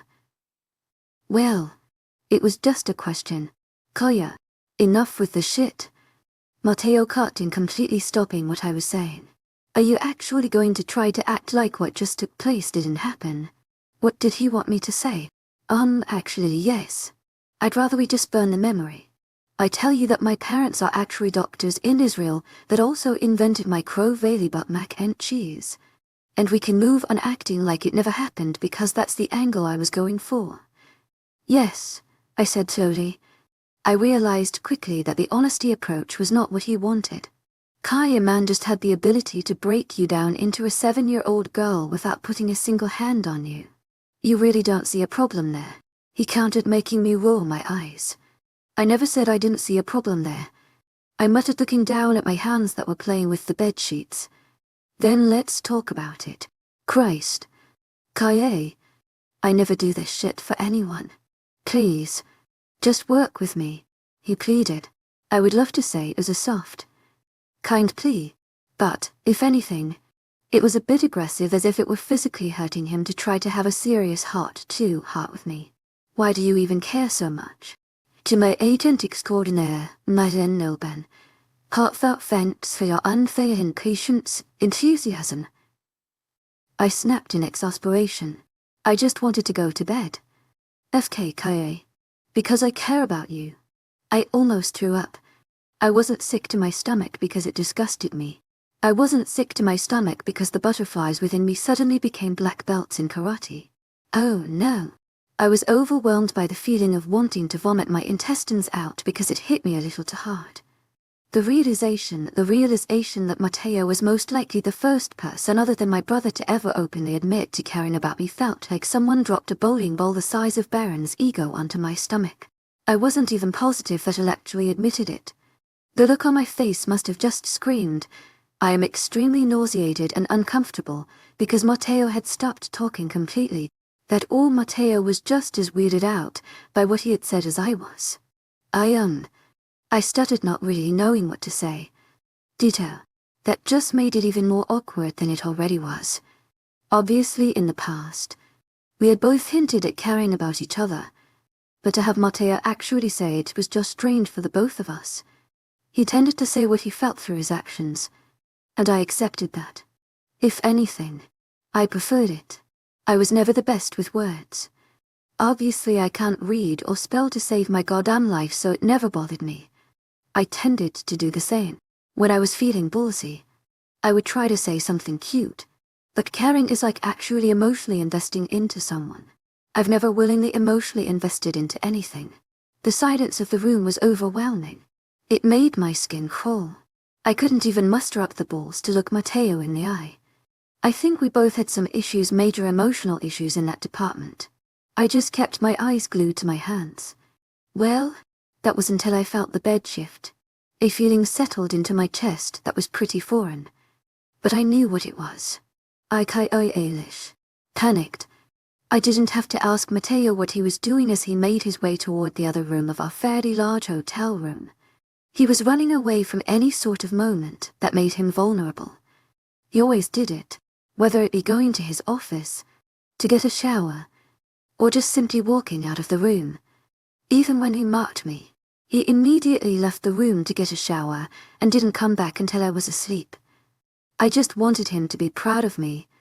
I admitted swiftly, knowing that I needed to say something if I wanted him to stay. If he truly cares about me, then he won't judge me. He won't judge me like my mom and brother always did.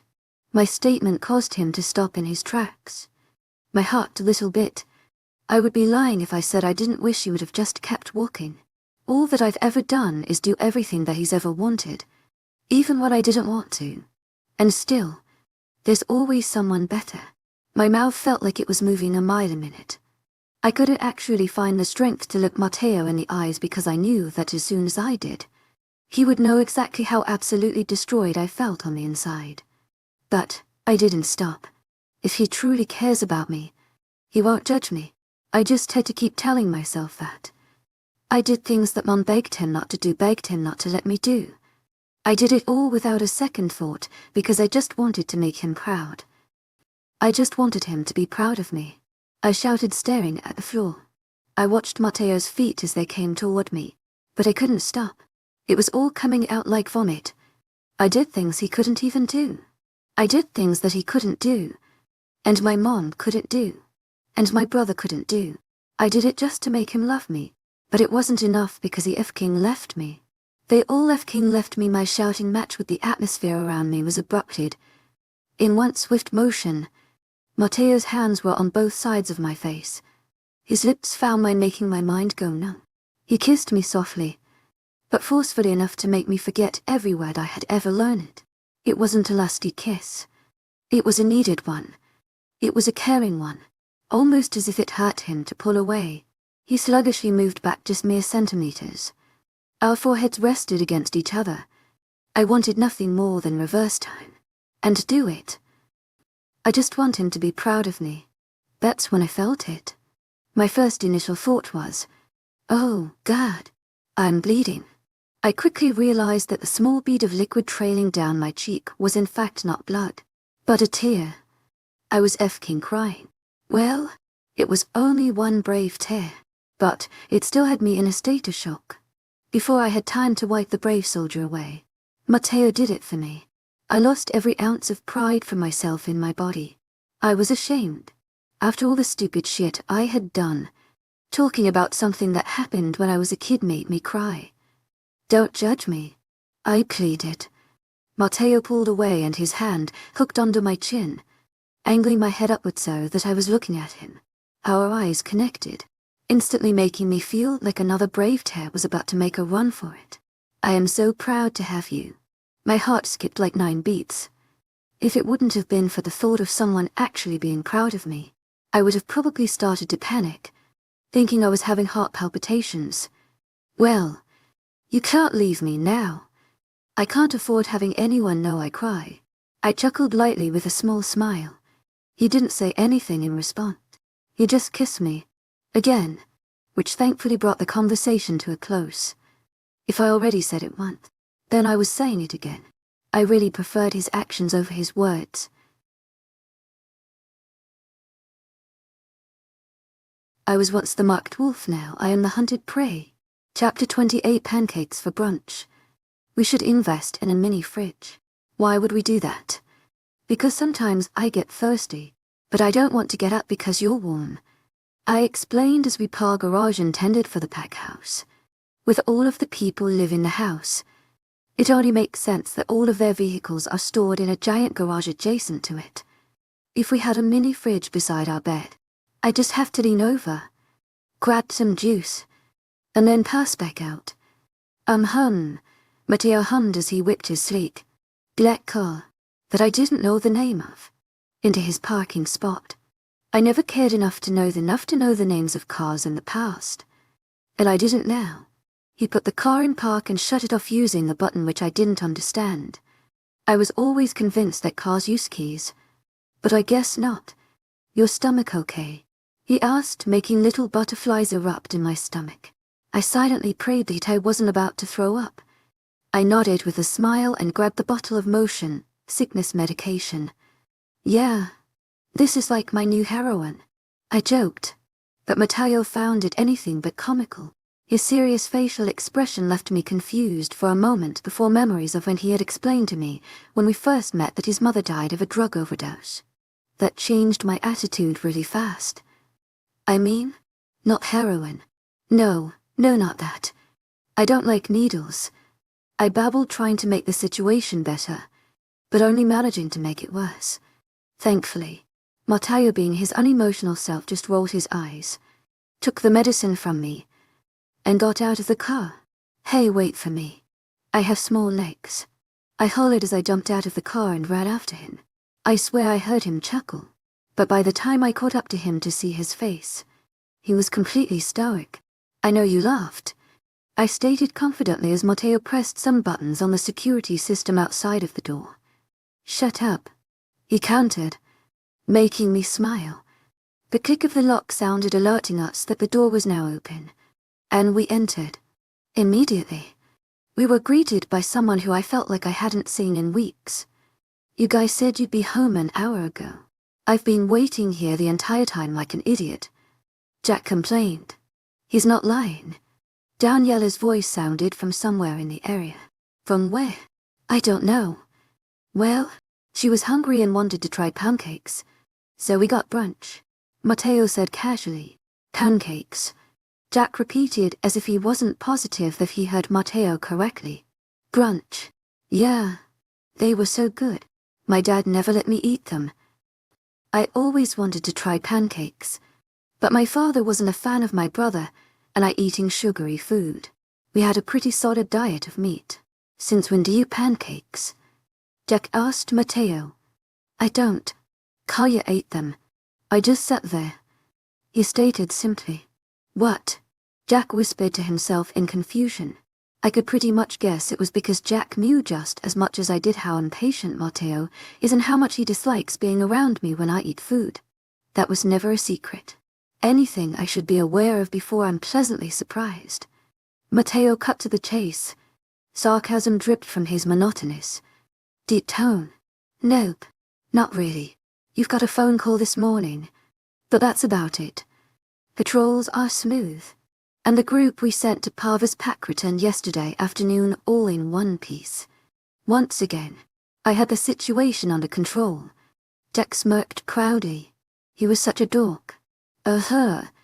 Matteo hummed, unimpressed. Without another word, Matteo pushed past Jack and headed toward the direction of his office. I was gonna follow behind him, but Jack stopped me before I had the opportunity to. His hand had a firm grasp around my bicep, halting me from continuing forward. What? I asked, looking into his emerald green eyes that no longer held any joking emotions within them. Do you want to talk about what happened? He asked, making my lips flatten. I knew he was just asking because he was trying to be supportive, but it really was not wanted. I have no clue what you're talking about, I stated without a single waver in my tone. He took my hint and nodded, sending me an apologetic smile. To my agent extraordinaire, Madeleine Noble, heartfelt thanks for your unfailing patience, enthusiasm. I'm just glad you're back, Kaye. We all missed you around here. Jack chuckled as he released my arm. It's been too quiet. It's been like a day. Relax, I retorted with a laugh of my own. A day too long. I rolled my eyes at his childishness. Whatever. Seriously. It's weird around here. You and Mateo have been bouncing in and out of our pack grounds. I think everyone was starting to miss the constant arguing over nothing that happened constantly. Especially now that the two of you seem to weirdly be getting along so well. Jack explained. He wasn't wrong. The day Mateo and I left, we were still a bit rough around the edges. But we've practically been saints since then. Minus a few little screw-ups. Well, I guess we're just evolving. Not trying to think too much about it. I'm going to go find Mateo. To my agent extraordinaire, Madeleine Nobel. Heartfelt thanks for your unfading patience, enthusiasm. To my agent extraordinaire, Madeleine Nobel. Heartfelt thanks for your unfading patience, enthusiasm. I guess hanging out with me isn't as fun as it was before. I get it, Jack joked, feigning hurt. Oh, shut up. I snapped, punching his shoulder. Nope. Get out of here. Leave me like you always do. You're so stupid. I chided before turning away from him. We will talk later. I swear. I shouted back at him as I made my way down the hall. Yeah. I had to admit, I did miss talking to Jack. It was weird to admit considering I never had anyone that wasn't blood related to Nis in the past. But I missed Jack. I guess I could consider him even a friend at this point. Gives me chills. Knock. I'm coming in. I hollered as I tapped on the door to Mateo's office with my knuckles. I opened the door to be greeted by the sight of Mateo standing over his desk. He was looking down at it, unmoving. I couldn't see the look on his face. His back was the only thing facing me in that moment. Mateo, what did you do? His words were as soft as air. It was as if it hurt him to say them. Almost like he didn't want to believe he was actually asking me that question. What? Not sure what he was talking about. He couldn't have possibly known that I accidentally dropped his toothbrush in the toilet on our way out of the hotel this morning. I washed it, but I was going to replace it. I swear. Mateo didn't say anything. He didn't turn to face me. He only pressed a button on the phone. My eyebrows drew together in confusion. Alphane's easy. It's Adrian Rich. My heart stopped. My blood went cold. I couldn't remember how to breathe. I wanted to run out of the room, but my feet were glued to the floor as the audio continued to play. I would like to apologize in advance for the inconvenience. I am truly sorry for the abrupt call, especially at this time in the morning, but I would like to ask for assistance on behalf of the Vindictor Pack. A rogue wolf has escaped our custody, murdering my mate in the process a few weeks ago. We've been searching for her ourselves, but we have yet to come up with anything. We believe she's dangerous, and we would greatly appreciate your services. We just want to put an end to the issue before anyone else has hurt or anything else happens. Thank you for your time. That's very vague, I replied uncomfortably. Was my tongue always this dry? Yeah, that's what I thought too. That is until I saw this. Angling his computer screen in my direction. Yeah, my tongue has never been this dry. In the computer screen was an email with 2 pictures attached. They were both of me when I was 15. One was a front view, and one was a side. There was a large purple bruise surrounding my left eye which stood out vividly against my pale skin. My lip was busted. My shirt I had almost torn down the shoulder, allowing everyone to see the wound on the inside. And to top it all off, I was smiling like a moth EFK in the photos. I looked like someone just told me that I had just won the lottery when, in reality, I had just been caught for slitting the neck of their beta.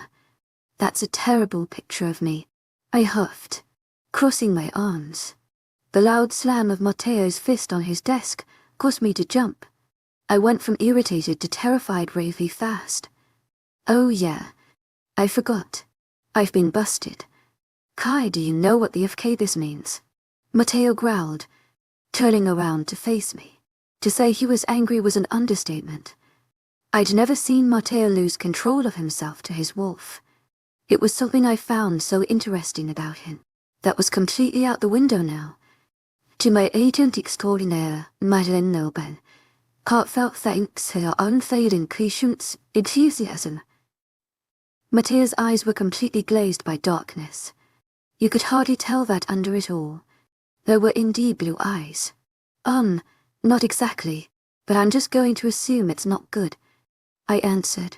It was a terrible response. I knew as soon as I saw steam practically start coming out of Matteo's ears. He was livid. You murdered the Luna of one of the strongest packs in North America. Kaie. They're going to King hunt you down and kill you. So, I was right.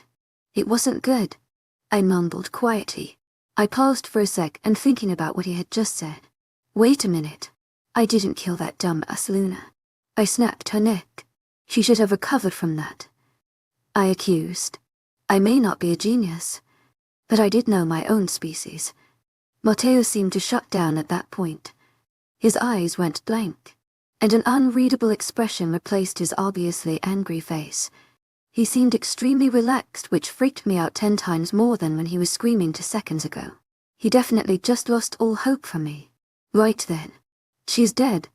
Kaie. Because she was a human, he stated, making my heart drop. She was human. No, I shook my head, not believing a word he was telling me. Her scent, it was there. I swear. I smelled it. The scent of a wolf was there. I expected like a scream or something. But instead, Matteo began laughing. It wasn't like a, oh, what a big misunderstanding laugh, no. It was a psychotic, bone-chilling laugh containing absolutely no amusement that had even the hairs on the back of my neck standing on end. She was marked. Caillou smelled the mark from her alpha mate. The same mate that is currently hunting you down to King kill you. You murdered a Luna. A human Luna. Matteo. When were you going to tell me? He interrupted me. I shook my head, looking anywhere but into his eyes. I couldn't do it. I didn't even know. I thought she'd wake up. When were you going to tell me that you were locked up for 15 years? Making my chest burn. I assumed he knew that by the dates on the pictures, or else some information was also sent within that email. I wanted to die in that very moment. But not like forever. I wanted just a temporary death. Just for like the next hours. I opened my mouth trying to find something to say. But I couldn't. I cursed my father in that moment. Maybe if I attended school, I would have had a better vocabulary to talk my way out of the situation. You were never going to say a damn thing, were you? Did I have to tell you? You got a King rogue for a mate. It never crossed your mind that I was a murderer, that I was a monster. This is how we live. Don't tell me that you enough to never think that lowly of me. Look at me. You know me. What more do you expect? I shouted, feeling not only hate for the situation, but for myself as well. I had to survive. Matteo. I had to get out of there. Morals were out the window at that point. The room settled into a tense silence. I think neither of us knew what to say. We didn't know what to say to each other or about the situation. It was just silent. You were the rogue wolf that murdered their beta 4 years ago, weren't you? Matteo asked in the same tone that he had when I first entered the room. He was terrified to hear my answer yes. I wasn't about to lie. Not when he already knew the truth. Why? I gulped at his question. I don't know. Anymore. It made more sense back then. I was trying my hardest to sound as honest as possible.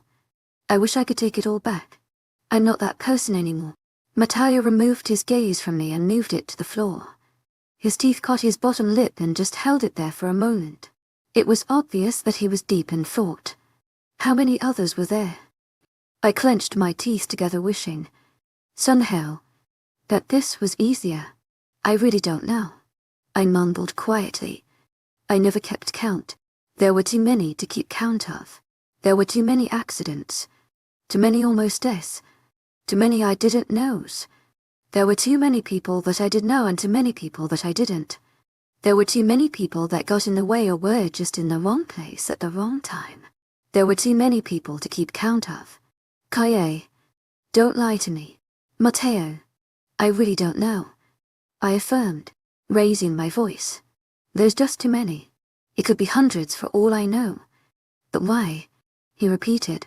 I drew in a large breath and ran a shaky hand through my hair. It's all that I knew. The room fell into a deadly silence. Matteo's thick brows were drawn together, and a frustrated expression took over his features as if he were trying to figure out the hardest math problem in the universe. I'm sorry, I choked out unwillingly. Sorry was such a foreign word to me. I wasn't even sure if I was pronouncing it correctly, but I can't change what happened. I thought differently before I met you. A part of me wanted to take back the last sentence. It hurt a little piece of me to admit it, but I knew I had to get it out there. If there was any chance that Matteo wasn't going to turn me into Alpha Rage, I had to use his emotions against him. I had to use his feelings toward me in order to keep me protected. His intense stare stayed glued to the floor. His breathing was calm, and he seemed to have full control of himself again. His posture was no longer tense or rigid. It was relaxed. He seemed totally in control. I, on the other hand, was sweating like a pig while I was waiting for my impending doom. I just wanted to scream, if you're going to kill me, just do it already. I refused to let that if King Pat tried to take anything else that's mine from me. What? Was I losing my mind? Or did he just say something angry that wasn't directed toward me? Was I in the clear? Or was he having a delayed reaction, and the wrath was coming in like 2 minutes? He looked up from the ground to face me. You're my Luna, and they'll have to kill me before they even lay a hand on you. The determination and sincerity in his voice sent a chill through my bones. His cold eyes held a darkness within them that I'd never seen before in Matteo. It made my insides feel like they were shutting down, but it also made a smile want to burst through the surface of my terrified features. I didn't allow that to happen. To my agent extraordinaire, Madeleine Nilben, heartfelt thanks for your unfailing patience, enthusiasm. Because I figured now was not the time to be smiling like a lunatic. The look in his eyes was something just above evil. I would be lying if I said that it didn't scare me just as much as it excited me. God have mercy on anyone who dares to even try. This is going to end in a war, isn't it? I don't even know why I was asking. To my agent extraordinaire, Madeleine Nilben, heartfelt thanks for your unfailing patience, enthusiasm. I murdered an Alpha's mate in cold blood. There's no way that no one is going to snitch. Almost every Alpha in the continent knows who I am, now. Well, let's just hope you made a good enough impression with those Lunas, Matteo stated. I gulped, remembering all the commotion I had caused at the beginning of the week. The only hope I really had was that they still felt some sort of admiration for me after standing up to Matteo and trying my hardest to be civil. To my agent extraordinaire, Madeleine Nilben, heartfelt thanks for your unfailing patience, enthusiasm. I knew that was a long shot. I think they only got along with me because Nilicon took a weird liking toward me. That could be totally forgotten at this point. To my agent extraordinaire, Madeleine Nilben, heartfelt thanks for your unfailing patience, enthusiasm. What if we just fly me to another continent? To my agent extraordinaire, Madeleine Nilben, heartfelt thanks for your unfailing patience, enthusiasm. I always wanted to spend a little time in Russia. Yeah, and leave you alone. Not happening. I sighed in exasperation. Why did he have to be so difficult? Well, how the hell am I going to be safe here?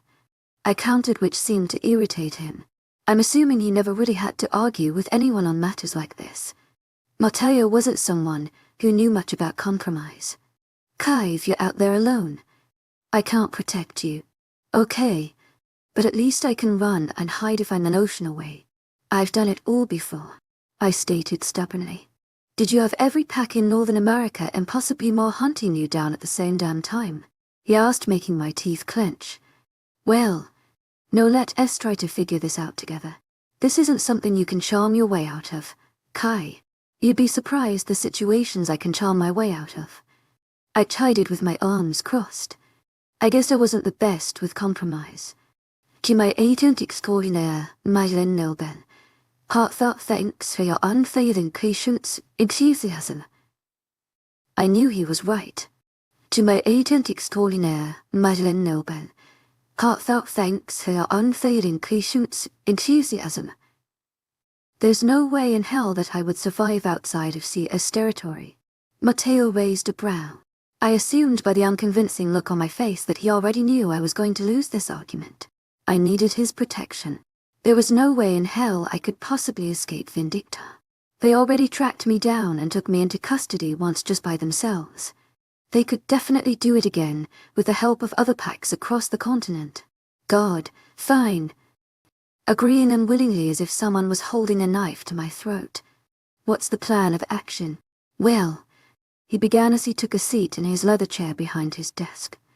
I secretly wondered how many times Jack had sat in it and pretended to be Matteo while we were gone.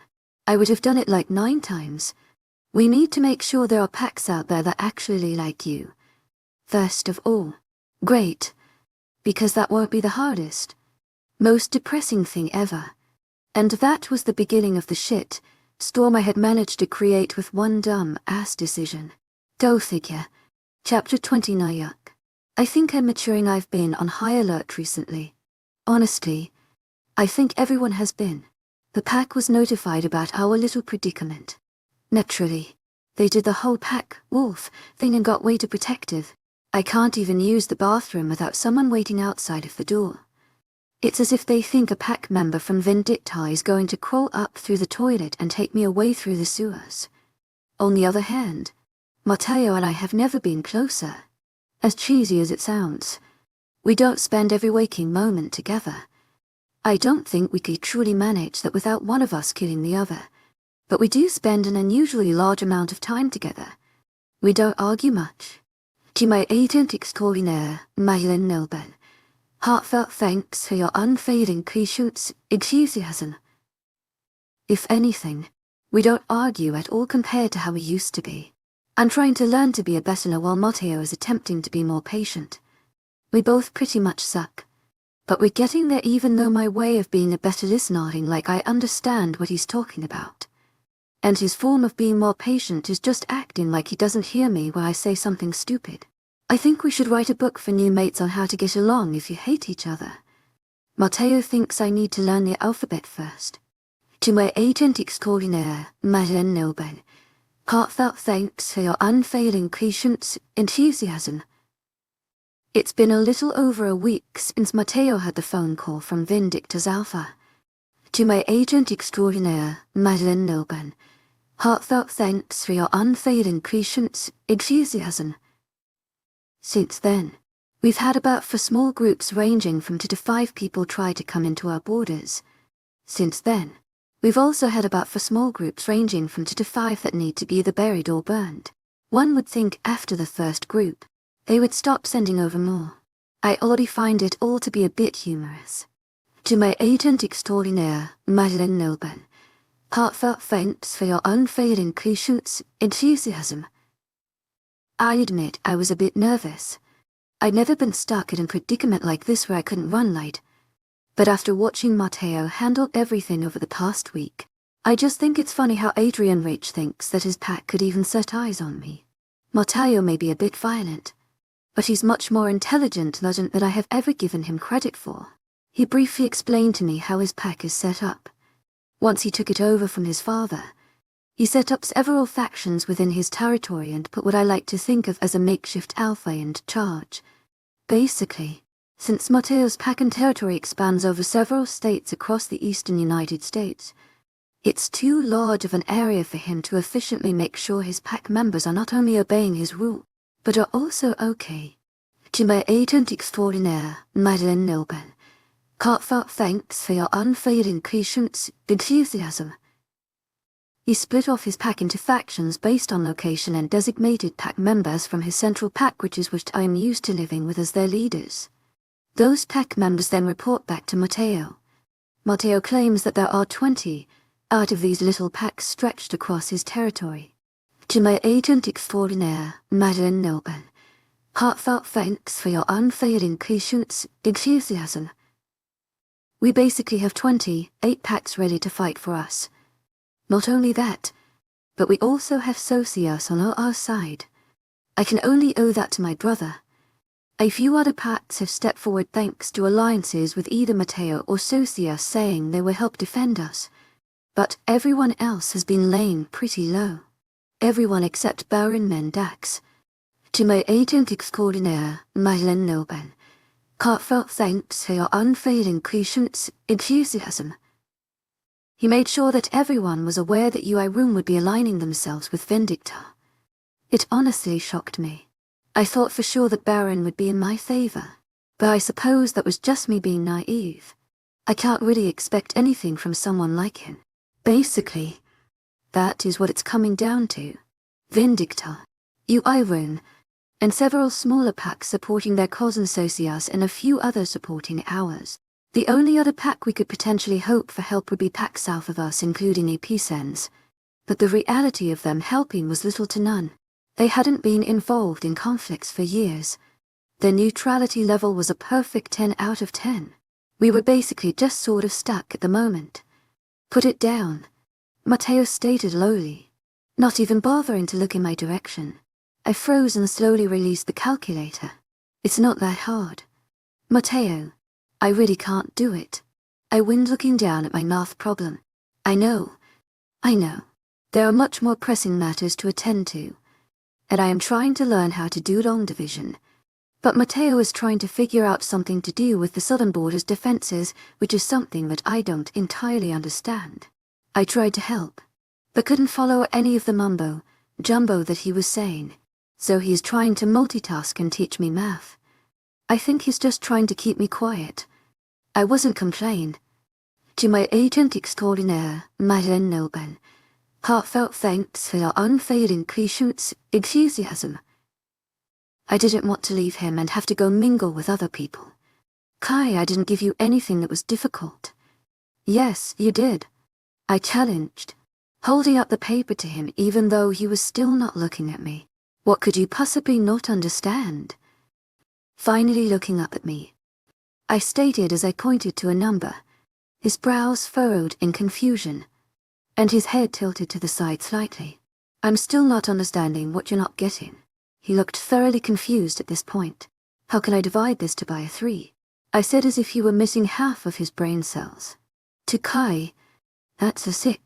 My mouth dropped slightly as I quickly turned the paper back around to analyze the number. Wow, look at that. That is a 6. I mumbled quietly as I wrote it to above the division line. I was about to move on to my next problem when I felt Matteo's intense gaze settled on me. It made my skin crawl a bit because I felt like he was silently judging me for thinking a 6 was a 2. In my defense, the way he writes his 2s makes them look like backward 6s, and it confuses me. I looked up to meet his gaze. His eyes were glued to me, but it didn't seem judgmental. To my agent extraordinaire, Madeleine Nobel, heartfelt thanks for your unfailing patience, enthusiasm. It looked almost curious. You okay? Not sure what else to say. You're not even close to the person that I thought I'd end up mated to. But somehow I can't imagine going through hell with anyone else. He replied honestly. Sure, it wasn't the most romantic thing, but for Matteo that was more than enough. Why do you say that? No reason. Deciding that I wasn't going to get anything else out of Matteo like that for days. I just returned my attention back to my math problems. Crap. This number's in the thousands. How would you feel about speaking to your father? Instantly, my head snapped up to meet Matteo's gaze. Once again, his expression hadn't changed, but I'm 100% sure that mine did. No, I replied without any hesitation. I know that you don't want to see him. This conversation is cancelled. I interrupted before he had the chance to finish his sentence. In that moment, going to find Jack sounded like a great idea. I stood up from Matteo's desk and began walking away when his strong hand grasped my wrist and brought me to a halt. Koya, you said that your mother is an Alpha's daughter. He noted. I had no doubt that Jack had told him, but considering I don't believe I had ever mentioned it to him, that means somewhere out there, there's a pack filled with your family. We need that. We have Socius on our side. The packs that support Socius will follow. I argued, knowing that it was a very weak argument with very little support. You murdered someone's mate. Alliances might not help this. To my agent extraordinaire, Madeleine Noble, heartfelt thanks for your unfailing patience, enthusiasm. Then, we find my mother or her pack ourselves.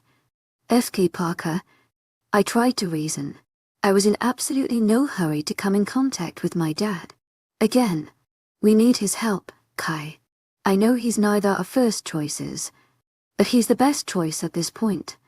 I had to think for a moment. He had a very valid point. Well, even if I wanted to. You said it's not safe outside of pack grounds. I accused, thinking I was definitely going to outsmart him with that one. Socius isn't just a 30-minute drive from here.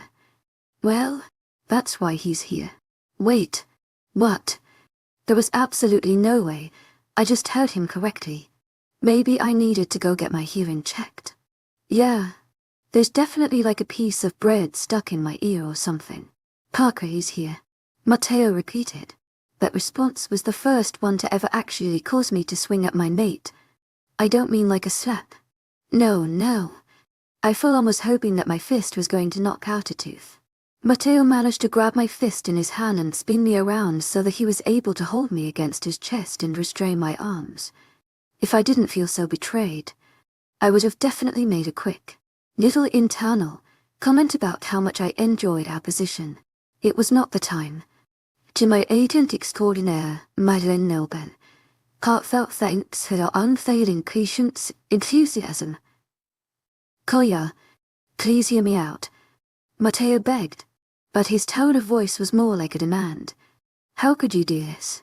You of all people should know how much I don't want to see him. I accused as I struggled against him.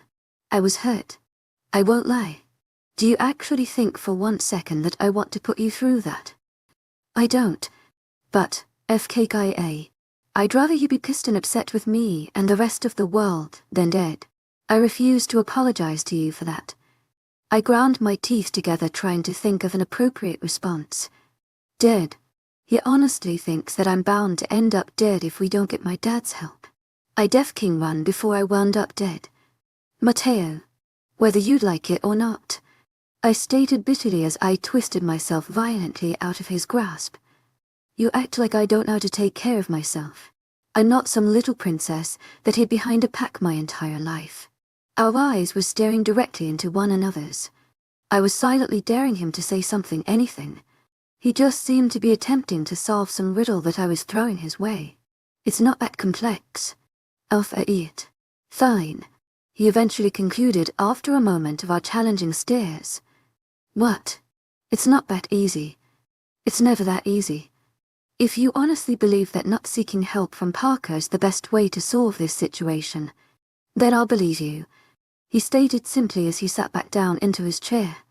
You're just gonna agree with me? I asked in disbelief. What I really wanted to ask was if he was on drugs. Yep, he nodded, seeming completely genuine. If you think it's the best plan for you and everyone around you, then that'll be the plan. As if the conversation never happened, Matteo's attention resumed back to whatever he had been previously looking at on his desk. What? I repeated, earning Matteo's attention. Once again. What? His eyes filled with a mischievous innocence that managed to irritate and stung me all at once. I just stood there like an idiot with my jaw slightly dropped. I was utterly confused by the situation. Matteo took my never-ending silence as a sign to continue what he was doing. WHA, you just what? Can you grab Jack for me? I forgot to ask him about God. Knock it off. I can't take this whole, I trust your opinion, thing you've got going on. I snapped, finally earning me his full attention. No, I interrupted him before he had time to say anything stupid that would further confuse me. This isn't how this is supposed to go. We both know that, Huck. I couldn't even finish my sentence. I was wrong. I knew that. He knew that. So why the hell wasn't he fighting me on this? As I groaned in anger, I spun around on my heel and began exiting Matteo's office. Where are you going? Matteo's voice carried to my ears from behind me. To speak to my father. If he wasn't going to lead me in the right direction, I guess I was going to have to do it myself. Yuck. I think I'm maturing. Chapter 30, just some guy couldn't do it. I made my small journey over to the cellars. They were located underground about a mile or two away from the pack house. It made sense to me to keep people prisoner a small distance from the heart of a territory in case anything were to happen that they would escape. Some packs kept their cellars under their pack house. As someone who spent a portion of their life in a cell surrounded by people like me, I never understood it. I never understood keeping threats that close to you. I talked to two of the guards that were standing outside of the cellar entrance. They were nice. They told me that I could go right in because my mate had apparently told them in advance that I would be coming. It took me about 20 minutes to eventually get the balls to go inside, and only about 4 seconds to turn right back around and head back to the house. Like I said, I couldn't do it. I know. Me Kai A Lish, being too afraid to speak to her father. Can I really be blamed? To my agent extraordinaire, Madeleine Noble, heartfelt thanks for your unfailing patience, enthusiasm. After the disaster that happened last time, I truly planned on never speaking to, let alone seeing, him again. I made a mental promise to myself that I wouldn't let myself get that low. But here I am, now avoiding my mate at all costs, so he doesn't realize how big as a baby I am because of much of a wimp to speak to my father. Hello, Luna. A woman greeted me as I walked past her on my way into the pack house. She was an older lady, so I assumed she was just in to visit one of her kids. To my agent extraordinaire, Madeleine Noble, heartfelt thanks for your unfailing patience, enthusiasm. Her comment took me by surprise. I don't think either of us were prepared for the UCK hi that I responded with. It was her mostly. To my agent extraordinaire, Madeleine Noble, heartfelt thanks for your unfailing patience, enthusiasm. I don't think many wolves are used to their Lunas gagging at the mention of their title. I made my way into the house, leaving the woman there speechless. Talk about a first impression. I was definitely not on my way to get or even speak to Matteo. He would just make things with my dad worse. He's just a protective. Sometimes. Sure, Matteo has the ability to calm me down like no other person. But he also has the ability to put all of my emotions into overdrive. I'm not sure how I'd react with both him and my father in the same room. Again. And to be honest, I didn't want to find out. I wasn't about to get Jack. To my agent extraordinaire, Madeleine Noble, heartfelt thanks for your unfailing patience, enthusiasm. He was like the mother I never had. He'd just give me some big speech about doing what I think is right and what is best for me, and yada yada yada yada blee. I appreciate Jack, but I'd rather not be treated like a toddler. Hey you. I snapped at some girl sitting in the first floor lounge room. Her head snapped around to make eye contact with me. Immediately, she became defensive, looking like she was going to stand up and try to rip my insides out through my belly button until she realized who I was. Her features softened, and she lowered her gaze. Luna, she said respectfully, making me scrunch up my face. Yeah, I replied while doing my best to hold back my gag, shaking off my disgust. I pointed at her accusingly. I didn't miss how her eyes grew, and her face paled a bit. She looked like she was about to pee herself. You hang out with Daniela, right? Like your friends? She nodded. I knew I had seen her and some other girls hanging out with Daniela on a few occasions, so you'd probably know where she is. I concluded, earning me another nod. I groaned in frustration with her wordless state. Christ, I'm not your alpha. You can speak. Yeah, she drug out with another nod. Well, take me there. I deadpanned. I wanted to laugh and simultaneously scoff as I watched her quickly jump up from the couch as if someone just lit a match under her. You can just follow me, she said as she began to walk out of the lounge. That was sort of the point, I retorted as I trailed behind her. At this point, I rarely noticed the looks that Matteo's pack gave me in the pack house. But as I trailed just inches behind the girl, it was impossible to not notice the looks people were sending my way. They looked almost fearful. Not for me, But for the poor girl who I decided to use as my own personal GPS, what did they honestly think I was going to do to her? Beat her, humiliate her, burn her, kill her. I get that I don't tend to associate myself with any of the people in the house other than Matteo, Jack, and Donnie on a good day. But was it really that weird to think that I was capable of being friendly? I brushed off all of the weird stares that I was receiving, and followed the girl all the way to a third-floor lounge. She stopped at the entrance and pointed toward the couch. Immediately, I spotted a familiar abundance of long, blonde locks cascading off the arm of the couch. "Leave," I stated lowly. "Yes, Luna," she replied quietly, and quickly left my side. "Wow, you're finally accepting your place," Daniela chuckled from the couch. I thought I had been quiet enough that she wouldn't hear, but that was probably pretty stupid of me to think. I decided to ignore her statement rather than getting into an argument, and made my way over to her instead. She was laying across the couch reading a book. Her eyes never moved away from the words on the pages to meet mine. "Is there a reason that you're staring at me like that?" "I need you to come with me," I stated, trying to keep the embarrassment out of my voice. "To where agent extraordinaire, Madeleine Nilban. Heartfelt thanks for your unfailing patience, enthusiasm." Seeming uninterested. "To speak to my father. Is that an order as my alpha?" she asked, making my brows knit together. I shook my head, but she wasn't even looking at me to see it, so I just felt like a total idiot.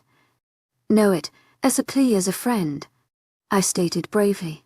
I never really thought of Donnie as a friend, but I guess she was as close to a friend, besides Jack, that I had. My response managed to catch her attention. Our gazes met one another, and the snarky look on her face fell. For the first time, I think Daniela actually felt something other than hate from me. "Okay, kid." That's how we ended up back at the entrance of the cellars.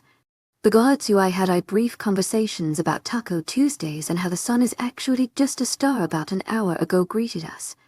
"Back again, Luna?" the one on the right side of the door asked. "Yay," I grunted as I opened the cellar door. The musty smell of the cellars immediately violated my senses. "You are already here?" Donnie asked as she trailed behind me. "I don't want to talk about it," I muttered, causing Donnie to laugh. The door shut behind us with a very loud thud. It made everything seem much more dramatic than it actually was. I wasn't afraid of the cellars. I didn't even feel the slightest bit of discomfort in them. Maybe a few years ago I would have, but they just seemed like another room to me. What made me uncomfortable were some of the people inside of the cells. One guy was missing an arm. "Tell me that is not just strange." "This way, idiot," Donnie piped from behind me as I was about to ask what happened to the dude's arm.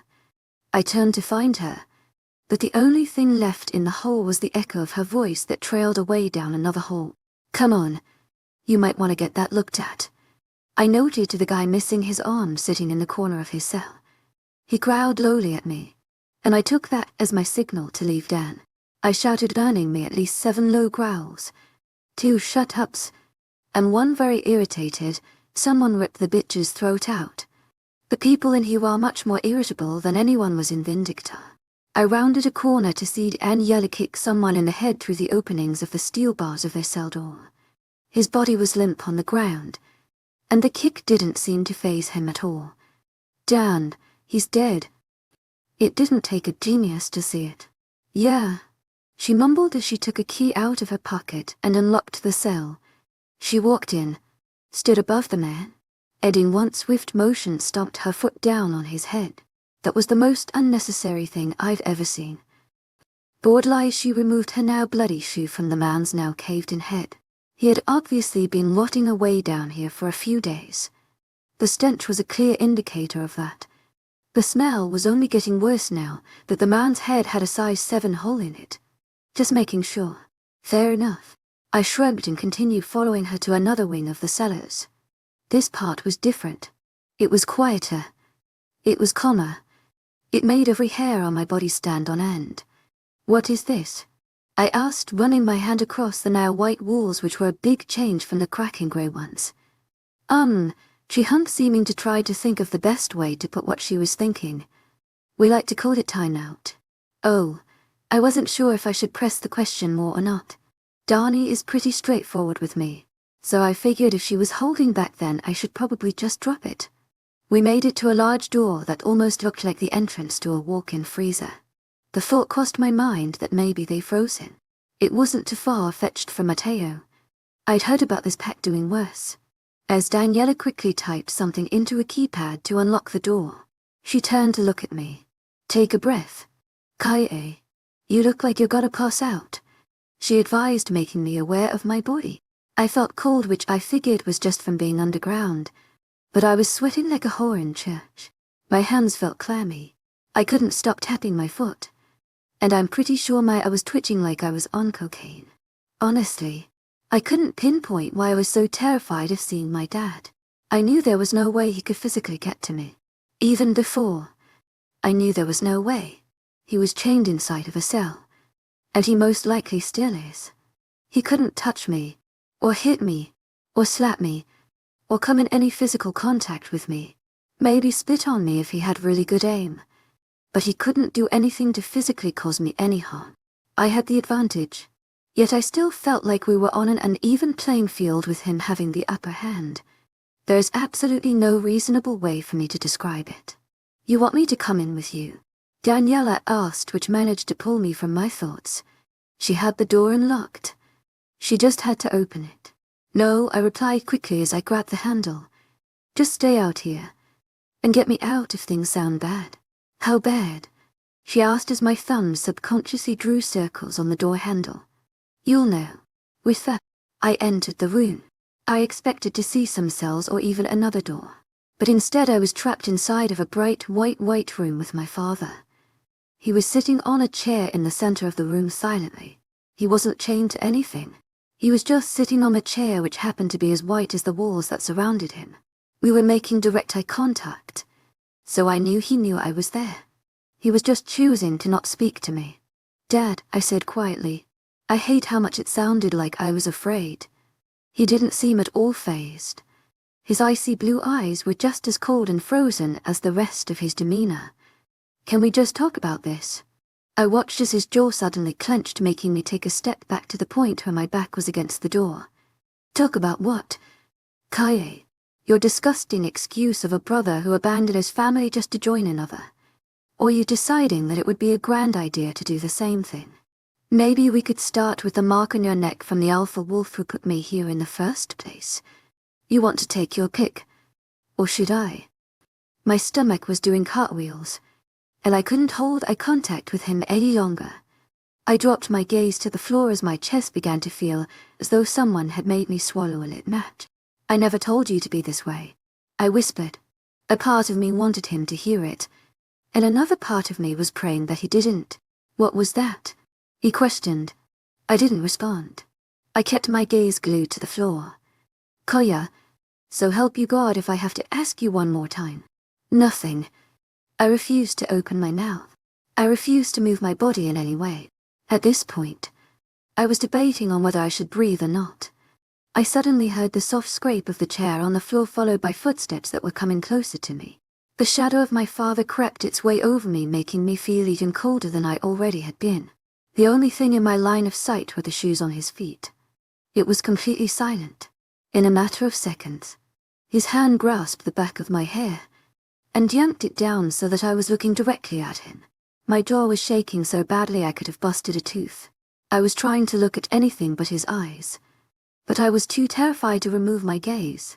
What did you say? His words stung like venom. All the blood in my veins ran cold, and I was fearful that I was going to have a heart attack by how fast my heart was racing. I didn't know what to say, so I did the one thing that seemed perfect for me to do in that moment. I spit right in his face. My father took a step back because of my action. Then after a second or two, it sunk in what I had done. I immediately regretted using my saliva as weaponry against my father. I didn't have time to respond before the palm of my father's hand made contact with my left cheek. The force knocked me backward into the door and the back of my head made contact with it. Pain surged through my head and cheek. and my ears were ringing like little alarms telling me to get the hell out. I never made a sound. To my agent extraordinaire, Madeleine Noble, heartfelt thanks for your unfailing patience, enthusiasm. I never moved my hands to my face. I never cried. I just clenched my teeth, rolled my shoulders back, and stared down at the floor. Do you want to tell me what you said? Now. I'm going to leave now, I whispered, causing him to scoff. Good. Get out of here. You can come back when you stop acting like a child, he stated coldly. I nodded, turned around, and left the room. Well, that was what the FK happened to your face, Donnie asked as she grabbed my face to examine it. No doubt. There was a large red mark from where my father's palm collided with my cheek. Mateo is going to kill me, she whispered to herself as she continued looking at my cheek. Stop, I snapped as I pushed her off of me. Let's go. Did he tell you? She asked, making me raise an eyebrow. Tell me what? I'm not stupid. Kaye. I'm also the Gamma. So Mateo informs me of most things when they are pack-related or for your safety, she stated, crossing her arms over her chest. So did he tell you where your mother is from? Can we just not talk about it? It was supposed to be a question, but it definitely came out as more of a demand. You didn't even ask him, did you? I clenched my jaw and fists simultaneously. I was too much of a bitch to swing at my dad. But Daniela was another story. Donnie, drop it, I demanded. But I knew she wouldn't. Kaye, you can't do this again. Watch me, I fired back. I turned angrily to stomp away from her like the 5-year-old that I felt like in that moment. But her small hand grasped my wrist. Let's just pretend for a second that he's just a guy in there. That he's not your father, she said, causing my brows to knit together in confusion. But he is. Do you really want to call someone like that your father? She accused. I stayed silent. Well, no, he is a guy. Kaye, just some guy. He doesn't have to mean shit to you if you don't want him to. It's easier said than done. Donnie, I muttered, staring back down at the cold, concrete floors. Listen, Daniela sighed, taking a step toward me. I know how it feels to have a parent think you aren't good enough, to have a lot of people think you aren't good enough. A parent especially. To my agent extraordinaire, Madeleine Noble, heartfelt thanks for your unfailing patience, enthusiasm. I'm a girl doing what everyone believes is a man's job. And when I find my mate, he will take over the title that I've worked so hard for, and I'll be pushed back to an equal ranking. But we all know that that's not the case, she explained, using finger quotations around equal ranking. It wasn't a secret that females had less power. They are involved in less. Their opinions aren't heard of as much. They are supposed to be equal, but they aren't. I was told my entire life that it's how it had to be because I would never be good enough. I'd never be strong enough. We're strong enough. We're good enough. You're good enough. Kaye, you just have to realize whose opinions about you matter and whose don't. And I'll give you a hint. If their name doesn't start with Kaye and end with a Alish, then FK them. I was silent. I was thinking. She made a good point. She made a really good point. But I couldn't help but feel weirded out that Daniela was being so nice to me. It was really clouding my thoughts. I promise, as your Luna, I'm going to make sure you don't lose what you've worked so hard for, I stated with certainty and a small smile. She gave me a small smile in return and released my hand. I made my way back to the door. He's just a man. Kaye, Daniela reminded me as I placed my hand on the door handle. Just some guy. It was strange to think that the room felt different. I walked in and found him right back to where he was before, sitting silently on his chair in the middle of the room. Just some guy. We need to talk, I said lowly. My voice was strong, but serious. I was doing my absolute best to be as brave as possible. My hands were practically drenched in sweat from my nerves, but it was fine. To my agent extraordinaire, Madeleine Noble, heartfelt thanks for your unfailing patience, enthusiasm. Well, you. No, I snapped angrily. You can shut the FK up for once, and let me speak. You are in my territory. I could see the anger erupt in his eyes. Just some guy. Do you want to say that? Again. Words that used to feel like they could strangle me, now felt a little like a kick to the gut. Instead of scaring me though, they made me angry. You can shut the FK up. I repeated myself slowly as I stopped toward him. Kaya, why do you have to be like this? Your brother FK. You, FKU. I am not my brother. I am not my mother. And I am not you. In a matter of seconds, he was in front of me with his hand raised. For a split second, fear rose within me. I felt a small urge to back into a corner with my head down and beg him for forgiveness. But in that moment, I heard it. I don't know if it was my conscience or if Daniela was chanting it like her life depended on it from the other side of the door. But I heard it. Just some guy. As quickly as he brought his hand up, I brought my fist back and launched it dead center into his face. Based on the sound that was made, either broke my hand or broke his nose. He fell backward into a heap on the floor. After seeing the blood spilling from his face, I knew I'd managed to break his nose. A sadistic smile made its way to my face. You want to try that again? I taunted, getting into his face. I stepped back and walked around him as if I was a predator, and he was my prey. I threw the alpha of C. Eddas through a table because I was mad at Caden. I'm sure you can only imagine what I could do to you since the anger I have toward you runs so much deeper. Kaya, you're better than this. He groaned as he tried wiping away the gushing blood from his nose. I laughed in a way that would almost seem evil. No, I'm not. Enjoying the newly found power I had. I never felt like this before. It was exciting. But thanks for thinking so highly of me. I could see the fear in Parker's eyes. It was obvious to me no matter how well he disguised it. Where's Lon from? I quickly cut to the chase. He sat up slowly, watching me closely. You want to know where your mother is from? That's why I'm here. No, you're still here because my mate knows that if he killed you, I would have been very upset with him. I responded simply. But if you don't tell me where Mom is from, I might kill you myself. The room fell silent. Our gazes never left one another. As if it were straight from a horror film, Parker's blank facial expression slowly turned upward into a smile. Oh, Kaye. That was good. It really was.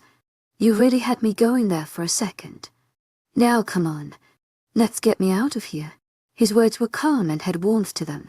My brain did not know how to comprehend what was happening. I was being serious. I stated, trying my hardest to keep my voice strong. My father's voice drowned it out. To my agent extraordinaire, Madeline Nobel, heartfelt thanks for your unfailing patience, enthusiasm. You really gave it all away when you said you'd actually kill me. That's funny. I only do this to make you better. You know that? The entire strong facade I had immediately fell. I know he just wants me to be strong. He wants me to be able to handle myself. Yeah, I said quietly. I know. I turned slowly and began making my way to the door. My chest felt heavy. Again, my throat was scratchy, and all that I wanted to do was scream out in an emotional pain. My father's laughter was the only thing reaching my ears in that moment. I placed my hand on the door handle and drew small circles on it with my thumb. I raised my eyes to the door and bit lightly on my lip. Matteo never hits me, I stated, quietly, causing his laughter to die down. What was that, sweetie? He asked with a slight chuckle. Matteo never hits me. To my agent extraordinaire, Madeline Nobel, heartfelt thanks for your unfailing patience, enthusiasm. He never does anything to hurt me. Well, not on purpose, I pointed out, feeling confidence in myself. I let my hand fall from the handle of the door and turned to face my father, who was now standing. And he never makes me feel dumb. And he's had so many opportunities. You know, I still can't read. Right. Do math. Things you said I would never need to know how to do, Kaye. Matteo is teaching me. I can spell my name. Jack's. Daniela's. To my agent extraordinaire, Madeline Nobel, Heartfelt thanks for your unfading patience, enthusiasm.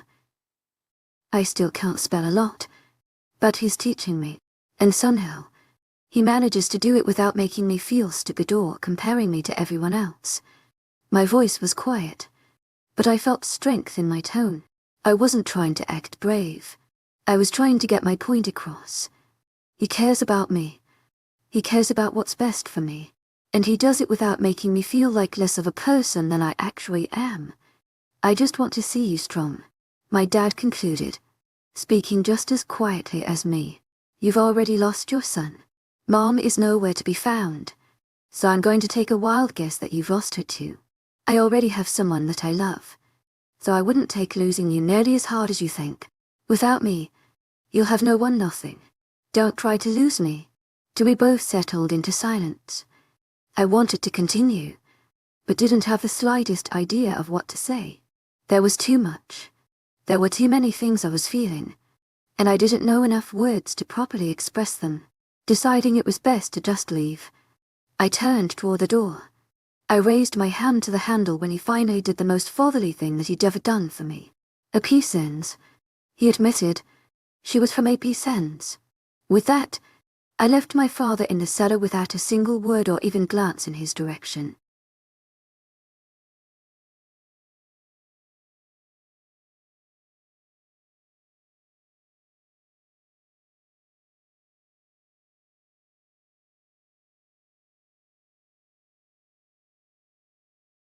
I never thought I'd be in such a dilemma. My mother comes from one of the largest packs in the Americas, a group known for its neutrality. Chapter 31. A new hype man. Mateo has been working in Alpha Overdrive, as I've been calling it, which he doesn't enjoy all too much ever since my father informed me that my mother comes from the Epicens pack. That news was definitely a combination of lucky and unlucky. My mother is the daughter of the Alpha to one of the largest packs in the Americas. That same pack also just happens to be the most neutral pack known to man. Tell me that is not irony at its finest. Mateo has been trying his absolute hardest to win their alliance. But even with using me as an excuse, they just won't budge. I've tried telling him to just give it up already, but I think that's just making it worse. I think he's becoming frustrated with me by how calm I am with everything that's happening. Maybe it just hasn't sunk in yet. Maybe I'm just used to feeling fear at this point now. Obviously, I realize that what is happening is not okay. I understand that I am in danger and could very well die at any moment. It's hard not to when it's all that I ever hear about. I can't be outside alone. I can't have a meaningless conversation without someone bringing up how incredibly ignorant I am or how brave I am to be going through this without any fear. I can't do a single thing without having it somehow tie in with the fact that I'm being hunted by Vindicta. I just keep acting like it isn't happening. To my agent extraordinaire, Madeleine Nilben, heartfelt thanks for your unfading patience, enthusiasm. It's my sad attempt at trying to get things to return to normal. Jack told me that Hanselin. He's probably right. Not to sound annoying, but I just want to spend some time with him. I groaned as Jack threw a cheese ball into the air for me to catch. I smiled inwardly when I managed to catch it in my mouth for the 7th time in a row. It was cute when you said it the first 4 times, but now that you've said it at least 12, you're starting to get there, Jack commented. I rolled my eyes as he tossed another cheese ball into my mouth. I can't help it. I wind. I just want to be with him. I know. Jack finished my sentence for me. You really need to get a hobby. I have hobbies, I muttered. Like what? I like to practice my cursive, and I practice my math. And my spelling. I stated a matter of factly.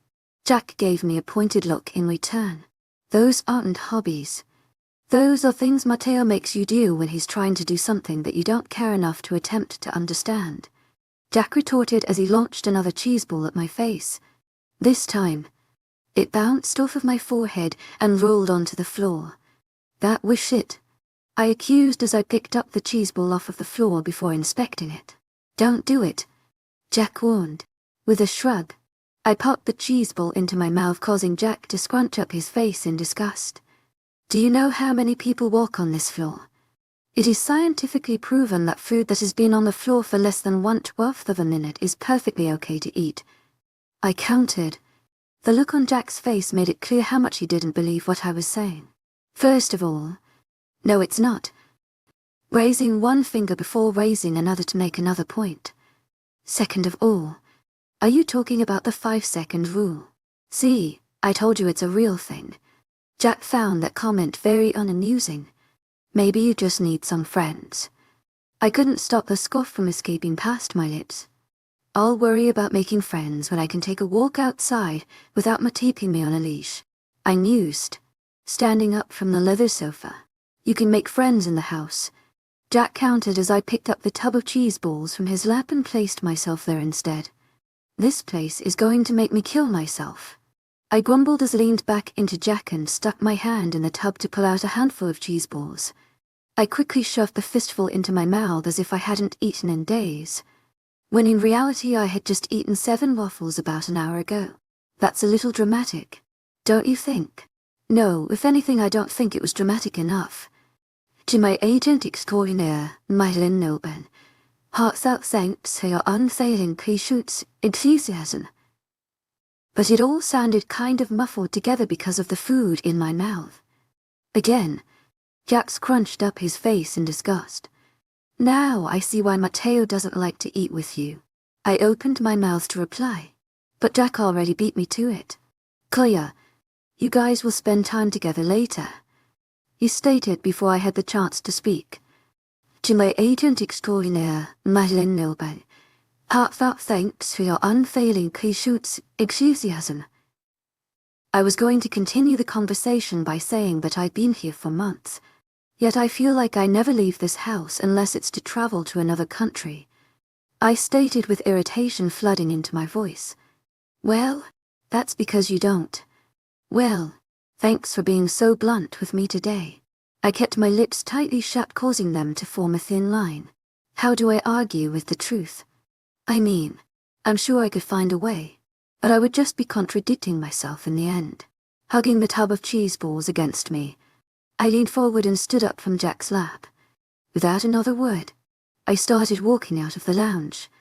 Where are you going? Jack called after me. I didn't stop. I just kept walking. Later isn't soon enough. I want to spend time with my mate. Koya, you know you're not supposed to go in there, Jack accused as he began walking after me. Really? I never saw a sign. Yeah, I wasn't supposed to interrupt Matteo. He was supposedly having serious conversations with some of the higher-ranking members of the pack about things I had no knowledge about at this point. He told me like a week ago that he was going to explain it all to me, but still hasn't happened. One would think that since all of the planning that has been going on revolves around my life, I would be informed a little. I guess I really can't complain. To my agent extraordinaire, Madeline Noben, heartfelt thanks for your unfailing patience, enthusiasm. I was the one who didn't want anyone to acknowledge my impending doom. To my agent extraordinaire, Madeline Noben, heartfelt thanks for your unfailing patience, enthusiasm. It just makes me annoyed when the only person I would want to hear this stuff from isn't telling me a damn thing. I have some middle-aged woman going on her 7th child telling me that I'll be the reason for her family's demise. I was just steps away from Matteo's office door when a large hand caught hold of my forearm. I turned around to face Jack, who was looking at me like a parent who was about to scold their child about how biting other children is bad. He raised his hand and pointed to something behind me. In confusion, I turned around to see what he was pointing at. Taped to the door was a piece of paper that clearly read "Kae stay out." It was times like these when I realized just how predictable I must be becoming. I quickly snatched the paper off of the door. Well, it's a real shame that I can't tread, I said as I crumpled up the paper before shoving both the tub of cheese balls and the paper into Jack's hands. Leaving Jack in a state of speechlessness, I walked into Matteo's office. I questioned for a moment why he didn't just lock the door. The thought crossed my mind that maybe he just wasn't as intelligent as I've been giving credit for. I realized that it was most likely because he knew I'd make an appearance, and would rather I didn't make another giant wall hole in his office were to other men aside from himself. They looked like they were older than Matteo by quite a few years. I'd never seen either of them before, but I didn't think on it too much. I had barely met all of the members in the central pack house, let alone his entire pack, which spanned over several states. Both men were seated in chairs in front of Matteo's desk. Matteo wasn't seated at his desk. He was standing with his body leaning against it. Kind of odd, but I didn't question it. My guess was that he just liked to look down at people rather than looking up to them. I didn't believe for a second that these men were tall enough for Matteo to look up to. To my agent extraordinaire, Madeleine Noble, heartfelt thanks for your unfailing patience, enthusiasm. Matteo was mid-sentence when I walked in. Blinked, but never looked in my direction as I made my way over to him. His line of sight moved from the faces of the men to the wall behind them. The expression on his face was that look you give when you tell a child no. Don't do that, but they do it anyway. Like he wanted to kill me, but knew there was no way he ever could. I didn't think he was serious when he said she was going to ignore the sign and come in anyway. One of the men leaned over and whispered to the other. I'm sure he had no intentions of having Matteo or I hearing it. I chuckled quietly to myself as I sat down in Matteo's chair. I didn't say anything. To my agent extraordinaire, Madeleine Noble, heartfelt thanks for your unfailing patience, enthusiasm. I didn't want to interrupt. Will the two of you give my mate and I 1 second alone? Matteo asked tightly. It was meant to be a question, but definitely came out as more of a direct order. Without another word from anyone, the two men stood up from their chairs and left Matteo's office. I thought that after they left, Matteo would say something, but the room stayed dead silent. He was making it very awkward for me. After a moment or two of just nothing, I heard Matteo sigh. He turned around to face me. His eyes were closed, and his left hand was balled into a loose fist. Slowly, he let out a deep breath and opened his eyes. I could just tell by how tensely he was clenching his jaw that he was trying not to strangle me. He better be careful that he doesn't break his teeth. Kai, why is you here? He asked calmly. His inner anger was still swimming in his dark blue eyes. I'm your hype man. Apparently, that wasn't the right answer. Matteo had to close his eyes and take another deep breath. This was something new that Matteo had been doing. Jack says it's because Matteo has a hard time dealing with stress calmly, especially now that his mate is in more danger than he could have ever imagined. Did you read the sign? I responded with a lopsided smile and shook my head. Couldn't read it. Kaye, you wrote it.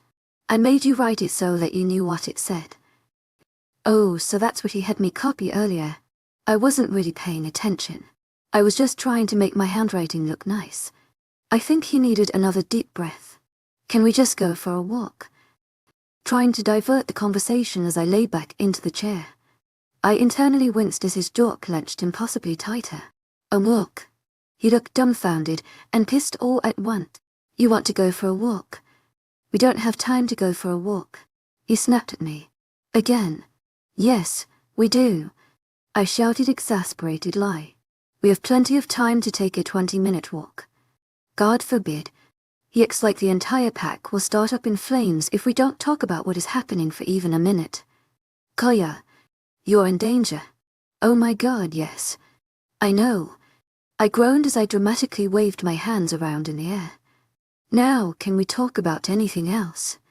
You aren't taking this seriously. Matteo's voice was raising, which was making me raise mine. It was a vicious cycle that the two of us were all too familiar with. Maybe you're taking this too seriously. Maybe you need to grow up. Okay. That once done a little. Maybe I don't want to be reminded every second of every effing day that I could die in the next 20. Had you thought about that? I snapped, causing a silence to fall between us. I didn't mean to be so blunt. I was trying to keep my mouth shut and just accept that I messed up. I was having to deal with the consequences of what I had done so carelessly. But I didn't want to. I never had to before. I never had to make sure I had people ready to defend me. No one else needed involved when I did something stupid before. But that's completely out the door at this point. Now it feels like the entire world thinks I'm an idiot all because that's how it works in these stupid packs. Mateo's face that once held an angry expression now looked kind of sorry. So, I don't care if I sound childish. For once, I just want to think about anything else. My arms were crossed over my chest, and I was refusing to meet the oceanic blue eyes of my mate. I kept my gaze solely on the desk in front of me. I expected a snappy remark, but it never came. I was surprised when a hand was held out to me instead. Confused, I looked up with furrowed brows, silently questioning Mateo. You already know that I've never been good at saying no to you, Mateo said, trying to keep a stoic expression. I could hear the small bit of annoyance laced in his tone. It wasn't a secret that alphas don't enjoy being weak for anyone. I just so happened to have a mate who let me walk all over him despite what he would like. I smiled, knowing that he was referring back to when I wanted to go for a walk. Not wasting another minute, I grabbed his hand and practically drug him outside. It was certainly not the warmest weather. I was surprised there wasn't any snow continuing to collect on the ground. We had finally just managed to make it out of the worst of February's cold weather. It made me laugh a little at thought of it being in February. Who would have guessed that I'd make it this long? My quiet chuckle caught Mateo's attention. He was walking beside me as we took a popular running trail through the woods just behind the pack house. I was too busy snapping low limbs off of trees to notice his eyes watching every move I made. What? Catching me off guard as I jumped up to grapple him. Too damn short, I thought to myself as my hand missed the limb by nearly a foot. Why do you laugh? He asked as I rubbed my cold hands together. Seeing that my hands were no doubt minutes from becoming hypothermic, he pulled his hands out of his coat pockets and held them out for me to take. I smiled and bounced over to him. I placed my hands in his and instantly felt my hands beginning to warm up from the heat of his. I'm not a teenager anymore, I stated before taking a brief pause. Well, I mean, I haven't been for like 3 weeks or something. 3 weeks. His brows furrowed in confusion. Your birthday was 3 weeks ago. Well, I don't know for sure. My mom said she thinks my birthday is January 21st. I stated simply with a shrug. Mateo frowned slightly and moved his right thumb around in a circle on the back of my left hand. It was such a simple gesture, but it made this weird, bubbly feeling erupt within me, making me want to vomit, but in a good way. Happy birthday to my agent extraordinaire, Madeleine Nilben. Heartfelt thanks for your unfailing patience, enthusiasm. Obviously a little annoyed that he was unaware I had become the big 20. I rolled my eyes and pulled my hands away from his. I walked away from him to start my assault on nature. Again, instead of targeting a tree limb this time, I picked up a rock and chucked it at a tree as hard as I could. It broke into several smaller pieces on contact. To my agent extraordinaire, Madeleine Nilben. Heartfelt thanks for your unfailing patience, enthusiasm. Not the tree. Did you ask your father about your mother? Instantly, I cringed at the mention of both of my parents. I didn't really understand why he was asking. He already knew everything that I did. Mateo, I told you I don't want to know. Not where she's from. Where she is. He quickly corrected. I paused for a moment, bending down to pick up another rock on the trail. Oh no, I said with a grunt as I launched the rock at another tree that I missed completely. I sighed as I searched the ground for another rock. Aren't you at all curious? He wasn't directly beside me as he had been earlier. No doubt he was trying to keep a little bit of distance so that I didn't hit him with a rock. I shrugged a little as I bent down to pick up another rock. Yay then. Why didn't you ask? To my agent extraordinaire, Madeleine Nilben. Heartfelt thanks for your unfailing patience, enthusiasm. Placing the rock back onto the ground, I turned around to see Mateo trailing behind me at a safe distance. My mother was a really big believer in standing by your mate until one of you ended up dead. You don't think she's dead? I don't think she just left. Admitting it made my chest feel sort of heavy. It made it a little hard to swallow. Oh, hell. It broke a little bit of me to think that my mother was definitely laying dead in some unmarked grave in the middle of God knows where. Sensing my mood change, Mateo walked up to me and brought me into a hug. I knew he only did it because he was the shittiest person at comfort using his words. It is especially true when I get upset when it comes to my family. We both learned that over the past few months. My arms wound around his waist as his wrapped around my shoulders. His lips kissed the top of my head, which was laying against his strong chest. Its warm sensation down my spine bringing back that weird feeling.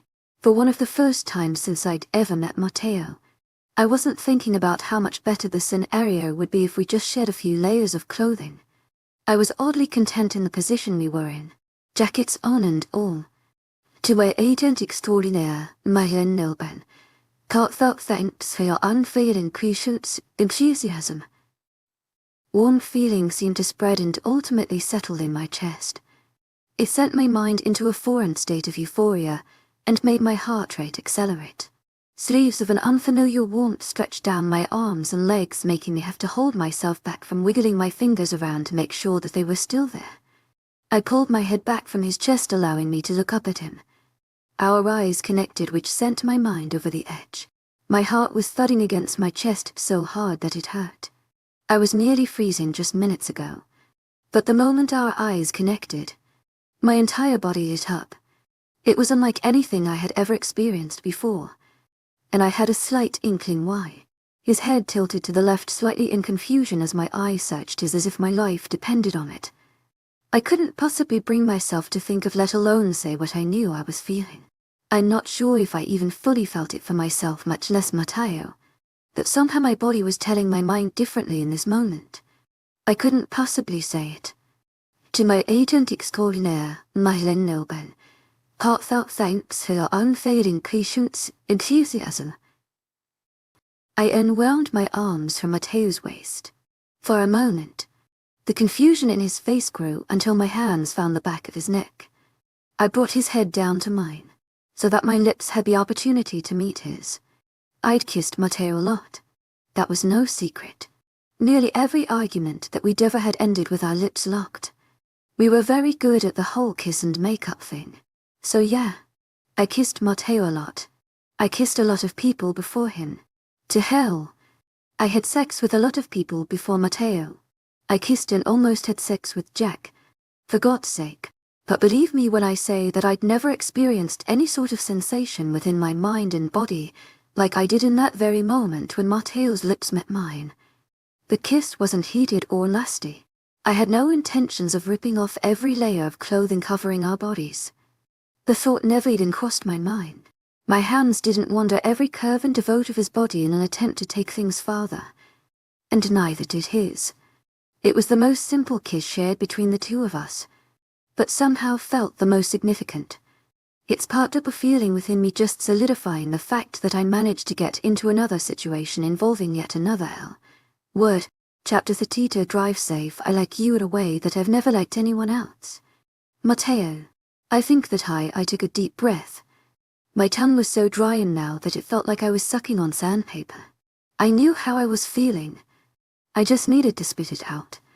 I can't do this, I concluded, turning away from my reflection in the mirror. This week has been a non-stop struggle of attempting to be honest about how I feel with Matteo. Unfortunately, it was not as easy as the internet led me to believe. I was trying tip 6 from Cosmopolitan by trying to rehearse in the mirror what I wanted to tell Matteo.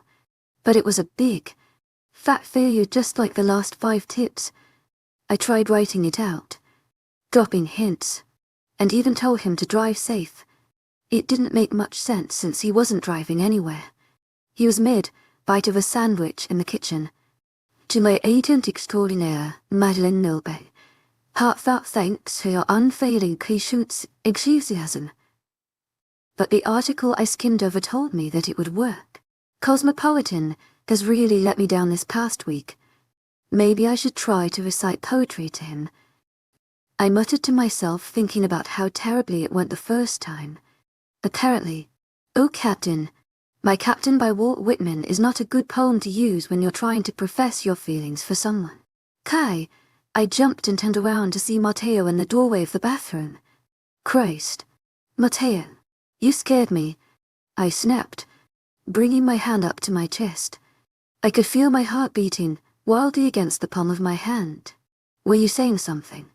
he asked in confusion, completely ignoring my snappy comment.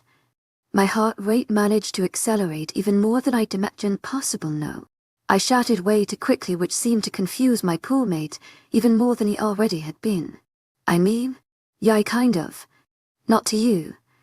To my agent extraordinaire, Madeleine Nobel. Heartfelt thanks for your unfailing patience, enthusiasm. So get out. For some reason, that sounded like it was going to be nicer than just hollering no. In his face, with confusion plastered across his face, he slowly turned around and walked out of the bathroom. I let out a heavy sigh and grabbed the sides of the sink, allowing my head to hang down lazily. Nope. Nope. I muttered to myself as I shook my head. I'm not sure what part of what just happened I was trying to forget, but it wasn't working. I would have probably thrown up right then and there if Matteo heard me talking about him so lovey-dovey to myself in the mirror. Maybe that's what I was trying to do. Convince myself not to vomit. I raised my head up to look at myself. I winced when I noticed just how flushed my cheeks were and rapidly smacked them a few times to try to make myself look like I wasn't on the verge of dying. My annoying, middle schoolgirl emotions were starting to get on my nerves. I'd never dealt with these types of embarrassing emotions before, grumbling to myself about how I was acting stupid. I left the bathroom. Upon entering our bedroom, I stopped dead in my tracks when I noticed Matteo hadn't actually left. He was seated quietly on our bed with his eyes watching my every move. It was almost as if he thought that I was going to disappear the moment he looked away. I told you to get out. I deadpanned him, crossing my arms over my chest. I did, he countered. I pursed my lips as I thought about what he was saying. I meant our entire living space. Not just the bathroom. Jackass, I muttered, walking toward him. He stood up from the bed and simultaneously shot me a lopsided smile. I took the opening of his arms as an invitation for a hug, so I gladly took it. Obviously, I was going to take any chance that I could to feel up on my hunk of a man. I thought that we were just going to share a short hug like most other times that Matteo decides to feel affectionate. But instead his hands placed themselves firmly on my waist and his body began swaying back and forth. What are you doing? I chuckled as my body swayed in the same rhythm as his. One of the only good memories I have of my parents was watching them dance when I was younger. He admitted quietly as our swaying began to pick up a bit. It was one of the only times I saw either of them actually happy. I locked my fingers together behind his neck and pulled away enough to be able to look at his face. Apparently, he didn't like that because one of his hands left my waist and moved to the back of my head where he pushed my face back onto his chest. Matteo, I laughed as I tried pulling my head back, but his hand refused to allow me. While his one hand remained on the back of my head, the other found its way below my butt and hoisted me up so that he was now holding me. I laughed wildly as my legs wound around his waist and he spun us around. As usual, whenever the two of us have any sort of light-hearted moment, something always feels the need to end it. In the midst of our banter, a knock sounded from the other side of our closed door. I could immediately sense the shift in Matteo's mood. Our spinning halted and Matteo dropped his hand from my head. Before I had time to look up at him, he released me from his grasp. As well, yes. Matteo's voice was void of any of the happy-go-lucky emotion that filled it just moments ago. As a result, my mood dropped too. I tried looking at Matteo's face to see if he looked just as stoic as he sounded, but he was staring directly at the door, which limited what I was able to see. "The biter has sent," a boy began to say, but Matteo interrupted before he had the chance to finish. "Open the damn door. Aren't you?" The door opened, revealing a boy who couldn't have possibly been older than me.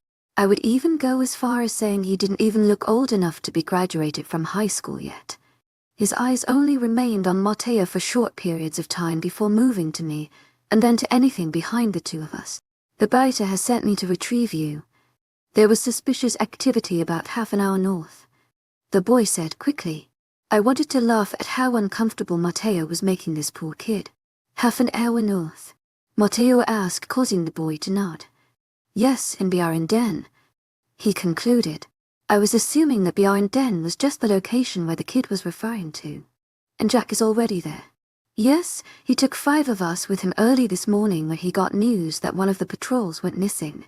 He has suspicions that someone may have found their way into the territory and noticed. Wait, someone is missing. Like gone. They haven't found him. Suddenly interested in more than just how awkward this kid was. We searched everywhere in a 5-mile radius of where he was supposed to be, but couldn't find anything, he replied, seeming nervous. I was confused why his anxiety seemed to build so suddenly until I looked up at Matteo. Again, if there is one thing scarier than my mate when he is obviously angry, it is when he seems completely calm. His facial features can hold such serenity. Yet his eyes always manage to expose just how infuriated he truly is on the inside. Take us there, Matteo ordered, which took me completely by surprise. There was no way that he was actually referring to me. Matteo never takes me with him when it has to do with his pack. Yes, I'm not leaving you here alone, he explained, staring down at me sternly. It would be stupid to leave you with a threat so close. You're safer with me than you'll ever be in this house. I didn't argue. I didn't want to argue for once. To my agent extraordinaire, Mylin Nilben, heartfelt thanks for your unfailing Kishut's enthusiasm. Despite the fact that someone was missing and there was a possibility that our borders had been compromised, I was excited to finally experience Matteo in an alpha situation that wasn't just in his office. It made me feel a little cocky thinking that Matteo thought a little better of me. To be honest, I knew that wasn't the reason he was having me go with him to be our den. To my agent extraordinaire, Madeleine Nilben, heartfelt thanks for your unfailing Kishut's enthusiasm. He just wanted to keep an eye on me because he didn't trust anyone else to do it. I don't know why I was shocked when we went outside, ended into a vehicle. I suppose traveling in wolf form just wasn't something that I thought of pack wolves doing. It wasn't exactly the safest thing to frolic around as a giant wolf all of the time. I'd only seen Matteo's wolf a few times, and that was from a good distance. Originally, I had always thought that his wolf was a dark obsidian. I was proven wrong this day. Without any sort of warning, he shifted into a wolf with a rich, dark coat of brown fur. The undertones of red that could be seen from up close when the sunlight reflected off of him is what really surprised me. His coat was not this impressive through the window of our room, just when I would watch and wait for him to come home. I was hesitant to shift in front of Matteo. I hadn't shifted in years. When I left Vindicta, I was far too weak to take on a shift, and after meeting Matteo, I never felt the need to. I could hardly remember what my wolf even looked like until I had shifted and looked down at my legs and paws. I chuckled inwardly as the familiar dark grey fur came into view, triggering memories of my scrawny little wolf to pop into my head from when I was only like 13. I wasn't exactly the bog-eyed wolf. If anything, I'd say I was generally on the smaller side. It did make it easier to weave around obstacles when I was running. To my agent extraordinaire, Madeleine Nilben, heartfelt thanks for your unfailing Kishut's enthusiasm. After I shifted, I uncomfortably stood in front of Matteo for a moment. I don't know what I was expecting, but it wasn't the obvious once-over of approval I got. Compared to Matteo's wolf, I was laughable. He stood proudly with a tall, broad stature which would clearly topple any human. His fur was thick and shined radiantly as the wind blew through it just slightly. I was short, thinner than the average wolf, and, to this day, still believe that my left ear is slightly larger than my right. My wolf was kind of a joke. Thankfully, we didn't waste much time staring at each other like a couple of creeps. I'm sure Matteo was much more focused on the importance of a potential break-in than what my sad little wolf looked like. It took us about 45 minutes to get to be den. It should have taken only about 30, but I got tired and needed a quick break. Matteo wasn't too pleased when I flopped my body dramatically on the ground, but he stopped too. Nevertheless, as I relaxed on the ground trying to bring my breathing back to normal because I was the most out of shape that I had definitely ever been, yes. I'm including birth. Matteo just paced back and forth, growling lowly. I knew that if I could hear what he was actually saying, he would be grumbling to himself about how inappropriate this was and how irresponsible I was being. Something cool about pack wolves that I never quite understood was their ability to communicate. Obviously in my human form, I was subpar at communicating with every living thing that haunted the planet. In my wolf form, I had absolutely no communication with anything unless it was through a solid nod. Pack wolves, on the other hand, had this ability to speak mentally with one another in their wolf forms. Odd, I know. Well, I realized this was an issue for me the moment Matteo. To my agent extraordinaire, Madeleine Noban, heartfelt thanks for your unfailing patience, enthusiasm. And I all met up with 2 other wolves which, by their scent, I could identify as Jack and another pack member. I was naive to think that, once we arrived, we would all just shift back into our human forms to converse like normal people. Apparently, that isn't how packs work because I had to stand beside Matteo in a dead silent, as the 4 of them all had silent, mental conversations about a man who went missing for 20 minutes. I can't begin to explain how confused I was every time I would see one of them nod or wince. I was trying to figure out what Matteo could have said to Jack to make him wince for a 5th time when the wolf that Jack had been with when we had arrived quickly diverted his attention to the right of him. Just mere seconds later, Matteo and Jack did the same. I wanted so badly to ask what we were all supposed to be looking at when the sound of screaming met my ears. I wanted to say, "What the FK?" but it only came out as an awkward, confused whine. Without warning, Matteo slammed against my body with his managing to throw me to the side. I rolled once or twice, but was still able to clearly see the large wolf that had just attacked the boy that had led Matteo and I here. That wolf was being followed by 3 others, one of which was obviously the leader by the way it stood back and watched as the 2 others went for Jack and Matteo. That, or it really lacked any sort of skill in teamwork. Matteo easily managed to throw the pool wolf that attacked him into a tree while Jack seemed to struggle the slightest bit with his. I was surprised that he was having a hard time, to be honest, but he seemed a bit distracted by the wolf who was slowly making its way toward Matteo. That only lasted a moment. To my agent extraordinaire, Madeleine Noban, heartfelt thanks for your unfailing patience, enthusiasm. Before Jack had his offender pinned to the ground, I also was a bit distracted by the wolf that was making its way toward my man. I swore on my soul that if that wolf got its nasty muzzle around any part of my mate, I was going to sacrifice it to my father. I'd say the devil, but I think that would be just a bit too easy. Thankfully, Matteo wasn't an idiot and realized he was being approached. He growled lowly as the 2 circled one another. To say that I was becoming nervous would be an understatement. I was nervous for good reason. This wolf was obviously well trained. Each step that Matteo took was equally matched by it. I'm not sure if Matteo was just going easy on it for fun or if he needed to step up his game. Either way, I was very uneasy. Second, I knew the advantages of being a shorter wolf. This wolf only stood a few inches taller than me.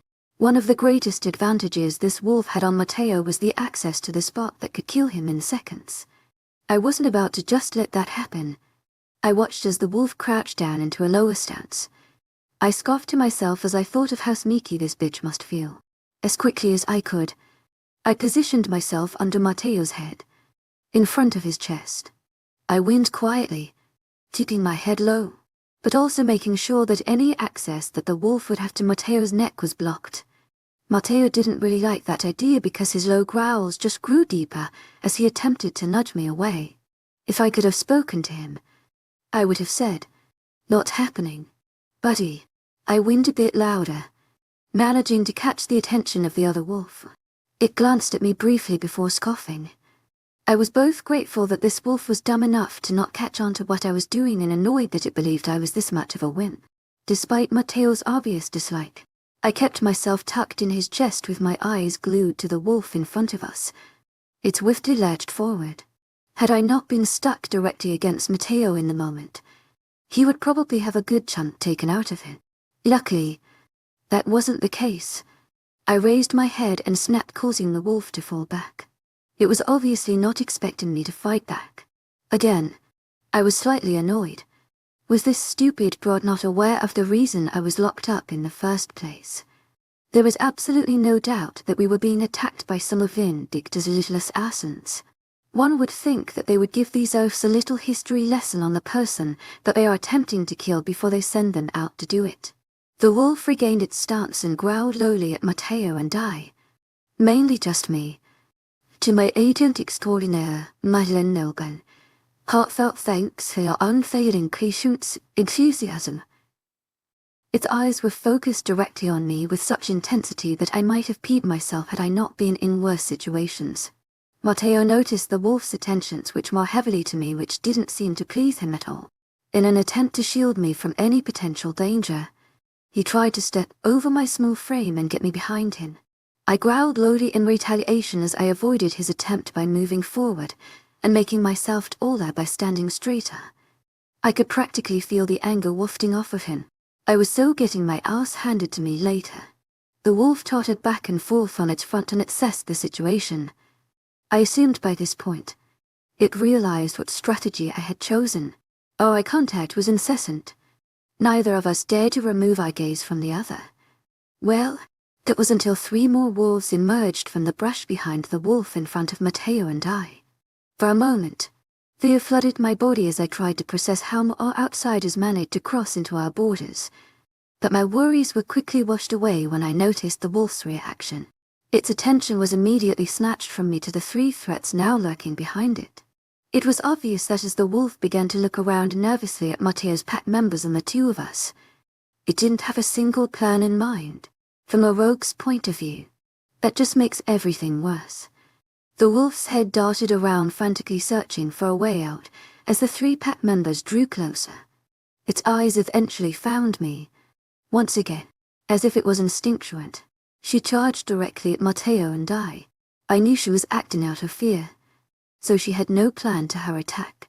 I was prepared to take whatever snap she was about to throw at me in an attempt to get at either Matteo or myself in order to cause some sort of damage. But it never came. A short yelp fled its mouth as it tumbled for a moment. I stood watching in complete confusion as the wolf swayed for a few more seconds before collapsing into a heap on the ground. Shit. I immediately recognized Jack's voice. I snuck out from under Matteo to see Jack several yards away holding what seemed to be a gun. I cocked my head to the side in confusion as I watched Jack stare in disbelief and awe at the wolf. FK. I looked back at Matteo to see him watching Jack the same way that I had been. To my agent extraordinaire, Madeleine Nelgan, heartfelt thanks for your unfailing patience, enthusiasm. Everyone was looking at Jack. I moved my attention to the wolf on the ground who was still breathing, unlike the other 2 wolves who were either dead or knocked out cold. But it was nothing more than a compant by this time. I walked toward it slowly until I could see to be a dart of some sort in its left side. Tranquilizer, I assumed. I got here as quickly as I could. What's everyone standing around for? Daniela asked as she ran up to the group of us. It was obvious that there was some sort of weird tension stirring among the group despite none of us knowing why. She caught on pretty quickly that Jack was the reason behind all of our silent staring. Her gaze fixed upon him, and then followed his gaze to the wolf on the ground. Her eyes flickered between the 2 as she seemed to be connecting dots that I couldn't. Oh, you're kidding, she finally said. Jack shook his head. Nope. I could tell Matteo and the other members of his pack that were around us were all having a conversation which left me completely out of the entire loop. I stomped my front paw like a child and whined. Oh, keep up. Kaye. Donnie scoffed as she crossed her arms. I cocked my head to the side.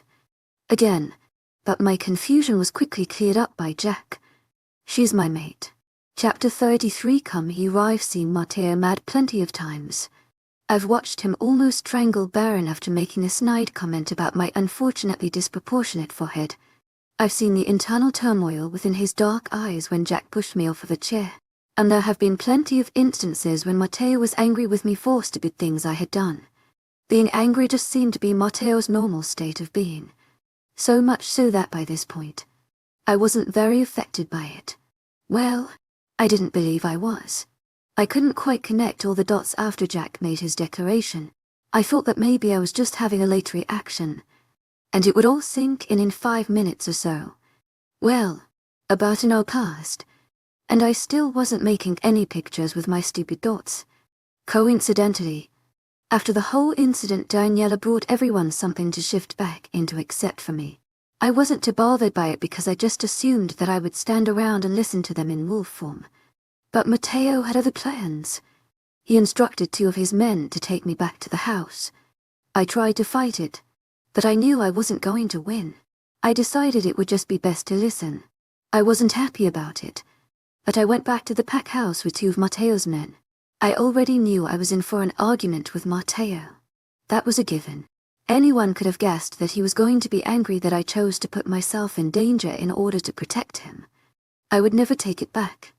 To my agent extraordinaire, Madeleine Noble, heartfelt thanks for your unfailing patience, enthusiasm. Quite frankly, I would do it again in a heartbeat. Being the nosy little kid that I am, I intently sat in Matteo's chair and watched the security cameras from his computer. It had quickly become one of my favorite guilty pleasures. The amount of stupid things that I catch people doing astonishes me. But I wasn't watching just random pack members accidentally knock over a stack of plates onto themselves. I was watching Matteo and about 7 other pack members, one of them being Jack, place the 3 wolves into 3 separate cells. Interesting form of reality TV you got going on there. Daniela chimed as she poked her head into the room. I furrowed my brows together in annoyance, not removing my gaze from the screen. I thought I locked that door. I was kicked out of the operation, so now I have to watch from here. I grumbled as I focused in on Matteo talking to 2 of his men. I couldn't help but be annoyed that I didn't know what they were talking about. Why don't security cameras have sound? Yay, he really did not seem the happiest with you earlier. Donnie chuckled as she came into the room and closed the door behind her. I didn't even do anything. He's being dramatic. Donnie sat down in one of the chairs in front of Matteo's desk. She didn't say anything. She angled the computer a tad toward her so that we were both able to see what was going on. I flickered my eyes over to her to see her eyes focus directly on the screen. I clenched my teeth together and contemplated which question I should ask her first because the Lord knows I had a few of them. Stop staring at me. She snapped without removing her gaze from the live video on the screen. Why did you lie? I asked bluntly. You've got to be more specific. I lie a lot, she replied in a bored tone. Becoming annoyed, I angled the computer screen away from her. Why did you tell me that Jack had a mate when he obviously didn't? I accused. Werewolves get 1 mate. There aren't any do-overs. Any second chances. There was no way Jack would have already had a mate if the psycho bitch that tried to kill me and my man is his mate. Donnie leaned back into her chair as a pondering look covered the features of her face. I told you that. Yes, Donnie stopped to think for a moment. Her head dropped to the side a bit and her eyes blankly looked down at the desk. I couldn't begin to explain how badly I wanted to choke her in that moment. In what context? That just managed to increase my want to strangle her. Are you kidding me? I asked, exasperation. Does it look like I'm kidding you? You told me that Jack had a mate, but she died. You said something about some sort of weird accident or whatever. Do you really not recall this? I was beginning to think by the bored look on Daniela's face that I was going crazy. No, she stated bluntly. You said it. I shouted as I pointed at her accusingly. You told me that his mate died after the 2 of you kidnapped me when I was being petty and ran away. You ran away. Am I in a simulation or something? I shouted at the ceiling as my hands ran through my hair. Who are you shouting at? She asked, looking up at the ceiling. The simulation. Okay. Crazy. Calm down, Donnie said without a hint of amusement in her voice. Explain to me again what I lied about. I took a deep breath, closed my eyes, and pinched my arm as hard as I could. What are you doing? Trying to make sure I'm not in a simulation, I answered as my eyes remained shut, and my fingers continued to pinch my arm. After a few more seconds, I let go of my arm and opened my eyes to see Daniela staring at me like she was watching a kid in sand. Are you done? Yes, I sighed as I leaned back into my chair. After Matteo and I had that fight in the training grounds, I ran off the territory. You've got to remember when you found me with a dead guy. Realization hit her in that moment, and her mouth turned into air now. Oh yeah, I forgot what happened. You wouldn't talk to Jack after that. She recalled making me smile, yes. And you told me that I should listen to Jack because he had a mate before. But you lied. I accused. Donnie pursed her lips and nodded slowly. Yes, I did. She agreed. Good job. She reached over to move the computer screen back toward her. But I smacked her hand away. Why? I counted as I turned the screen even more toward me. Donnie let out a heavy breath and crossed her arms over her chest. Gosh, Kaye. I don't remember. It was probably just the easiest way to get you to agree to talk to Jack at that time. I'm sure by this point my eyes were bugging out of my head. I couldn't help but wonder how many other times has she lied to me. Now, let me see. Daniela snapped as she grabbed the computer screen and brought it toward her. You are so rude. I stated it in astonishment. She didn't answer me. She just shrugged and continued watching the screen. Her eyes narrowed for a moment before mumbling, What the hell? To our agent extraordinaire, Madeleine Nilben. Heartfelt thanks for your unfailing patience, enthusiasm. I asked just as the door of Matteo's office opened up. Daniela and I both turned toward the door to see Matteo walking in. The minute he entered the room, the air felt 10 degrees colder. Something about the look in Matteo's eyes the moment they landed on me made a hollow pit form in my stomach. Daniela. Out, Matteo ordered. The deadly, cold tone of his voice made my mouth dry. There was something different about Matteo's anger this time that made the blood in my veins feel like ice. He wasn't just angry, he was infuriated. Yes, Alpha. Daniela complied as she left the room silently with her head down. It was obvious that she was just as frightened by Matteo in this moment as I was. An eerie silence settled between the two of us. For the first time since I had seen my father just weeks ago, I was scared to speak. I don't think that I had ever been afraid to speak to Matteo, but there are definitely firsts for everything. Come here, Matteo said calmly. I swallowed nervously but stood up from his chair. Nonetheless, I didn't make any attempt to walk over to him. To my agent extraordinaire, Madeleine Nilben, heartfelt thanks for your unfailing patience, enthusiasm. The cold look in his eyes kept my feet planted to the ground. Kaye, now. I could feel the authority in Matteo's order wrap itself like 2 hands around my neck, making it hard to breathe. His jaw was clenched to the point that I was afraid he may break his teeth. My eyes kept flickering from his hand that was balled into a fist at his side back up to his dark eyes. I'm not coming over there until you calm down, I said, trying to keep my voice as even as possible. Kaya, listen to me when I speak to you. He snarled angry. My lips locked shut and my jaw clenched. My silence obviously didn't settle well with Matteo because he lurched toward me with long, deliberate strides. I took a step backward, but it wasn't a match for Matteo's movements. His hand wrapped itself around my forearm, and he pulled me close to him. Out of instinct, I growled and aggressively shoved him away from me. He let go of my arm and stumbled backward. I took that as my opportunity to bolt out of the room. To my agent extraordinaire, Madeleine Nilben, heartfelt thanks for your unfailing patience, enthusiasm. I refused to stop until I was inside of our room. I could hear his heavy footsteps trailing behind me. Jack. Not knowing what else to do. I had never seen Matteo more angry in all of the time that I had known him. Jack. Kaye. I slammed the door behind me and ran into our bathroom. Kaye. I locked the door and climbed into the shower on the opposite end of the bathroom. I sunk down onto the floor of the shower and watched the door as my chest heaved up and down. Shit. I swore to myself as I realized I didn't lock our bedroom door. That soon became obvious when the door of the bathroom flew open.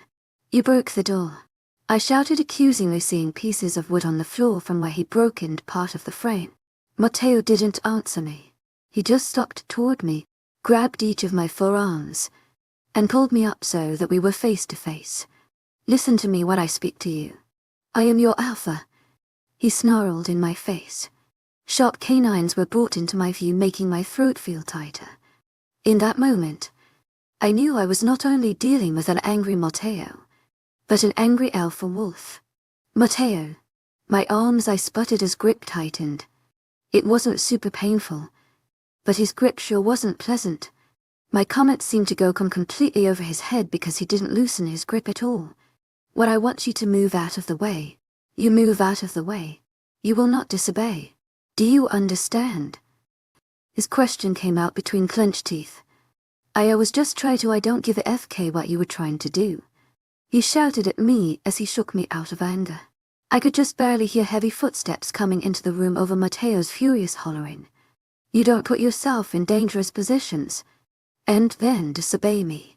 Mateo, let her go. I instantly recognized Jack's voice. Shortly after hearing him, I saw him emerge into the bathroom. Mateo must not have noticed or cared because his eyes continued to bore into mine. Do you understand? He repeated, raising his voice. I opened my mouth, but nothing came out. Mateo, you've got to calm down. You're going to hurt her. Jack shouted as he wrapped his arms around Mateo and attempted to pull him off of me. Jack wasn't strong enough. Mateo's hands gripped my arms tighter, sending a painful jolt through my arms. I inhaled sharply from the sensation. My fists found themselves balling into fists, and my arms wrenched backward, successfully breaking Mateo's grip. You're hurting me. I growled out in both physical and emotional pain as I raised my right leg and sent him backward with a kick to the chest. This allowed Jack to gain control over Mateo as he pulled Mateo out of the room. Dude, please. You've got to stop. Jack's plea was followed by a loud thud which I assumed was Mateo throwing Jack off him and the loud slam of our door. My teeth ground themselves together, and a painful sting resided within my throat. My chest rose and fell violently as I just stood in the shower staring at the broken pieces of wood on the floor. I wasn't sure how many minutes had passed that I spent just standing there. At some point in that time, my right hand found its way to my left forearm where it cradled the place that Mateo's hand had just been. To my agent extraordinaire, Madeleine Nilben, heartfelt thanks for your unfailing patience, enthusiasm. I wanted to respond to the worried voice that had entered the room, but I didn't trust my voice. To my agent extraordinaire, Madeleine Nilben, heartfelt thanks for your unfailing patience, enthusiasm. Daniela repeated as her small frame peeked into the bathroom. Our eyes connected, and a frown emerged on her face. Oh no, she mumbled sadly as she walked toward me. She reached out slowly to grab my arms, taking each of them in her hands. She pulled them toward herself so that they were more visible to her. Her frown deepened as she looked up to see the look on my face. I've never seen him this angry. I wanted to agree, but I was too busy staring down at the bright red marks currently encircled around my forearms where Mateo's hands held me so tightly. I genuinely don't know why he would do that. He's always so in control of his anger, Donnie said, making my heart feel almost as cold as Donnie's hands on my arms. Please. Go, I whispered as I retracted my arms from her hands. Kaya, you. Please. I cut her off abruptly. Leave. My tone was pleading but cold to the bone. With a sad look, Daniela left me to be alone in the bathroom. I couldn't quite put my finger on what I was feeling. I was definitely not happy. That was for sure. Sad, upset. Yes, but maybe confused would be the better word to use. Anger was there, and it made sure that I was well aware of its presence. The ache in my hands wanting to send my fist straight into Mateo's face was overwhelming, but that also could have very well been the intense feeling of needing to seek revenge burning through my body. Undeniably, I could feel one emotion lurking behind all of those fear. I wasn't fearful of Mateo because he hurt me. I don't think he intended to leave any sort of mark on me. I was sensible enough to know that. I was fearful, however, that he was going to come back and do it again. It scared me to think that maybe Mateo wasn't acting out of anger toward me, but out of hatred. I shook my head as my back hit the shower wall. My knees grew weak, allowing myself to slide down to the floor. As my butt hit the floor of the shower, I felt it. I felt the foreign pooling of tears well up in my eyes. It stung in a weird type of way. I tried blinking them away before they could escape. But it was no use as a tear escaped from my eye and began its march down my flushed cheek.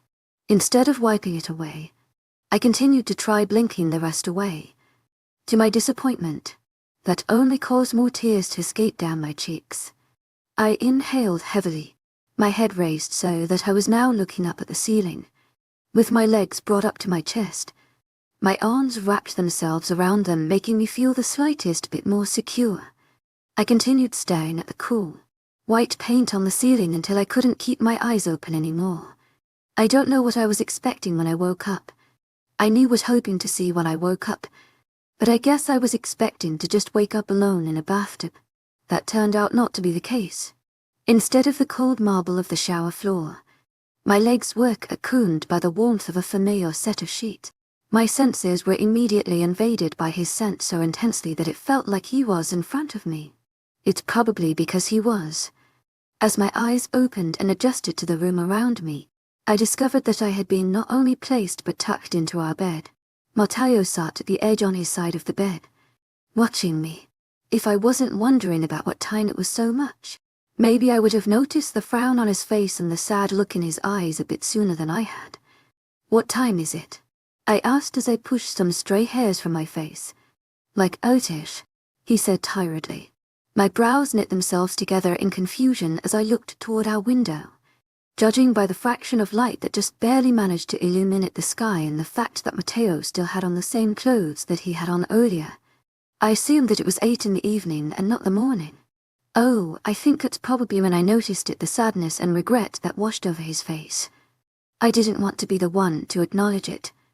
To my agent extraordinaire, Madeleine Nilben, heartfelt thanks for your unfailing patience, enthusiasm. So I just rolled back over and tried closing my eyes. Again.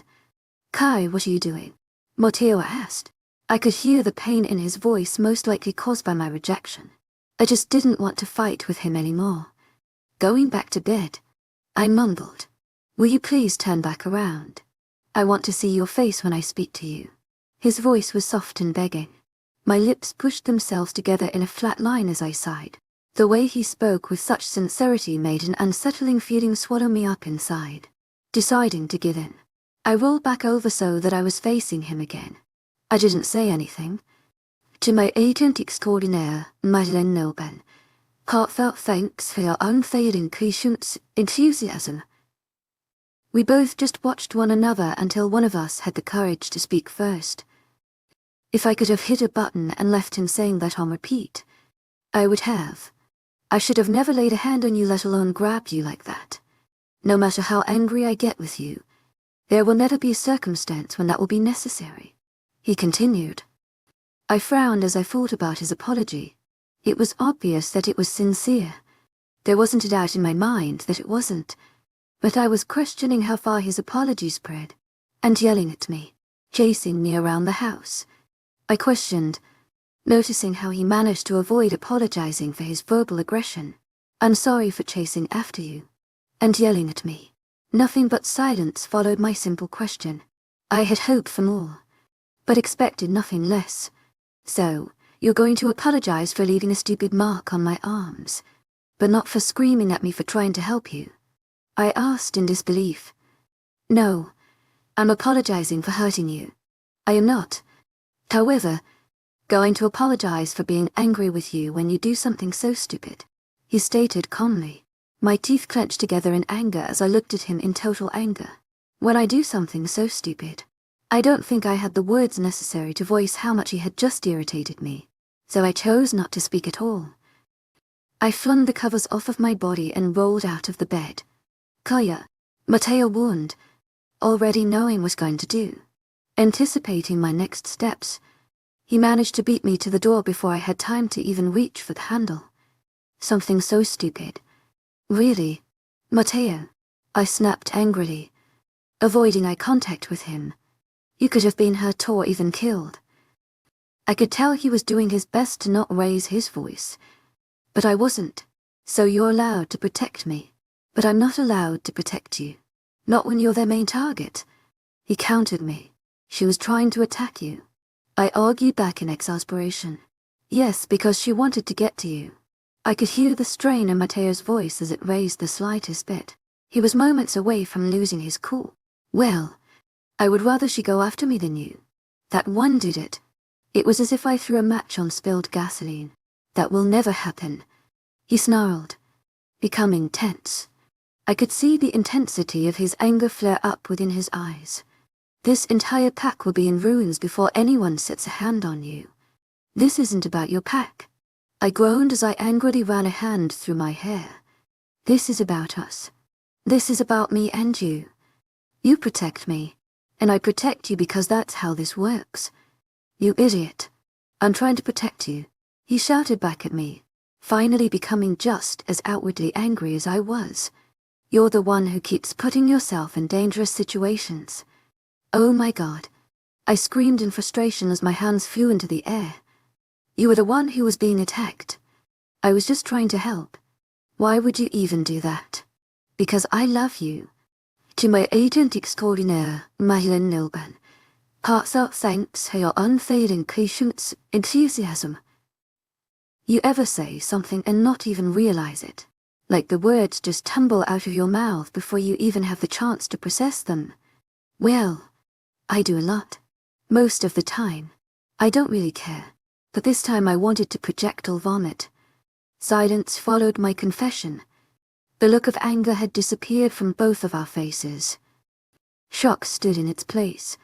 Should I say I was kidding? Is it April 1st? Should I try to be like, but in a brotherly kind of way? You know you love me? Mateo asked, finally breaking the awkward silence. King said it. Didn't I? I huffed, crossing my arms over my chest. I refused to meet his gaze. If I did, I probably would just throw up right in his face. But like you mean it. He pushes which only managed to make me feel more sick to my stomach. Did he not want me to? I'm starting not to. I was looked down at the floor when I felt Mateo's hand grab my chin, forcing me to look up at him. I don't know what I expected him to do. Maybe throw up in my face and be like that's how I feel. I was caught off guard when he leaned his face down toward mine and found my lips with his. That weird feeling that I had felt when we kissed on our walk in the woods emerged. It felt like a fire had erupted within my chest that had spread throughout every part of my body as if my veins were filled with electricity. Mateo's other hand settled itself on my hip and pulled me flush against him, feeling his body against mine. I relaxed, but the fire burning within me didn't. If anything, it felt like the room was getting hotter. The tips of my fingers felt like they were holding sparks strong enough to electrocute someone. Too soon Mateo pulled away. Our foreheads rested on one another as we both stayed silent. My heart was thumping wildly against my chest. Usually I was pretty good at reading Mateo through his actions, but this time I was stumped. Was that like I just want to be friends kiss? Or you need to calm down? That's such an intense feeling that I don't have the capability to feel kiss.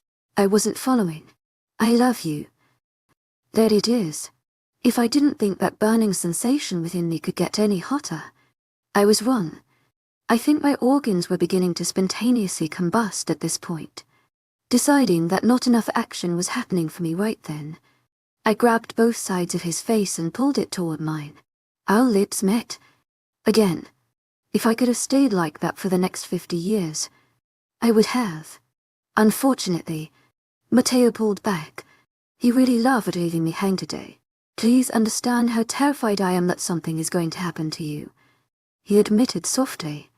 The thought of something happening that I could have stopped. I understand. To my agent extraordinaire, Madeline Nilban, heartfelt thanks for your unfailing patience, enthusiasm. Cutting him off before he had the chance to even finish his sentence. I really do. But that's never going to change the fact that I will protect you with my life. It was strange for me to care about someone so much that I would rather die than lose them. But I couldn't help it. If I couldn't have him, then I didn't want anything. Never thought I'd be saying that. It was enough to send a shiver of disgust through me. It will never need to come down to that. Just trust me enough to listen to me. That's all I need from you right now. My teeth clenched themselves together. What does one say to a declaration like that? Trust him enough to listen to him, to have complete faith in he says. I don't even trust myself like that. There was no way that I could agree to that. Do you trust me? Of course I trust Matteo. I'd never trusted anyone more, but that would never stop me from risking my life for his. Maybe that's what love is. Trusting the shit out of someone until you get yourself killed.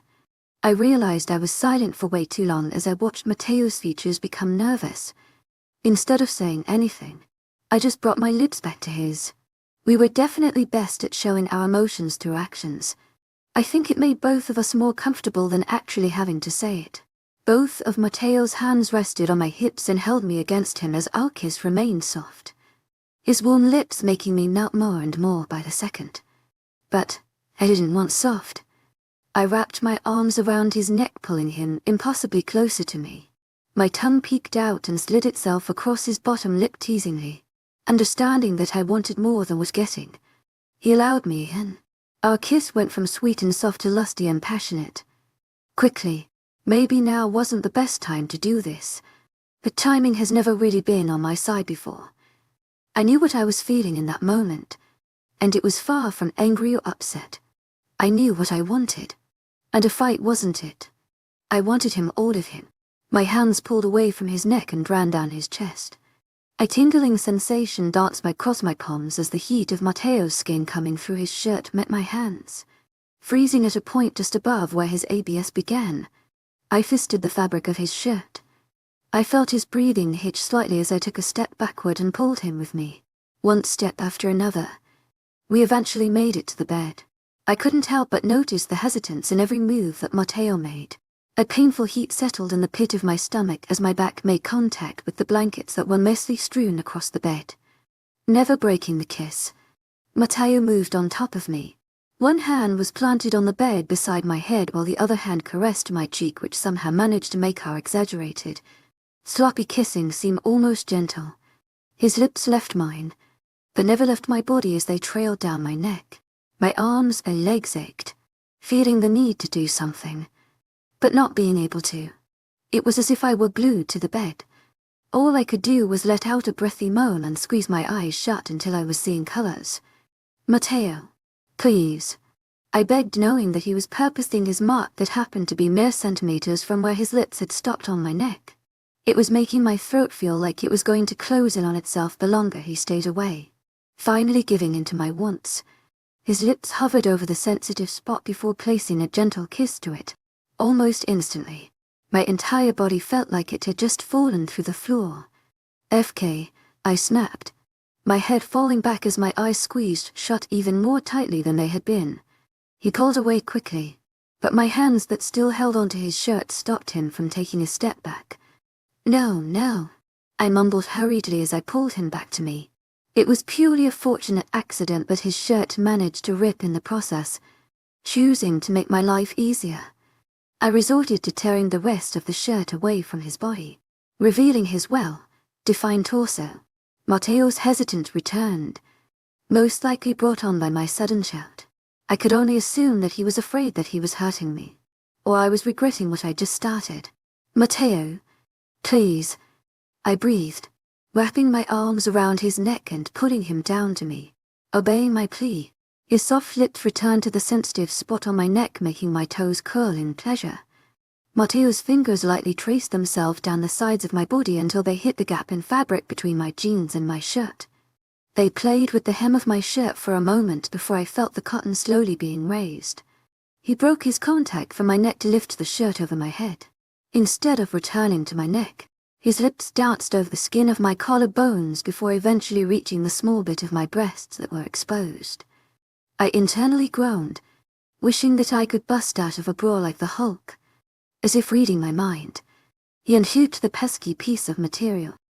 Finding a new piece of material to play with, fiddled with the button of my jeans followed by the zipper. His assault on my chest raged on, causing my back to arch itself upward in satisfaction, looping his fingers into the belt loops. He made quick work of pulling the jeans from my legs. I moaned, feeling my body become even warmer despite the loss of clothing. Matteo, please, I begged as I raised my hips to his. He peered up at me through his thick lashes, his lips still lingering over the skin between my breasts. What do you want? He asked in a voice that was quiet yet firm. His warm breath danced over my skin, causing goosebumps to form all over my body. He didn't seem nearly as far gone as I was in that moment, but the breathlessness of his words proved that to be incorrect. Please, I pleaded, grinding my hips into his. I wished I had gotten rid of his jeans earlier when I had the chance. Koya, you need to tell me what you want, Mateo reaffirmed. The intensity in his deep voice made my stomach clench in need. I want you. Please? Mateo, I need you. Questions were out the window by that point. There wasn't a single thing on my mind other than the perfect fit of our bodies in that moment. Every kiss, every touch igniting an inferno that continuously consumed every cell of my body. A new type of ecstasy replacing whatever abstraction of it that I had before filled up every nook and cranny of my being. I knew what sex felt like. This wasn't just sex. My mind, my body, and my entire soul were entirely in the hands of the man on top of me. The man who not only sent my body into a frenzy, my insides into knots, and my mind into a hazy state of euphoria, but also owned every inch of my heart. It wasn't just sex. It was love.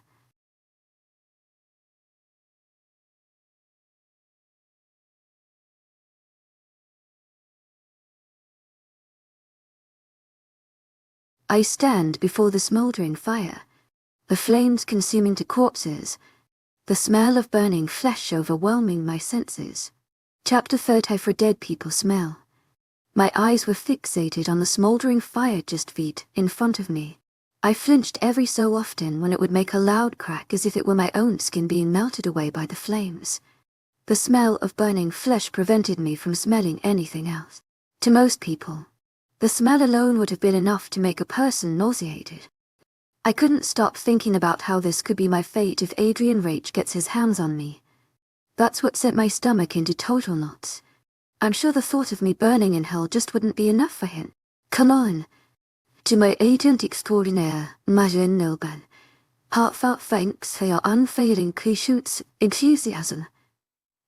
It's not good to breathe all this in for too long, one of Mateo's pack members said, patting me on the shoulder. His name was Jared. Mateo put him in charge of burning the bodies of the two wolves that attacked us. Jack's mate, who we still had yet to put a name to, was being held in holding cell. If it were up to Mateo and I, she too would be in that burning pile of bodies. Jack made it very clear that we would have to throw him into that pile. As well, if that were to happen. To my agent extraordinaire, Madeline Nilban. Heartfelt thanks for your unfailing patience, enthusiasm. To my agent extraordinaire, Madeline Nilban. Heartfelt thanks for your unfailing patience, enthusiasm. She has now become our new pet. Mateo was supposed to be the one to assist Jared with the cremation, but I told him that I was more than capable of doing so. He had more important things to deal with than babysitting dead people. Besides, Jared was a pretty cool guy. He talked a lot about his kids. It's nice to know some fathers care about their children. What if the flames spread? Already knowing how difficult it is to put out a spreading fire. This was certainly not my first rodeo. They won't. Come on. He patted my shoulder lightly before turning around, making his way toward the pack house. Allowing my gaze to reside on the two corpses for a moment longer before following Jared. What now? Jogging to catch up to him, he shrugged his shoulders carelessly. Lunch. The fingers on my right hand drummed on the table while my left hand swirled the bright red liquid inside of my glass. My attention was focused on a sporadic arrangement of letters all slammed together in a square on a newspaper that I had found. Mine now. To my agent extraordinaire, Madeline Nilban. Heartfelt thanks for your unfailing patience, enthusiasm. To my agent extraordinaire, Madeline Nilban. Heartfelt thanks for your unfailing patience, enthusiasm. I chanted to myself repeatedly as I searched through the letters for what felt like the 100th time in the past half hour. I wasn't great at word searches, but that didn't stop me from trying. Where the hell is elbow? I growled lowly in irritation. Your elbow is that pointy thing in the middle of your arm. Genius. A voice chided, causing my fingers to cease their movements. I raised my head from my puzzle and glared at the tall blonde at the entrance of the kitchen. "I'm doing a puzzle," I noted, taking a quick drink of my fruit punch. Without a word, Daniela walked over to me, leaned over the table, and within seconds pointed to a row of letters. "To my agent extraordinaire, Madeleine Nobel. Heartfelt thanks for your unfailing patience, enthusiasm." I about flipped the entire table. FK. In anger, I picked up my pen and scribbled aggressively over the entire puzzle to the point that the letters were no longer visible. Once I felt accomplished, I pushed the paper away to the other end of the table and threw the pen down with it. "IF King hate puzzles." "I can see." Daniela hummed with her brows raised. She took in a deep breath, looking as if she was going to turn around and leave, but froze. Her eyes narrowed on me, leaning closer. "You smell weird." My brows drew themselves together in confusion. "Well," I drug out slowly, thinking of a reason why. "I did just assist in the burning of 2 corpses. So yay, I probably got the dead people smell."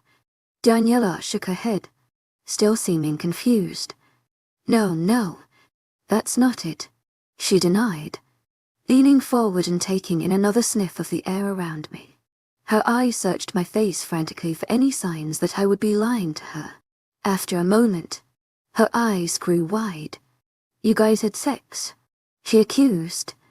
"Oh yeah, I guess that would change my scent a bit, huh?" I pondered, bringing my forearm up to my nose and taking a whiff. I didn't notice a difference. Maybe Donnie is finally losing it. "A bit. To my agent extraordinaire, Madeleine Nobel. Heartfelt thanks for your unfailing patience, enthusiasm." "Kaye, his scent is all over you," she pointed out. I looked down at my shirt and tugged on it. "Well, this is his shirt," I noted, as if trying to come up with a better explanation.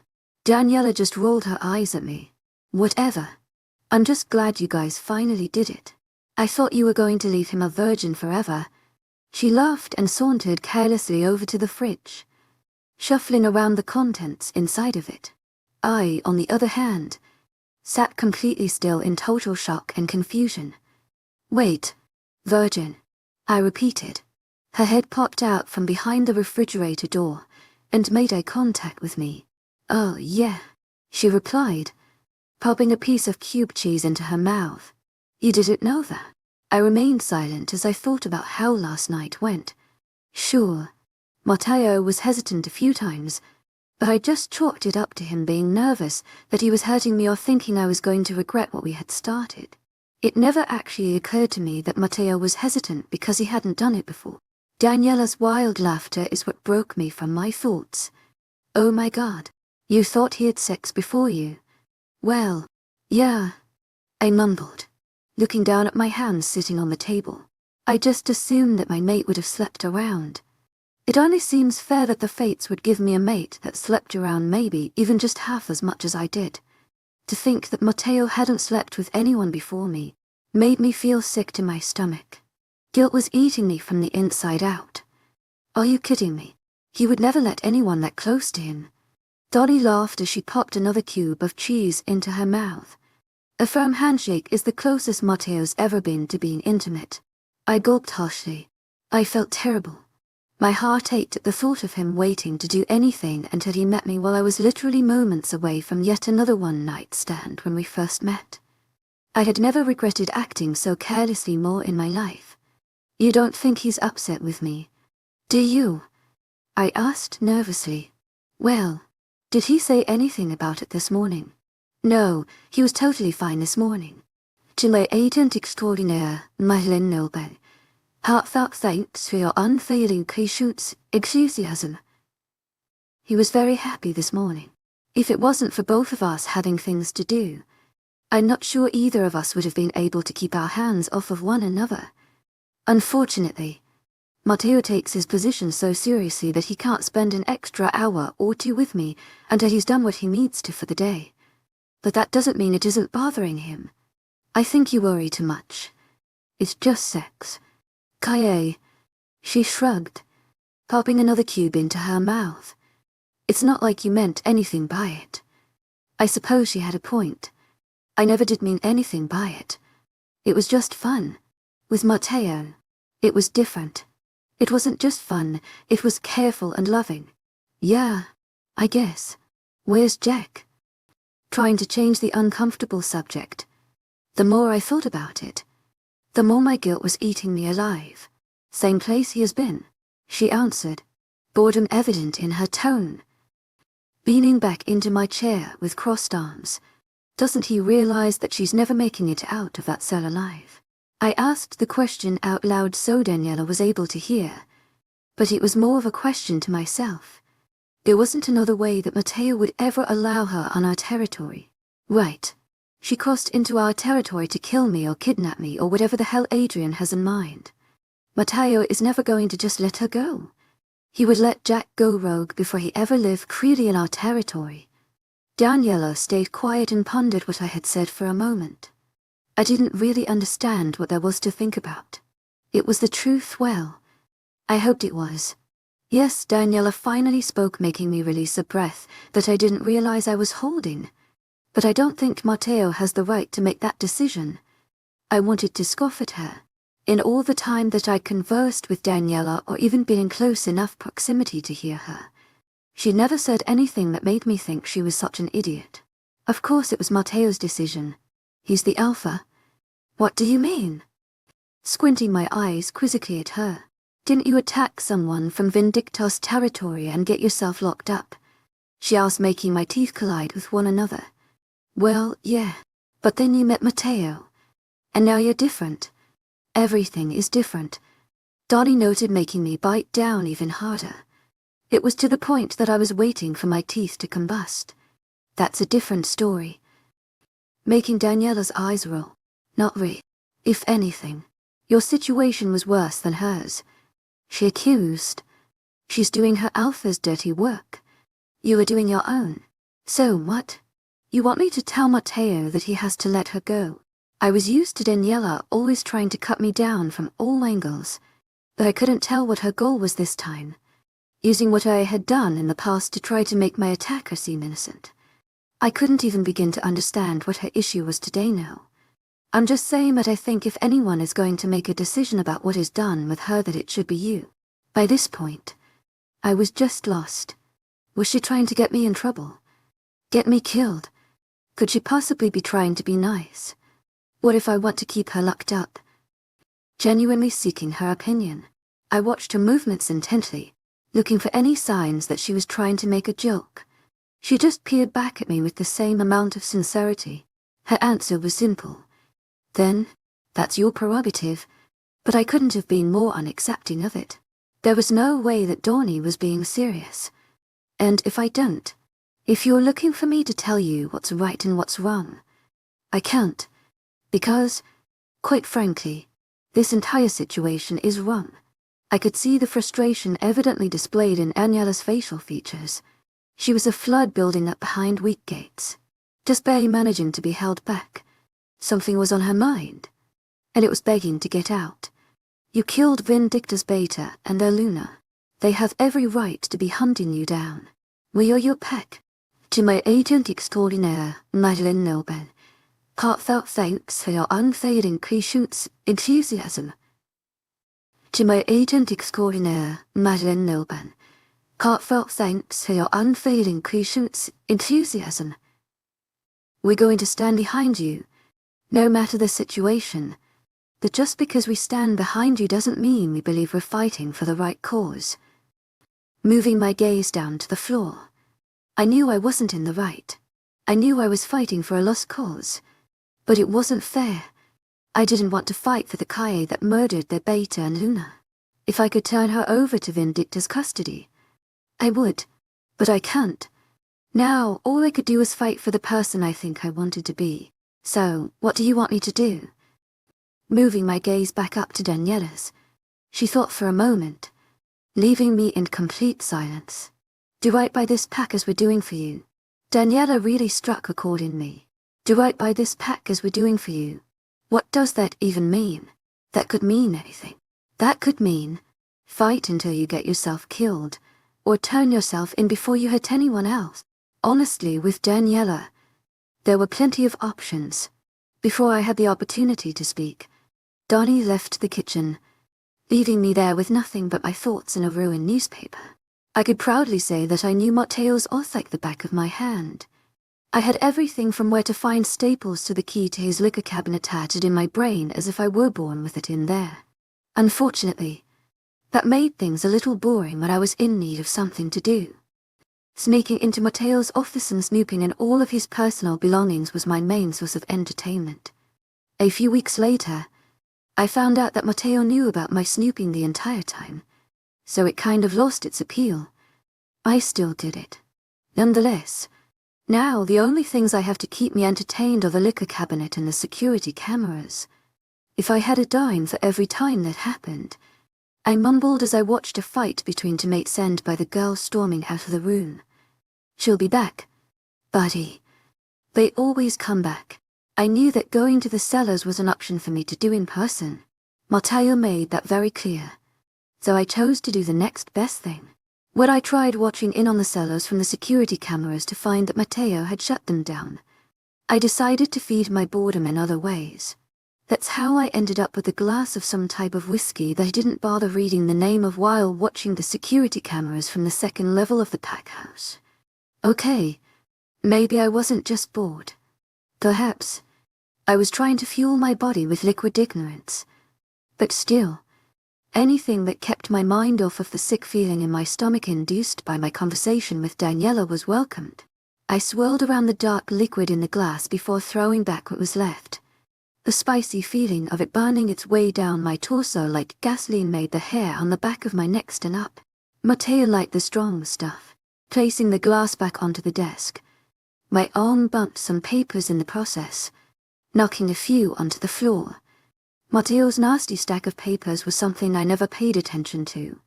Now that I could read a majority of what was on them, it made my head hurt to think about all of the tasks that we had to deal with. I say we lightly. However, I did catch a glimpse of a document that sparked my interest as I bent down to pick up the few that had fallen. The corner of it had a little logo of a house which could have merely been for the massive complex we currently live in. But something about it told me differently. Reading through what I could of the document, it became clear to me what Matteo was scheming. I wasn't sure how I felt knowing that he was looking into houses for the two of us. I'd never had a house before. A part of me felt revolted by the idea of the solidity of owning a home, while another craved it. It made my heart rate accelerate and butterflies to bounce every which way within me, but left my hands cold. Nevertheless, a smile appeared on my face as another thought occurred to me. Matteo was thinking about our future. It gave me confidence that I didn't realize I needed in that moment, that I may actually make it out of this alive. I flipped over the letter hoping to see a photo of the home, but was left with a blank page. I frowned in disappointment as the ringing of a phone broke my thought. I furrowed my brows as I looked up to see the red light on Matteo's office, phone blinking wildly. I hesitated answering it. I had never been much of a cautious person, but now I needed to be more cautious than ever, especially if Matteo just bought us a house. I decided to pick up the phone. However, I brought it up to my ear, but didn't say anything. I waited to hear the voice on the other end of the line and crossed my fingers that it wasn't Adrian. I exhaled a sigh of relief after hearing the voice of a man whom I immediately knew was not the one out to get me. Alphaner's EA. The deep baritone voice of an older gentleman asked. No. I stuttered, not sure what to say. Oh, so I'm speaking to Kaye. The man concluded, making me both confused and impressed. Was I speaking to a wizard? Who is this? Making the man chuckle. I will take that as a yes. Who is this? I repeated, this time with impatience flooding my tone. Alpha Ajax-Con. If my stomach wasn't already in knots by this point, it sure was now. I was currently speaking with the man who could play a vital role at how all of this pans out if he ever agrees to an alliance. Because APSENS is the largest neutral pack in either of the Americas and many of the countries east of us. If Ajax were to align himself with Edis, who knows what sort of chain reaction that would trigger. Other packs who choose to stay peaceful could also take inspiration from APCENs and side with us. Unfortunately, it could also work in the reverse. "Hello," Jack said, making me realize I'd been stuck in my own thoughts for who knows how long. "Please tell me that you're calling about an alliance," I begged.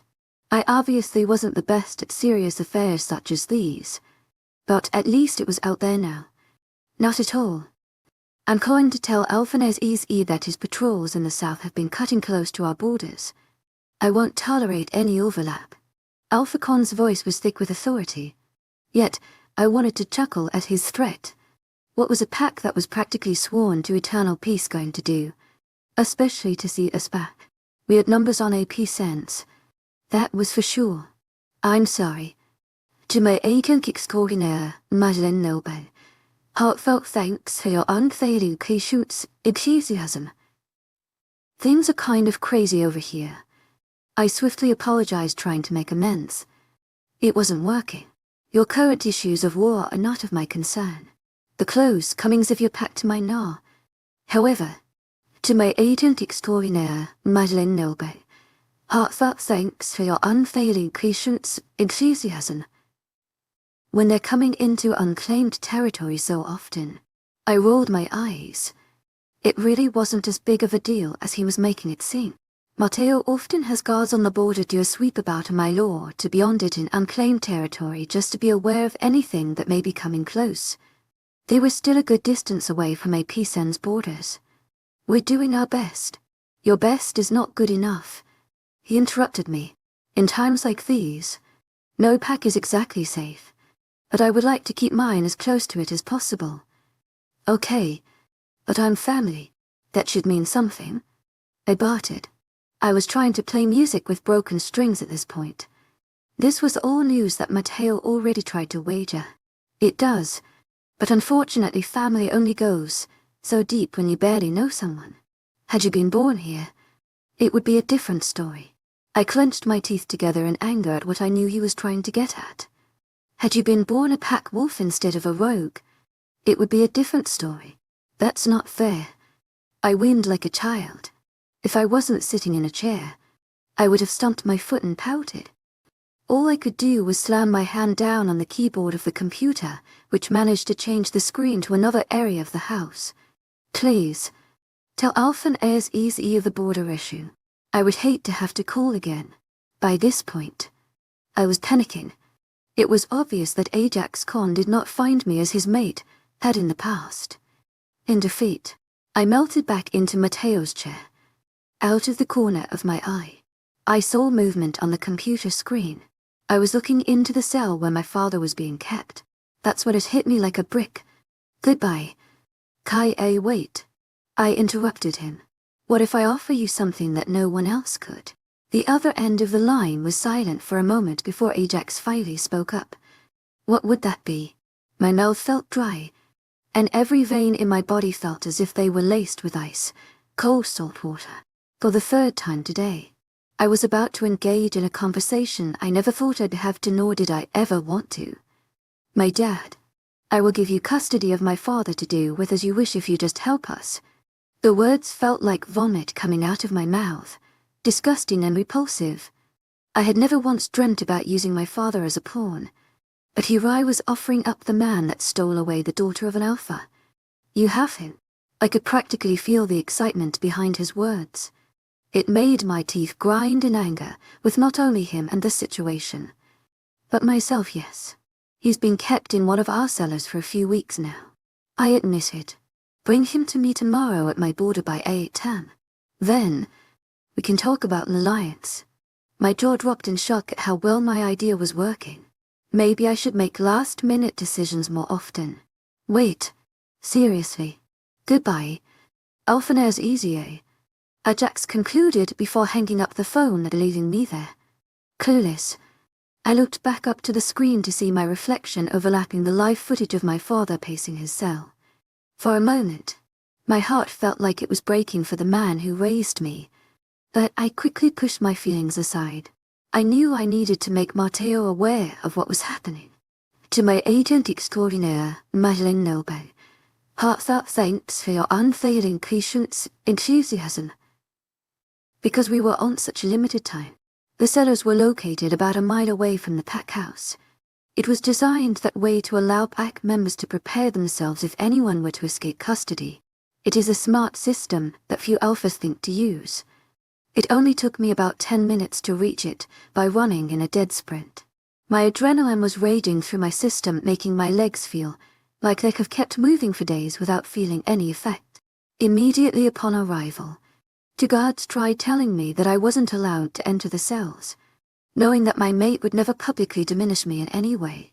I explained as nicely as possible, which wasn't very nice at all, that as an alpha, I had the ability to remove them from not only their position but also this pack.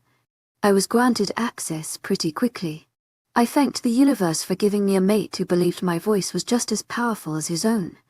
I didn't know the exact layout of the cells, so I had to rely on the sound of voices. Thankfully, the bond between Matteo and I was stronger than ever, so I was able to easily pick up not only his voice but his intoxicating scent.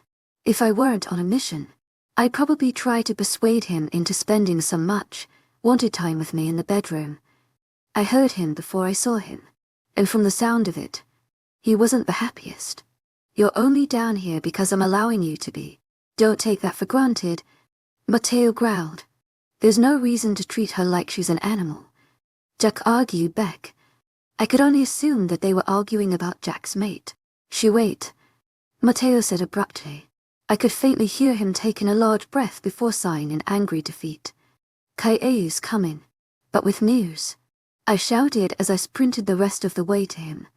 He and Jack were in a room 2 halls down from where I'd heard them speaking. I should have known Matteo wouldn't be all too excited to see me, but I didn't expect him to be glaring at me with his arms folded over his chest. I told you that you weren't to come down here until we figured out what we're doing with that girl. Matteo's voice was calm as if he were reprimanding a child, but the way his jaw clenched gave way to how angry he truly was.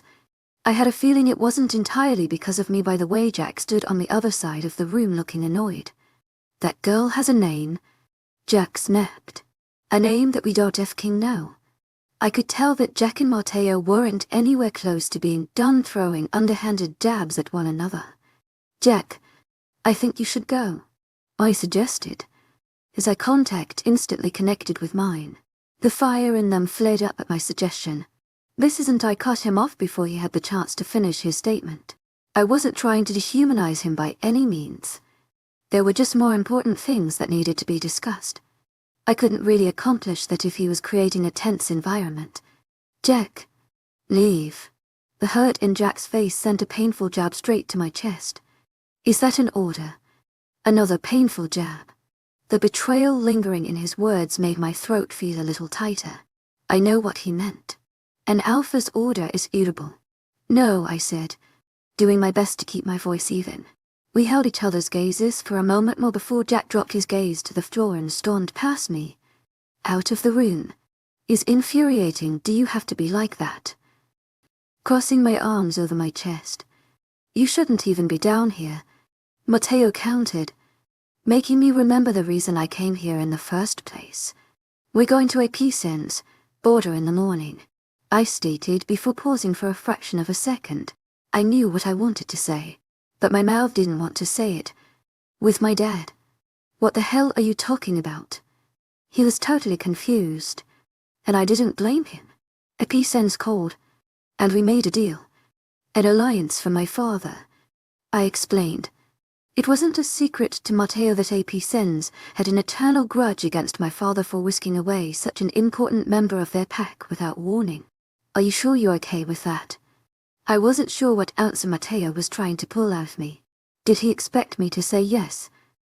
Then he couldn't be further from the truth. Truly, I felt like I was doing something that my father himself would do, which made it all hurt more. But could my dad really blame me? He's the one who raised me to make these kinds of decisions. We all have to make sacrifices, I said with a shrug, trying to make it seem like it didn't have much effect on me. But I could tell by the look on Matteo's face that he knew his decision was eating me up inside. Chapter 35 Manipulative Prick.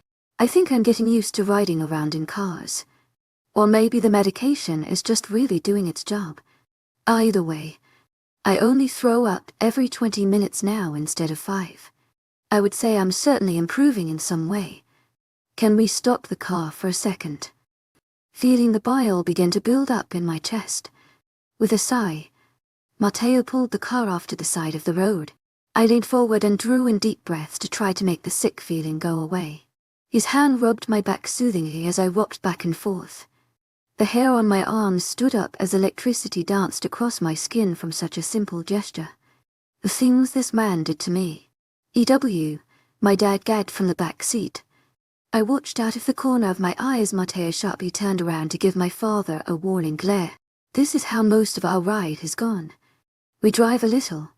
I feel nauseous. Matteo tries to make me feel better. My dad gags from the back seat. Matteo snaps at him. And then repeat. We stay like this for a couple minutes with me hunched over my knees while Matteo's palm dances over my back. We'd come to realize that aside from the medicine, this also does quite the trick. Matteo isn't the biggest fan of me sucking down to pills every time I feel my stomach start to churn, which I'm assuming is because of his mother. So we've agreed to turn to an alternative method instead. I would be lying if I said that I didn't enjoy this method a lot more. I think I'm okay. I sighed as I pick up my head. I catch my reflection in the rear view, which causes me to grimace internally. My cheeks were flushed, and my hair was sticking to the sides of my face from the never-ending cold sweat. Are you sure? Matteo asked softly, his dark eyes peering intensely into mine. I know he doesn't like seeing me like this, especially when he knows a large part of it is induced by what is to come. The thought of what we were on our way to do made my stomach do a flip, but I ignored it. Yeah, let's just go. We are almost there. Right. Hope placing its way into my tone. Matteo gave me a weak smile as he brought my cool hand up to his lips. Yeah, 20 minutes, but I can make it 10. I smiled as he placed a soft kiss to the back of my hand. Then, let's effing go. My dad snapped from the back. I rolled my eyes at how eager he was to reach our destination. He had no idea of what was to come. Again, Matteo's eyes snapped back to my father. They hesitated for a moment before coming back to me. Before I had time to say anything, Matteo placed a soft kiss to my lips, which instantly made any nauseous feeling in my stomach subside. Well, I guess I'll have to remember that for next time. A low growl sounded from behind us, making me wince. My dad was tolerating Matteo. After speaking to him in the cellar about my mom, I think something in his demented brain may have clicked. Just one thing. To my agent extraordinaire, Madeleine Noban, heartfelt thanks for your unfailing patience, enthusiasm. He's still pretty messed up, but at least he isn't being as awful. Now I'm just the awful one giving up my father to save myself. I pulled away from Matteo and gave him a knowing look. I knew he only did it to irritate my dad. Matteo wasn't one for affection, especially with other people around. Despite my look, his face remained totally neutral and void of emotion. I rolled my eyes as he put the car back in drive and sped to our destination. True to his word, we made it there in 10 minutes. I only know this because I made sure to watch the clock on his dash and count down as the minutes went by. I swear, every time the number got smaller, the car sped up about 10 miles. It was stupid moments like these that I think I was going to miss the most of all of the suns up falling in Vindicta's favor. I tried to not think about all of the negative possibilities as the car rolled to a stop. The only thing or person, I suppose, that I was focused on in that moment was the Alpha on the other side of the windshield. Alpha Ajax Khan. I nervously clenched my jaw as I watched the smirk on his face deepen. It made uneasiness swirl within my chest, making me want to take my dad home. I couldn't. To my agent extraordinaire, Madeleine Noban, heartfelt thanks for your unfailing patience, enthusiasm. We needed this alliance more than I needed my dad right now. What the hell is going on? My dad snapped, which broke the silence in the car. My heart was racing, and I couldn't tell if it was from excitement to overwhelming regret. Was this the right thing to do? I shook my head at the thought. Of course it is the right thing. To my agent extraordinaire, Madeleine Noban, Heartfelt thanks for your unfading patience, enthusiasm. Matteo asked, breaking me from my thoughts. My eyes never left Ajax. To my agent extraordinaire, Madeleine Nilben, heartfelt thanks for your unfading patience, enthusiasm. I couldn't stop myself from staring at the tall man with his alded over his chest. This man was family, yet I'd never felt more uneasy about a person in my life. Why did he remind me so much of my brother? That weird, devious smirk. It must run in the family.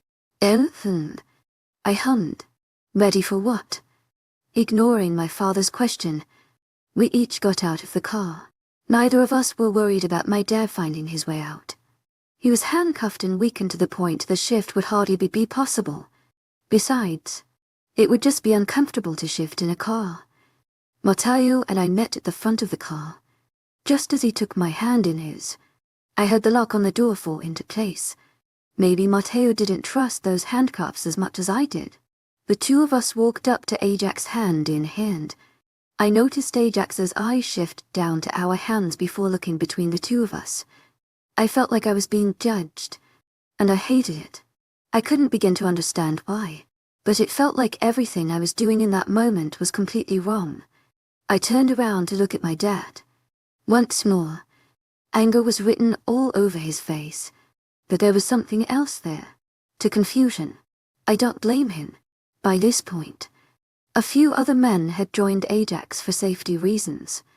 I assume. No alpha can ever be too safe. Especially now. Alphane's easy, eh? Ajax acknowledged Matteo. The two shook hands before Ajax's attention moved to me. His smile widened. Hello, Kaye. I wanted to correct him and make him refer to me as a Luna in that moment.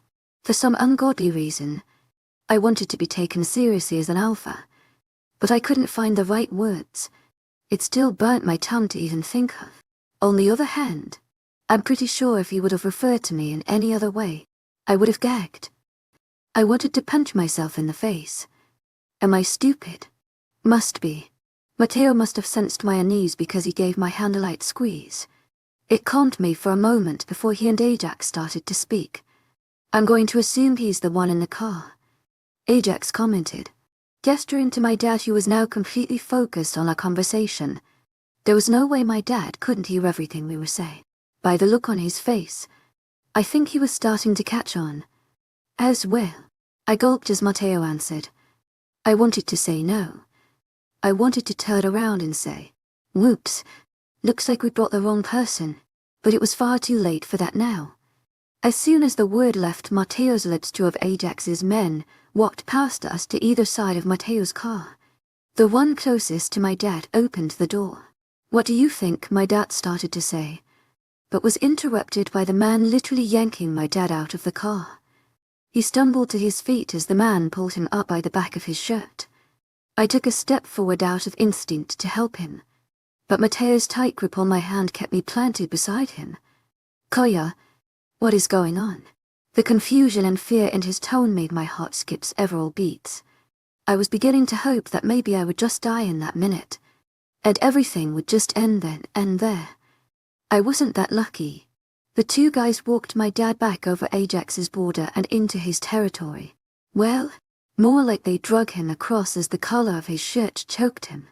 As he turned around to ask what was going on for a second time, I couldn't ignore the look in his eyes.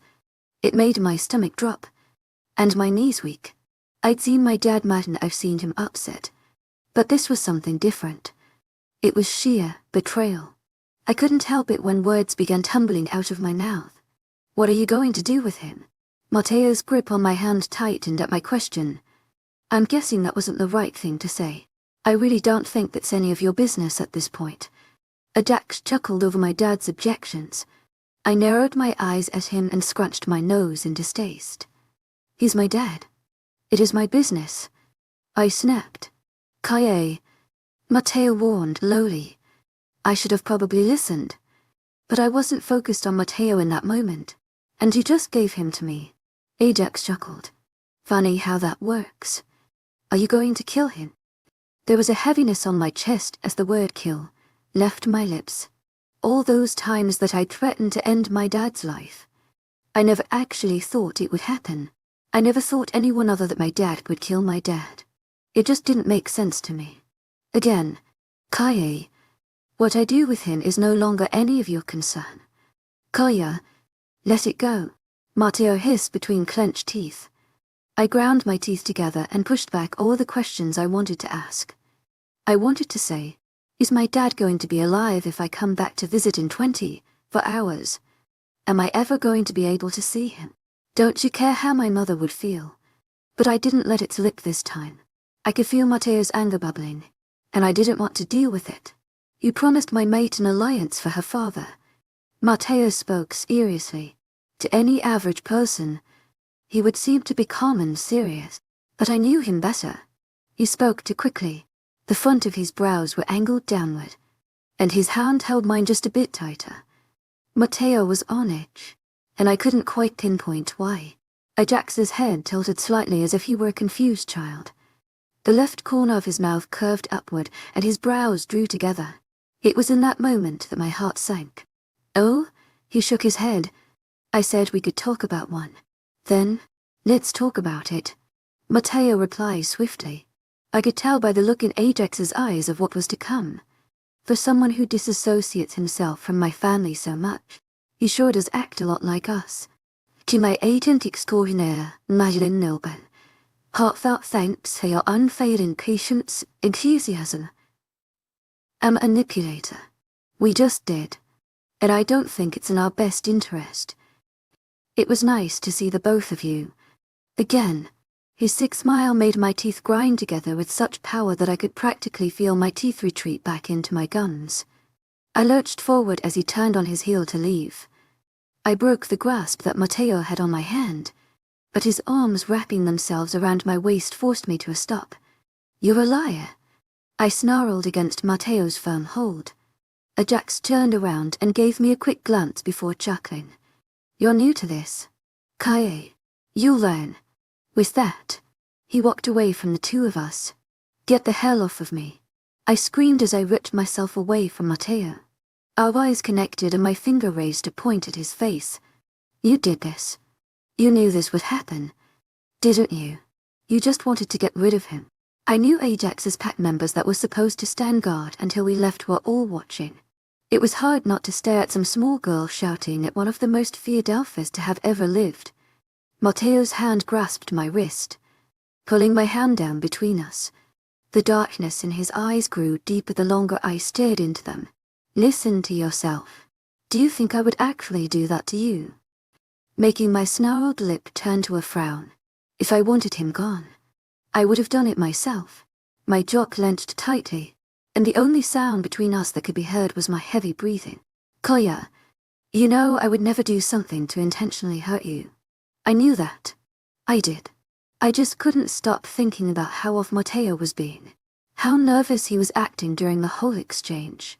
How quickly his demeanor changed. It didn't make sense to me. Why would he do that? My voice cracked as I said it. It made me wince thinking that everyone had just heard my heart break through my voice. My own family just lied to me and took my dad probably just to kill him. I wish he would have just taken me instead. Mateo was much more responsive than any of the 5 men standing along AP Sen's border. His stern expression dropped before wrapping his arms around me, pulling me into a hug. I tucked my head into his chest. A burning sensation in my chest and throat climbed up my spine. I could practically hearing it tell my eyes to release the floodgates. But I wasn't going to let that happen. Not here. Not now. Not ever again. Baby, let's go. Mateo whispered into my hair. I paused for a moment as I thought about it. Did I want to go? No. I wanted to murder every single person in this pack and laugh as I did it. But, would that help this situation? No, okay. I mumbled. It was in that moment that I genuinely thought that I might kill myself if Vindicta didn't kill me first. I shook away the thought. To my agent extraordinaire, Madeleine Nilben, heartfelt thanks for your unfailing patience, enthusiasm. It wasn't like me to think so. Dark. The car ride home was silent. I think for the first time. We discovered something that made me feel even more sick that driving. I couldn't stop thinking about what I'd done. It was like my head wouldn't let me forget because the memory played on repeat. I just gave him away. No reward. No trade. No nothing. I literally just gave my father up for absolutely nothing. At this point, I just settled on the idea that I was bound to die. No one was going to help us. It was all a lost cause. I was a murderer. And that's the end of that story. I was hoping that AP Sense Alliance would let all of the pieces start to fall into place. But instead it took all of those little pieces and sanded them down to dust. It took all of my little pieces and burnt them. Then, it burnt the ashes too. I was an idiot for thinking that AP Sense would agree to help us. Kai, he's not going to kill your father. He isn't that dumb. Matteo said as we pulled into the parking lot of the pack house. I bit the inside of my lip, not knowing how to respond. Why do you say that? Was he just lying to make me feel better? Or does he have some sort of secret intel that I'm unaware of? He knows that it would start all with us. He clarified. My brows furrowed together in confusion as Matteo continued. Parker may not be a pack member, but he is still your father. Ajax knows better than that. Does he? To my agent extraordinaire, Madeleine Noban, heartfelt thanks for your unfailing patience, enthusiasm. He pretty much lied to me. In my world, that's reason enough for him to die. Is that what I'm going to have to learn? I spat, recalling his words from earlier. You're new to this. Kaye, you'll learn. Matteo sighed. He took my hand and ran his thumb over the back of it. I knew he was trying to get me to calm down before we walked inside, so that not every pack member went into a panic over my anger. Ajax stays neutral because he knows how to play with the rules. Never breaks them. Just walks the line, which makes it incredibly difficult to start any sort of fight with him. My lip raises into a snarl as I thought about his devious little smile. He knew what he was doing from the moment we got there, so I'm going to have to learn that he's a manipulative prick. I barked, earning me yet another sigh. Yes, and he's good at it. Hence, why I don't get involved with him. We both remained silent for a moment. I had so much I wanted to say. I could feel it on my tongue, but I didn't know what it was. I couldn't put any of it into words. So, you don't think he'll kill my dad? I wanted a genuine answer, and I was hoping that by the vulnerability in my voice that Matteo would understand that. There isn't a doubt in my mind. He wouldn't risk it. Chapter 36. Just a shower. I was so tired. Mentally and physically. I felt drained to the point that I wasn't even that hungry. Every single thing felt like so much of a chore that I slept a good portion of the day. The first day after the whole ordeal with AP Sense, Matteo didn't say anything. He just let me sleep for 19 hours. I woke up feeling more tired than I did when I first fell asleep. The second day, Matteo tried to get me to eat lunch. I rolled away from him and went back to bed. But I did eat dinner with him later. It was mostly because he brought it up to our room and practically force-fed me. Yesterday, Matteo made me wake up before noon. He didn't really say much. Just ran me a bath and let me lay in there for a while. I knew that what he was doing was right. I didn't want to stay in bed all day. I didn't want to not eat. But not a single cell in my body made that possible. It was a feeling I hadn't felt in years. Matteo shook me lightly, making me groan. Look at me. I sighed in annoyance but decided to just listen to him. If I'd learned anything from the past few days, it was that Matteo really didn't like to take no for an answer. He pretty much always found a way to wake me up or get me eating. My eyes slowly opened to see Matteo fully dressed and crouched in front of me beside the bed. Despite the weather still being cold, he only had on a pair of dark wash denim jeans and a long, sleeved black shirt. I wasn't complaining. To my agent extraordinaire, Madeleine Noban, heartfelt thanks for your unfailing patience, enthusiasm. The shirt fit his chest and shoulders nicely, which was always a bonus for me. Come with me today, he said softly. His face was so close to mine that I could feel his minty breath fell over my skin. It caused goosebumps to rise on my arms, but they weren't detectable from being under the blanket. I didn't respond. I just shook my head. It wasn't a question. I need you today. I'm not sure why, but hearing him say that he needed me made warmth swell within me. If I wasn't so tired, I probably would have smiled. I need to shower. I mumbled. The corners of Matteo's lips turned upwards into a small smile. Again, warmth swelled in my chest, making my toes curl. I'll grab you some clothes. Placing a soft kiss to my cheek, I took in another deep breath before pushing myself out of bed. I think it was a little too swift of a movement for the morning. To my agent extraordinaire, Madeleine Nelben, heartfelt thanks for your unfailing patience, enthusiasm. My vision went blurry for a moment, and a coldness swept over my entire body. I gasped and felt my knees buckle underneath me. Luckily, the bed was below me, so I hit that before the floor. I held my head in my hands as I waited for the dizzy feeling to go away. This shit felt worse than a hangover. At least hangovers aren't emotionally involved well. Mine aren't. I heard Matteo's heavy footsteps make their way around the bed. I didn't trust my body enough to lift my head up to look at him. Matteo wasn't really having it with that excuse. To my agent extraordinaire, Madeleine Nelben, heartfelt thanks for your unfailing patience, enthusiasm. His large hands held both sides of my face and lifted it so that I was looking at him. He frowned, most likely taking in the drained look on my face. Bath instead. I shook my head. I need to get up. To my agent extraordinaire, Madeleine Nelben, heartfelt thanks for your unfailing patience, enthusiasm. I didn't entirely trust my legs, but I needed to get them going. I might as well have pool noodles for legs at this rate. Matteo helped me up and steadied me by holding my arms. Will you come with me? Feeling a bit brave. Honestly, I could see this conversation going either way. He could either say, "No, I already had a shower." To my agent extraordinaire, Madeleine Nelben, heartfelt thanks for your unfailing patience, enthusiasm. I love seeing you without clothes even when you look like you've been hit by a bus. Either or acceptable answers coming from my mate who seems to have two totally different personalities half the time. Matteo didn't really give me either of those answers. He gave me a lopsided smile. Come on, he coaxed, gently pulling me toward the bathroom. As we got in, Matteo took a seat on the lid of the toilet. I frowned, knowing that this is what he meant when he agreed to come with me. This is not what I wanted. I could feel Matteo's hesitance. He had been this way since we came back from Apsen's territory.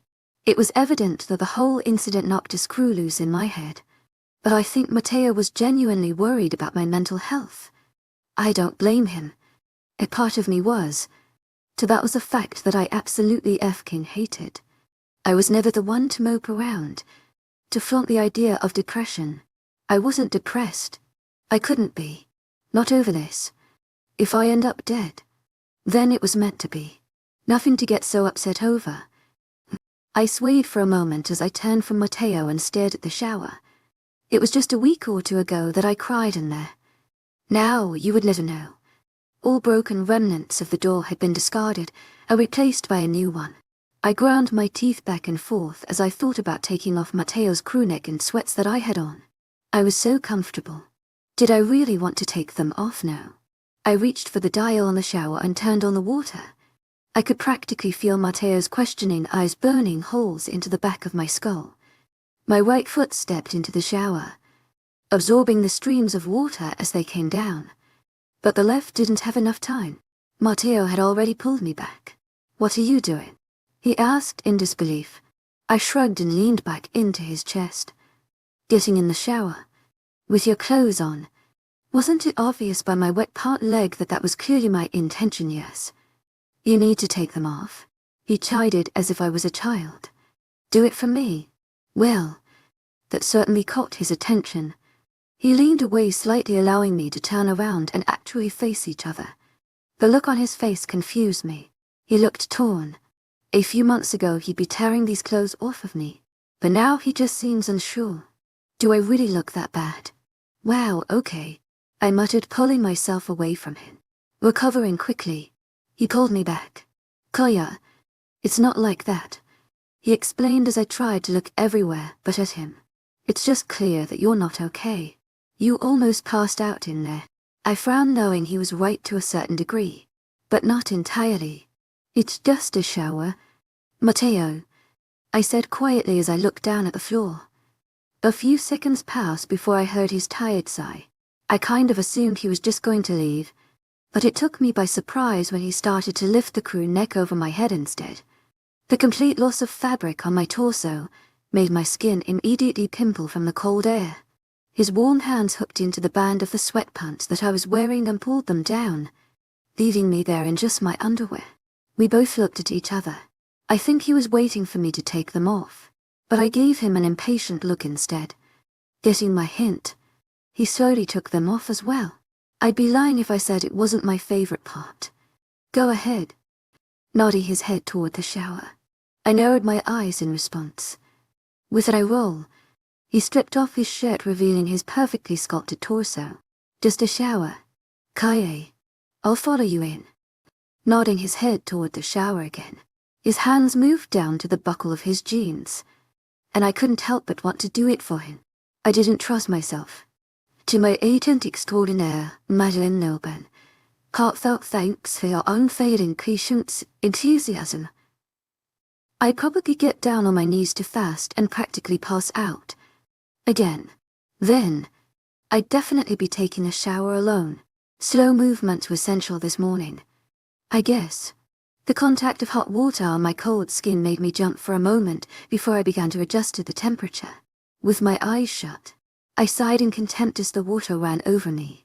It wasn't long before I felt Matteo's presence behind me. He never actually came up to me. To my agent extraordinaire, Madeleine Noban, heartfelt thanks for your unfailing patience, enthusiasm. Even when I was just trying to have a sweet moment between the two of us, he was still being so cautious. Matteo, come here. I chuckled lightly, wiping the water from my eyes. Damn, why couldn't this shower be smaller? You said just a shower. He reminded me. Yes, I scoffed, turning my head to look back at him. Kaye, I'm dizzy, I continued, hoping he'd get the hint that I wanted him to actually hold me and not just stare. It didn't work out very well. You're impassible. Reaching over me to get my shampoo, I pouted while he put the coconut, scented soap in my hair. I was on the verge of resisting when his fingers began massaging it in. Damn, what is sex? This was something different. Knowing he was close enough to me, I took a step back and leaned into his chest as he continued to lather the soap in my hair. I love you. I'm not sure why I said it. Maybe it was out of appreciation, lust, actual love. Whatever it was, I felt it at that moment.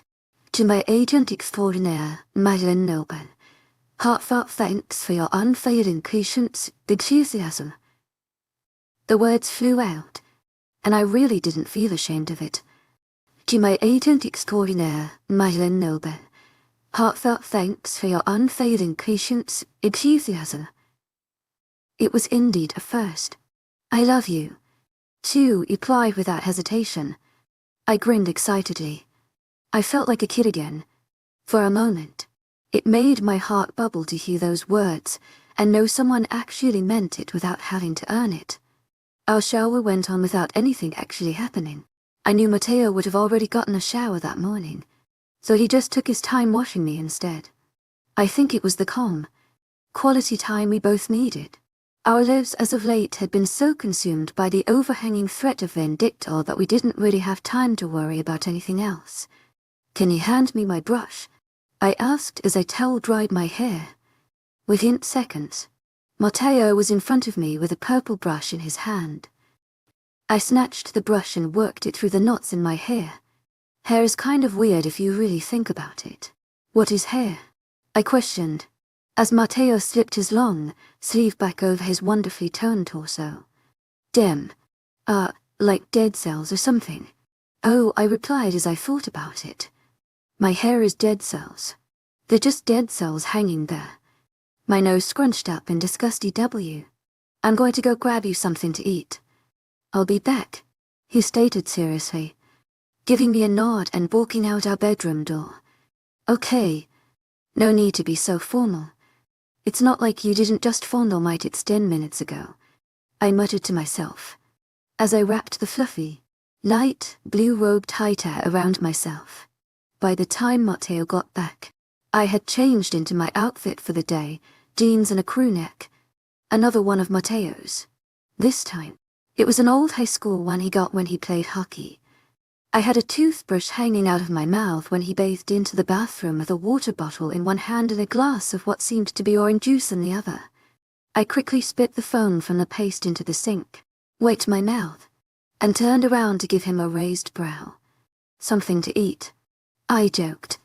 He rolled his eyes and shoved the water toward me. Breakfast is downstairs. A pack member was kind enough to offer. I could tell by the tone in his voice and the look in his eyes that the pack member didn't just offer. The idea of food was incredibly inviting to me. Nonetheless, ignoring the water bottle and snatching the juice instead, I took a quick gulp and forced a smile. Let's effing go. To my agent extraordinaire, Madeleine Nolben, heartfelt thanks for your unfailing patience, enthusiasm. I internalized the wince caused by my heart practically smashing itself against my ribcage. She really was not happy. Breakfast was fast. The atmosphere made me restless. So I ate quickly. I think everyone in the pack house was on high alert. Especially so since the failed alliance. I found that word tends to spread faster on the pack than Luna locking herself in her room probably wasn't helping the situation. To my agent extraordinaire, Madeleine Nolben, heartfelt thanks for your unfailing patience, enthusiasm. People were starting to get the hint that this was not going to end well for someone. And right now, it wasn't looking to be in our favor. After asking me 7 times if I was still hungry, Matteo took my plate away. To be honest, I kind of was, but I didn't want to stay in that room any longer. It was making me do that bouncy thing with my leg that my dad always hated. We left breakfast and went to Matteo's car. I argued it for a minute, but he assured me that it was only a few minutes of a drive. I crossed my fingers and prayed that my stomach could hold it down for that long, especially after eating. I must have been in someone's good books because we made it to see Edis, prison compound without any vomit. What are we doing here? He obviously knew what I meant. What am I doing here if I'm not allowed? Jack hasn't left. He won't listen to me because he just sees me as the alpha who is keeping his mate locked up. I could hear the hint of pain in his voice, but the frown etched into his face is what really gave away his sadness. Despite their constant arguing and lack of compassion for one another, it was obvious that the two were best friends. Brothers even. That makes sense. I concurred, not really knowing what else to say. How would I feel if I were in Jack's shoes? Probably a lot angrier. To my agent extraordinaire, Madeleine Nolben, heartfelt thanks for your unfailing patience, enthusiasm. I couldn't deny the fact that Donnie's words from a week ago kept trickling in. She's doing her alpha's dirty work. You are doing your own. They have every right to be hunting you down. To my agent extraordinaire, Madeleine Nolben, heartfelt thanks for your unfailing patience, enthusiasm. We're going to stand behind you, no matter the situation, but just because we stand behind you doesn't mean we believe we're fighting for the right cause. It twisted my insides into knots. I had to physically place my hand on my leg to stop it from bouncing. Again, he just needs to come home. Eat something, preferably take a shower. Matteo explained. He literally hasn't left the compound. I gaped. I assumed when Matteo said that Jack hadn't left, he meant that he came back to the house to at least eat something, even for just a few minutes a day. No, but I think he might listen to you. Did he read? The last conversation Jack and I had ended with me telling him to leave. I didn't really see Jack taking anything I had to say at this point to heart, especially when it came to his mate. I don't think this is your brightest idea. You're closer to Jack than I'll ever be, I argued. You're closer to the kid than you think.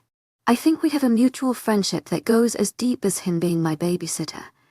At one point, I responded, crossing my arms over my chest. That was a lie. I knew. For me at least, that it went deeper than that. I told Jack things that I hadn't even told Matteo. I'm not sure how much of how I felt went both ways. To my agent extraordinaire, Madeleine Nilben, heartfelt thanks for your unfailing patience, enthusiasm. Besides, I'm sure I'm the last person he wants to see. His mate is in there, because of me. My voice turned to a mumble the closer I got to the end of the sentence. It wasn't difficult to admit, but it was a hard one to accept. I looked down at my lap, biting my lip. If I was a crier, I probably would have teared up. I focused on the threads of my jeans. Kai, Matteo said seriously.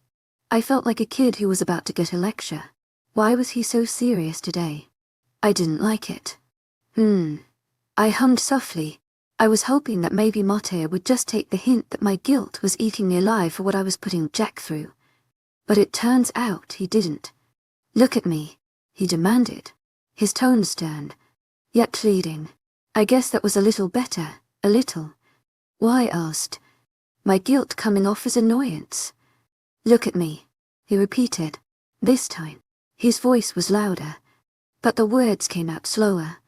Deciding I was going to have to look at him at some point, I raised my gaze from my lap. I was expecting to meet an angry set of blue eyes, but I was surprisingly greeted by a small frown and comforting pair of dark blues. It isn't your fault that she's in there. She got caught in C. Edis. And now, she'll pay for it. Jack knows that. It was supposed to be reassuring, but it didn't work. The only thing it did was make it a little harder for me to swallow. But it wasn't her fault. I wanted to argue. She didn't just come over here because she wanted to. She was doing it because it was her duty. She didn't need to believe in what she was doing. She just had to do it. It was because I spilled blood when there wasn't a reason to. Now innocent people are expected to even the score. I suppose that was one of the nasty parts of being in a pack that I never entirely understood, having to fight other people's battles. It's unfortunate, I responded, lips pressed into a thin line. Yeah, but that's how it works. She knew the risk she was taking. He was still talking about the girl. I, on the other hand, had been talking about the boy with dirty blonde hair that didn't deserve any of this. Our conversation was cut short when someone came up to Matteo's car.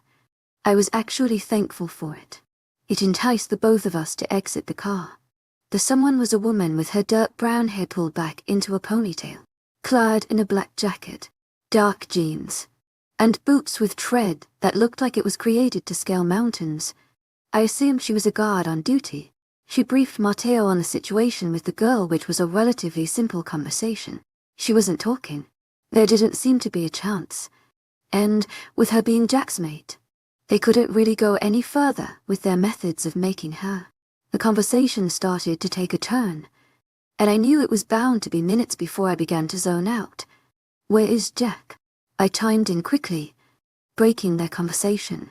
The beta is on level C, block D, she responded. Her voice didn't waver a bit, but her eyes switched between myself and the tree behind me several times. It was hardly noticeable, but I caught it, nonetheless. Okay, I nodded, stepping away from them. I expected Matteo to stop me as I approached the guard outside the door, but he didn't. I was let inside the compound without an issue. Once inside, to my agent extraordinaire, Madeleine Nilben, heartfelt thanks for your unfailing patience, enthusiasm. I was never one to look at the levels or blocks. I sort of just walked around aimlessly until I stumbled across whatever it was that I was searching for. I suppose today wasn't the day for that sort of thing. I think it may have taken me longer to locate the sea level of the building than it would if I just began to wander. It was definitely colder than the level I had first entered in. Wet drops of something from somewhere rolled down the walls here, and they're making me feel like I was in a cave. I was just here days ago. Why did it suddenly seem so much different? So much darker? Because what if it was you down here? I shook the thought out of my head and walked a little faster. The levels weren't nearly as difficult to understand as the blocks were. I turned one way and I was in blocker.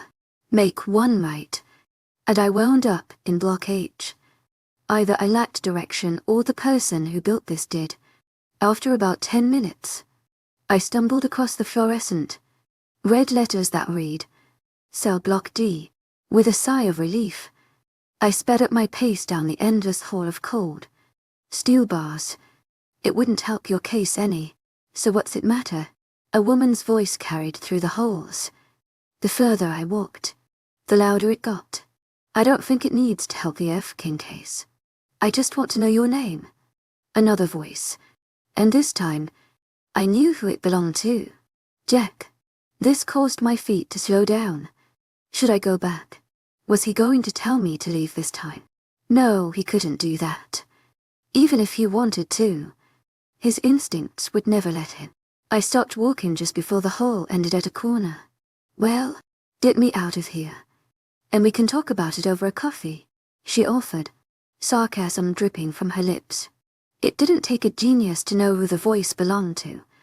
Well, apparently it took a genius to know her name, but not that she was Jack's mate. You know, I could never. He paused mid-sentence, causing my brows to furrow together in confusion. Maybe he had to sneeze. Hello. Kaye. Busted. The tone of his voice was different. Almost amused. I couldn't tell if he was being sarcastic, if he was truly amused by me being here. I was sure that when I actually saw the look on his face, my answer would be clear.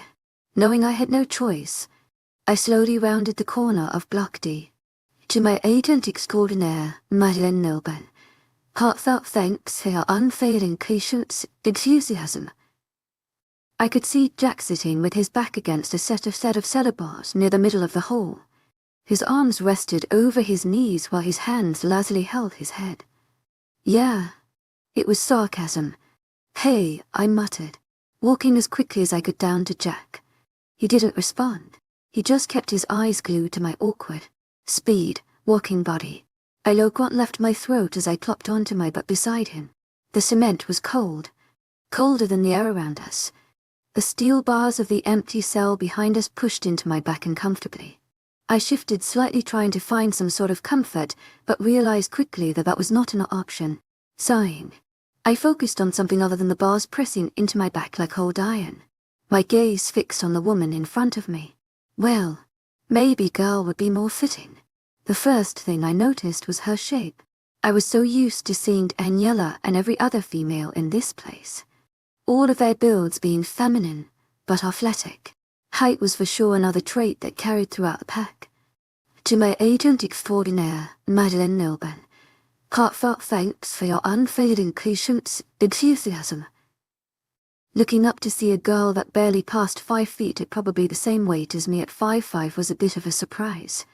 She wasn't exactly tubby, but she wasn't the thin Amazonian figure that I was used to. Aside from her physical build, she had dark red hair, beaming brown. Either she really needed a shower, or she was a fan of hair dye. Probably both. Dirt smeared over her cheeks, making it look like she had a mass of grey freckles. Jack must have convinced Matteo to give her some new clothes because they weren't nearly as dirty as her skin. I found myself looking into her dark eyes for just a moment before returning my gaze back to Jack. I could still feel her eyes on me. To my agent extraordinaire, Madeleine Nilben, heartfelt thanks for your unfailing patience, enthusiasm. What have you been up to? I asked awkwardly. Jack gave me a sideways look in response. To my agent extraordinaire, Madeleine Nilben, heartfelt thanks for your unfailing patience, enthusiasm. He asked in disbelief that I even had the audacity to ask such a stupid question. It was pretty apparent by the weird smell coming off of him that he hadn't taken a good shower in a minute. You smell, I noted. I swear I heard the girl laugh. But when I gave her a side, she was as emotional as she had been moments ago. Jack shook his head, ignoring my insult. I was really hoping for a comeback. Girls don't really like that. I was hoping that I would hit a button, but, again, I got ignored. I looked past Jack, down toward the end of Block D, despite the place being lit up like a Christmas tree from all the fancy LED light fixtures. Somehow, it all seemed so dark. I dropped my hands to my sides. allowing my palms to kiss the cold concrete floors. My fingertips pressed into the slab. It didn't give in to my touch as the carpet did on our floor. I didn't expect it to. But I couldn't shake the feeling that this was the same surface that I fell asleep on for nearly 4 years. For years of my life wasted because of something so stupid. I wanted to punch myself.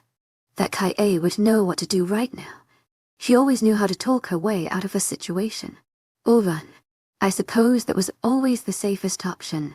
I couldn't just run. To my agent extraordinaire, Madeleine Nobel. Heartfelt thanks for your unfailing patience, enthusiasm. It was irritating knowing that your younger self was better at being bad than your current self. To say the least. So, now what? I'm stuck sitting on this cold floor with some chick that I don't even know, wishing I could be somewhere warmer.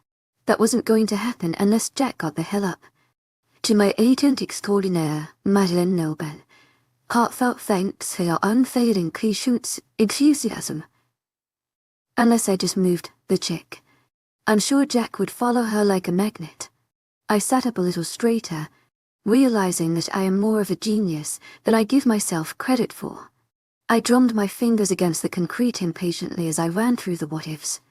I suppose the whole thing could go a few ways. But hopefully, I knew Jack well enough. I hate it down here. I spat, breaking the silence. That was true. A few months ago, the musty air wouldn't have made me want to cover my mouth and nose with my shirt and run. But it did now. I didn't like the hard concrete that I used to willingly fall asleep on just to piss off Vindictor's guards. And I hated how damn cold it was. I'm going to have other arrangements made. This block is King terrible. The girl perked up a bit. I knew she understood what I meant by arrangements. But Jack, who was most likely functioning on little sleep, looked confused. What? Leveler is by far the warmest option. Plus, I've seen the living situations in those cells. If that's what you want to call them. Some of those nice ones look like those dorm rooms you see on TV. I chuckled. Again, Jack was confused. What? I'm having her placed in one of Level A's cells later. To my agent extraordinaire, Madeleine Nobel. Heartfelt thanks for your unfailing patience, enthusiasm. I'll just do it now. Standing up, I was crossing my fingers that I knew how Jack would react to such a claim. Maybe his mate changed him. Perhaps she didn't. I was hoping for the first one. Kolya, Jack barked, grasping my wrist and putting me back down. You can't just do that. She's a threat. Perfect. She would be fine. They're just really nice cells. Knowing it was far from the truth. They aren't just really nice cells. Those are meant for people who need a little time out.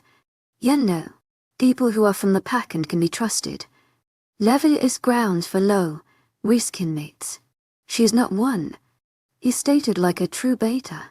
I wanted to smirk so damn bad but held it in. Jack could be an idiot. But when it came to this kind of stuff, he was a genius. He would figure out my little mind game really fast if I broke out some Joker smile.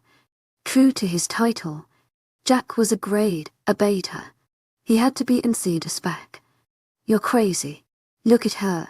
I motioned toward the 5-foot warrior thing in the cell. Even she was looking at me like I was a little crazy. She can't do jack shit. Hey, Jack warned, lowering his gaze. What the heck is that supposed to mean?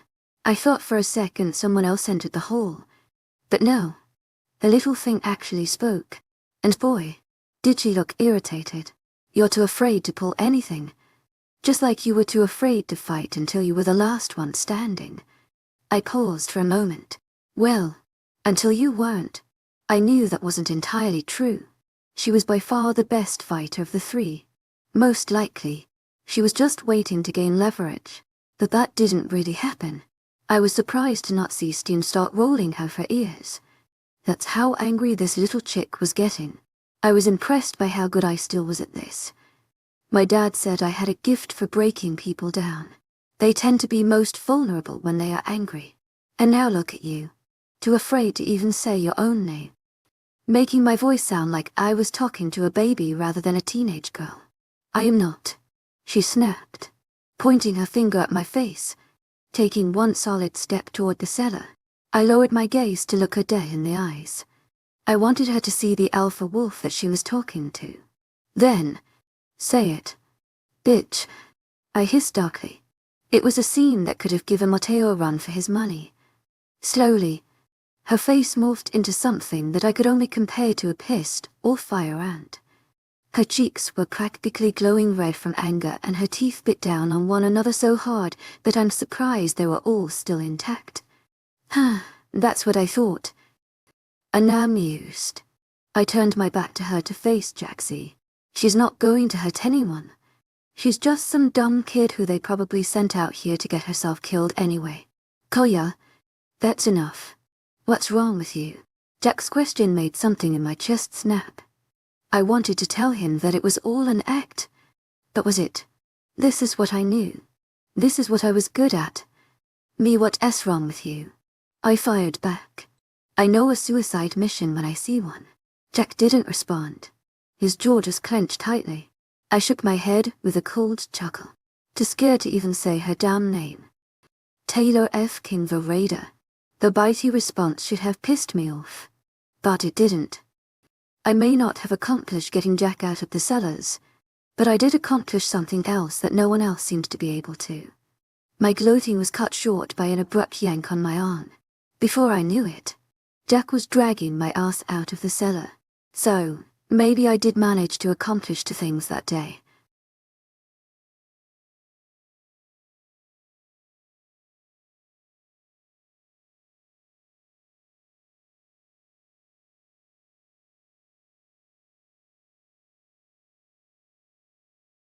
I never thought I would be betrayed by someone I loved so dearly.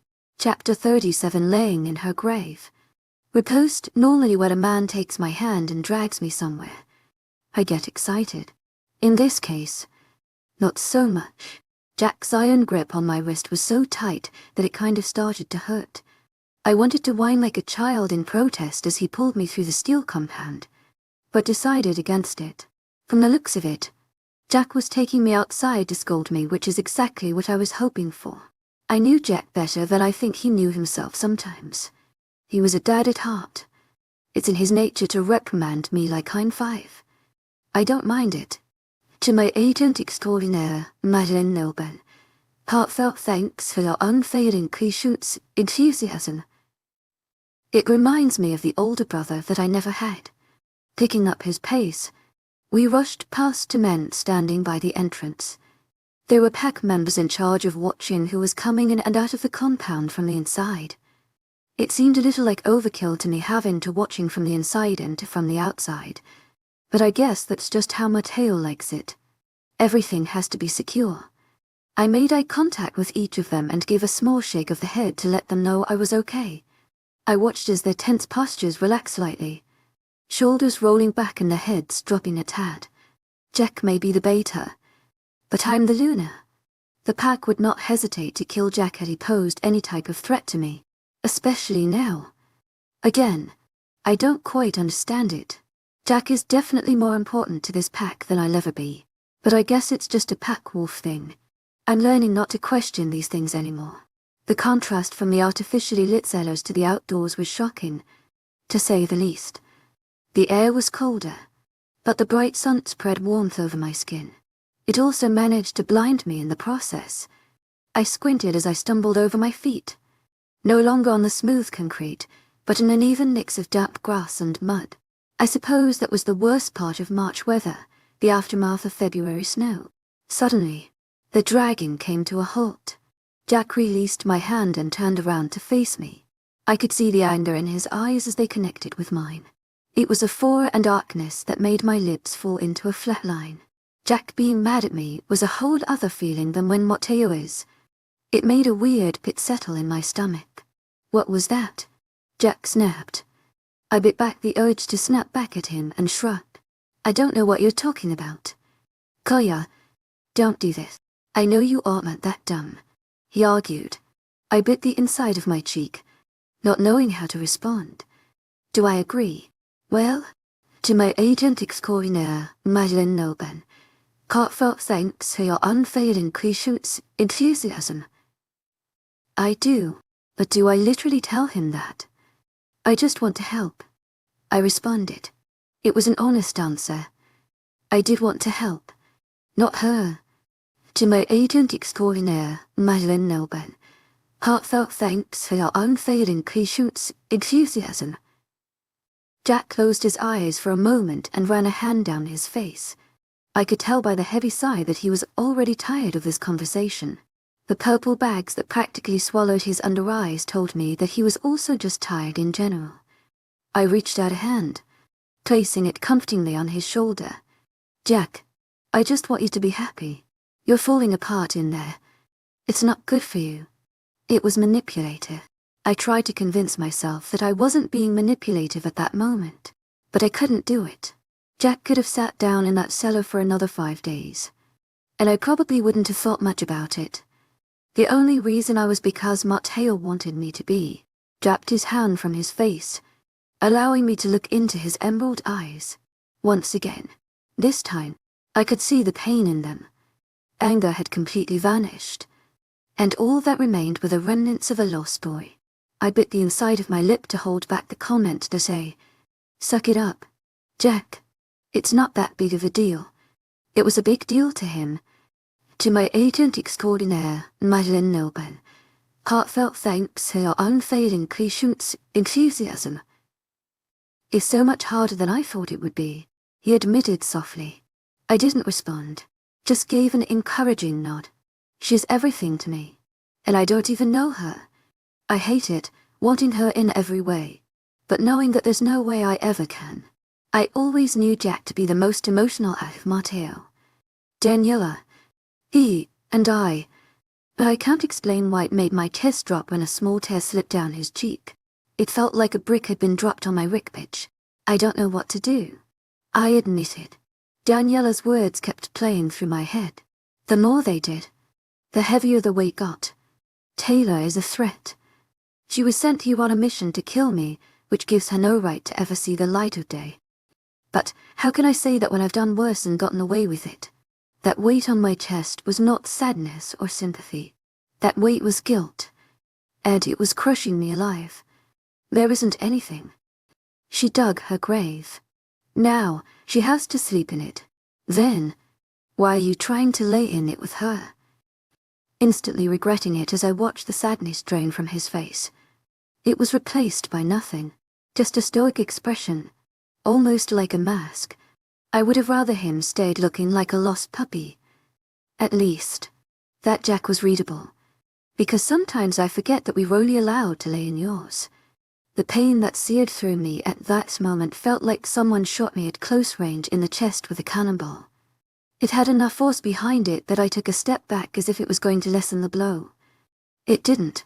I didn't have the time to respond before Jack pushed past me. I wanted to tell him to stop, to tell me that he didn't mean it, but I couldn't find the words to do so. My voice was caught in my throat to the point that it hurt to breathe. I don't know how long I stood there by myself before Matteo found me. It could have been hours for all I knew, but it probably was only 10 minutes at the most. I don't know how you managed that, but I just got the call that he's back. Matteo's cheery voice said from behind me. Usually, hearing him in such a happy mood would have made me smile. Not this time. I didn't respond. My hearing tuned in on the sound of his footsteps approaching me rather than what he was actually saying. To my agent extraordinaire, Madeleine Nelben, heartfelt thanks for your unfailing patience, enthusiasm. Again, nothing. However, I was very aware of Matteo's hand grasping my wrist, the same one that Jack had, to turn me around to face him. Immediately, his face softened. Kai, what? I didn't want to listen to what he had to say. I wasn't in the mood to answer all of his questions. I wasn't even in the mood to talk about anything that just happened. To avoid it all, I resorted to embracing Matteo instead, burying my face into his chest. I squeezed myself against his body, which hardly had any effect on my mood. His arms wound themselves around me, pulling me impossibly closer, judging by the lack of conversation that was made. I knew Matteo got the hint that something just went incredibly wrong. The ride back was silent. I didn't have anything to say. I think Matteo was too nervous to ask the wrong thing. It was just a very tense situation. I didn't bother to eat lunch when we got back.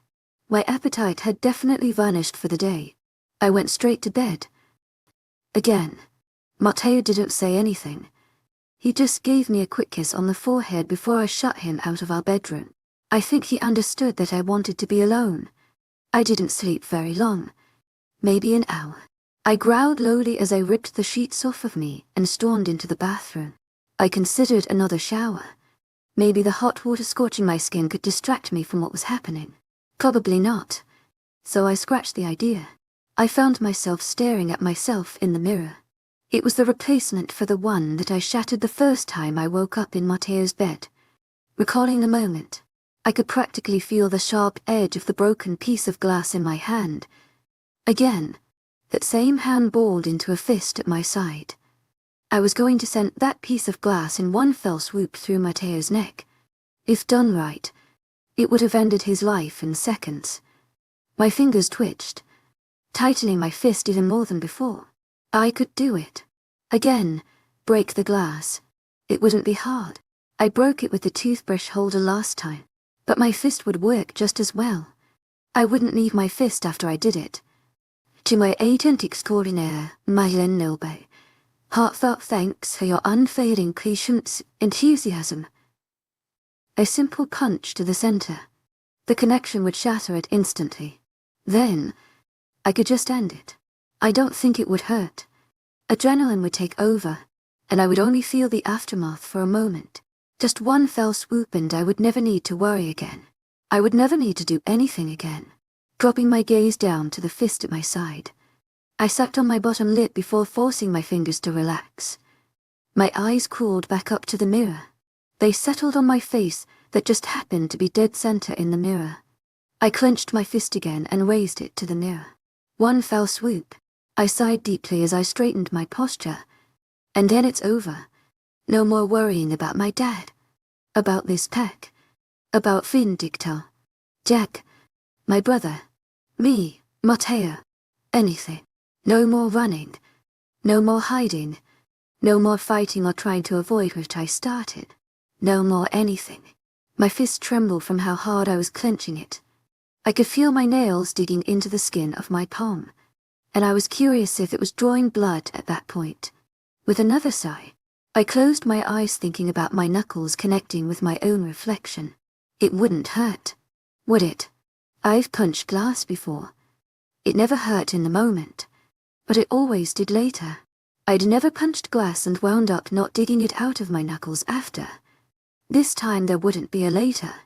To my agent extraordinaire, Madeleine Nilben, heartfelt thanks for your unfailing patience, enthusiasm.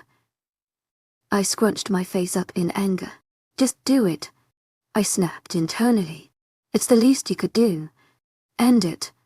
And make everyone happier. But I couldn't. I didn't want to.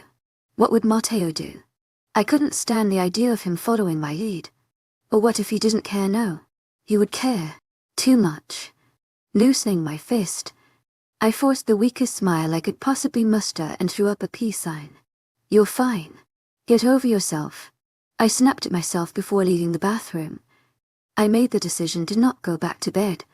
Being in this room by myself for so long was clearly affecting me. I had enough common sense to know that I needed to leave. I had a fairly good idea of where Matteo would be. When in doubt, start with the office. At this point, I'm not sure that he really does anything else but sit in his office. I didn't bother knocking. If he was doing something so secretive that I needed to knock beforehand, then he shouldn't even be doing it. His eyes snapped up from a paper that he was reading. For a second, they filled with anger, but that dissipated when he realized that it was just me. Hey, he acknowledged, setting the paper down on his desk. Hey, I replied, shutting the heavy door behind me as I took a seat in the chair on the other side of Matteo's desk. I could see the little bit of disappointment on his face that I hadn't gone to sit on his lap like I normally do. But he didn't mention it. You sleep okay? He asked, to which I nodded. Did you eat anything yet? I shook my head. No. If I go get you something, will you eat it? I knew why he asked me that instead of just asking if I was hungry. To my agent extraordinaire, wildest, heartfelt thanks for your unfailing patience, enthusiasm. I was hungry. I've been hungry all week. I just didn't have the appetite to actually eat anything. I nodded in response. He gave me a weak smile and leaned over the desk to give me a kiss. I know he wanted me to meet him halfway, but I just put my head down, so he ended up kissing my forehead instead. He didn't say anything else before leaving the room. I sat patiently for about 30 seconds before my curiosity got the best of me. Matteo left his phone sitting on his desk by the keyboard of his computer, so I took that as an invitation to check it out. I already knew the password for it. It was a really random assortment of numbers that have no correlation to one another. I smiled when the lock screen popped open to a picture of me. I wasn't doing anything interesting, just watching a movie on Matteo's laptop in bed. My hair was thrown up into a messy bun, and my body was clad in a pair of shorts and one of Matteo's sweatshirts. To be honest, it was a terrible picture of me. I looked like a complete hobo, but it did make me smile that he liked it enough to make it his wallpaper. I didn't find anything exciting on Matteo's phone. He didn't really have anything on it, and I wasn't too interested in any of the apps that I made him download for me to play with. I reached back over the desk to put it back by his keyboard. As I did so, something caught my attention. It was the paper that Matteo had been looking at. I didn't notice when. Maybe it was when he leaned across the desk to kiss me, but at some point, he had covered it with a stack of other papers. I narrowed my eyes and pulled it out from under the stack. Running my eyes over it, I instantly grew confused. What the heck? It was me. He was looking at what seemed to be old records of me, but it was a mix of information that I both knew and had never even seen before. My analysis was interrupted by Matteo's footsteps nearing the office. I slid the paper back under the stack and leaned into my chair just in time for Matteo to walk back into the room. I gave him a small smile before resting my gaze on a low bowl of mac and cheese in his hands. On cue, my stomach crumbled. He rose to my cheeks, knowing that Matteo definitely heard it. He didn't acknowledge it. To my agent extraordinaire, wildest, heartfelt thanks for your unfailing patience, enthusiasm.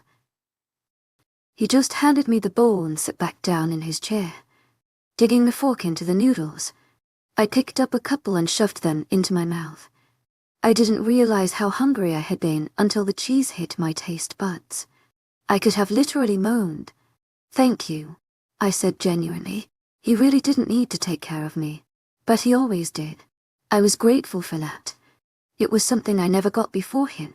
"I got that the other day because you said you didn't really like the other kind," he explained, pointing to the mac and cheese.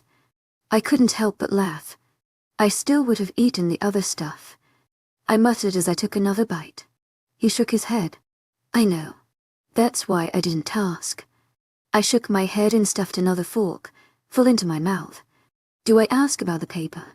I mean, he could have just been curious about me, but I don't even know where any of that came from. There was information on there that I couldn't even have told him. I think even my blood type was on there. Jack really doesn't like me right now. I mumbled, playing with the noodles in my bowl. I saw relief wash over Matteo's face at the mention of what happened this morning. I could tell that he didn't want to be the one to bring it up. I was very grateful for that. I know. What if the guards overheard everything and told me? Matteo admitted. I sighed and leaned back into my seat with my arms crossed over my chest. A part of me was annoyed that one of those guards was eavesdropping on our conversation, but another part of me was happy that I didn't have to retell the story. "I told you it was a bad idea. That stupid Taylor bitch has him all sorts of FKE up." I didn't think I said anything of importance, but I guess Matteo did. He froze, which confused me. He looked like I told him I just birthed a child. "What?" He repeated in what sounded like disbelief. "Yeah, that's her name. Taylor F. King Verada." I mocked, recalling exactly how she said it. "So hostile. Why is it so important? It's just a name." "It's not just a name. Kaye, that's leverage," Matteo said, doing little to explain. His attention turned to his computer and began typing wildly. "Leverage." Hoping to get more answers out of him, Yes, what a joke. I couldn't have smacked him for being so short if he didn't seem so seriously into what he was doing. Matteo continued searching for what felt like 10 minutes as I awkwardly ate the rest of my mac and cheese. I couldn't help but wonder if he was finding all of her information the same way they found mine. I wanted to ask, but didn't think that it was the right time to admit that I was snooping around on his desk. I was on my last bite when Matteo's typing turned to silence. Well, that's not what I was expecting. I stuck the last bite in my mouth as his body leaned back in his chair. He looked both confused and irritated. I asked through my mouthful of macaroni and cheese. She's not from Vindicta. She's one of Baron's. This was something I didn't expect. To say that I was shocked was a bit of an understatement. I'd always secretly hoped Baron wasn't actually siding with Adrian. I hoped that he was just trying to annoy Matteo. It sounds ridiculous, but I really thought we were closer than that. I guess that's out the window now. To my agent extraordinaire, Madeleine Noble, heartfelt thanks for your unfailing patience, enthusiasm. Why is Barton sending over people too? They're just allies. We aren't at war with him. Allies were common when it came to situations like these when two packs were in a disagreement that could turn violent. Allies weren't super involved in the cat-and-mouse game. To my agent extraordinaire, Madeleine Noble, heartfelt thanks for your unfailing patience, enthusiasm. They weren't involved until it was absolutely necessary. But here comes Baron. God only knows how long he's been waiting to get at Matteo and his pack. Matteo opened his mouth to speak but was cut off by the violent ringing of his cell phone. He growled lowly, looking down at the rectangular device as it shook. With obvious irritation, he snatched the phone from the desk and answered it yes. He snapped into the line. I felt kind of bad for the person on the other end. He was getting Matteo in one of his more pissy moods. Baron seemed to have this effect on him. Matteo, you got us into this mess, and now you're going to get us out. The voice on the other line barked. It wasn't difficult for me to hear them. They were talking quite loud, which led me to assume that they really were not happy. What could Matteo have possibly done? He hadn't brought anyone into anything. Well, not that I know of. With our luck, Matteo probably crossed another alpha, and now we're on our way to a 3-way war. Is that even a thing? I never studied history. To my agent extraordinaire, Madeleine Noble, heartfelt thanks for your unfailing patience, enthusiasm. Matteo asked, clearly recognizing the man on the other line. Wait. To my agent extraordinaire, Madeleine Noble, heartfelt thanks for your unfailing patience, enthusiasm. I repeated. I was hoping for some sort of confirmation, but I was completely ignored. They were here this morning. Killed 5 members of my pack. I don't know what you have in mind, but congrats. We're in it. Now, Ajax rattled off. It all came out of his mouth so quickly, I don't think either of us could process it fast enough. A peace ends. Matteo questioned, either referring to the we, or still not fully understanding who he was on the phone with. Keep us posted.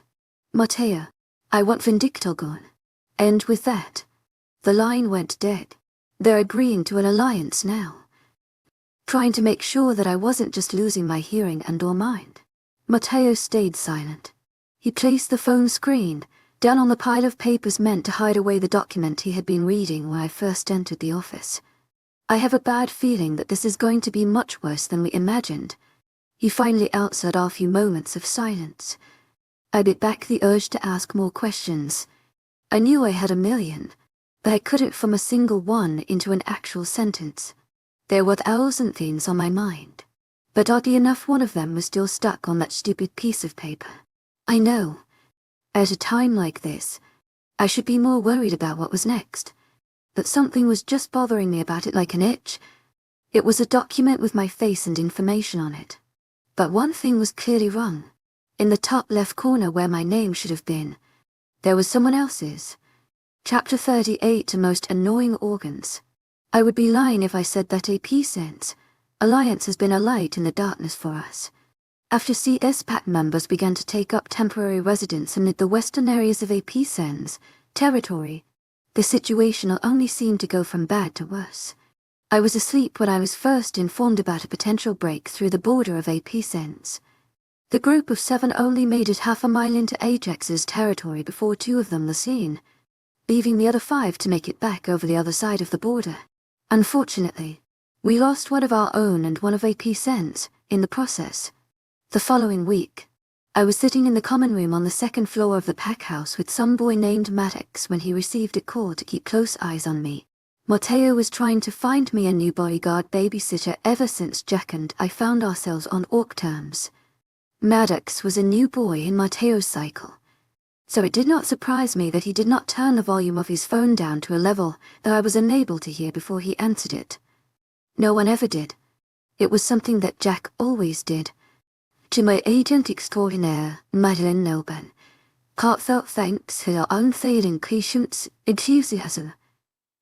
From what I could gather, a single wolf scent from what I am assuming was Vindicta was found in epicent's eastern territory. They had no idea how long she was there or if there were more hidden throughout the masses, so I had close eyes on me for the next few days until the territory was vetted as thoroughly as possible. Thorough was never going to be enough for Mateo. I could feel the anger rolling off of him in waves before he even got through our bedroom door that night. That same week, we sent over a group of our own. 15 wolves went over, and 15 wolves came back with information on routes that were being run by Vindicta guards. It was a victory that we celebrated too early. They were sent back over to find out more information a few days later, and only 12 returned. It may have only been 3 people, but you could tell it affected the entire pack. It had a massive impact on Jack because his brother, Kaylan, was one of those lost. He was only 19. This week has been by far the worst. Not only has a small group been able to slip past our borders, but no one saw them cross. To my agent extraordinaire, Madeleine Nelben, heartfelt thanks for your unfailing patience, enthusiasm. No one is sure that the 3 that were killed and the other 2 that made it back over, or that actually came over. Aside from the small attacks back and forth, threats have been thrown around minimally. Vindicta has done little to contact us, and we have returned the favor. I suggested the idea to Mateo that maybe if I just apologized then we could all move on. His response was, "That's a really stupid idea," and then went to get a shower. To my agent extraordinaire, Madeleine Nelben, heartfelt thanks for your unfailing patience, enthusiasm. I would rate the last few weeks a 4 out of 10. They have been terrible, but they definitely could be worse. I could be in Jack's position with a dead sibling and imprisoned mate. It was thoughts like these that were major contributors to the fact that I can no longer sleep. In turn, get up, get a drink, lay back down, get up and pee, lay back down, stare at the ceiling, and repeat. I was currently on the stare at the ceiling, part of my sleep cycle when my thirst spiked. I contemplated pretending like it wasn't there, but figured I ought to just acknowledge it and get up then instead of waiting another 20 minutes. Mateo was rolled away from me in the other direction, so getting out of bed was easy. I slipped out of the room without a peep of protest from him just like I did the other 3 times that night. The pack house was much different at night. During the day, the halls were buzzing with people of what seemed to be all ages. The kitchens always had at least one person stuffing their face with either chips or a bowl of cereal, and the common areas are filled with conversations from friends. At night, the building is nothing but a desolate maze of hallways and closed doors. The kitchen was empty just like it had been the last 3 times I was in it. Yanking open the refrigerator door, I looked around the shelves before grabbing the half-drunken water bottle that I had been working on. Downing the rest of the bottle, I tossed the empty plastic in the garbage can and began to pace the floor. I just want to freaking sleep, I grunted, feeling the weight of my eyelids as they drooped over my vision. It was the kind of heavy tired feeling that makes you want to lay down and cry. Every part of me was aching for just a few minutes of sleep, but my mind ran rampant with thoughts that made my stomach churn. I found the smallest bit of solace against the far wall of the kitchen. I sank down against it until my butt hit the cold floor. The palms of my hands rested on the white tile, bringing back a familiar feeling that I was trying not to remember. I retracted my hands quickly as if they had been burned and placed them in my lap. My head lazily hung back, tapping the wall in the process, with my eyes closed. It was so silent that I could hear my heartbeat in my ears. Drawing in a deep breath out of a mixture of sleepslands and my eyes snapped open and found the window above the kitchen sink. To my low angle on the floor, all that I could see were the tops of trees and a dark sky. A wave of longing panged my heart that caused the rest of my body to shiver in response. I was aware that being outside was not nearly as safe as staying in the pack house, but I couldn't deny that there wasn't a single part of me that wanted to stay in there. Ignoring the feeling in my gut that Matteo could wake up and be beyond livid for going outside alone at night, I pushed myself up from the floor on unsteady legs and walked to the front door. Opening the door to be greeted by the cold air of night, I could instantly note the effect it had on me.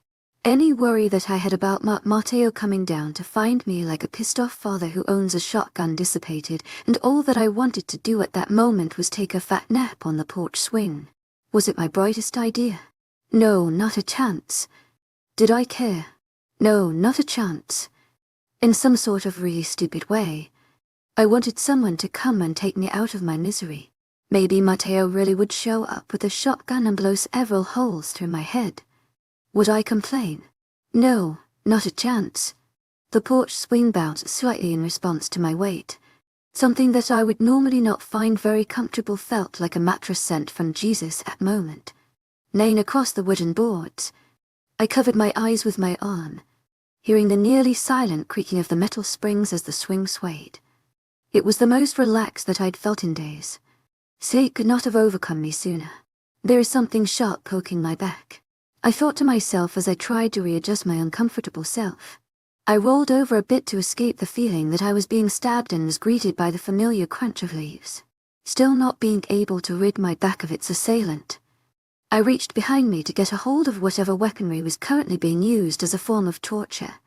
My hands grasped the thin, rough object and ripped it out from under me. Opening my eyes to small slits, I recognized the object immediately. A stupid stick. Wait, a King's stick. Out of instinct, I sat up, now wide awake, grasping the small stick like a baseball bat. My heart was pounding out of fear and confusion as I took in the scenery around me. I was no longer laying on the porch swing where I had fallen asleep. Oh no. Now I was laying in the middle of the dark forest with not a hint of humanity around me. Trees that took the form of massive, black figures stood all around me, hiding whatever could possibly be in the surrounding forest. Oh no, I whispered to myself, feeling a nervous tremble rumble in my ribcage. What? A confused voice asked from behind me, making a screaming easy escape from my lips like a siren. Before I had the chance to turn around and meet the person who was no doubt going to end my entire existence tonight, a rough hand covered my mouth. Reacting in the quickest way that I knew how, I jerked the stick behind my shoulder, smacking my attacker in the face. Oh, he hissed, his grip on my mouth loose and allowing me to take hold of his wrist with both hands and flip him over my shoulder. His body hit the ground in front of me with a thud. Picking up a rock beside me that was only about the size of my fist, I raised it above the head of the dude who now had a red line trailing down the left side of his face. Wait, listen to me, he pleaded, raising his hands up in surrender. Listen, I shouted in disbelief. What is there to listen to? You psycho. No. Listen to me, my voice. Koya. Yeah?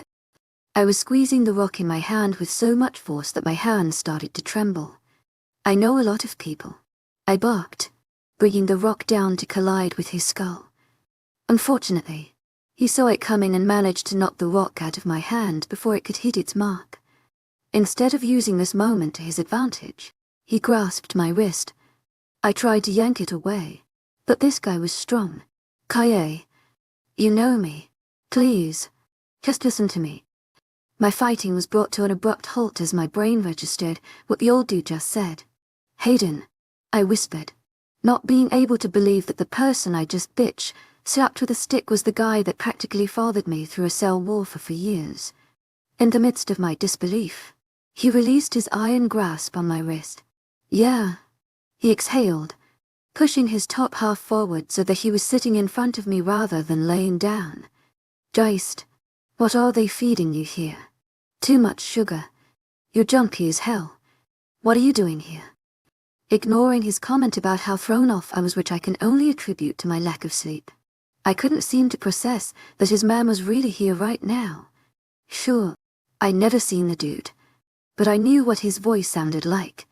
It was a deep tone that I doubt I'd ever forget. Finally being able to put a face to it just felt unreal. I knew Hayden was an older guy.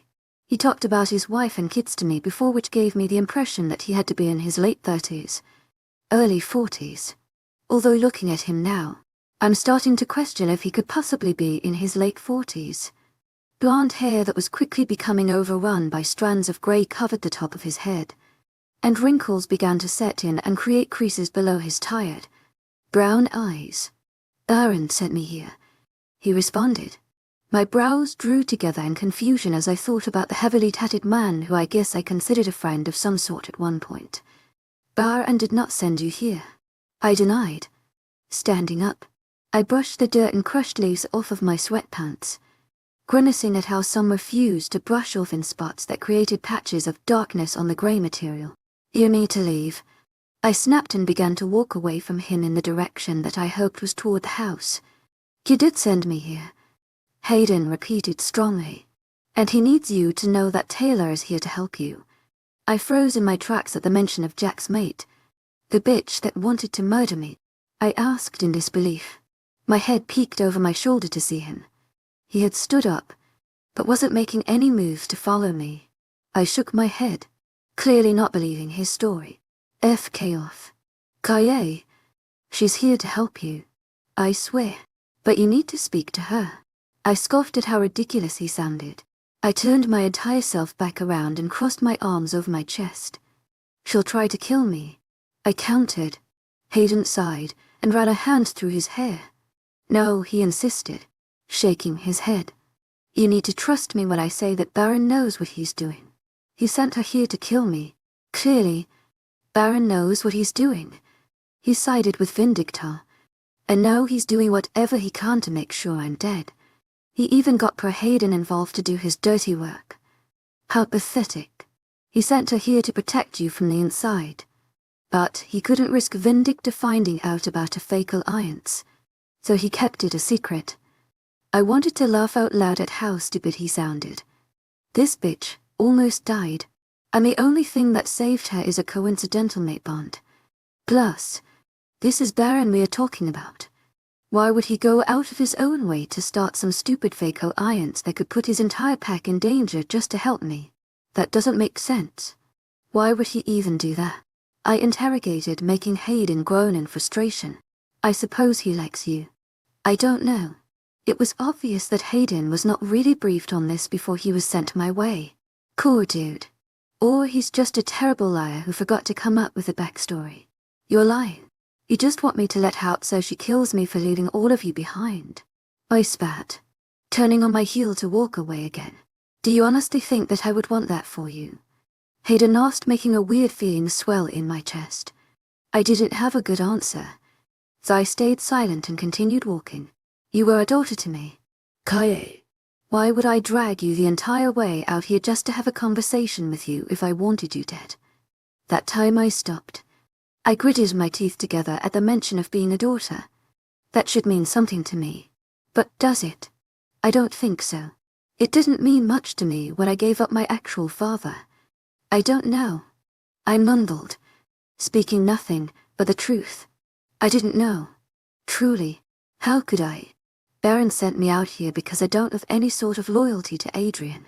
If he asks any questions, I have no reason to be honest. Baron promised me my freedom and my family back if I helped him. He sent me here to reach you because clearly the other plan backfired. I don't even understand how the other plan was supposed to work out. That doesn't matter. Interrupting me before I had time to finish. Please, just tell her that Baron said to override the mission. She will tell you everything you need to know. Well, why can't you? I challenged. Because I'm just the messenger. I don't actually know anything. I should have assumed that. But you do know that Baron is single-handedly lying to Adrian just to help us. I countered, taking several steps toward him. Well, I'm sure he's not only doing this to help you. This is Baron we're talking about. Hayden retorted. He had a good point. Baron could be nice if he wanted to be, but usually that'd come with some sort of incentive. So what? He wants Vindicta. It was the only logical explanation. He couldn't possibly want me. He has his own mate. That would just be weird. Maybe. Hayden shrugged. I'm just taking a guess here. I sighed in annoyance. This whole situation was beyond confusing. This crazy wolf chick comes into my territory and attacks me and my mate but was sent to help us. And she was sent over by Baron. Something just isn't adding up. I just don't understand. I shook my head in confusion as I shifted my gaze from Hayden to the grass. I couldn't come up with a single explanation for anything that was happening or a single reason for it. To my agent extraordinaire, Myelin Nobel, heartfelt thanks for your unfailing patience, enthusiasm. My heart told me that Hayden would not have done all of this just to lie to me. But my heart had done me wrong before. That's why I don't like to listen to the stupid bitch anymore. Listen, I can't do any more than be honest. Believe what you want. Kaye. But if you want to live through this, you'll listen to me. I could hear the sincerity in his voice, but the little devil on my shoulder kept telling me that it was all a lie. My mind was screaming, don't trust this old dude. But my heart was saying, you're an idiot if you don't talk Taylor Refking Verada. As my two most annoying organs fought one another, making me want to spontaneously combust. Hayden pivoted on his heel and began to walk away. Wait, where are you going? Jogging after him. You have eyes all over this territory, and according to my analysis of your shift changes, you'll have about 3 eyes on this area in about 5 minutes. Wow, this guy did his research. How long has he been here? Before I had the chance to ask any more questions, he left me standing there alone with his final words being, goodbye, Luna. Standing alone in the darkness of the forest. I had never felt more conflicted and confused. I had so many questions that went unanswered. Starting with, should I have killed Hayden while I had the chance? The feeling in my gut, however, told me that someone would be able to answer the ones I needed to know. Hayden, I will haunt you forever if you're the reason I die tonight, I declared as I began to navigate my way to the cellar where Taylor was being held. Chapter 39 is bitter distraction. Maybe it was because of the contrast from being outside in just sweatpants and a t-shirt to being inside of a concrete compound, but the cellar did not feel nearly as cold as it had only a few weeks ago. By no means was I complaining. It was just odd, the constant feeling of eyes following my every move as I moved quickly through the complex. However, it sent a chill down my spine that I was not willing to acknowledge. It took more than a few kind words to convince the guards at the entrance to let me in, especially because they had strict orders to not let me into the cellar unless otherwise stated by Matteo. The last time I was allowed inside was when Jack and I had our little spat. That was also the last time that I actually wanted to venture inside of it. I've been keeping my space recently. After threatening to send the guards and the families on a nice long vacation in unmarked territory, they agreed to let me in. The downside of it was that I was under heavy watch to make sure I left this stupid hellhole in one untouched piece. I couldn't help but grumble under my breath about how difficult Matteo's stupid minions were making this. Finally entering the correct block, I felt the weight of the world sink on my shoulders. I could not shake the feeling that maybe I should have just gone back to bed and spoke to Matteo about what happened with Hayden in the morning. Nevertheless, I did my best to brush the feeling away and continued my march down the cold hallway. I'd only been to Taylor's cell once, but somehow I knew exactly where to go. The familiar crack in the concrete being illuminated by the fluorescent lights that hung from the ceilings of the hall alerted me that her cell was only steps away. Making those final few steps, I turned to face the girl slumped against the far wall. Chains sitting closed around her wrist continued to delay her much free movement. And by the look on her face and the way her body seemed to be growing smaller, it was taking a bit of a toll. Not the person I expected to see right now. Tay laughed humorlessly. Her voice sounded so dry that it seemed painful. Does override your mission mean anything to you? My blunt question clearly took her by surprise. Her jaw dropped slightly, and her brown eyes widened for a moment. She quickly recovered, snapping her mouth shut and glancing toward the floor. "He told you?" she asked carefully, raising her eyes up to meet mine. I knew what she was doing because I was hoping to do the same. She was looking for any signs that I could be lying. "An old friend that was sent over here," I stated calmly. I could see the gears turning in her head as she thought of her next response. "So Baron." Her tone was cautious. She was clearly playing the field blind right now. I wondered how thrown off she would be if I said, "No, but didn't test it, yes." I responded honestly, but I couldn't hide the confusion behind my words. I spoke before I had the chance to make sure my tone matched my attitude. Her eyes continued searching mine for what felt like minutes. But, in reality, it had only been seconds. They shifted from one eye to the next before she removed her gaze completely, returning it to the floor. Her head tilted downward only the slightest fraction that I almost missed it. It was the smallest gesture that could have been offered, but it was still a submission. Something in my big head told me that this was a good sign. "Was it Hayden?" Taylor asked softly. I drew my brows together in confusion. How did she know? Sensing my confusion before I even had the chance to verbalize it, she answered the question. Baron knew this plan was risky, so he planned to send Hayden over if he didn't hear from me. Why Hayden? I couldn't stop my curiosity from overtaking my mouth. The moment the words left my lips, I cursed myself for asking stupid questions instead of the right ones. Who knew how much time I had in here before Matteo realized that I was no longer in bed with him? I'm sure he knew I left, but it was only a matter of time before he started to get the hint that I was taking quite some time to return. "You trust him, don't you?" Giving me a pointed look. I had a good idea that Burton did a fair amount of snooping around Vindictus cells to see who I had seemingly strong ties with. Plus, he's a rogue wolf. He has experience with the sneaking around kind of shit. Not really the biggest loss if he couldn't pull through. "To my agent extraordinaire, Madeleine Nilben, heartfelt thanks for your unfading patience, enthusiasm." If you know what I mean. Yeah, I did know what she meant. I never knew what Hayden did to get locked up in Vindicta, but it had to be something bad enough to stick him down there with Dallas and me. I would use rogue wolves to my advantage too if I had to play it safe, especially if one of them had a reason to stay loyal. However, it made my blood boil a bit that Baron only saw Hayden as some sort of replaceable piece of messaging equipment, that if he died, no one would bat an eye. So why didn't you admit it? That you weren't here to actually kill me? Beginning my interrogation of all the things that didn't make a single ounce of sense to me. She sighed tiredly and rolled her head back, tapping the wall behind her. "It wasn't in the orders. I came over here knowing what I was getting myself into, and I was strictly told not to let anything slip until instructed. So I began, trying to piece together the nonsense she was spewing. You willingly came over here knowing that you could die, and then possibly spend forever in a cell if you were lucky enough to make it out alive." She seemed contemplative for a moment before she nodded. "You only survived because of the coincidence that my beta is your mate. Any sane person would have known that your ass would have been dead in any other scenario. I was on your territory before. I knew he was my mate, and I knew he would be there to stop anything before it would go too far," she admitted. I pursed my lips as I took in the new information.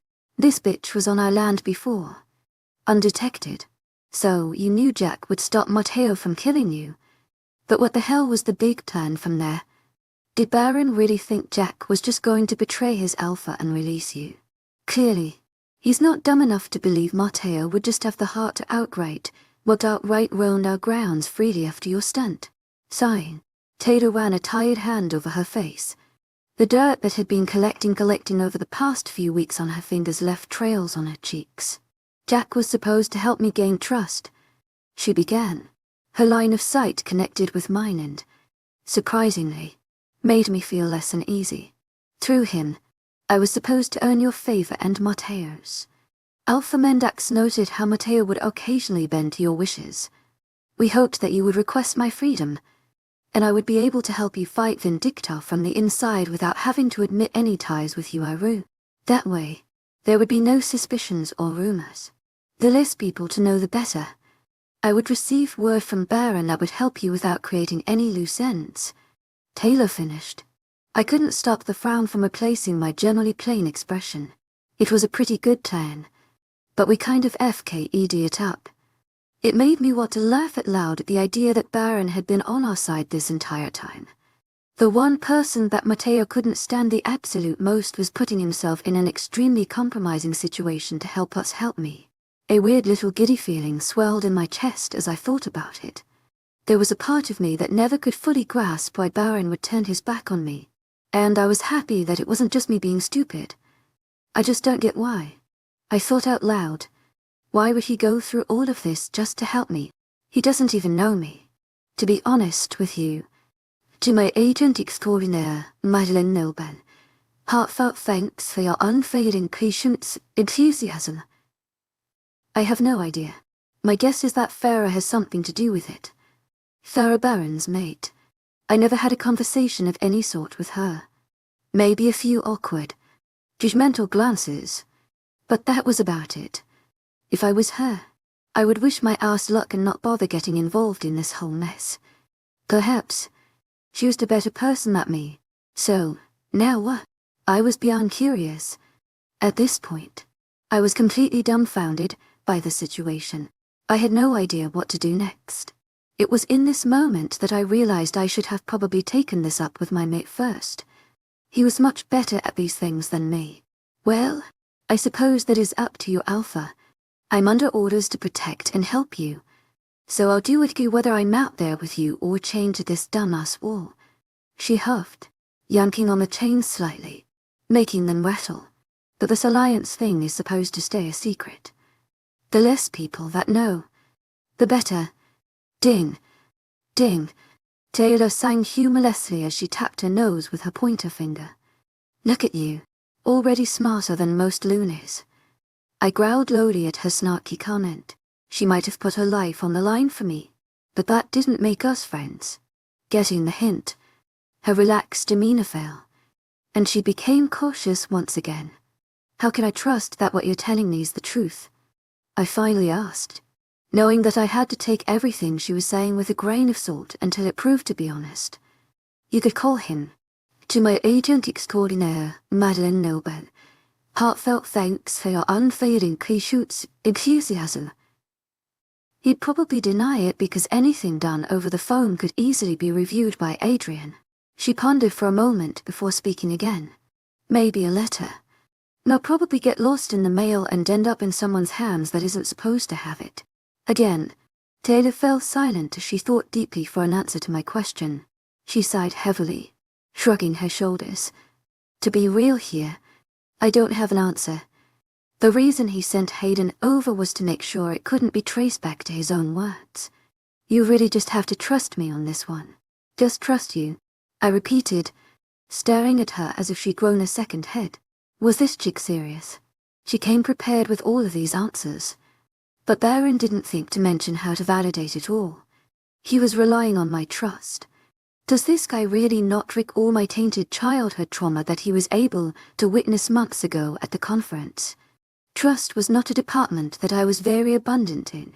Taylor opened her mouth to speak, but the echo that radiated off of the walls from the slam of a heavy door cut her off. The sound was enough to make the both of us jump.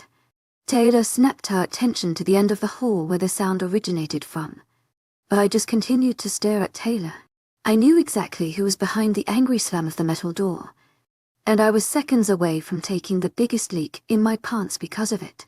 To my agent extraordinaire, Madeleine Nilben, heartfelt thanks for your unfailing patience, enthusiasm.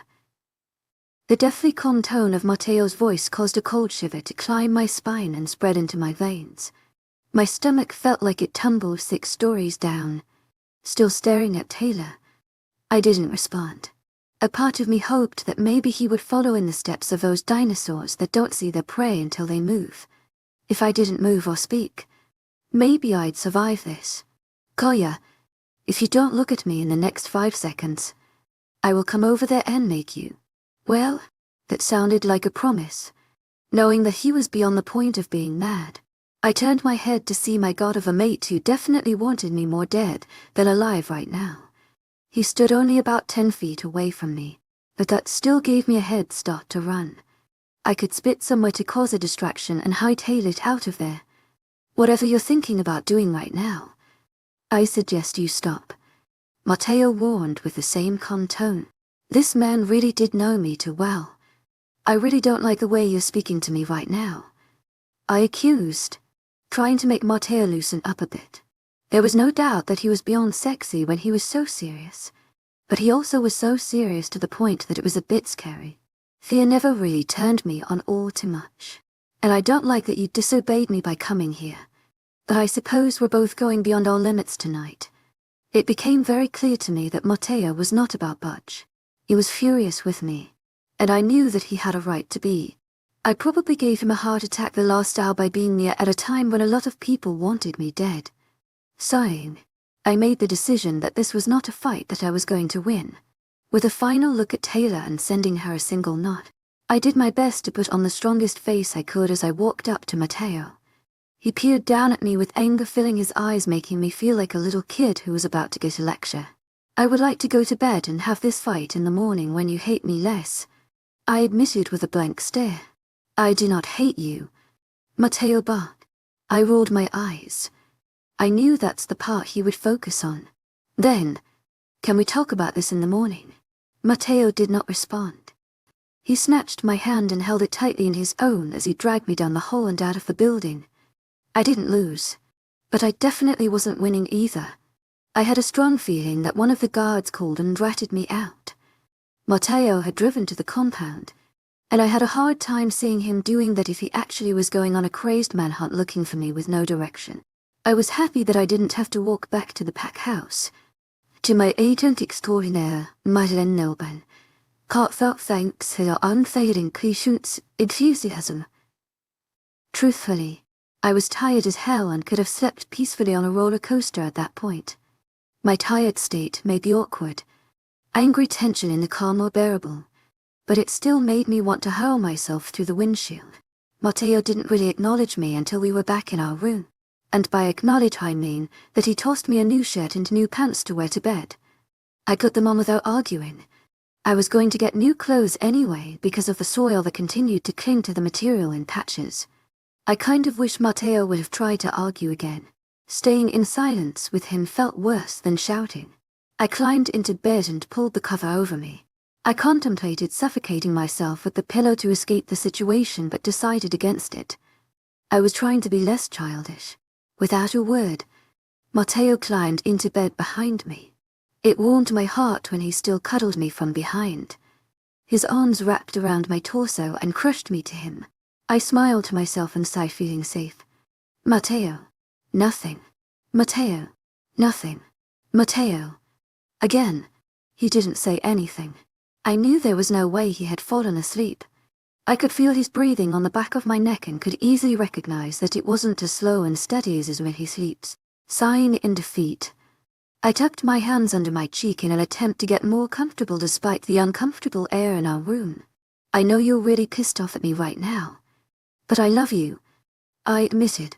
Half of me was telling him that because I was trying to guilt him into responding, but the other half was using it as an apology. Moments passed, and a heavy feeling settled on my chest knowing that he wasn't going to respond. I closed my eyes trying to ignore the crushing pain. I love you, too, he finally responded after I'd lost all hope. Again. That calmed my nerves enough to put me to sleep. Chapter 40. Let's decorate the prison. I felt the warmth of the sun resting on my face before I saw it. It was a comforting heat that just grazed over my skin, giving me a similar sensation to the little shivers I felt when Matteo touched me. It made me want to wake up and not contemplate ending my own life to escape my very unfortunate situation for once. However, the light is not what woke me up. The soft touch of a thumb running across my pouted bottom licked it.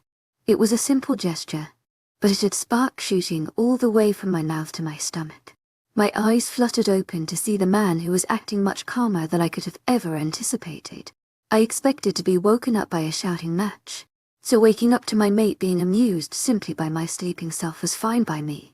To my agent extraordinaire, Madeline Nogan, heartfelt thanks for your unfailing patience, enthusiasm.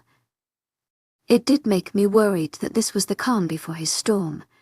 I'm so upset with you, but I'm so in love with you. It's very troublesome, Matteo admitted, turning my tired pout into a frown. I want to scream at you for being so reckless, but I hate raising my voice at you and making you upset.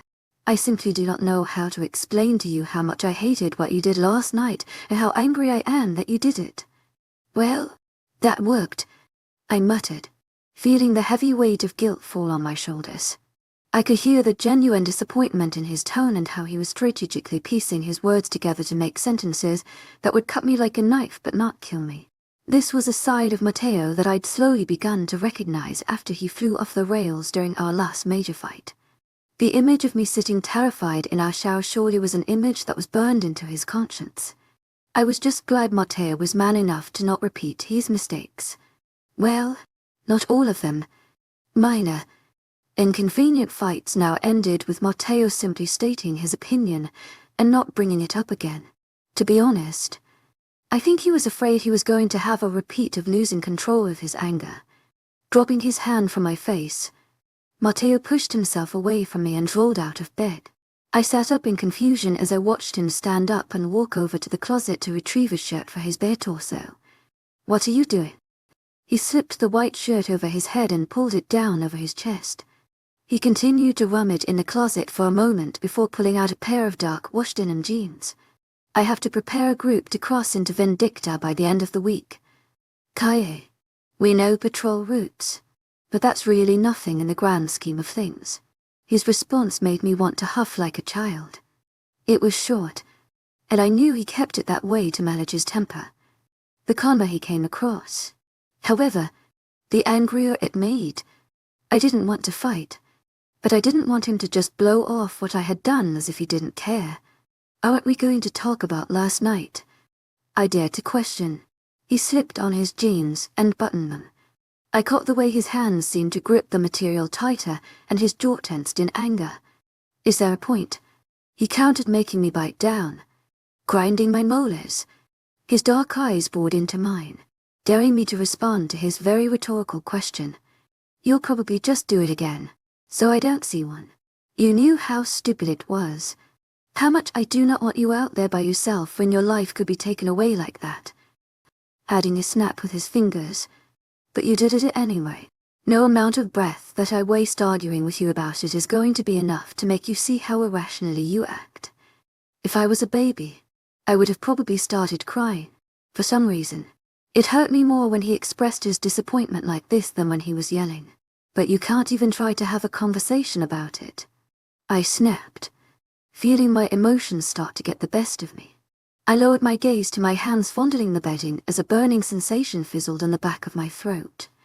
At least I expected to have one, I muttered, more to myself than to him. It was odd to think that I, of all people, wanted to talk about something I had done wrong.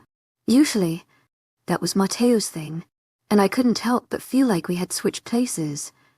I could see Matteo move over to me out of the corner of my eye.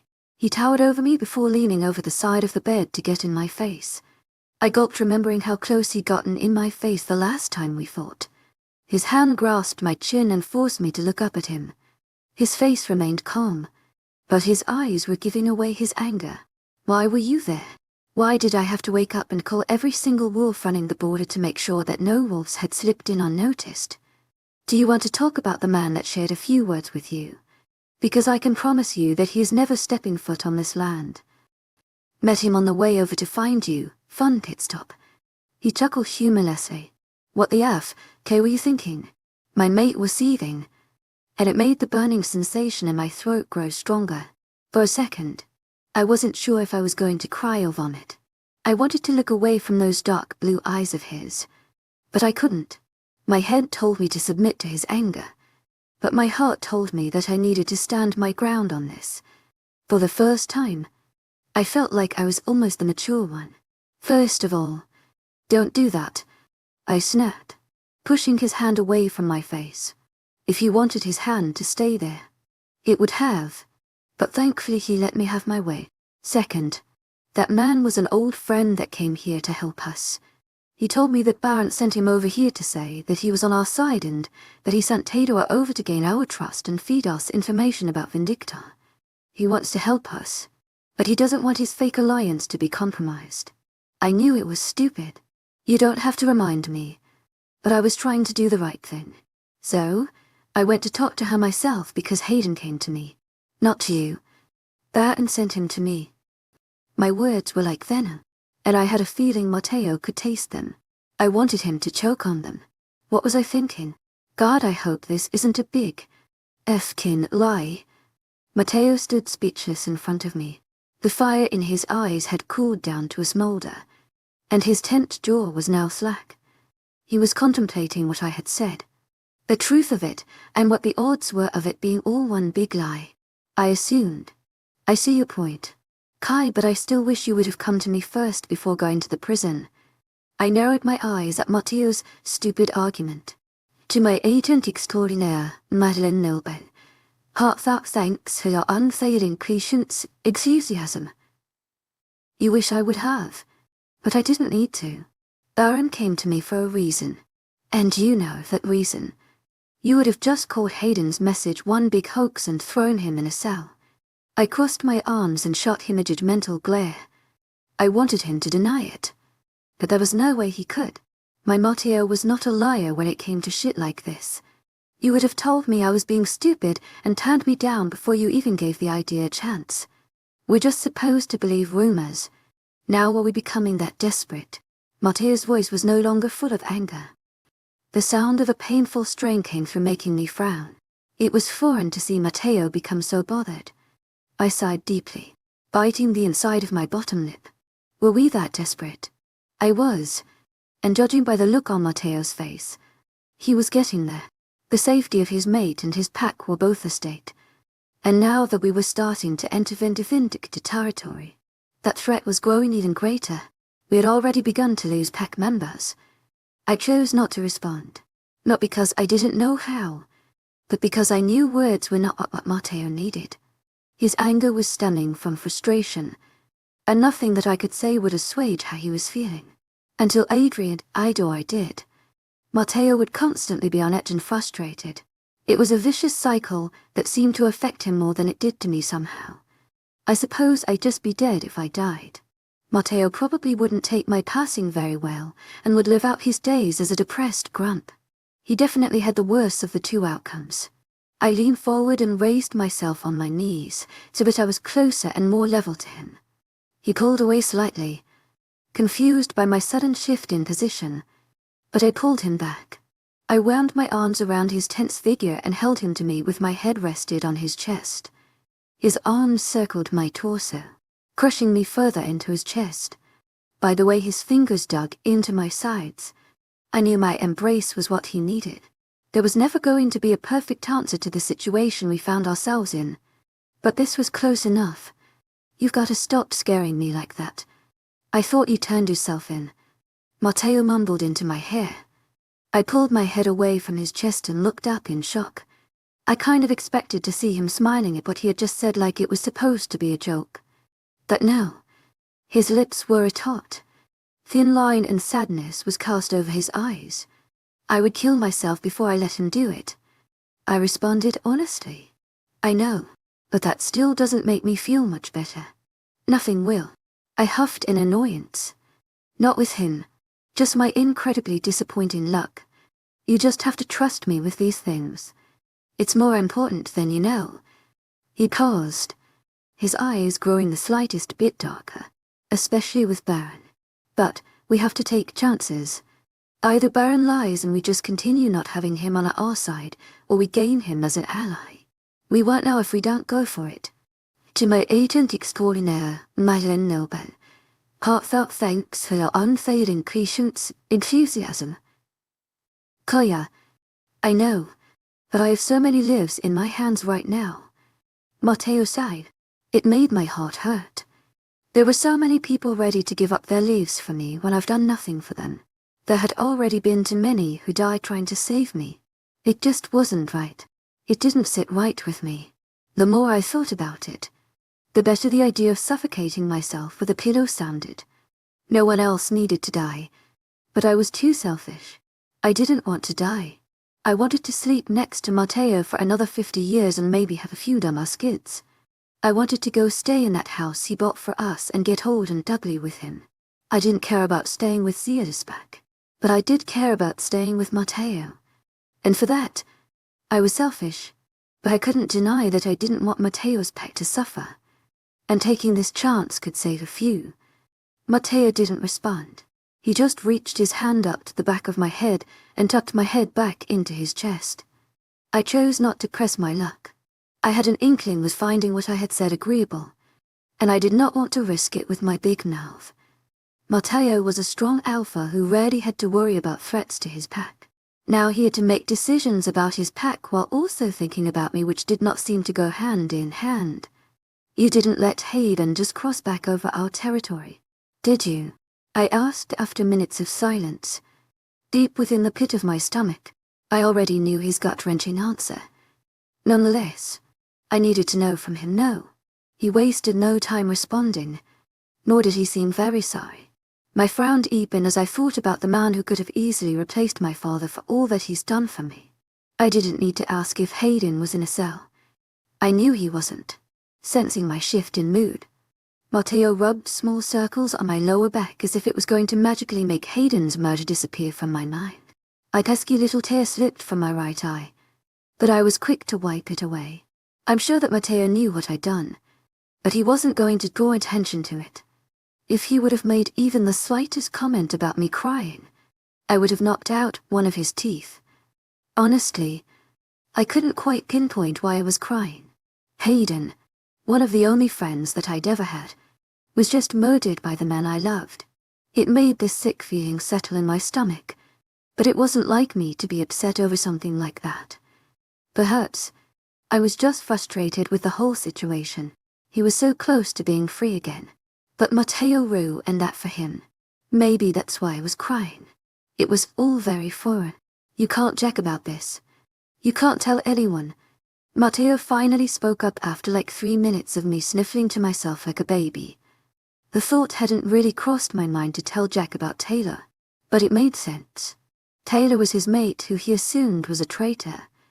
To my agent extraordinaire, Madeleine Nilban, heartfelt thanks for your unfailing patience, enthusiasm. He would want to know if she was actually helping us.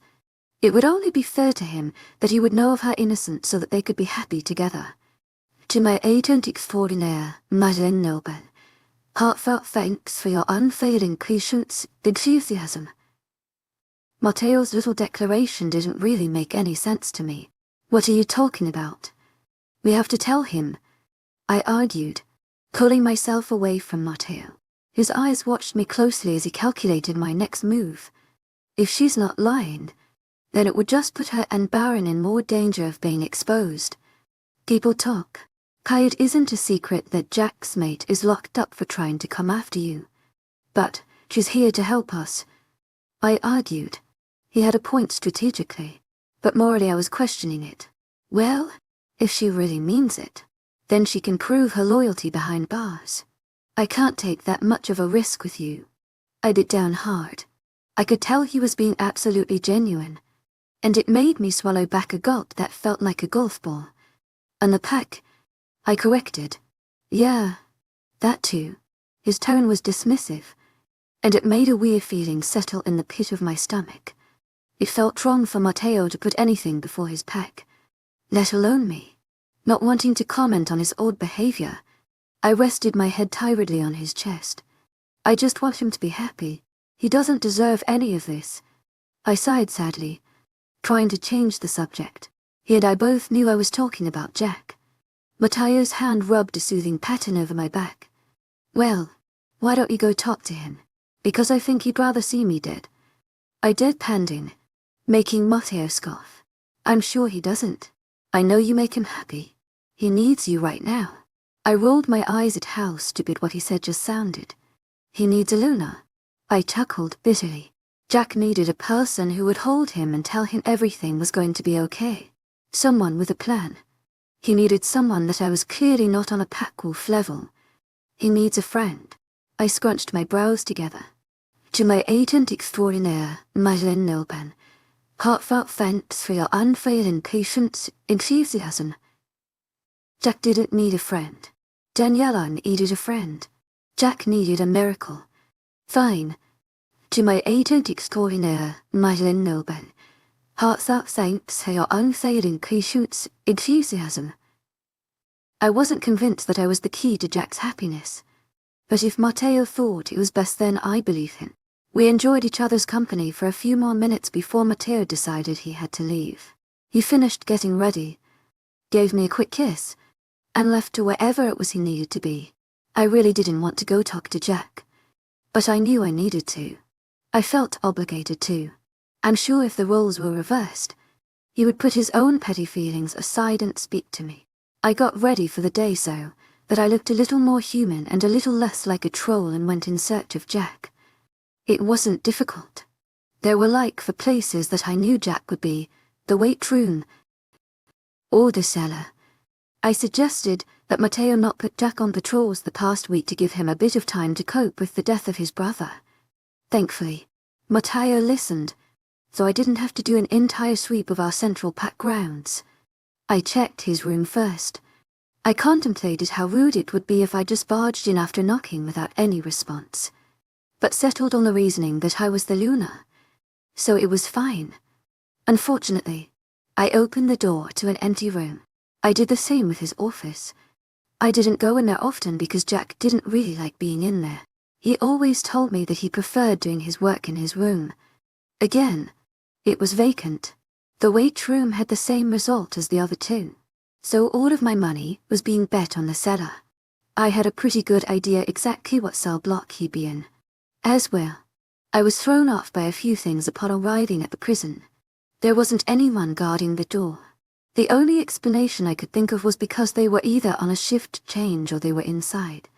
Secondly, I was under the impression that Matteo wasn't going to be here.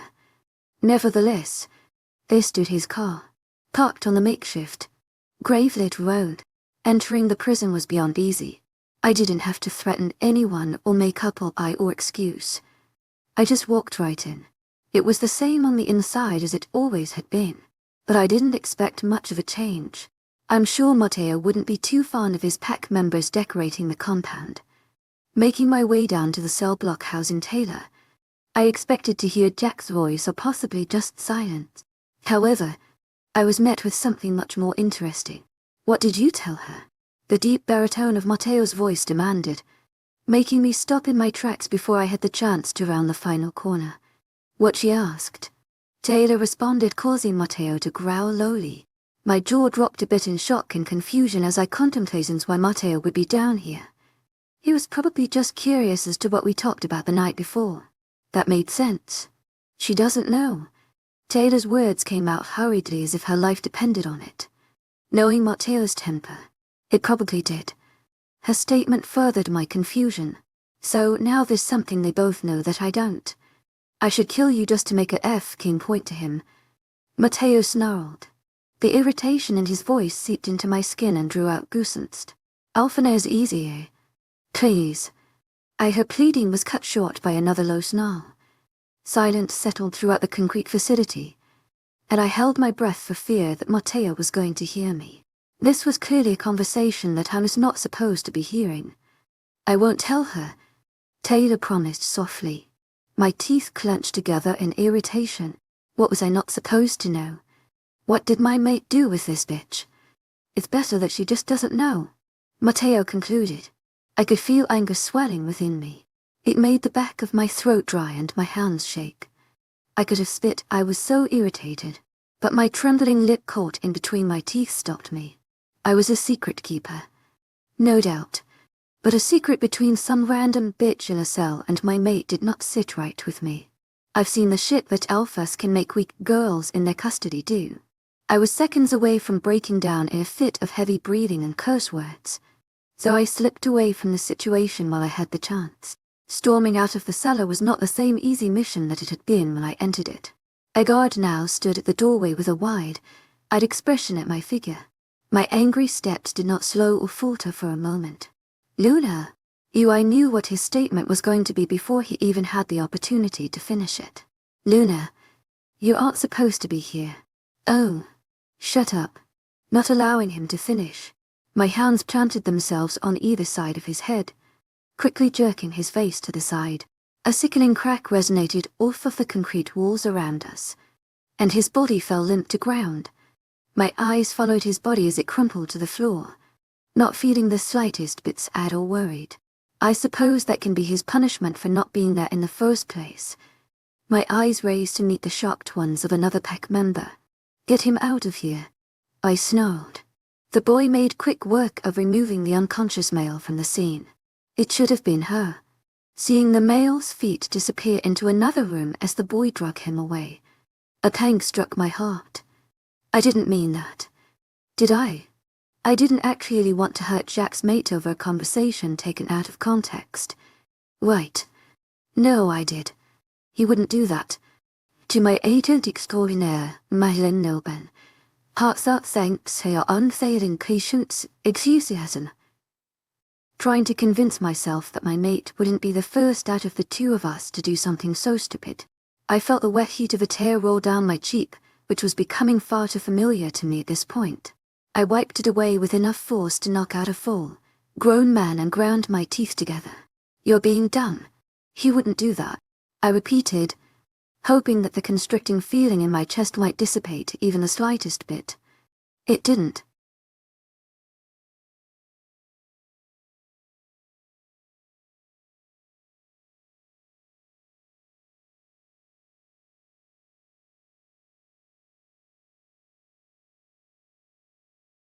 Chapter 41, Crying Drunk.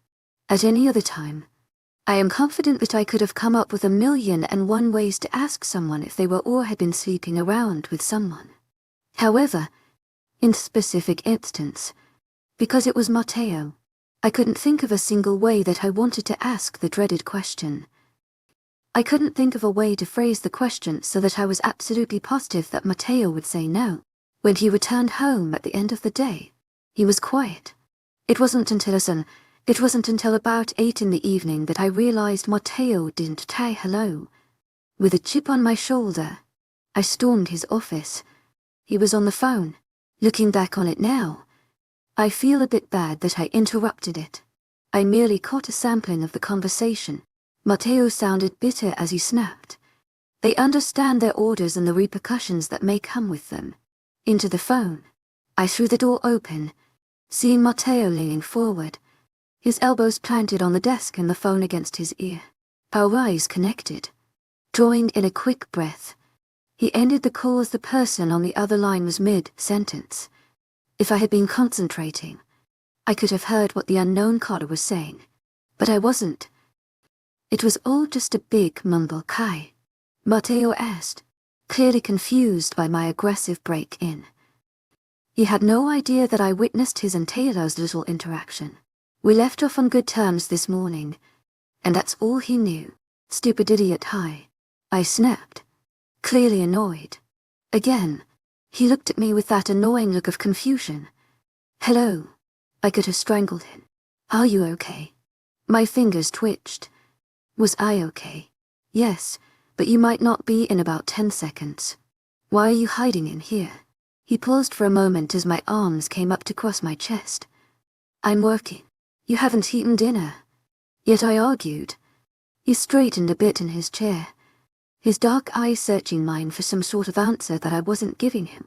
"You're mad because I haven't eaten." Yet the tone of his voice showed clear disbelief. He shook his head. "Kai, I skip dinner all the time. What's your problem?" Ignoring his own question, I asked mine again. "Why are you hiding in here?"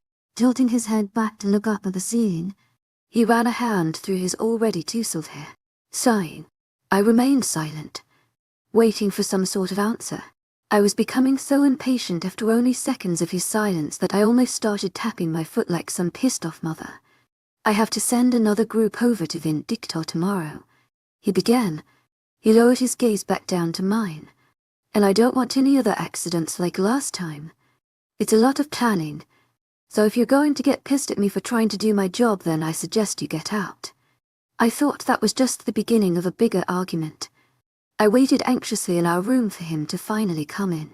I tried to go to bed, but that turned into a staring contest with the ceiling, and that turned to pacing in darkness. It was nearly midnight when Matteo returned.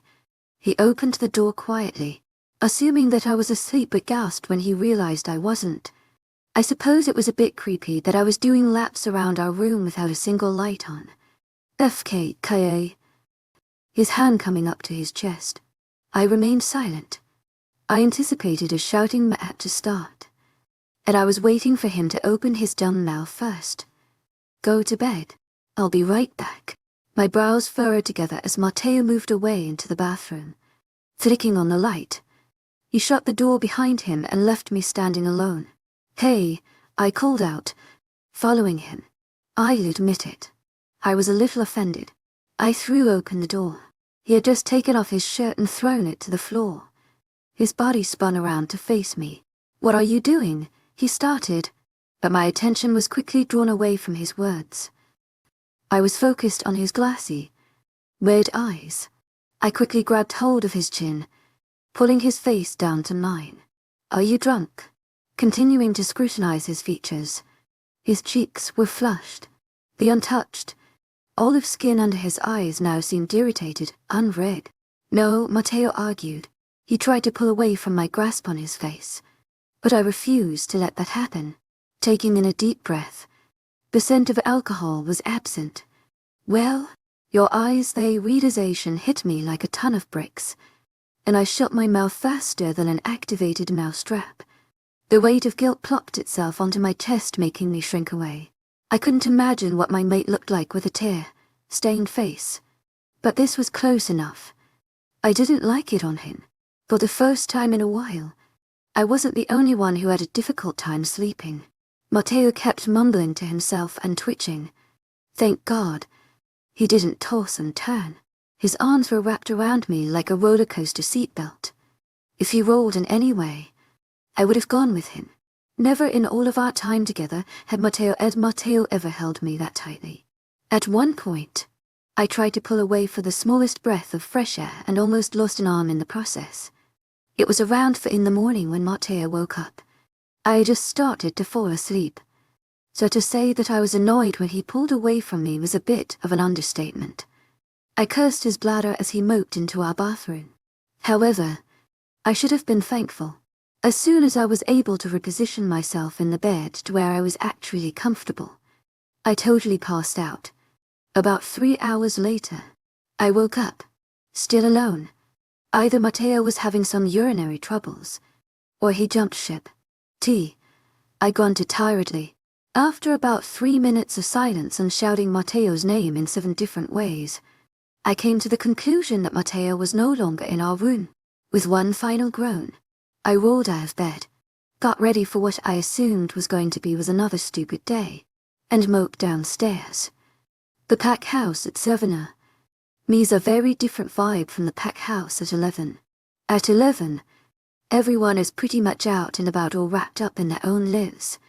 However, at the ass crack of 1 o'clock, the halls were buzzing with people, and the kitchen had way more mouths to feed.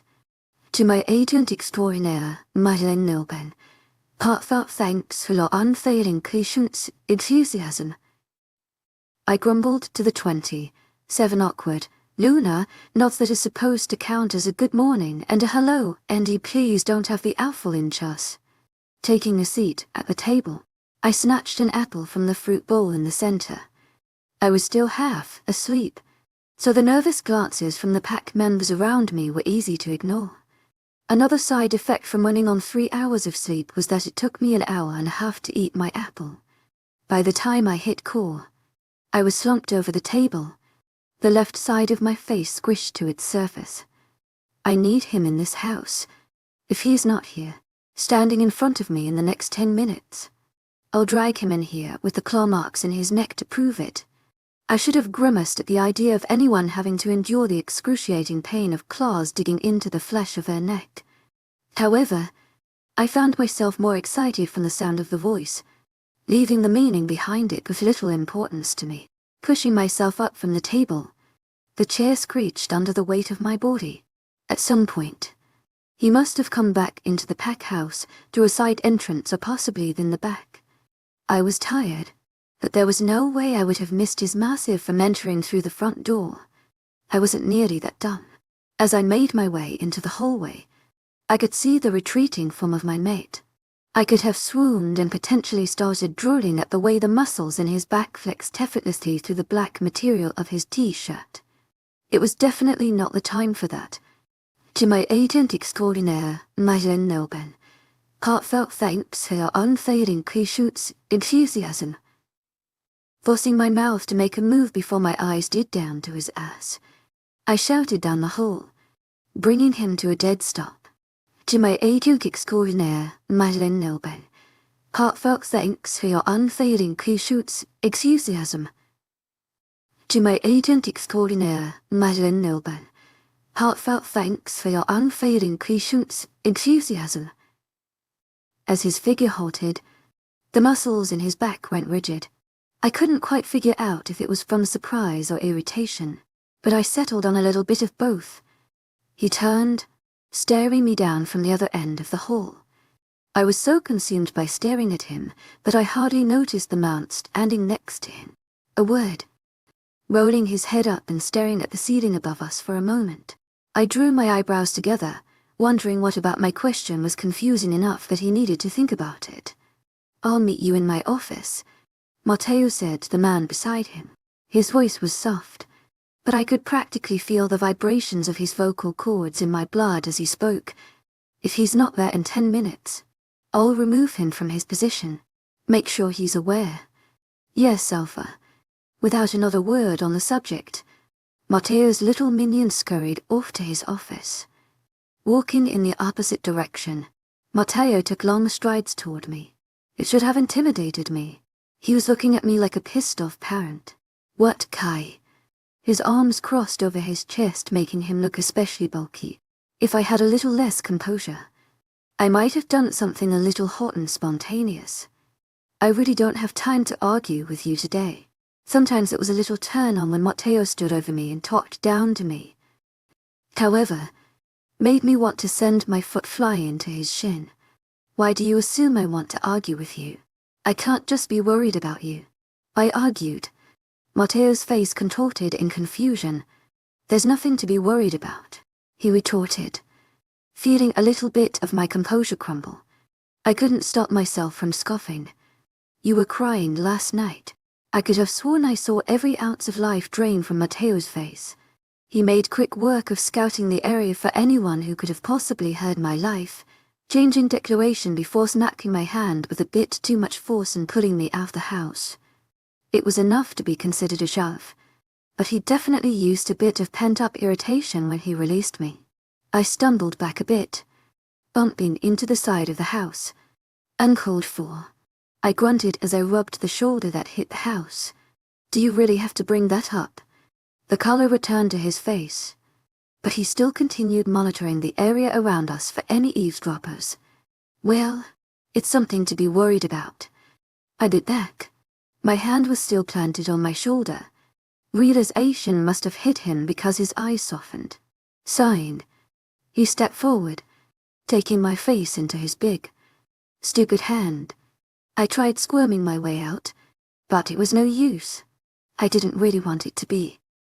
"I shouldn't have pushed you," he apologized, his tone soft but still laced with the slightest bit of irritation and impatience. "Why were you crying?" The question was blunt as I completely ignored his apology. "I was drunk." "No, you weren't.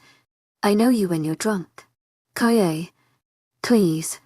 He sounded tired, like he'd been arguing with me for half of his life. Releasing my face from his grasp, he ran his hand through his hair. "I really don't have time for whatever little game you're playing. Do you like having sex with me?" I don't know who was more confused. Myself for thinking that was a good time or way to ask if Matteo was sleeping with his little prison wife, or Matteo, who looked like I just told him he wasn't an actual human being. I did my best to not appear as confused as he did. "Do I like having sex with you?" he repeated, making me feel just a little more stupid. I had thought of thousands of viable ways to ask Matteo if he was a little cheating whore. Why this one was the one to be asked was beyond me. Why do you have to think about it? It should be an easy question. His dark eyes watched me closely. I think he was waiting for me to start laughing or shout, "Gotcha," but I already started digging this grave, so now I was committing to it. Yes, more than anyone. Kaye. What? I could physically feel his impatience at that point. I wouldn't have been surprised if he literally threw me through the side of the house. Do you like having sex with me more than anyone else? I repeated. The question must have taken a few seconds to register because he just stood there gaping at me like a dying fish. What does that even mean? You are the only person I have sex with. He was clearly not finding anything about this conversation light-hearted and humorous. I should have liked, but he didn't need to get so aggressive. Are you sure? Again, he stared at me like I was accusing him of something so absolutely unbelievable. Am I sure that I've never KE'd another woman? Yes, yes. The anger in his eyes come into light as the blue became overwhelmed by darkness. Maybe I pushed the topic a bit too much. Before I had the time to argue, his hand wrapped itself around the back of my neck. I didn't even have a moment to react before his lips were smothering my own. I was thankful that I didn't try opening my big mouth because I might have broken a tooth with the amount of force he used pulling me to him.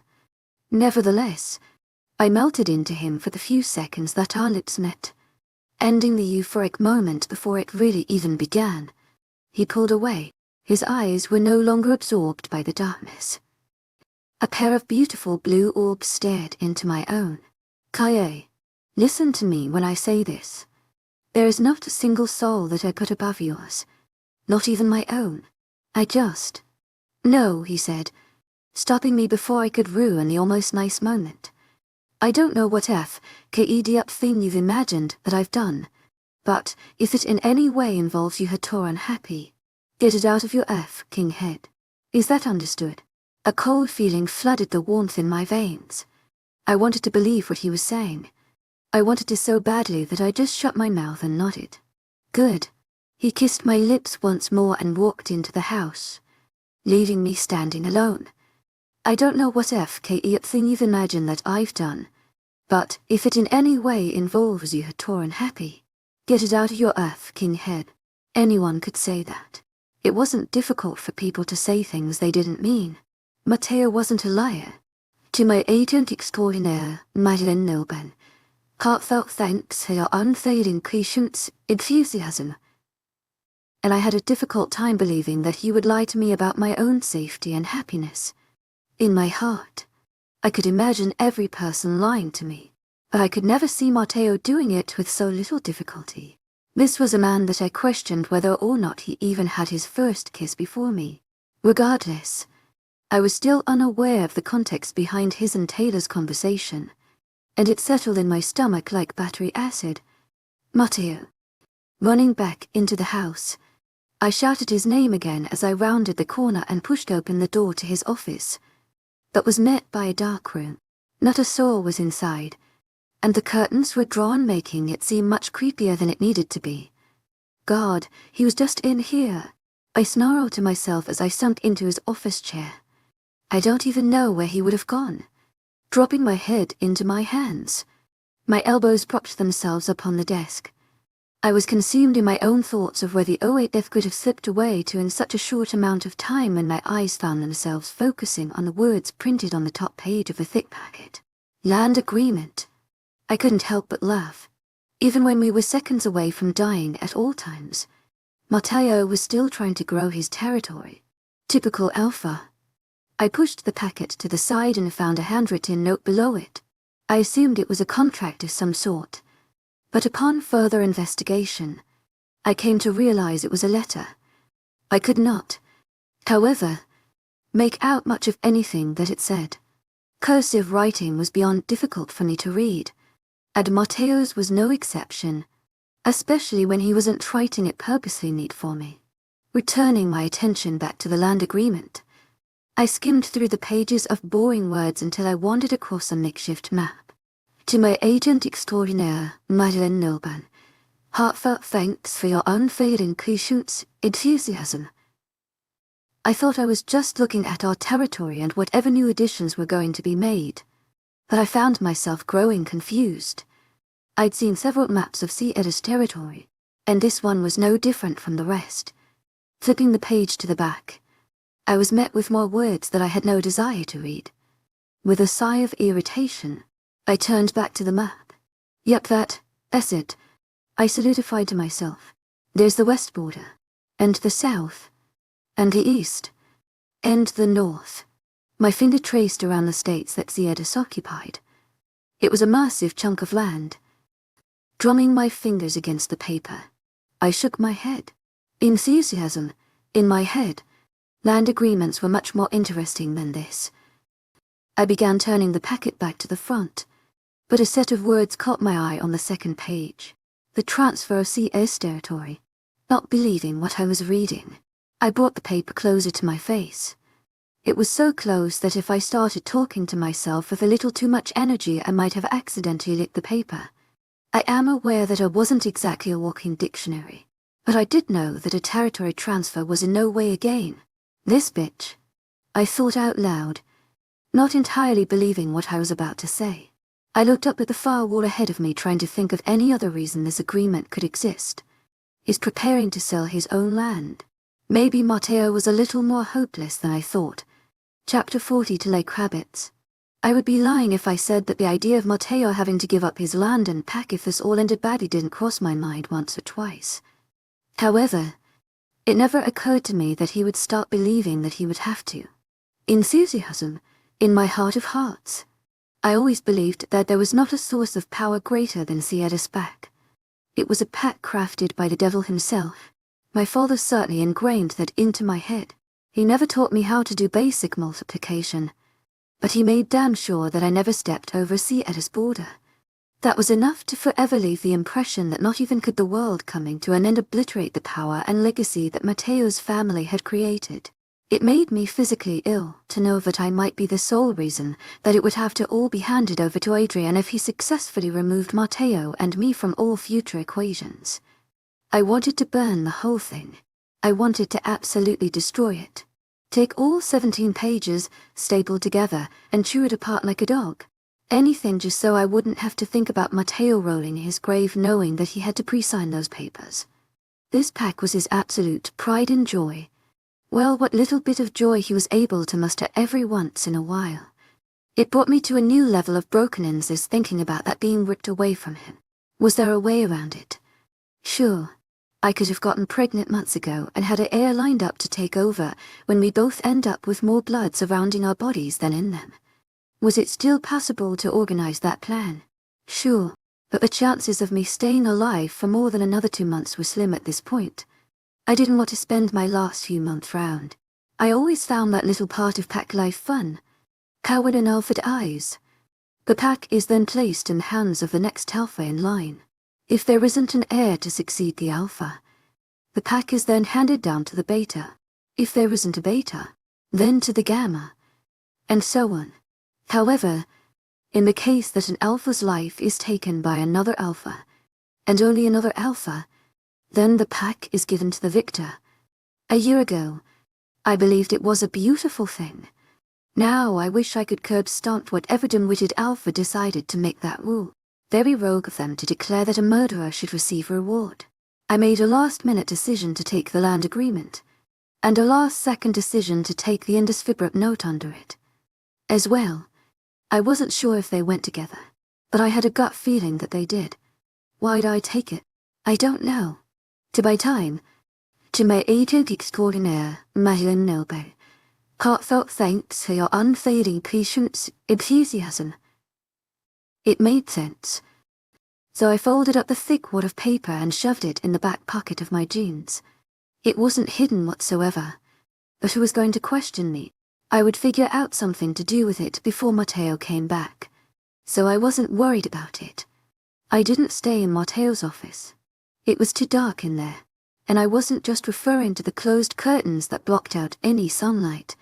I didn't have to sit in that office with Matteo to know that he had to make a lot of difficult decisions in there recently. No wonder he was crying. and I was the bitch trying to force it out of him. I found my way back into the kitchen. I had to have gained nearly 10 pounds over the past month, and none of it went to my ass. Stress eating may just be my only weakness. Do we seriously have no milk? I shouted angrily as I pushed a second carton of orange juice to the far side of the shelf. After another minute of moving the same 3 jugs, I gave up on making a bowl of cereal. I can't have anything nice around here, I grumbled, pulling a Pop-Tart of the cabinet. They were my favorite snack. The insides were too sweet, so I only ate the crust on the outside. It was more of a chore to eat them than it was a luxury, but I was hungry and didn't feel like finding someone in the house to teach me how to work the stove again. You have everything nice around here, Daniela chimed in.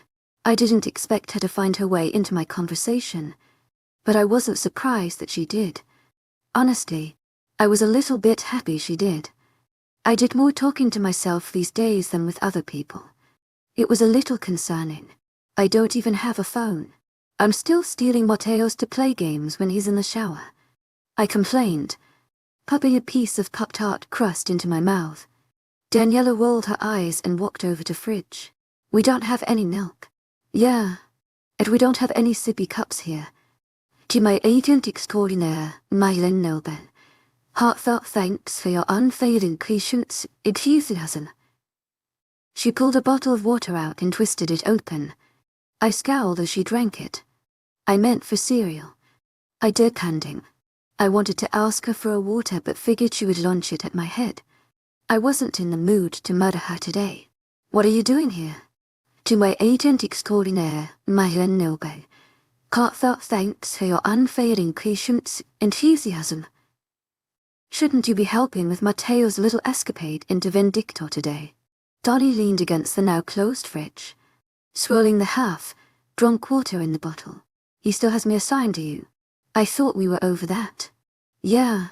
Well, no one seems to do a good enough job at babysitting you, so he stuck me back on duty. Go figure. I thought to myself. I couldn't deny. To my agent extraordinaire, Mylen Nelben, heartfelt thanks for your unfailing patience, enthusiasm. That a little bit of me was happy that Dan was back to being my bodyguard babysitter. She wasn't nearly as nice to be around as Jack was, but she didn't see me as an almighty alpha like every other person Mateo assigned me to. So you're back to following me around again, I concluded, trying to split the back half of my Pop-Tart away from the front. If I had a knife, it would have been much easier. Yeah. Supposed to be. His orders were, do not under any circumstances let her out of your sight. But I think hearing distance is just fine, she clarified, setting my mutilated Pop-Tart on its wrapper. I leaned back in my chair. I cursed myself for lacking whatever brain cells a person needed to talk to themselves in their head. What if Mateo didn't want anyone else to know that he was preparing to give up the earth if we both died? I said that shit out loud. So you heard everything this morning? I asked as she took another swig from the bottle. Your little argument with Mateo now. I heard some rumors about it, but I wasn't aware I'd be babysitting today until a few minutes ago. A sigh of relief escaped, and I felt like I was able to relax again. Laughing off what she said, I tossed another piece of Pop-Tart in my mouth. What were the rumors? Some stupid shit like that. Donnie shrugged. I almost choked. Thank God, she didn't seem to believe it for a second. She took one final drink, finishing what was in the bottle, and then crushed it. I think the pack is bored today. Probably. There's never anything to do around here. I whined, doing my best to jump to a different topic. I'm sure Mateo would absolutely deck me if he found out people heard what I said about him crying. Ignoring me, Donnie pulled her phone out of her back pocket and started tapping wildly on the screen. It was impressive how quickly her thumbs moved. Well, I only slept for like 3 hours last night, Soha. Fun night. She didn't look up from her phone, but I'm sure if she did, her eyes would be taunting me. No, I honestly wish that was the case. Shame, if I were the two of you, I'd be screwing like rabbits. Never know when it could be your last. I bit my lip. a little annoyed that she had to bring it up like that. A valid point, but not really one I wanted to think about while I was having my first afternoon snack. Thanks. Done, I replied boredly. I'm gonna go take a nap. Getting up from the table, I crumpled the wrapper and whatever salvageable pieces of Pop-Tart were left and threw them in the trash. To my agent extraordinaire, Madeleine Nilben, heartfelt thanks for your unfailing patience, enthusiasm. Just keep the door open. Yeah, sure, whatever. Matteo. There were very few points in my life where I felt unsure of what the outcome of my actions could be. The first time it happened was after my mother died. I'd grown to have a bad temper and terrible way of dealing with it. I don't remember the context of the incident, but I had just turned 8. I was old enough to know what I was doing but still too young to know the extent of it. The kid's name, I couldn't remember it if I tried. However, the dark brown eyes that begged me to release the unrelenting grip I had around his neck was a memory forever burned into my brain. I knew what I had done, but I didn't realize he wasn't going to wake back up. I was terrified as minutes passed, and the color in his face seemed to drain like water. I was very stupid back then. Fear was the only emotion that overcame me as sobs racked my body. I sought my father out for help as children do. The only thing my father said to me was, "I'll take care of it." I never asked what that meant. The second time, and perhaps the most prevalent, was after my father died. My worst mistakes apparently occur in patterns. I was faced with the responsibility of taking over the pack after watching my father shut down from the inside out. I was a scared 17-year-old that wanted nothing to do with leading a pack after I watched it destroy my mother. The power seduced her, and she was eaten alive by addiction, depression, and constant fear. I'd indulged in my own fair share of it only 2 years prior. So, when my father passed away from obvious poisoning, I wrote it off as cancer to avoid a war that I wanted no part in. I should have absolutely obliterated Vindicta Pack when I had the chance. The most recent still doesn't have a clear answer. I can still feel the way the blood in my veins ran as ice, cold as the blue in her eyes the first time our eyes met. Her heartbeat was pounding against her chest to the point that I could feel it in my own. She meant absolutely everything to me, even as she laid below the half without clothes body of my beta. I was well aware of Kai's status a row before I even asked for her name. The scent was a dead giveaway, it always was. Yet every fiber in my body needed her, so I never thought twice as I carried her unconscious phone back to the pack house. She may never be meant to be a Luna, but she was meant to be by my side. That was clear, so that's where she will reside until one of us dies. Sad and disturbing, but I can't deny the facts of life. I guess. As I stood only about 80 yards from Vindicta's territory, I was becoming aware that this moment was going to be added to my slow growing list. I wasn't sure if Adrian outletly planned to cross into his land. I wasn't sure that Adrian still didn't have patrols monitor this end of the southeast border at this time. I wasn't positive about much of anything.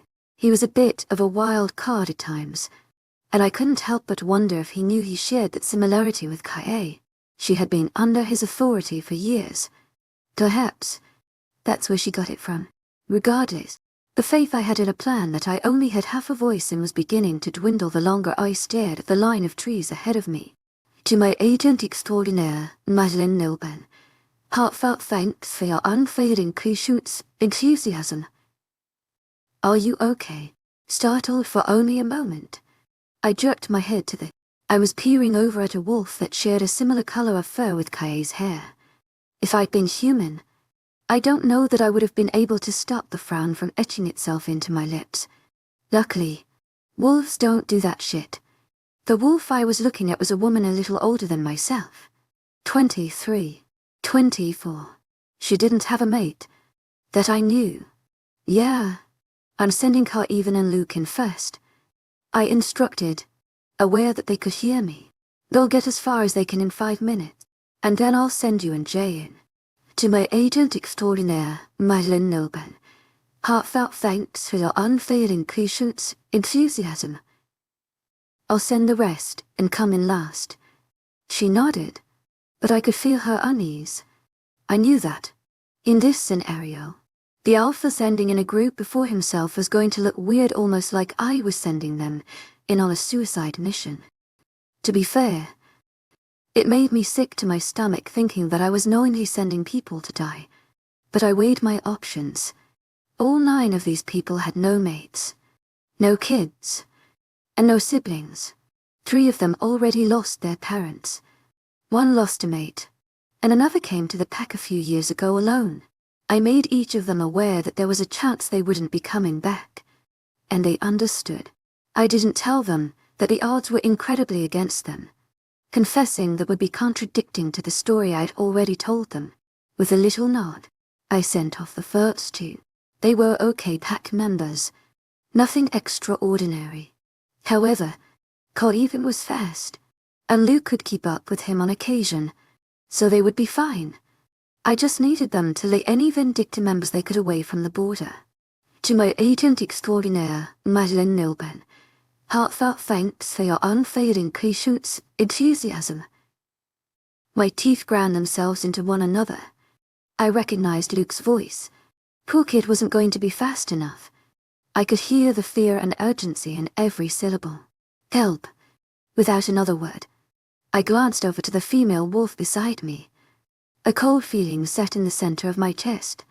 I nodded in the direction of the border, and she understood. She barked once at Jay before they crossed over together. Jay was about as useless as they get, but I respected his dedication to the pack. He was only 17, so he didn't know much. He was a stupid kid. To my agent extraordinaire, Madeleine Nilben, heartfelt thanks for your unfailing patience, enthusiasm. Wasted a lot of his time drinking and seeing dealer that I once had. I wanted to believe I was doing him a favor. Amber, the female wolf, on the other hand, was one of the brighter pack members. If anyone in the group of 9 was going to make it out alive, it would be her. She was fast and knew how to use her head. Hopefully, she would make it farther than Coiven. At least, farther than Luke. We've been separated. I don't know where Luke is. I was not the kind of alpha to sit back and watch as pack members fought my battles. It was a hard title to give up. My pack may not ever be aware or even the world, but I would have to live with this moment until I die. I shook Coiven's words out of my head before they started to give me a headache. As minutes passed that felt like hours, I felt a foreign feeling wash over me. I couldn't seem to focus on the world around me because I was so focused thinking about what I couldn't see. I tried to convince myself that a few lives lost were better than hundreds, but for me it wasn't.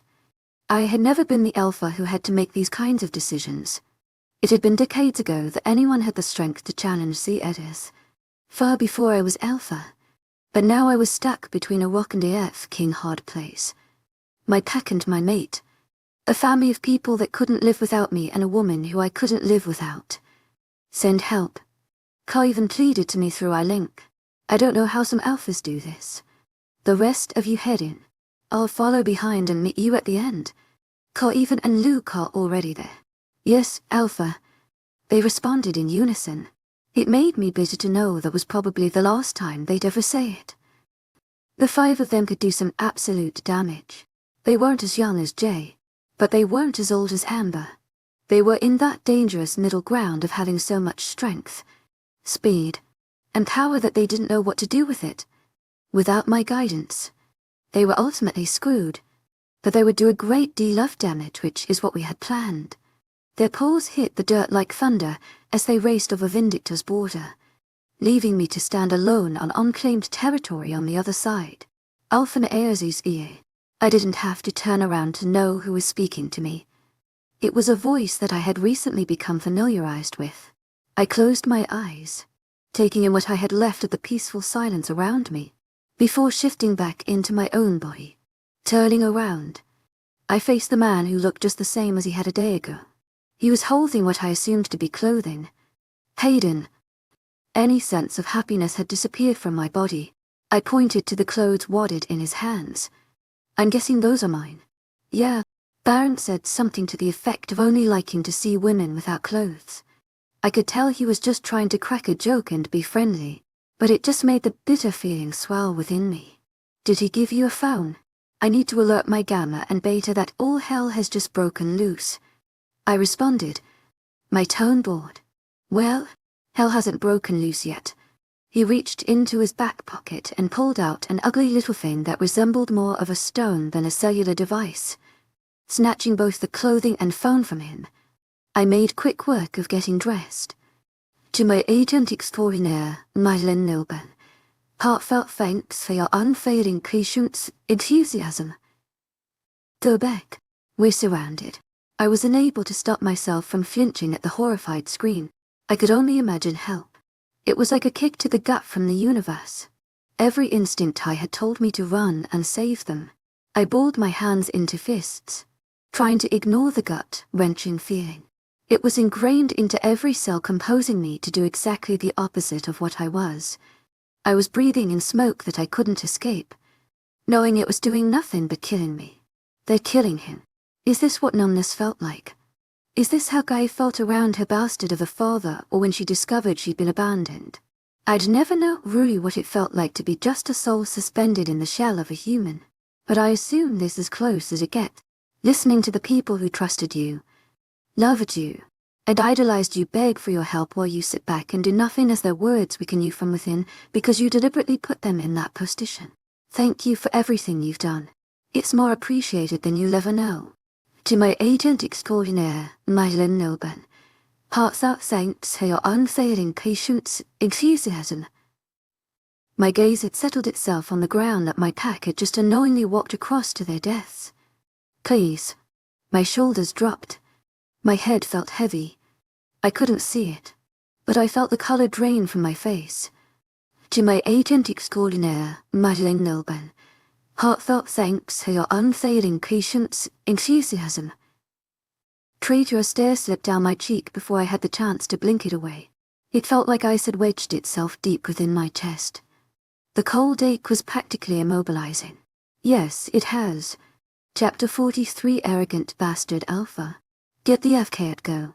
Ugh, I groaned, rolling my face into Mateo's pillow and using the sides of it to cover my ears. Now, if these stupid kids don't shut the hell up, I'll personally make sure they never have the vocal cords to speak again. They didn't play their video games often, but when they did, I always heard it. Mateo was pretty good at drowning them out, but it was practically impossible with the door open. To my agent extraordinaire, Madeleine Nilben, heartfelt thanks for your unfailing patience, enthusiasm. Well, that caught my attention. I could make out the sound of footsteps making their way to me. Whoever it was didn't care enough to call me Luna, which was odd around here. Before I could even roll myself back over, the hands grabbed me, forcing me to turn around. I screamed as I stared into Donnie's crazy-looking eyes. A year ago, screaming like a terrified school-girl would not have been my go to respond. I was a bit disappointed in myself. If I had the time to sit and stare at myself in a mirror and wonder how I'd become so soft, I would have. What am I kidding? I have a mate that caters to me like I'm his most precious possession. To my agent extraordinaire, Madeleine Nilben, heartfelt thanks for your unfailing patience, enthusiasm. I've gone soft. Get up. Come on. She snagged my hands and yanked my entire body out of the bed. I stumbled, my feet tangling in the sheets. I don't know how I didn't snap an ankle. What no? She pulled me with every bit of power in her body, and I practically flew forward. My feet moved with very little grace behind her down the hall. Her tight grip around my wrist never loosened. FK Dan. I snarled. She was, however, entirely unfazed. This is bad. This is bad. This is so bad. She chanted quietly to herself. I tried asking, again, what was going on, but was cut off as she nearly laid out some poor kid. Her shoulder slammed straight into his chest. He was a big kid. FK get out. I'd never really witnessed how vicious she was around anyone other than me. She might have been worse than some alphas. The pool pack members were running in and out of the hallways like chickens with their heads cut off. It was unlike anything I'd ever seen before. and I didn't know how I hadn't heard them doing it until now. Chaos had literally erupted while I was taking a nap. It didn't take a genius to know what was happening. I just didn't understand what the hell happened to suddenly project it to this point. I was shoved quite violently into Matteo's office. The curtains were still drawn, so it was just as dark as it had been before. I turned around to face Daniela as she slammed the heavy door shut. The sound made me jump, and I would have bitched about it had we not been in a moment of such high intensity and total confusion. What I started to say, Daniela interrupted me before I even had the chance. "You've KED up," said they figured out the plan before they were even 5 miles in. She rambled. The crazy look in her eyes somehow managed to get worse. My heart rate sped up in response to her words. "EFKE up. Matteo." Taking a step forward, Daniela's hands were tugging at the roots of her blonde hair, and I was surprised she wasn't tripping it out in chunks. "He's okay. I don't know." Didn't answer a single one of my questions, and told me to bring you here. I repeated, pointing down at the floor. Dani's hands flew up as she crossed the floor. Yeah, I didn't understand either. She drew the blinds away from one another, peeking outside. "Well, where do you think I should be?" "Kae, I can't tell you that. I was ordered to bring you here." She brought the blinds back together with enough force that I thought they might break and fall down. "Are you staying?" Watching Dani scramble over to Matteo's desk now. "I have to go find him." She was slamming drawers open and closing them with such aggression that you'd think they owed her money. "Jack is staying back. Matteo put him in charge of the pack in our territory, FK." Her hand drew back, and she began shaking it violently. I wanted to ask what she didn't possibly laugh at her pain, but figured it might not be the time. "Well, I'll come with you." Based on the look she gave me, you would think I just told her I was pregnant with her baby. "No, the FK you won't," she snapped. "Do you realize how stupid that would be? You'd be walking right into their hands. What am I supposed to do here?" I felt like a kid again, being yelled at by my father for not understanding how to do simple tasks that he didn't care enough to teach me. "And if you see anything come too close to the house, call Jack." Her rummaging proved to be victorious. She sighed, pulling out a handgun. "When the hell did that get in there? That has to be the worst plan I'd ever heard. Hide in Matteo's office until I literally see someone outside. What kind of suicide mission was that?" "It's the order I received. So just shut up and do it. You're in a pack house located in the center of our territory. Hopefully, they won't make it in this far." Popping open the cylinder to see how many bullets were inside. "To my agent extraordinaire, Madeleine Nelban, heartfelt thanks for your unfailing patience, enthusiasm." Seriously, she laid the gun down on the desk and started walking back over to the door. "But Kaye," she interrupted. Her brown eyes bored into mine in a pleading way. I gulped, my mouth not having the strength to say, "I'm going to have King die in here." Dani's hand latched onto the doorknob, opening the door. "Just listen to your alpha. This doesn't make sense. I should be running," I argued. Dani's face fell. It was obvious she felt the same way. Let's hope Matteo knows what he's talking about. "To my agent extraordinaire, Madeleine Nelban, heartfelt thanks for your unfailing patience, enthusiasm." She didn't stay to let me argue anymore. The echo of the door slamming shut haunted me as I stared at the spot Daniela had just stood. Did she really just leave me here to die? I suppose the correct question was, did Matteo just leave me here to die? Did he not realize I wasn't really this kind of wolf? I was a cause-have-a-can-run kind of girl. I never stayed behind to actually see the damage. I definitely didn't stay behind to fight whoever was coming for me. But here I am, sitting in Matteo's office like bait. Maybe that's all I was. Bait. Oh, what a way to go. I had a hard time believing Matteo would plan my demise like that. It would just be rude and not very loving. How could I deny it? "To my agent extraordinaire, Madeleine Nelban, heartfelt thanks for your unfailing patience, enthusiasm." Every person in the house was being ordered to evacuate. and I was told to sit, look pretty, and call Jack when I saw Adrian's little minions get too close. How was that not a setup? FK. I wanted to punch Matteo so many times for putting me in this predicament. I should run. I told myself. There's no way that I shouldn't. But then again, this is what Matteo said to do. He was never wrong. If I had the track record that he did, I'd be a saint and a free woman. So, maybe I should just stay put.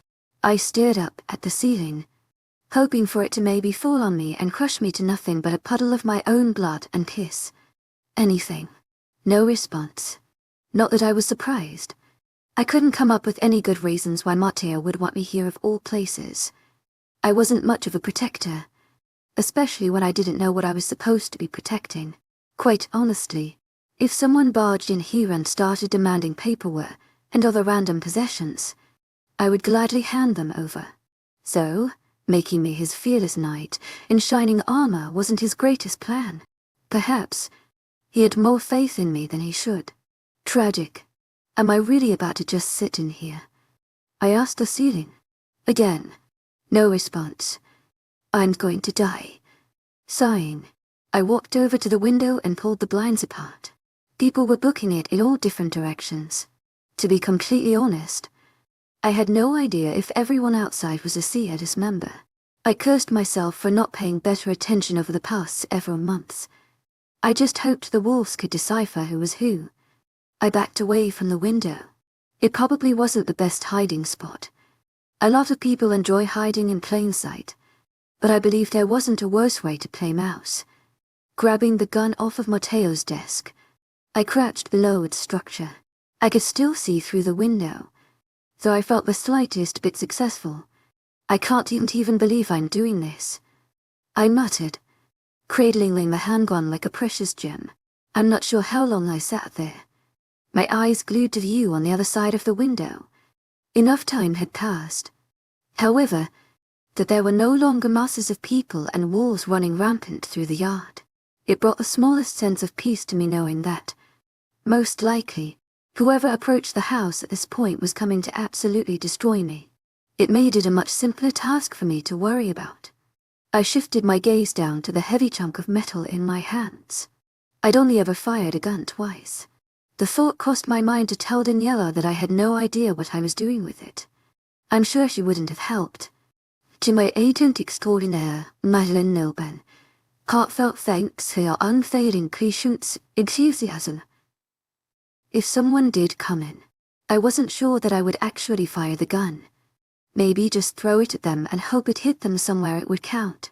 It wouldn't kill them, but I didn't need a gun to do that. I had hands for a reason. To my agent extraordinaire, Madeleine Nilben, heartfelt thanks for your unfailing patience, enthusiasm. I tended to be most successful when my victims weren't expecting their fate. Hopefully, I would just have enough time to call Jack before then. My face dropped as realization hit me. I didn't own a phone, and I certainly didn't know Jack's number. Damn it. I grunted. I did my best to crawl out from under the desk, but wound up smacking the back of my head. The gun clattered to the floor, and I flinched, expecting it to blow a hole through the hard wood. Looking down at the gun on the floor, I waited for some sort of delayed reaction. With my luck, I'd laugh it off, pick it up, and it would blow up in my hands like a bomb. With that image in my mind, I decided that I didn't care all too much about the gun and left it on the floor. I was aware that Matteo had a phone on his desk.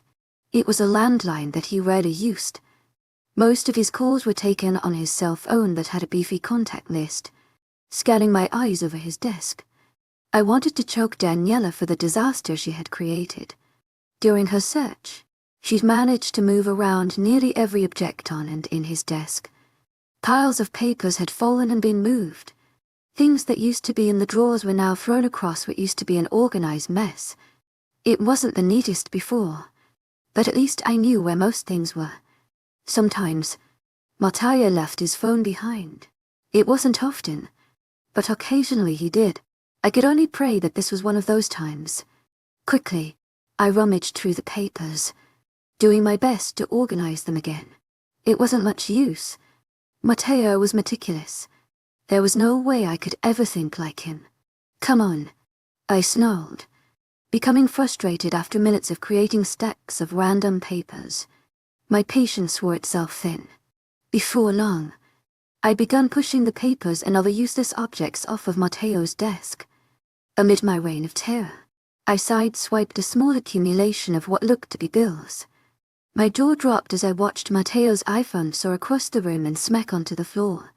I could practically hear Mateo telling me, "Do not drop that phone." "Oops," I said sheepishly. Rounding the desk, I retrieved the phone from the floor. I grimaced, noticing several cracks in the screen that had not been there before. Oh, I was a dead man. Walking back over to the desk, I plopped down into Mateo's chair. It wasn't the same. I didn't want to be sitting on the stupid chair. I wanted him to be sitting on it as he held me on his lap. I wanted to feel safe in his arms, not a nervous wreck in the chairs. Unlocking the phone, I got to work searching for Jack's contact. There wasn't anything wrong with preparing.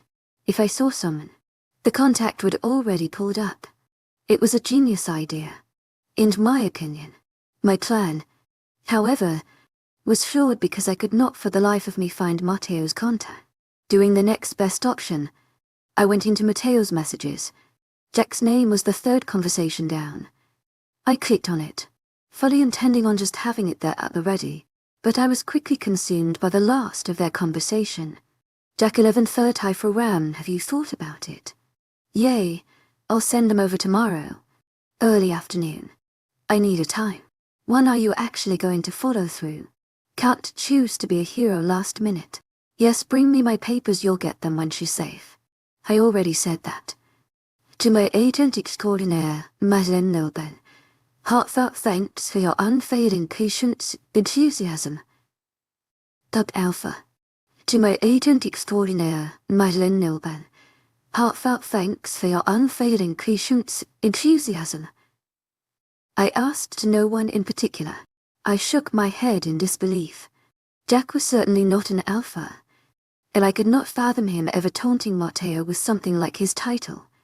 Rereading through the messages, I found myself focusing on one sentence: "Bring me my papers. Bring me my papers. Bring me my papers." I whispered so quietly that I hardly hear myself. It was as if a light switch had been flipped in my brain.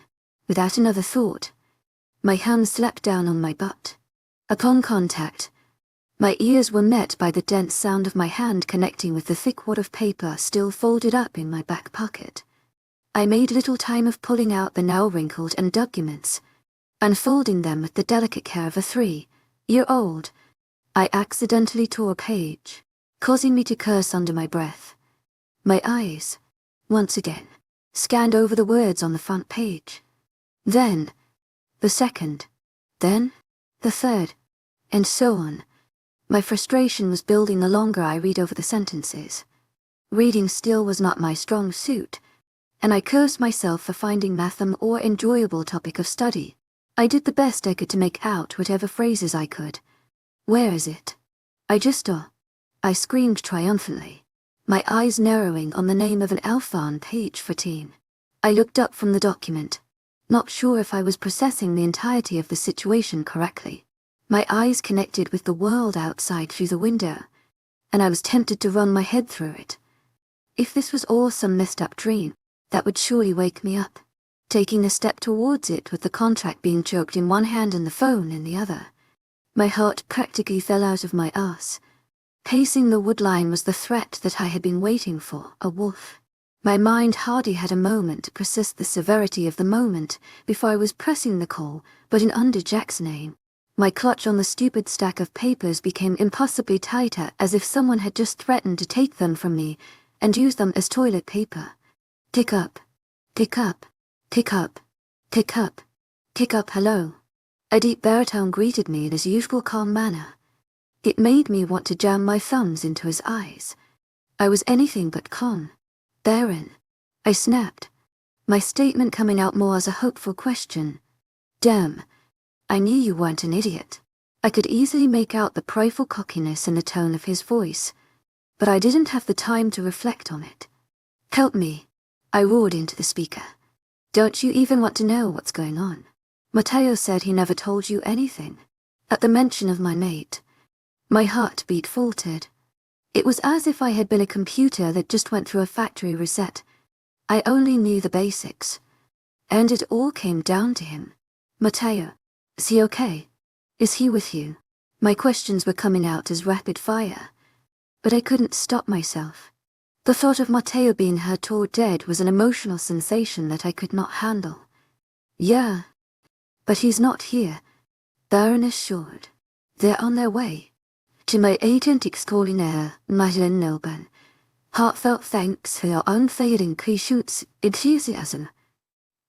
Adrian's stupid dogs are looking for him on the other end of the territory where Matteo sent his 9. It was an absolutely brutal scene.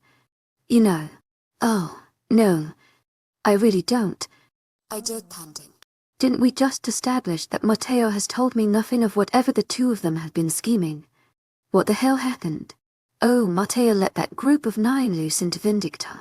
Smart plan. Truly. An incredible way to rip through a few of Adrian's dogs and cause a distraction. Baron did not seem affected in the slightest. In the past, I'm sure I would have been the same way. But, for some reason, it just didn't sit right within me now. Maybe I was becoming a pack mother. Gross. Are they okay? No, is that wolf still outside? I frowned but felt my heart sink in fear.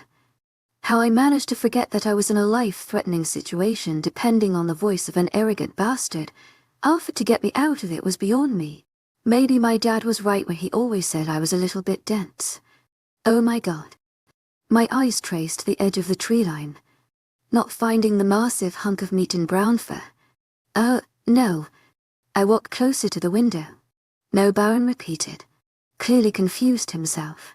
It then became clear to me that the wolf was no longer by the wood line because it was now pacing below the window. Okay, yep. Should I shoot it? I rambled, already turning on my heel to retrieve the gun. No, God. Kaye, why would you do that?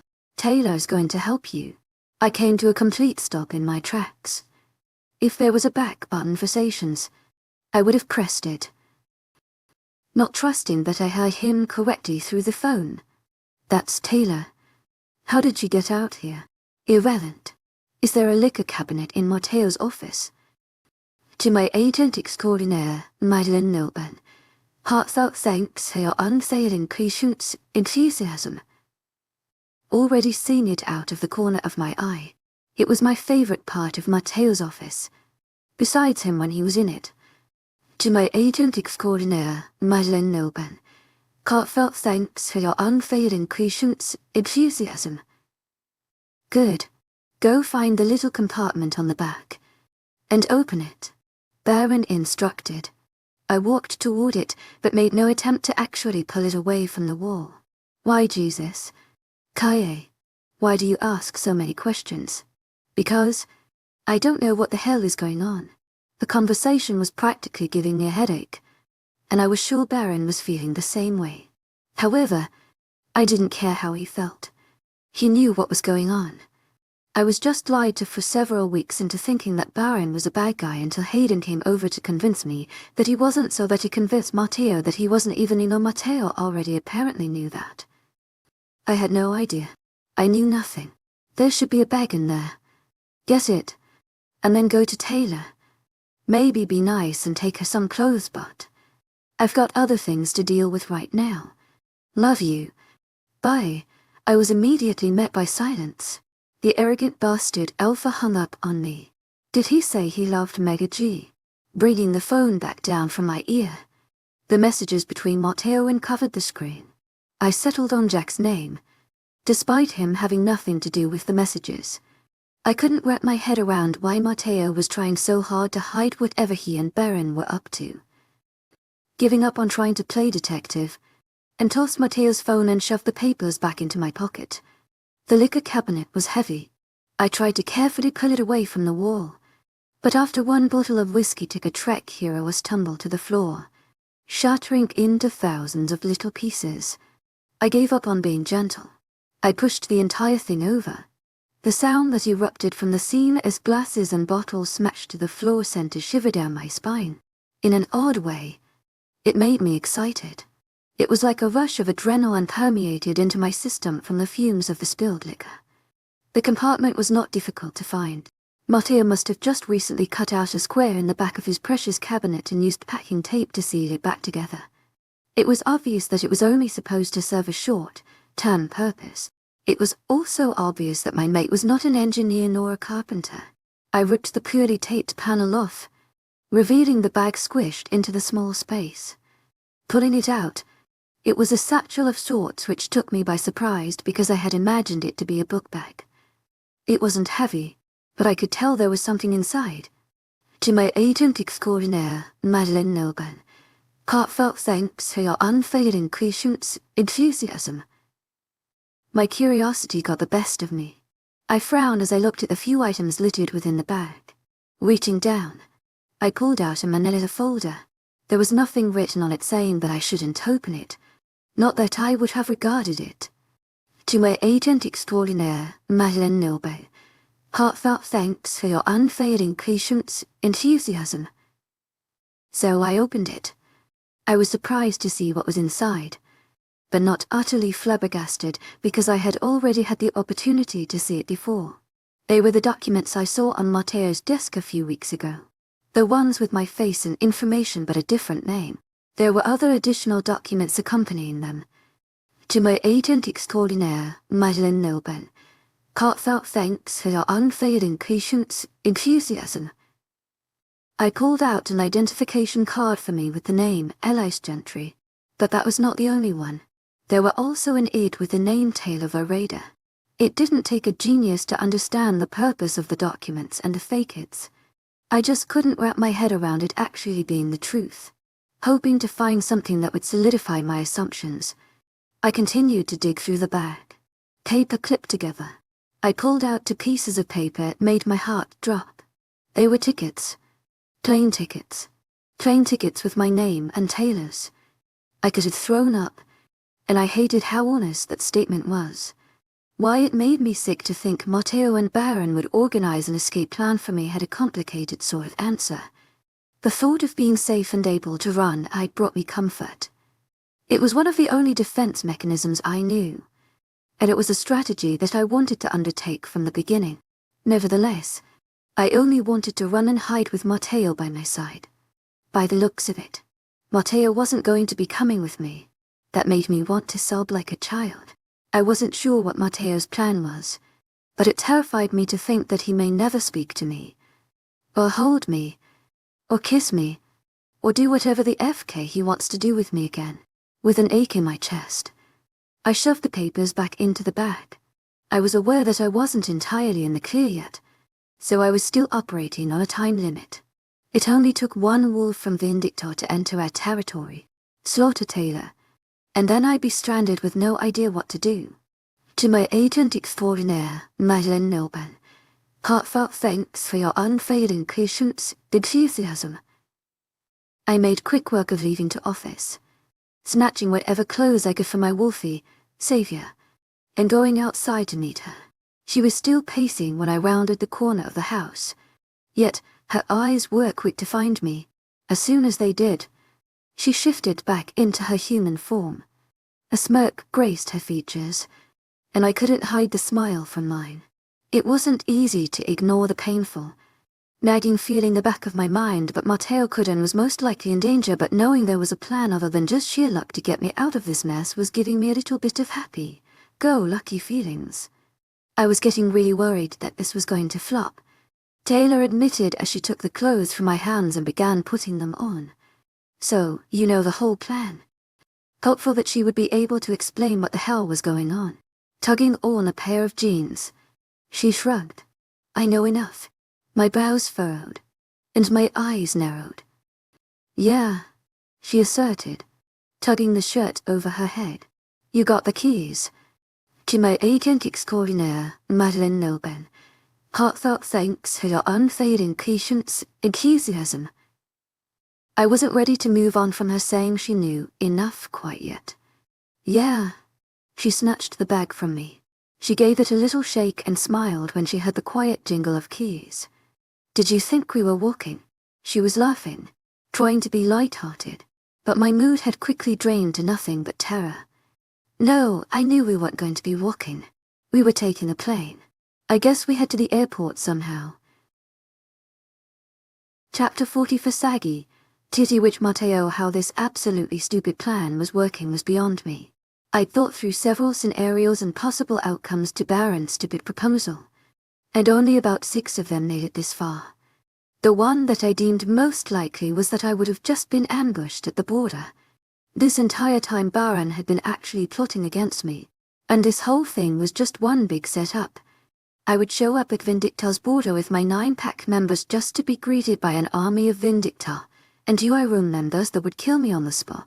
In that scenario, I would accept the stupidity and naivety of my own actions and welcome defeat. I would have no other option. I could simply just pray that Kae didn't decide to suddenly want to play hero and come to avenge me, because no matter how my fate decided to pan out, as long as Kae played her part, she would be safe. As I walked aimlessly with Hayden, it became clear to me where a lot of Kae's crude humor came from. He cracked a few jokes that I was sure I had heard Kae make once or twice. It made a dark pit swell in my chest just thinking about my girl. I wasn't aware of much about Hayden beyond what Baron had told me. He and Kai were close to one another when they were stuck together in Vindicta's prison, both physically and emotionally. Being in the cell adjacent to hers, he had come to be a mediator and a friend to my slightly psychotic mate. Whereas I knew that Baron was sending over Hayden, I had no clue he was sending over Taylor when he had. When I came to realize who Taylor was, I questioned her myself as to why Baron was sending over his own pack members if he was only an alliance. Alliances in pack issues only tend to intervene if and when the packs at war decide to attack.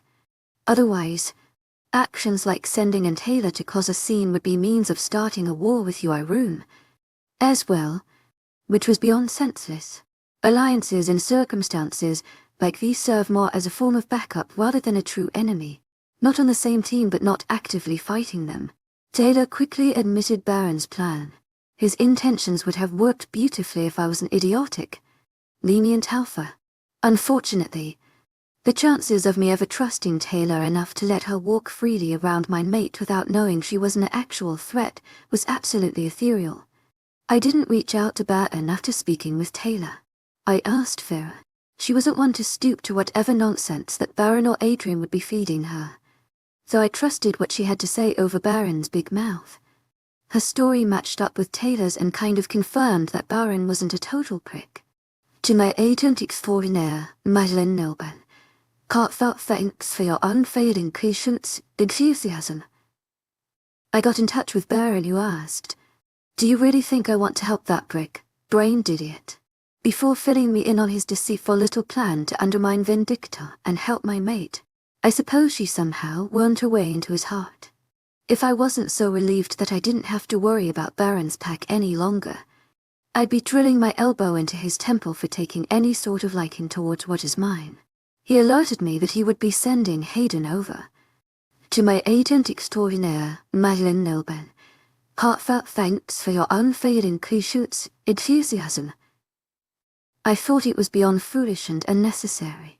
It was also just putting the plan in jeopardy by revealing the truth to Kae that we'd been heading for weeks. Originally, we both agreed that Kae was a bit of a hellion.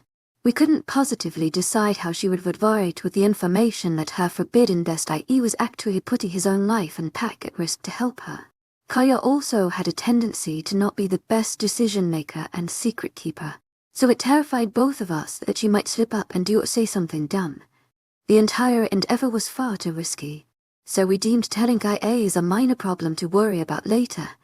It was when Baron proposed the hypothetical situation that Kae might not agree to go with Taylor unless she had a feeling she could be trusted that we realized Kae would need to be made aware of the plan. I wanted to tell her, but we both knew that Kae would have tried putting a stop to me risking my own life to save hers if she knew the entire thing. She would try to think of 1,000,001 other ways to go about it that meant me not leaving her side and leaving her alone.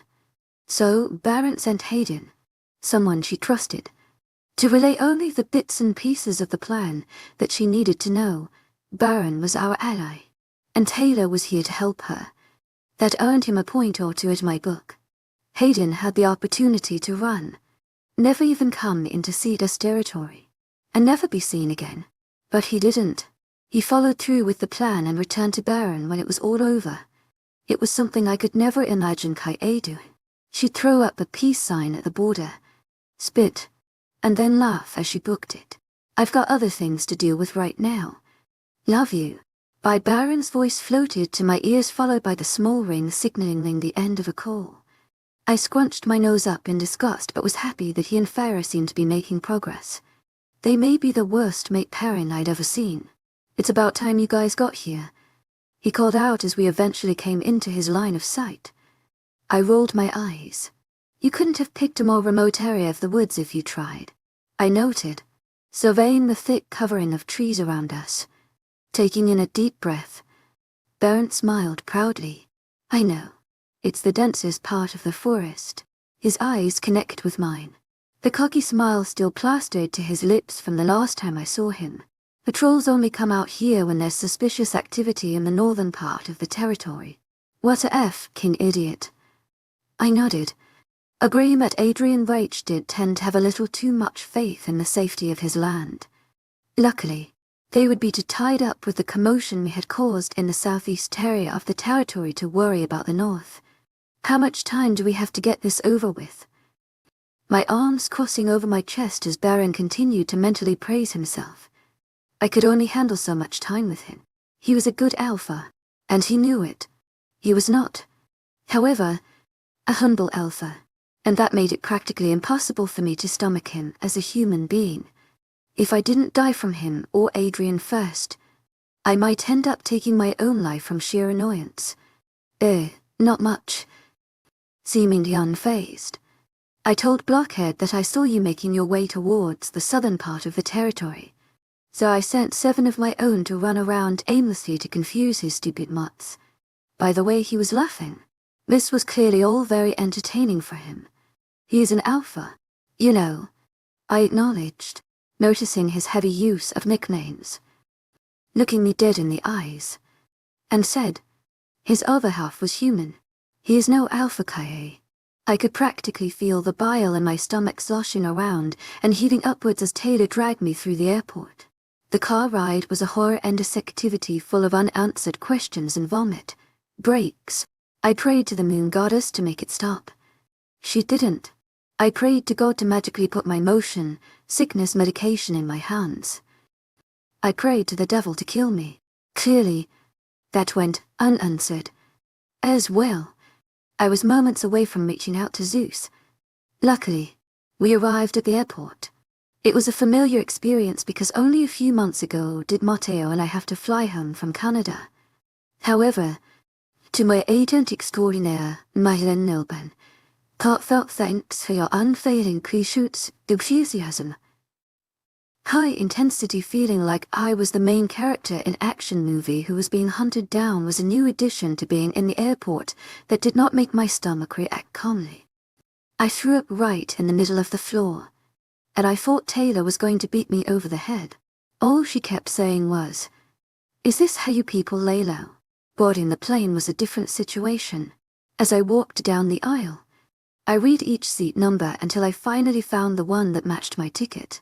I could feel Taylor's impatience radiating off of her in waves, but they couldn't fly the plane until I was seated, so I was going to take my time.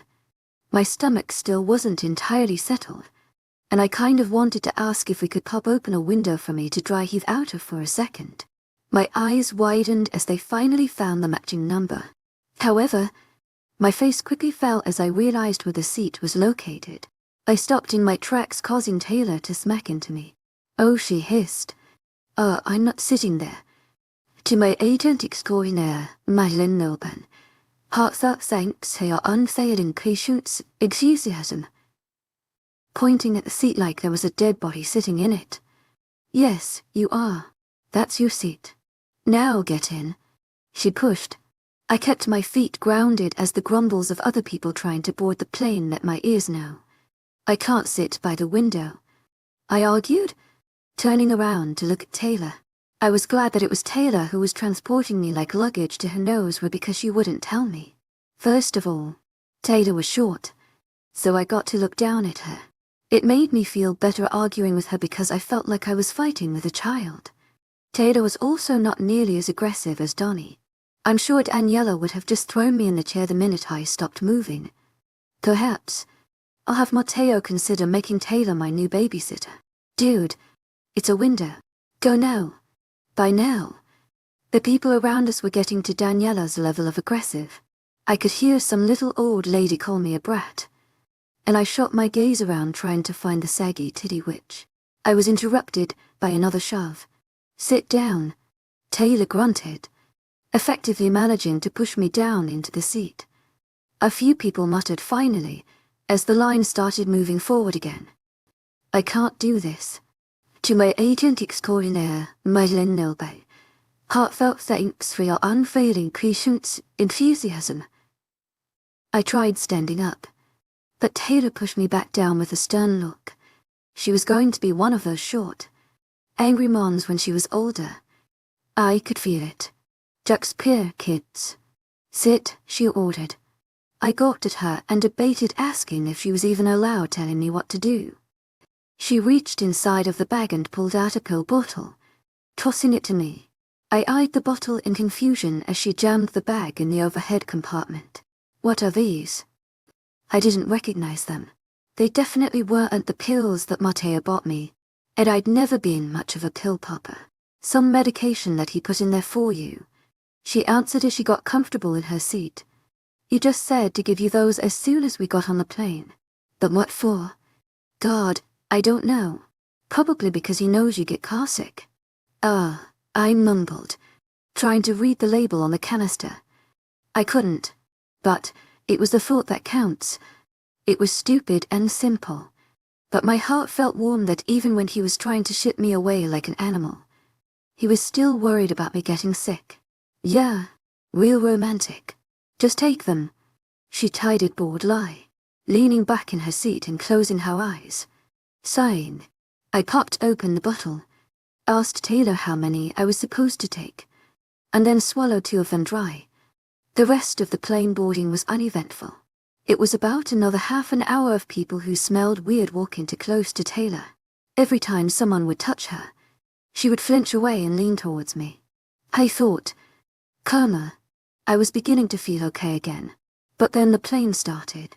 It felt like someone set off an atomic bomb in my stomach. My attention snapped to the window. I placed a hand on the glass and tried pressing on it lightly. It didn't budge. How do I open the window? I asked to no one in general.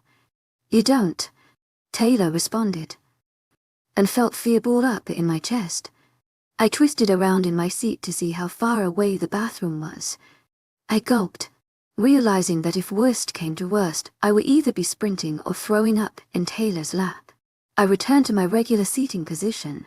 The plane started moving forward, and the unsettling weight in my chest intensified. I quickly slammed down the blind in front of the window so that I couldn't see the world moving around us. Taylor was unfazed. Her head was tipped back, eyes closed. I assumed this was a regular way of travel for her because she was far too comfortable. As the plane lifted from the track, I dug my nails into the armrests, unable to stop myself. My claws came out for a moment, damaging the fabric. I grimaced. Matteo would have given me that disapproving parental look if he saw me do that. I couldn't stop the grimace from morphing into a frown. This would be easier with Matteo. His hand holding mine was always enough to help my nerves to calm themselves. He wouldn't have yelled at me for throwing up in the middle of the airport. To my agent extraordinaire, Madeleine Nilbay, heartfelt thanks for your unfailing patience, enthusiasm. He would have rubbed my back and told everyone staring at me to mind their business. The plane ride wouldn't feel like blasting into a terrifying voyage into the unknown depths of space. It would have been bearable.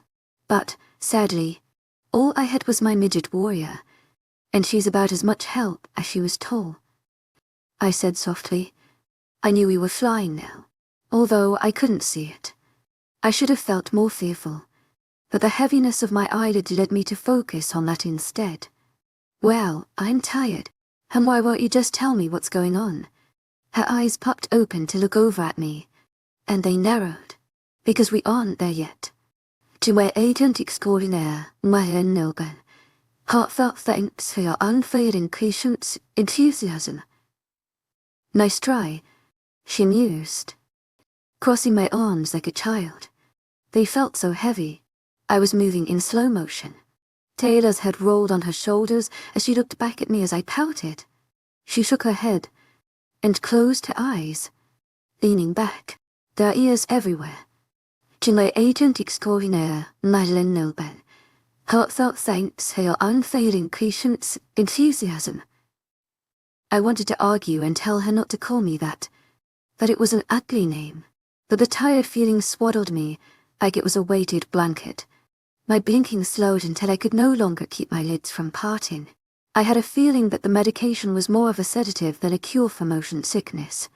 Chapter 45 Self, proclaimed Prince of Alphas. My back hurt. The exhaustion laying throughout my body made waking up a miserable experience. I wasn't even fully awake, and I already wanted to wring out my spine like a wet rag. Prying my eyes open, I found myself overwhelmed by confusion as I looked around at a foreign living space. I gazed down at where I had been sleeping. A couch. "Good morning," Taylor said, reminding me that I didn't wander into a random house all by myself. She was sitting in a chair at the opposite end of the couch, watching me with a lopsided smile. With a grunt, I pushed myself up to get a better look at her. She had changed from the clothes I had given her and seemed to have taken a shower. As well. "Where are we?" The fatigue in my voice took a giant step forward, making it sound like I just gargled the gravel. Surrounding me were creamy-colored walls, polished wooden floors, and expensive leather furniture. The house was cozy, but the lack of decoration and TLC left me unconvinced that it was a lived-in setting. "Home," she stated simply. Her response left her seemingly unfazed but had the opposite effect on me. "You're home. You're home," she solidified. My lips puckered in thought. My home. This was not the pack house. "What?" Taylor sighed. She pushed herself up from the chair and walked into a dining area that was connected off to the side of the living room, grabbing the familiar bag from the large mahogany table. She rifled through it until she retrieved what she was looking for. With a paper or two in hand, she walked back into the living room and handed it to me. "What's this?" Snatching it with the greed of a hungry, homeless man. "Those are your ownership papers." See, she pointed to the bottom of the first page. Printed neatly across the bottom were two names: Nathaniel Hall and Elias Gentry. I scrunched my nose, grimacing. Elias Gentry. The name tasted sour. "I don't want it," I pouted, making Taylor roll her eyes. She plucked the papers from my grasp, earning the "hey" from me in response. "Well, you can't change it. That's what Mateo chose. And that's what you get." I felt as though I was being lectured like a child. The fact that I was pouting like one really didn't help. "To my agent extraordinaire, Madeleine Nilben. Heartfelt thanks for your unfailing patience, enthusiasm." Why'd he choose it? Was it from some girl he thought looked good? Was it an ex? Oh, God. Was it his mother's name? I think they used a name generator. I don't really know. Well, that made me feel a little better. But he could have at least put a little more thought into it. Frowning, I thought about how our names sounded. Mateo and Kaie. Perfect. Elias and Nathaniel. A church couple. I hate them. I cannot call Mateo Nathaniel. That is so wrong. Like that name coming out of my mouth during sex. Are you kidding me? You're being dramatic. Taylor chided, interrupting my rant. Besides, I figured you'd be more excited about having your own house. I tilted my head like a lost puppy. I suppose I had managed to forget I was now homeowner. Well, Elias Gentry was. To my agent extraordinaire, Madeleine Nilben. Heartfelt thanks for your unfailing patience, enthusiasm. I don't even know where the hell we are. Shefferville, Canada. What the FK is Shefferville, Canada? I deadpanned in. Never in my life had I heard of the place, and I had absolutely no desire to live there. It's around the border of Quebec into Newfoundland, so Eastern Canada. I pondered it. Eastern Canada was owned mostly by one alpha. One or two small packs filled bits of the empty space, but for the most part, Eastern Canada was not rogue country. To my agent extraordinaire, Madeleine Nilban, thanks for your unfailing patience, enthusiasm. What territory are we in? Taylor looked at me like I was stupid. Are you slow? It's Barrens. I should have guessed, and a part of me knew deep down the answer before she'd even said it. The little twit's name had been popping up all over the place. His name was written in the land agreement. Then, he was the person listed under Jack's name in Mateo's phone. Now, mine and Mateo's little hideaway home was being protected within the confines of his territory. This guy really was pulling out all of the stops for me. We're living in UI room, I concluded. Yes, Baron is providing you guys asylum. Why else would he be so involved? I don't know. I don't know anything because no one tells me shit. It was the truth. I knew what I could piece together on my own, but no one had given me any true details or insights. I knew from Hayden and Taylor that Baron was helping Mateo and I from the inside, actively betraying Vindicta. Mateo and Baron must have decided the best. Safest option for the two of us was to run, which did make sense. Abandoning the pack would sever our ties with it. Without Mateo and I being tied to the pack, Adrian would have no reason to hurt them. Plus, we could hide in Baron's territory unnoticed. Because of Baron's fake alliance, Adrian would never suspect the betrayal and the housing of fugitives on Baron's land. To really sink in the blade, Mateo had our names changed. Our identities were fresh and new and untraceable. All around, it was a smart plan, but I still wasn't satisfied. If Baron was taking Mateo's land, then that had to mean he was taking the pack as well. That pack meant everything to Mateo, and it ate me up thinking that he was just giving it away. I was safe. Clearly, I didn't have any intentions of leaving the house. But where the hell was Mateo? What the hell was he doing? And when the hell was he coming back? They were all questions that made my stomach boil and grumble like hot stew. I didn't like it one bit. Right. Taylor sighed as she plopped her weight back down into the chair. Well, I guess now's the time to lay it all out there. I perked up an eyebrow and leaned forward. The plan. She rolled her eyes at my stupid question. Yes, dumbass. The plan. Mateo. This was humiliating. This was on my top 3 list of humiliating things behind being body, slammed through a table by my mate in front of every alpha in the continent and crying so hard that I threw up during my first shift. Baron was having far too much fun. Leading me around like a mule by the silver, laced ropes that bound my hands together, and the barrel of a gun held to the back of my head. His snide comments didn't go unnoticed as he treated me like his pet. I wanted to send my fist barreling into the side of his head, but I stopped myself. The task at hand was in progress, and it needed to go accordingly for Kai's sake. I wasn't nervous as Baron shoved me roughly past our struck Vindicta members. It isn't every day that the Alpha of UI Room has the Alpha of Sierra's held captive and in tow in the Alpha of Vindicta's territory. There was a lot of Alpha, made energy polluting the grounds, and people were a bit shaken. I wasn't riddled with anxiety. I was, however, apprehensive of the plan and wished that I would have given Kai a proper goodbye. Baron, I growled lowly as he shoved me through a doorway. My shoulder clipped the entrance, nearly causing me to damage the wall. Again, he was having too much fun. Shut it. He warned and continued guiding me with as much aggression as he desired. All I could do was huff in annoyance and keep my feet moving. Almost there, pretty boy. We had come to what I knew was the final hole leading to Adrian's office. I'd been in his territory several times and had the opportunity of venturing into his office. As well, this walk was nothing new. I didn't respond to Baron as we marched up to the elaborate door of the office. I always found it comical how Adrian's door was more ornate than Baron's. The self-proclaimed Prince of Alphas. I could have scoffed aloud just thinking about it. His already inflated ego was about to quadruple. "Don't FK this up," Baron cautioned, his words coming as a hiss of sorts. I gritted my teeth, but didn't say what I wanted to. Baron was already shoving the door open. "Oh, Addie, you're going to love this," Baron sang. I cringed as I was thrust into the room with more force than I was expecting. I stumbled, my eyes snapping to meet Baron's.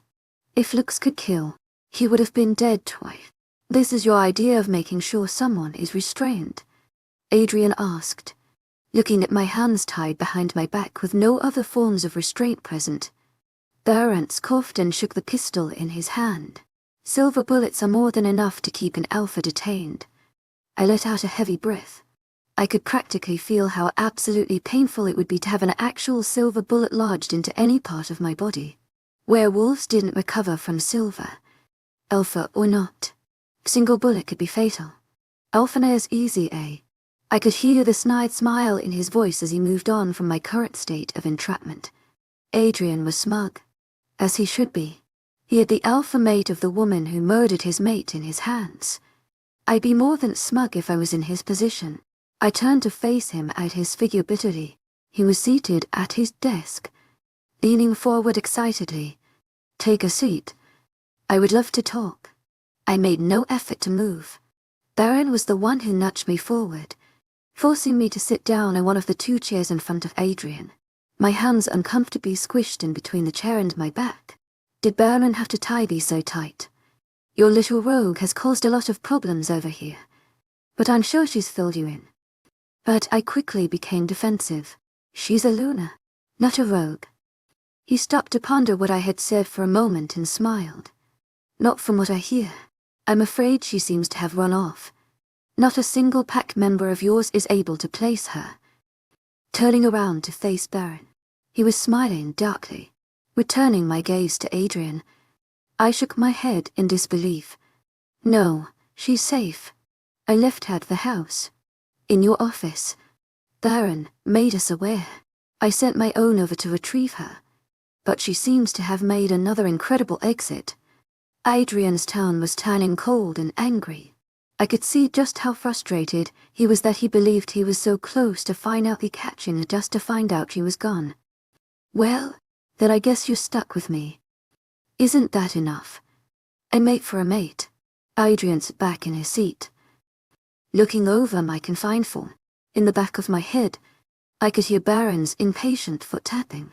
Adrian still hadn't said anything, and I was confused whether he was waiting for me to say something first or not. I could just imagine smoke blowing out of his ears as his brain thought over my proposition. "To my agent extraordinaire, Madeleine Nobel, heartfelt thanks for your unfailing patience, enthusiasm." Baron spoke up. Finally, both of our attentions focused on the eager alpha behind me. I did my part. "Now let me have my fun." He took a step towards me, darkness brewing in his eyes. I had a feeling what he meant by fun, and Adrian's reaction solidified it. "I need him alive." "Baron, says who?" Like he said, "A mate for a mate." The evil look in his eyes made me a bit concerned. He stopped even closer to me than before, gripping the pistol to the point that his knuckles had turned white. It was unsettling. "You know I can't give you that."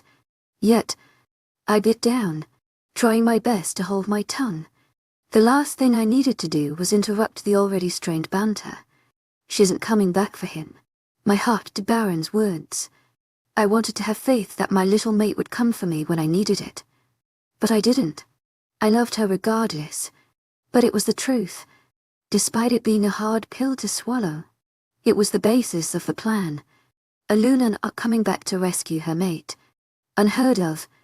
Adrian scoffed, ticking off Bear even more than before. "Clearly, you didn't know his mate."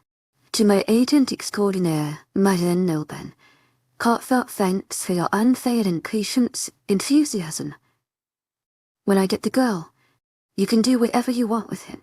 Adrian negotiated, but not until I have her in my hands. By this point, Baron was fuming. I could feel the anger rolling off of him in waves to the point that even I was a bit mad that I wasn't a good enough pawn for the life of my mate. Well, to my agent extraordinaire, Madeleine Noble, heartfelt thanks for your unfailing patience, enthusiasm. Baron began to say. I heard him sigh tiredly, but I was more focused on the soft click of metal. Adrian's eyes widened at the sound of the pistol's hammer. My heart dropped into my stomach as I anticipated what was to come. Baron, don't, Adrian shouted, standing up from the desk in protest. But he was too late. I don't like waiting for my trophies. Bang! Chapter 46 had only got sketchy twice. So, Matteo isn't actually going to die. Walking back and forth. I'm pretty sure my pacing was creating a draft. He's not supposed to. Taylor responded. Her body slumped back in the chair. I felt the beat of my heart skip a bit. He's not supposed to. What kind of reassuring response was that? Because the bullets are untactual silver. I reminded myself. The bullets in Baron's gun were actual silver. They just look like it. Of course not. Well, at least she didn't say. They aren't supposed to be. And Baron is bringing him here. Yes, and... Wait. Why couldn't they draw in while they were there? Again.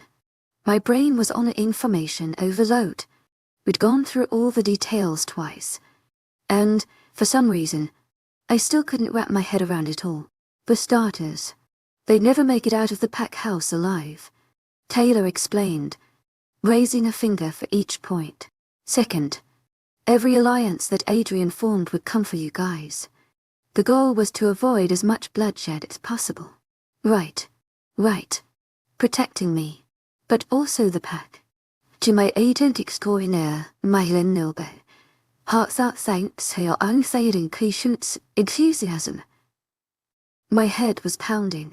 If there were little people up there, they'd be running around mad, trying to sort and organize the files of information I'd just taken in. It was a lot. I just feel like they could have taken him out. Especially with Baron's help. It was more of an outward thought than a response. However, responded anyway. Koya, you're forgetting Baron's incentive. Matteo's pack. Right. He couldn't have seen it as if Matteo was still alive. Taylor had explained Baron's thought process. His alliance with Adrian was built on the basis that when this was all said and done, Adrian would assist him in his efforts to take Edith, allowing Baron to murder my mate at the earliest convenience. It didn't quite make much sense to me why Adrian wouldn't want Edith for himself. But I suppose his bloodlust and desire for revenge was greater than his greed. Baron and Matteo then made an agreement that if Baron provided Matteo and I with safety, Matteo would willingly hand over Edith. It would provide the pack's safety being in Baron's hands and provide Matteo and I safety. As well, in Baron's land. It was the easiest, safest way to go about it. Oh, I mumbled. Right. Anything else? I could tell by Taylor's tone that she was becoming bored and a bit irritable. This is my house. My statement was quick as I stopped my pacing and pointed at the floor. Yes. She was definitely annoyed. Baron is taking Edith. Yes, she was going to kill me. Am I missing anything? Believing I'd managed to cover all of my bases. You're a Canadian citizen. Now, she reminded. Well, that's just understood. Then, I don't think so. Relief flooding me. It had been about an hour of running through it all, and I just wanted to take a nap. There was no way in hell I was actually going to be falling asleep until Matteo walked himself through the front door. To my agent extraordinaire, Madeleine Noble, heartfelt thanks for your unfailing patience, enthusiasm. My body was tired, but my mind was restless. Do you know when they will be here? Plopping myself down on the couch, Taylor dragged her hand tiredly down her face. She looked due for a nap. As well. No idea. She shrugged. The last message I got from Baron was before we got on the plane, said he, and Matteo were just arriving at the Indictus pack house. I bit the inside of my lip. thinking of just how long ago that had been. The problem was, I had absolutely no idea how long ago that was. When was that? Yesterday evening. I couldn't stop myself from gaping at her response. Was I knocked out for that long? Yesterday, I repeated in disbelief. I slipped through all of that. Shaking her head, Taya said, "No. Don't you remember getting off the plane?" "No. Not one bit. You walked off by yourself. Well, barely. You passed back out the minute we got in the Uber." I wanted to ask her if she was joking. There was not a single memory in my mind of us leaving the plane. The last thing I remembered was the bits and pieces of our conversation as we boarded our flight, and the rest was a blank slate. Did those pills give me some weird partial amnesia? What even were those pills? What medication did I take on the flight? Connecting the dots that whatever issues I was having with my memory were from those pills. Taylor laughed nervously, scratching the back of her neck. "Yeah, that was my fault," she admitted. "Mateo told me to give you one, but I told you to. I figured one extra would do you good. Didn't realize it would knock you out for a day. I wasn't a doctor, but I didn't think you should double up on medication. What if I would have died?"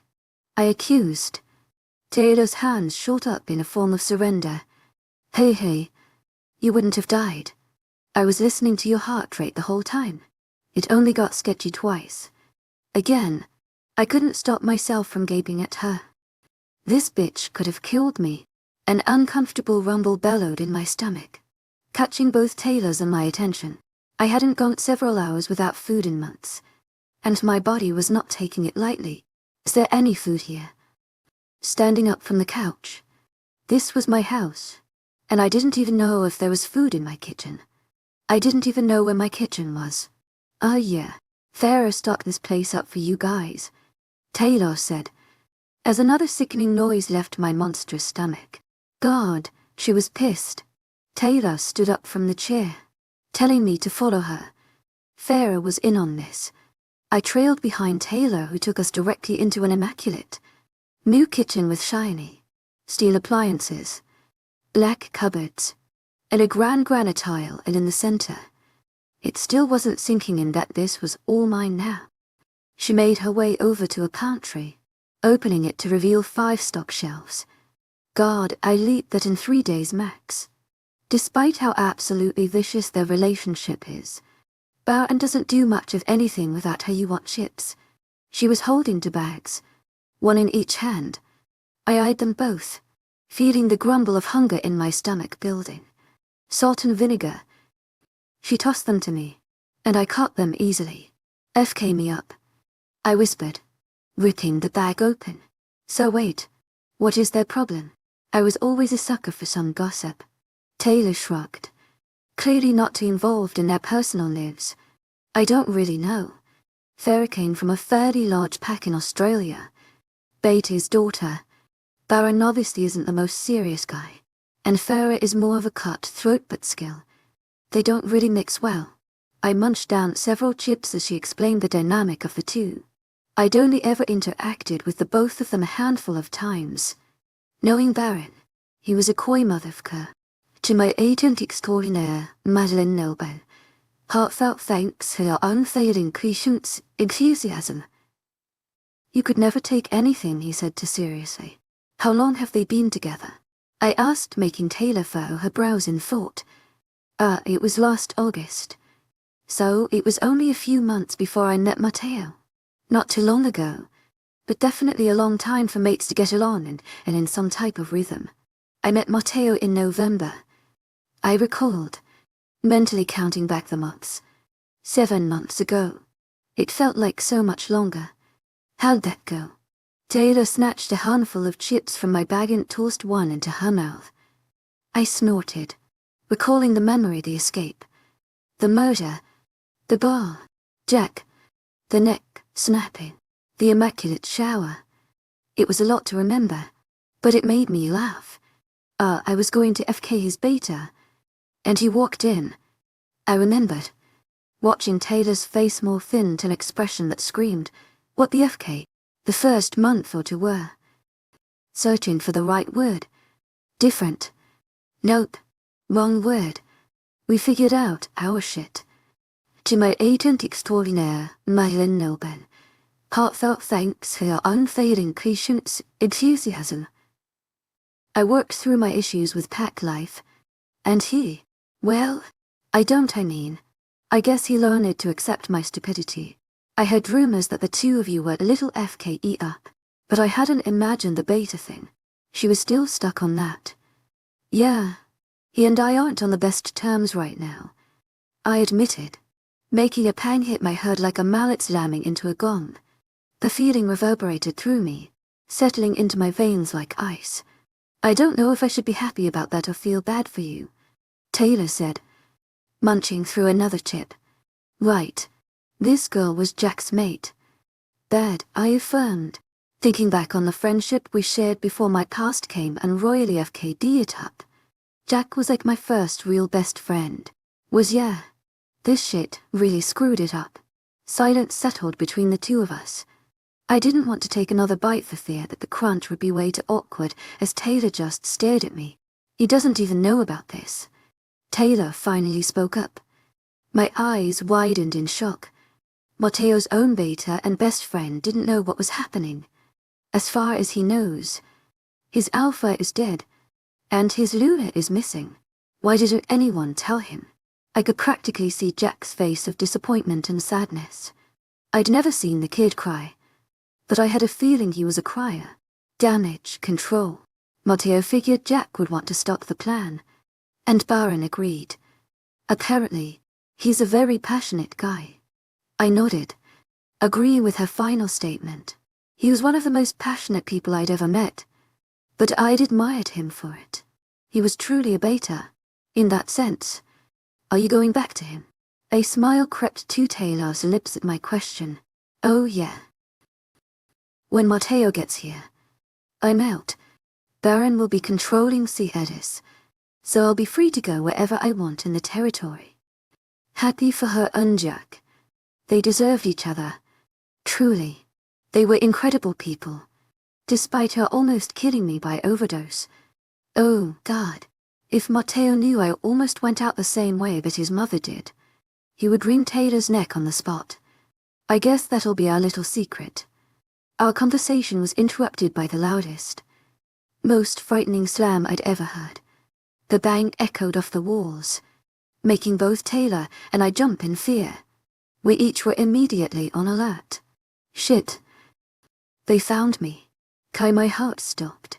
Tears that hadn't been even remotely present seconds ago lined my eyes, threatening to be released. The deep, husky baritone of the voice ignited all of the nerve endings in my body, urging my legs to move before my mind had the opportunity to tell them to. I bounded out of the kitchen, leaving the chips on the island, entering the living room. My eyes connected with the same dark ones that I had grown to love and melt me on the spot. I felt a heat surge throughout my body, anticipating the warmth of his touch. I raced into his arms that opened to catch me as I flung myself into his grasp. You're okay. Breathing in Matteo's scent, my face was crushed into the crook of his neck, his hand holding the back of my head as the other supported me. A tear slipped down my cheek. The relief I felt was uncontrollable, and my desire to never let him go was even greater. My legs wrapped around his waist like a seatbelt. I was more worried about you, he admitted, making me hold him tighter. I literally can't believe this worked. Baron's untimely voice chimed in. He truly had a way of ruining everything. I pulled back to glare at Baron, but Matteo's face caught my attention first. The hand that had been holding my head now wiped away another fallen tear. Why are you crying? He asked softly, the concern not only appearing in his voice but on his face as well. I shook my head. I'm okay. Just happy. I'm effing starving, Baron stated. The sound of his footsteps followed as he exited toward the kitchen. Thank God. I was going to make a comment about Baron, but Matteo stopped me, cupping my cheek. He placed a soft kiss to my lips, erasing any irritable thought I'd had. It was, as cheesy as it sounded, like electricity. like lightning had coursed its way through our lips. An absolutely euphoric feeling that had my fingers feeling numb. He pulled back before I had the opportunity to deepen the kiss, our eyes connecting to just stare at one another. The love I felt for this man could not be expressed in words or actions or any type of realistic way.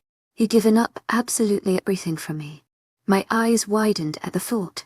Matteo's brows furrowed, his eyes narrowing as I fidgeted out of his grasp. What's wrong? Allowing my feet to return to the floor, my hand roamed my back pocket, feeling for the packet of papers that I'd stuck in there before Taylor and I left the house. Not responding. I called them out. They were folded several times, a little bit mangled, but I'm sure the look of them was irrelevant at this point. I turned on my heel and walked into the kitchen, feeling Matteo's presence follow me, standing with the door of our fridge open. Baron's attention snapped around to stare at me as I held out the crumpled mess of papers. I think these belong to you. A smirk evaded his features as his gaze settled upon the contract. This is awesome. Chapter 47. Graduated to Dad's studies 3 weeks. It took me 3 weeks to start calling Matteo Nathaniel. I hated it. And every time the name left my lips, it felt wrong, but I was learning to just accept it. Matteo was much better than I was, and I blame it on the fact that he'd had several weeks of knowing my new name to practice it. However, he occasionally did slip up. He'd never once called me Elise while having sex. To my agent extraordinaire, Madeleine Nobel, heartfelt thanks for your unfailing patience, enthusiasm. But it was neutral. I still couldn't will myself to say another man's name while I was getting to business. Baron had begun his reign of terror immediately. He'd been filling us in on all of the highs and lows of what our former pack had been going through as Matteo and I lived our lives as close to being human as possible. Jack tried to challenge Baron to keep the stand, a lone pack that it was. Stupid boy. Luckily, a few days with his mate changed his mind. Taylor certainly had a way with words, and by the mark on her neck that appeared only 2 days after returning to see Edda's territory, she had a way with her body too. Baron allowed Jack to keep his authority in the pack, allotting him control of the territory under his jurisdiction. Basically, he was still the beta, just under different circumstances. The pack had a service for the loss of their alpha. The news of Matteo's death ripped like a tornado through the werewolf community, bringing out a bad side of my mate for a few days. It was like he was mourning his own death. Vindicta tried waging war with Yoirun for the premature murder of Matteo, claiming that he was a traitor and a danger to all. With Yoirun now having more territory and numbers than even Dusempak, not a single alpha took the chance. Adrian was forced to back down and submit to Baron. Baron's ego was at an all-time high. Adrian's hunt for me, nevertheless, was still ongoing. He was searching for me across the southern border of Mexico, believing I fled to South America. Not a single suspicion had been raised that Matteo and I were hiding in Yoirun. It was a miracle. Amid the merge of the pack, Daniela found her mate. She was a high-ranking warrior from Yoirun. Yeah. Baron showed me a few pictures of the 5'11" woman with the build of a linebacker. I'd never been more attracted to a woman in my life. Brown hair only a few shades darker than her skin, green eyes, and an androgynous look that made me drool. I could just imagine Daniela and the godly human being together immaculate. I did feel bad, however, that the poor girl had to deal with Dan for the rest of her life. It was probably going to be torturous. A rapid knock on the front door startled me, making me jump. It sounded like someone was unloading an assault rifle on the exterior of my house. "Let me in," a gruff voice grunted as the heavy pounding persisted. I groaned, wiping my wet hands off on a towel. Every time I tried washing dishes, something just had to interrupt me. "Stop pounding on it like that." To my agent extraordinaire, Madeleine Nobel, heartfelt thanks for your unfailing patience, enthusiasm. Rounding the corner of the kitchen and walking to the front door, the pounding slowed down but didn't cease. I was going to kill him. I ripped the door open, watching the alpha walk past me. His body was tense, riddled with anxiety. The source unknown to me.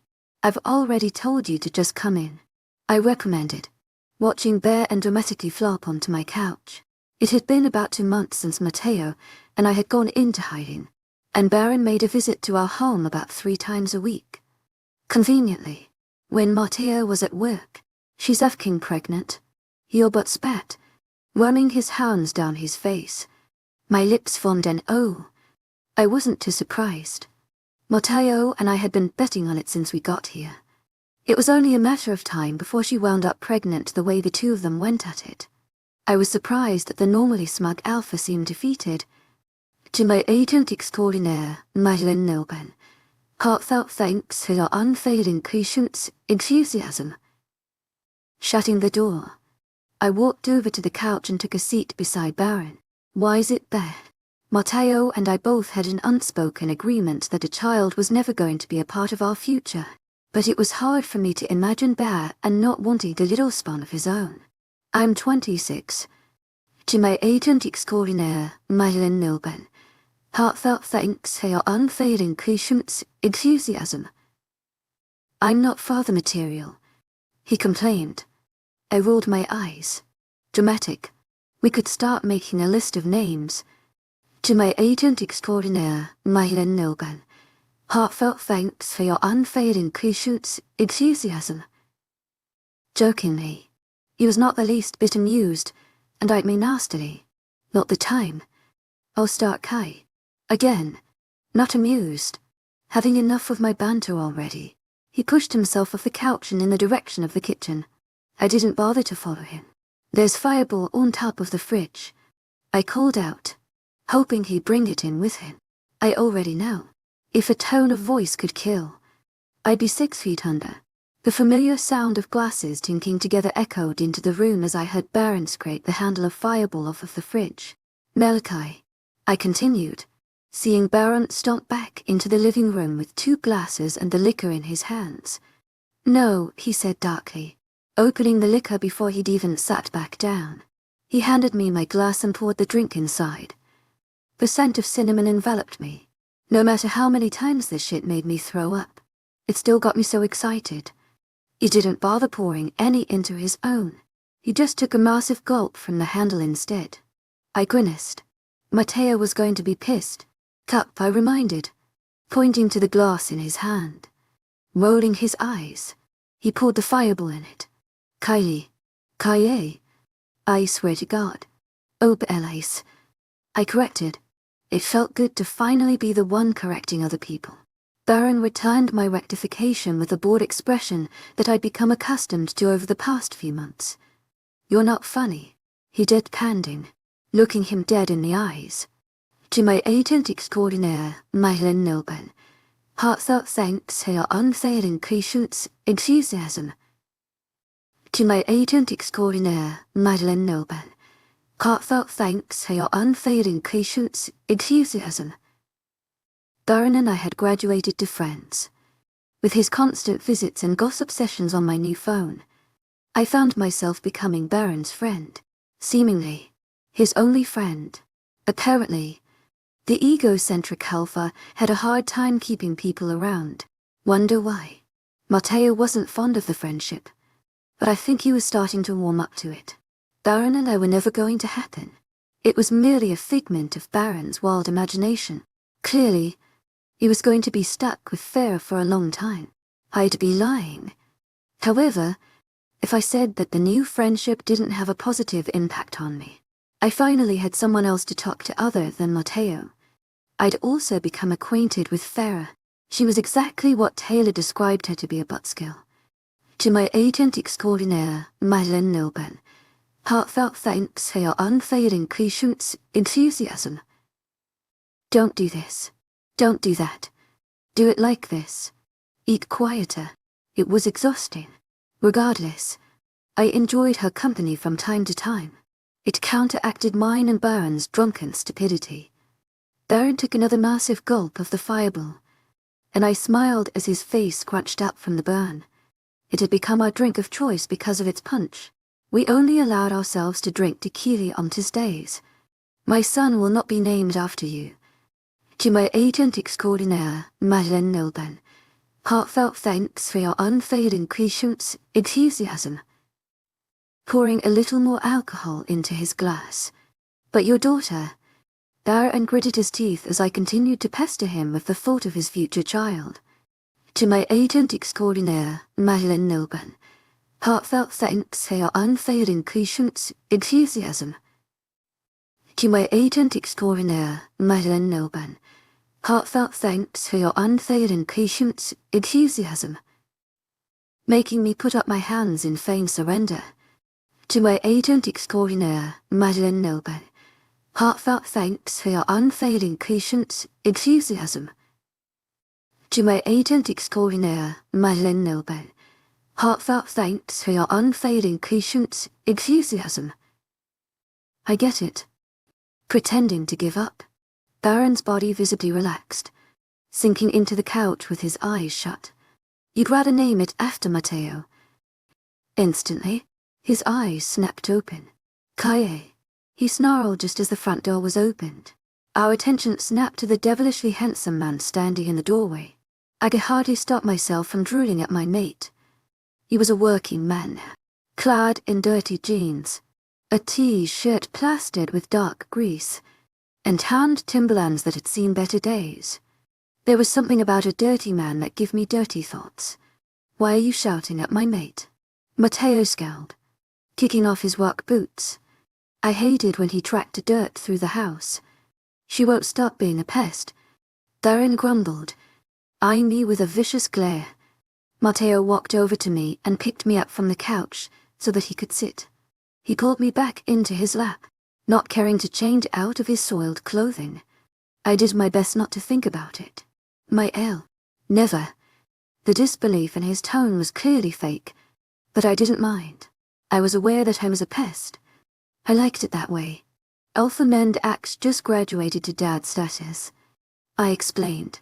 I didn't need to see his face to know that he was just as smug as I had been. Like I said, we had been waiting. No kidding. Matteo mused as we each watched Barron slumped back into his seat and let out the most childish whine ever. Maybe he wasn't ready to be a father. Oh, come on. You'll be fine. I tried to be comforting, but it came out as more of a mocking statement. I like my sleep schedule. Barron exasperated. I like going to bars, and going to the gym, and seeing my friend, and F-king Farah wherever and whenever I want. I can't do that with a smaller version of her running around. I'll be told off by a toddler 24/7. I thought by the end of his rant he was going to have a breakdown. His argument, nonetheless, was sort of valid. My parents still did whatever they wanted after having my brother and I. I countered. Isn't your dad in a pack prison? Darren. Matteo growled lowly. I rolled my eyes at his antics. My dad being put in a prison was a sore spot for me, but not nearly in the way that it used to be. Yeah, but I put him there. To my agent extraordinaire, Madeline Milburn.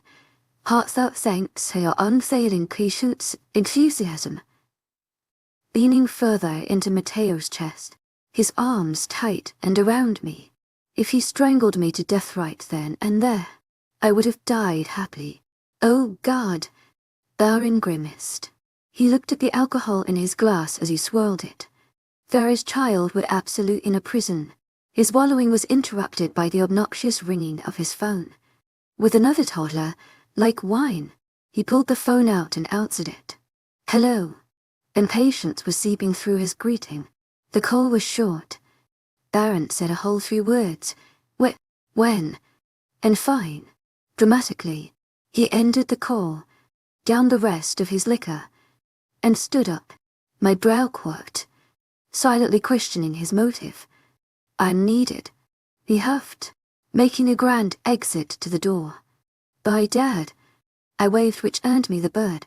Matteo chuckled, his warm chest vibrating against my back. Butterflies. Butterflies everywhere.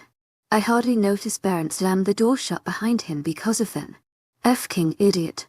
Matteo laughed, placing a soft kiss to the back of my neck. Cheeky bastard. Not being tied to pack responsibilities gave us a lot of alone time. We'd never been closer, and our relationship had never been healthier. I wasn't even surprised when he told me. Not after he texted me last week saying they went at it for a whole 8 hours. I admitted as Matteo continued peppering kisses down my neck. He was the worst to gossip with sometimes. Baron really did trump him in that department. I pulled away from him, turning so that I could see his face. With a lopsided smile, I tried rubbing away some of the dirt on his forehead. His eyes watched me, a smile forming at his own lips. Did you ever think about having kids? I almost threw up. Immediately, I stopped rubbing away at his forehead, and my smile faltered. I stuttered. I didn't think you wanted any. It was the honest truth. Matteo had never said about wanting kids, and he seemed honestly revolted by them. It never occurred to me that deep down Matteo may have actually wanted some. Do you not? I didn't particularly enjoy his tactic of answering me with the same question that I just tried to avoid. No, I drug out slowly. I expected his facial expression to change, maybe even get a little angry. But he didn't. He just shrugged as if I told him something completely lackluster. We could get a dog. My mate was an absolute heaven sent. So no kid? I asked hesitantly.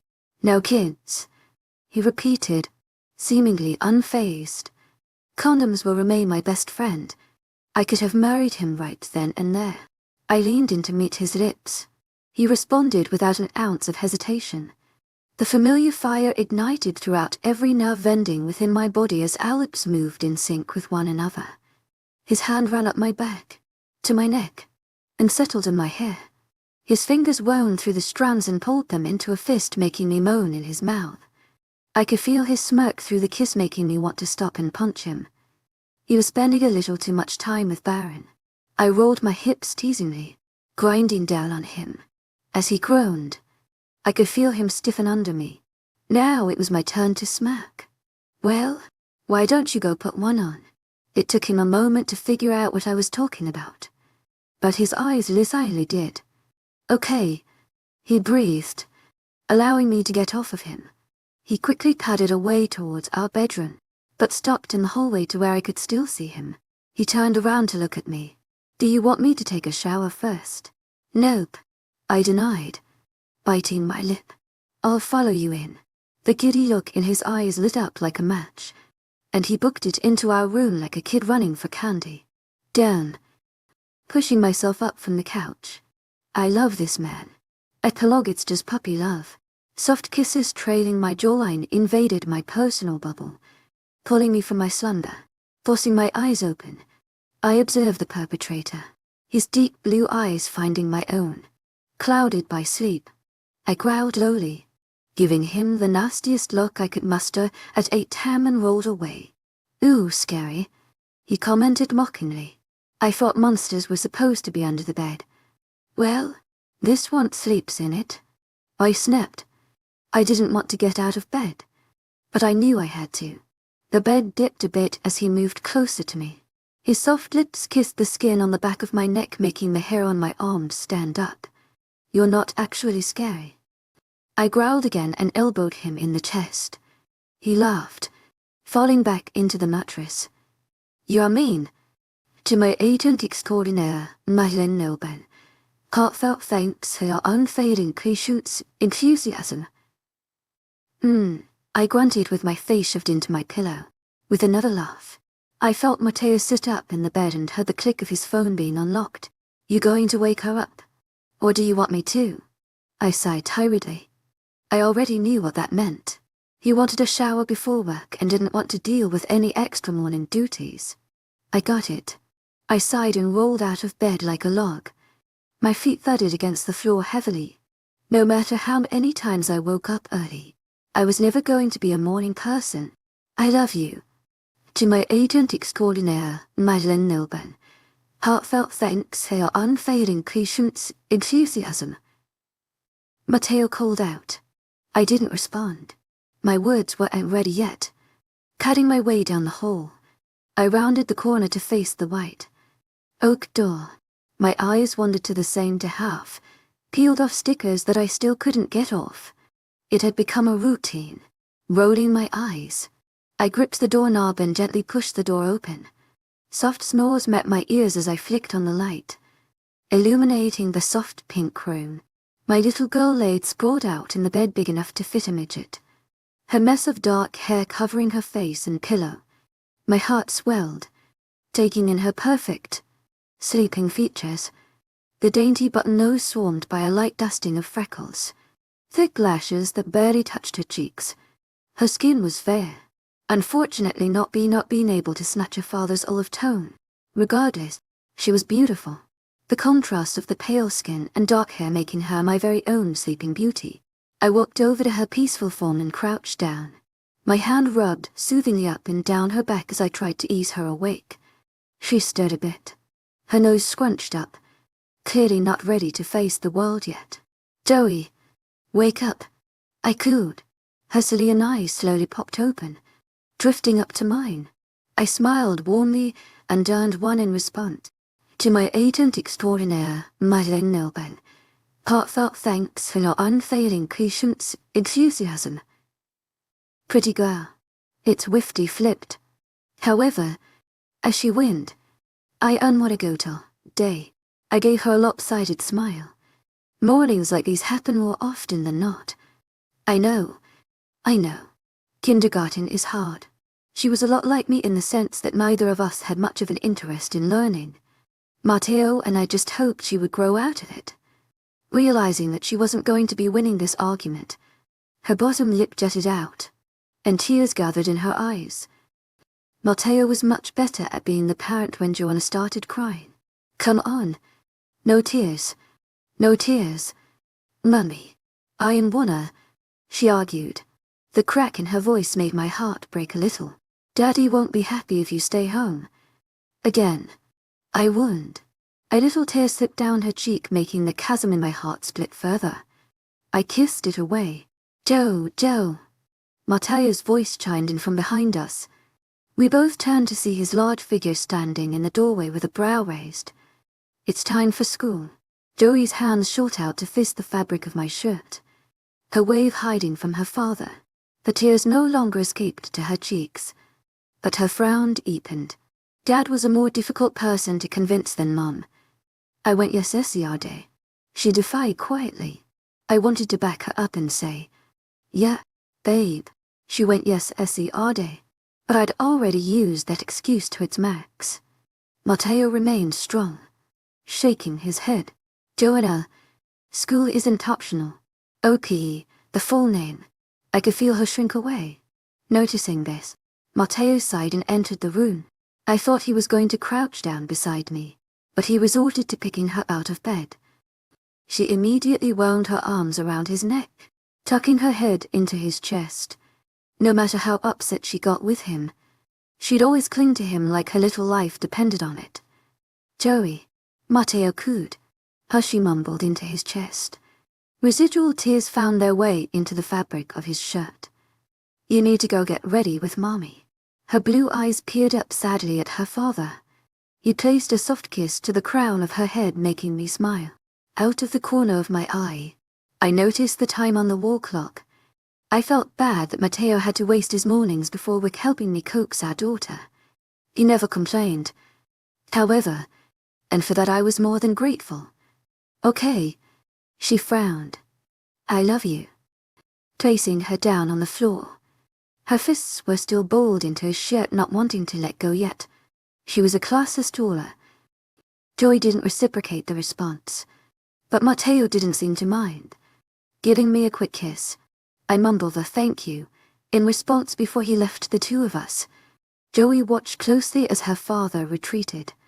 For a moment, I thought she might take after him, but she didn't. She stood, watching the door, until I pulled her away into the bathroom. Our morning routines were simple, but they felt like they took an entire morning, despite them only being hour-long activities. Matteo woke me up. We tried alarm clocks on several occasions, but my ability to sleep through them was incredibly off-putting. As Matteo put it, "To my agent extraordinaire, Mademoiselle, heartfelt thanks for your unfailing patience, enthusiasm."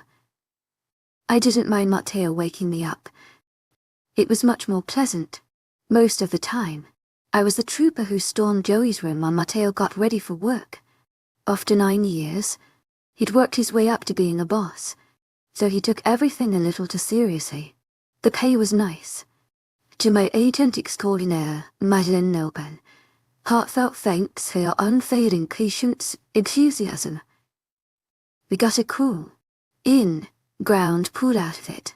I spent about half an hour getting Joey ready for school teeth, brushing, hair doing, and trying on at least 3 different dresses until she found the perfect one. Matteo treated her like a princess, so she quickly developed the complex of one, ending out the final half hour of our morning. We all met down in the kitchen where I made breakfast. Some days it was more edible than others, but mother duties forced me to pick up the practice. Clad in a blue dress made of a jean material with a little white beret holding back the front strands of curl hair, Joey sat at the table, patiently waiting for her breakfast. She had a doll in each of her little hands as she babbled to herself. Some days, I listened to her fictional conversations for entertainment. Today, however, I was more focused on not breaking the yolk of Matteo's eggs. I suppose my attention was a little more fixated on the eggs than I thought because I about screamed when Matteo's arms wrapped themselves around me from behind. Leaning his face in the crook of my neck, his warm breath spread across it, sending a shiver down my spine. Becoming tense for only a moment, I relaxed into his touch. To my agent extraordinaire, Madeleine Nobel, heartfelt thanks for your unfailing patience, enthusiasm. Nana. His voice was low and thick with something more than just sleep. I quirked an eyebrow as his hands wandered down my sides and settled on my hips, pulling me against him. If these eggs come out scrambled, it's your fault. Feeling the butterflies in my stomach erupt as soft kisses would trail down my neck, Matteo chuckled, pulling away from me and taking a seat at the table with his daughter. I could faintly hear him ask why the one doll didn't have a shirt on as I refocused on the task at hand. I only managed to break one of the 3 yolks. Matteo didn't complain, but I could have broken all 3, and he still wouldn't have said anything. Joey's breakfast was far easier than her father's, one scrambled egg with melted cheese on top. The kid had immaculate taste, and luckily, I was a culinary genius. I sat at the table with the 2 as they ate. It took Joey about 10 minutes longer to eat her food than Matteo. Despite the difference in portion, Joey loved to tell every possible story she could in between every bite. Matteo half listened, saying, "Yeah, that's nice," and so on. I always listened. To my agent extraordinaire, Madeleine Nobel, heartfelt thanks for your unfailing patience, enthusiasm. It provided me with good stories for Baron when he came over for Tequila Tuesdays. I'll pick you up later. To my agent extraordinaire, Madeleine Nobel, heartfelt thanks for your unfailing patience, enthusiasm. Placing a soft kiss to Joey's forehead. Leaving was the best and worst part of the day. It gave me a second to breathe. Again, but after an hour I was bored. I missed my man and the miniature version of myself. Joey nodded, reaching up to take Matteo's hand. I smiled seeing it. It was absolutely nothing unusual. It was just good to know she trusted and loved her father. It was reassuring. He always took her to school, and she always came back home with a story about their car ride there. Moving my attention to my husband, I angled my face up to plant a kiss to his lips. The simple act still managed to make me feel giddy. I love you. I'll be back for dinner. Wow, guttle of the love language. My morning was filled with routine responsibilities. I made my own breakfast, a fat bagel with cream cheese. It was a craving I'd picked up when I was pregnant with Joey that never went away. I preferred to eat my breakfast alone. It gave me a minute to go relax on the patio. Read something. Just have a moment for myself. It never lasted. To my agent extraordinaire, Madeleine Nobel, heartfelt thanks for your unfailing patience, enthusiasm. Because the sink filled with dishes, baskets of laundry, and scattered toys always were calling out for my attention. By the time I had to pick up Joey from the bus stop, I was just putting away the last of her toys that would be a mess on my floor. Again, in another hour. Hear me out. Baron began, making me sigh. He was always filled with the dumbest ideas anymore. I think he started losing his mind after his third kid. We got a boat in the pool. I took a sip of my lemonade, wishing then that I would have spiked it. No one was putting a boat in my pool. After picking up Joey, I found Baron and his 3 minions waiting in my house dressed in swimming attire. Baron had his own pool, yet he insisted on coming to ours because, and I quote, "Well, you have a slide." I would never turn down the quality time with my best friend.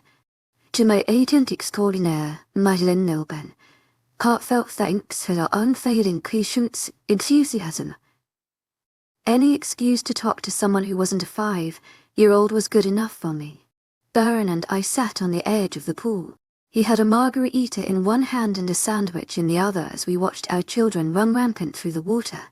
His youngest, a 2-year-old girl named Dara, sat in between his legs, splashing the water wildly.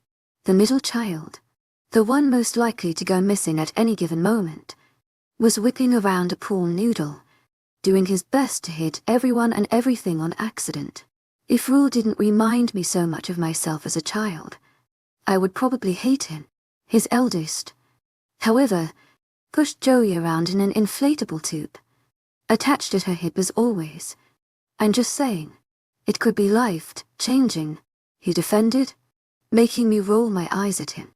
The only life-changing thing about putting a boat in my pool would be when Rule decides to take charge and run everyone over, nearly killing us.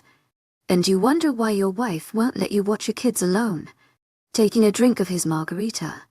He shook his head. I absolutely never wonder that. My wife is a control freak. Followed by a massive bite out of his sandwich.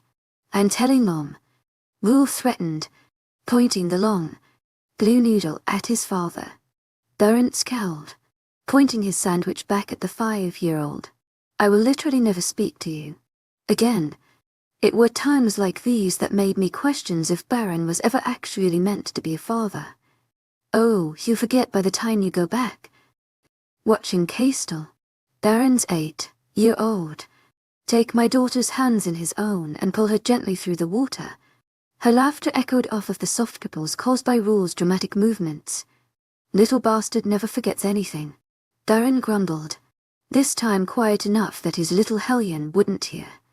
When I didn't respond, he followed my gaze to see what I had found more interesting than his midlife crisis. Castel pulled Joey out from the floatie, holding her in his arms.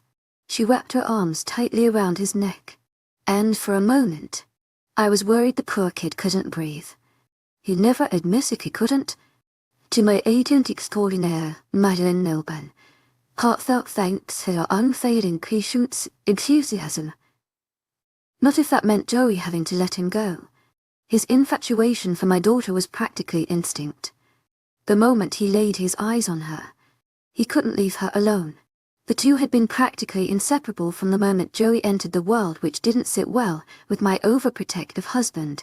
To my agent extraordinaire, Madeleine Nilben, heartfelt thanks for your unfailing patience, enthusiasm. Since his daughter seems to reciprocate the infatuation, you know, you could just do the pure girl assaulting, just moving. To my agent extraordinaire, Madeleine Nilben, heartfelt thanks for your unfailing patience, enthusiasm. Baron said, softly, knowing exactly what he was referring to. He meant your room's central pack house, but I knew that in the bigger picture he meant your room pack. It was a movement he'd been fighting for since Joey was born. Baron wanted Matteo and to rejoin pack life more than most things, and my daughter was an incredible excuse. He'd even offered to hand the beta title to Matteo, but my mate declined it. It's not safe. Not happening, I concluded. I hoped he would end the conversation there, but I knew he wouldn't. Baron never could just take a no. Well, it's now or later. My jaw clenched at his snide remark. We all know she'll join as soon as their wolves finally make the connection, he stated with absolute certainty, staring directly at Joey. It wasn't a secret the way that Castel and Joey interacted. It was rare.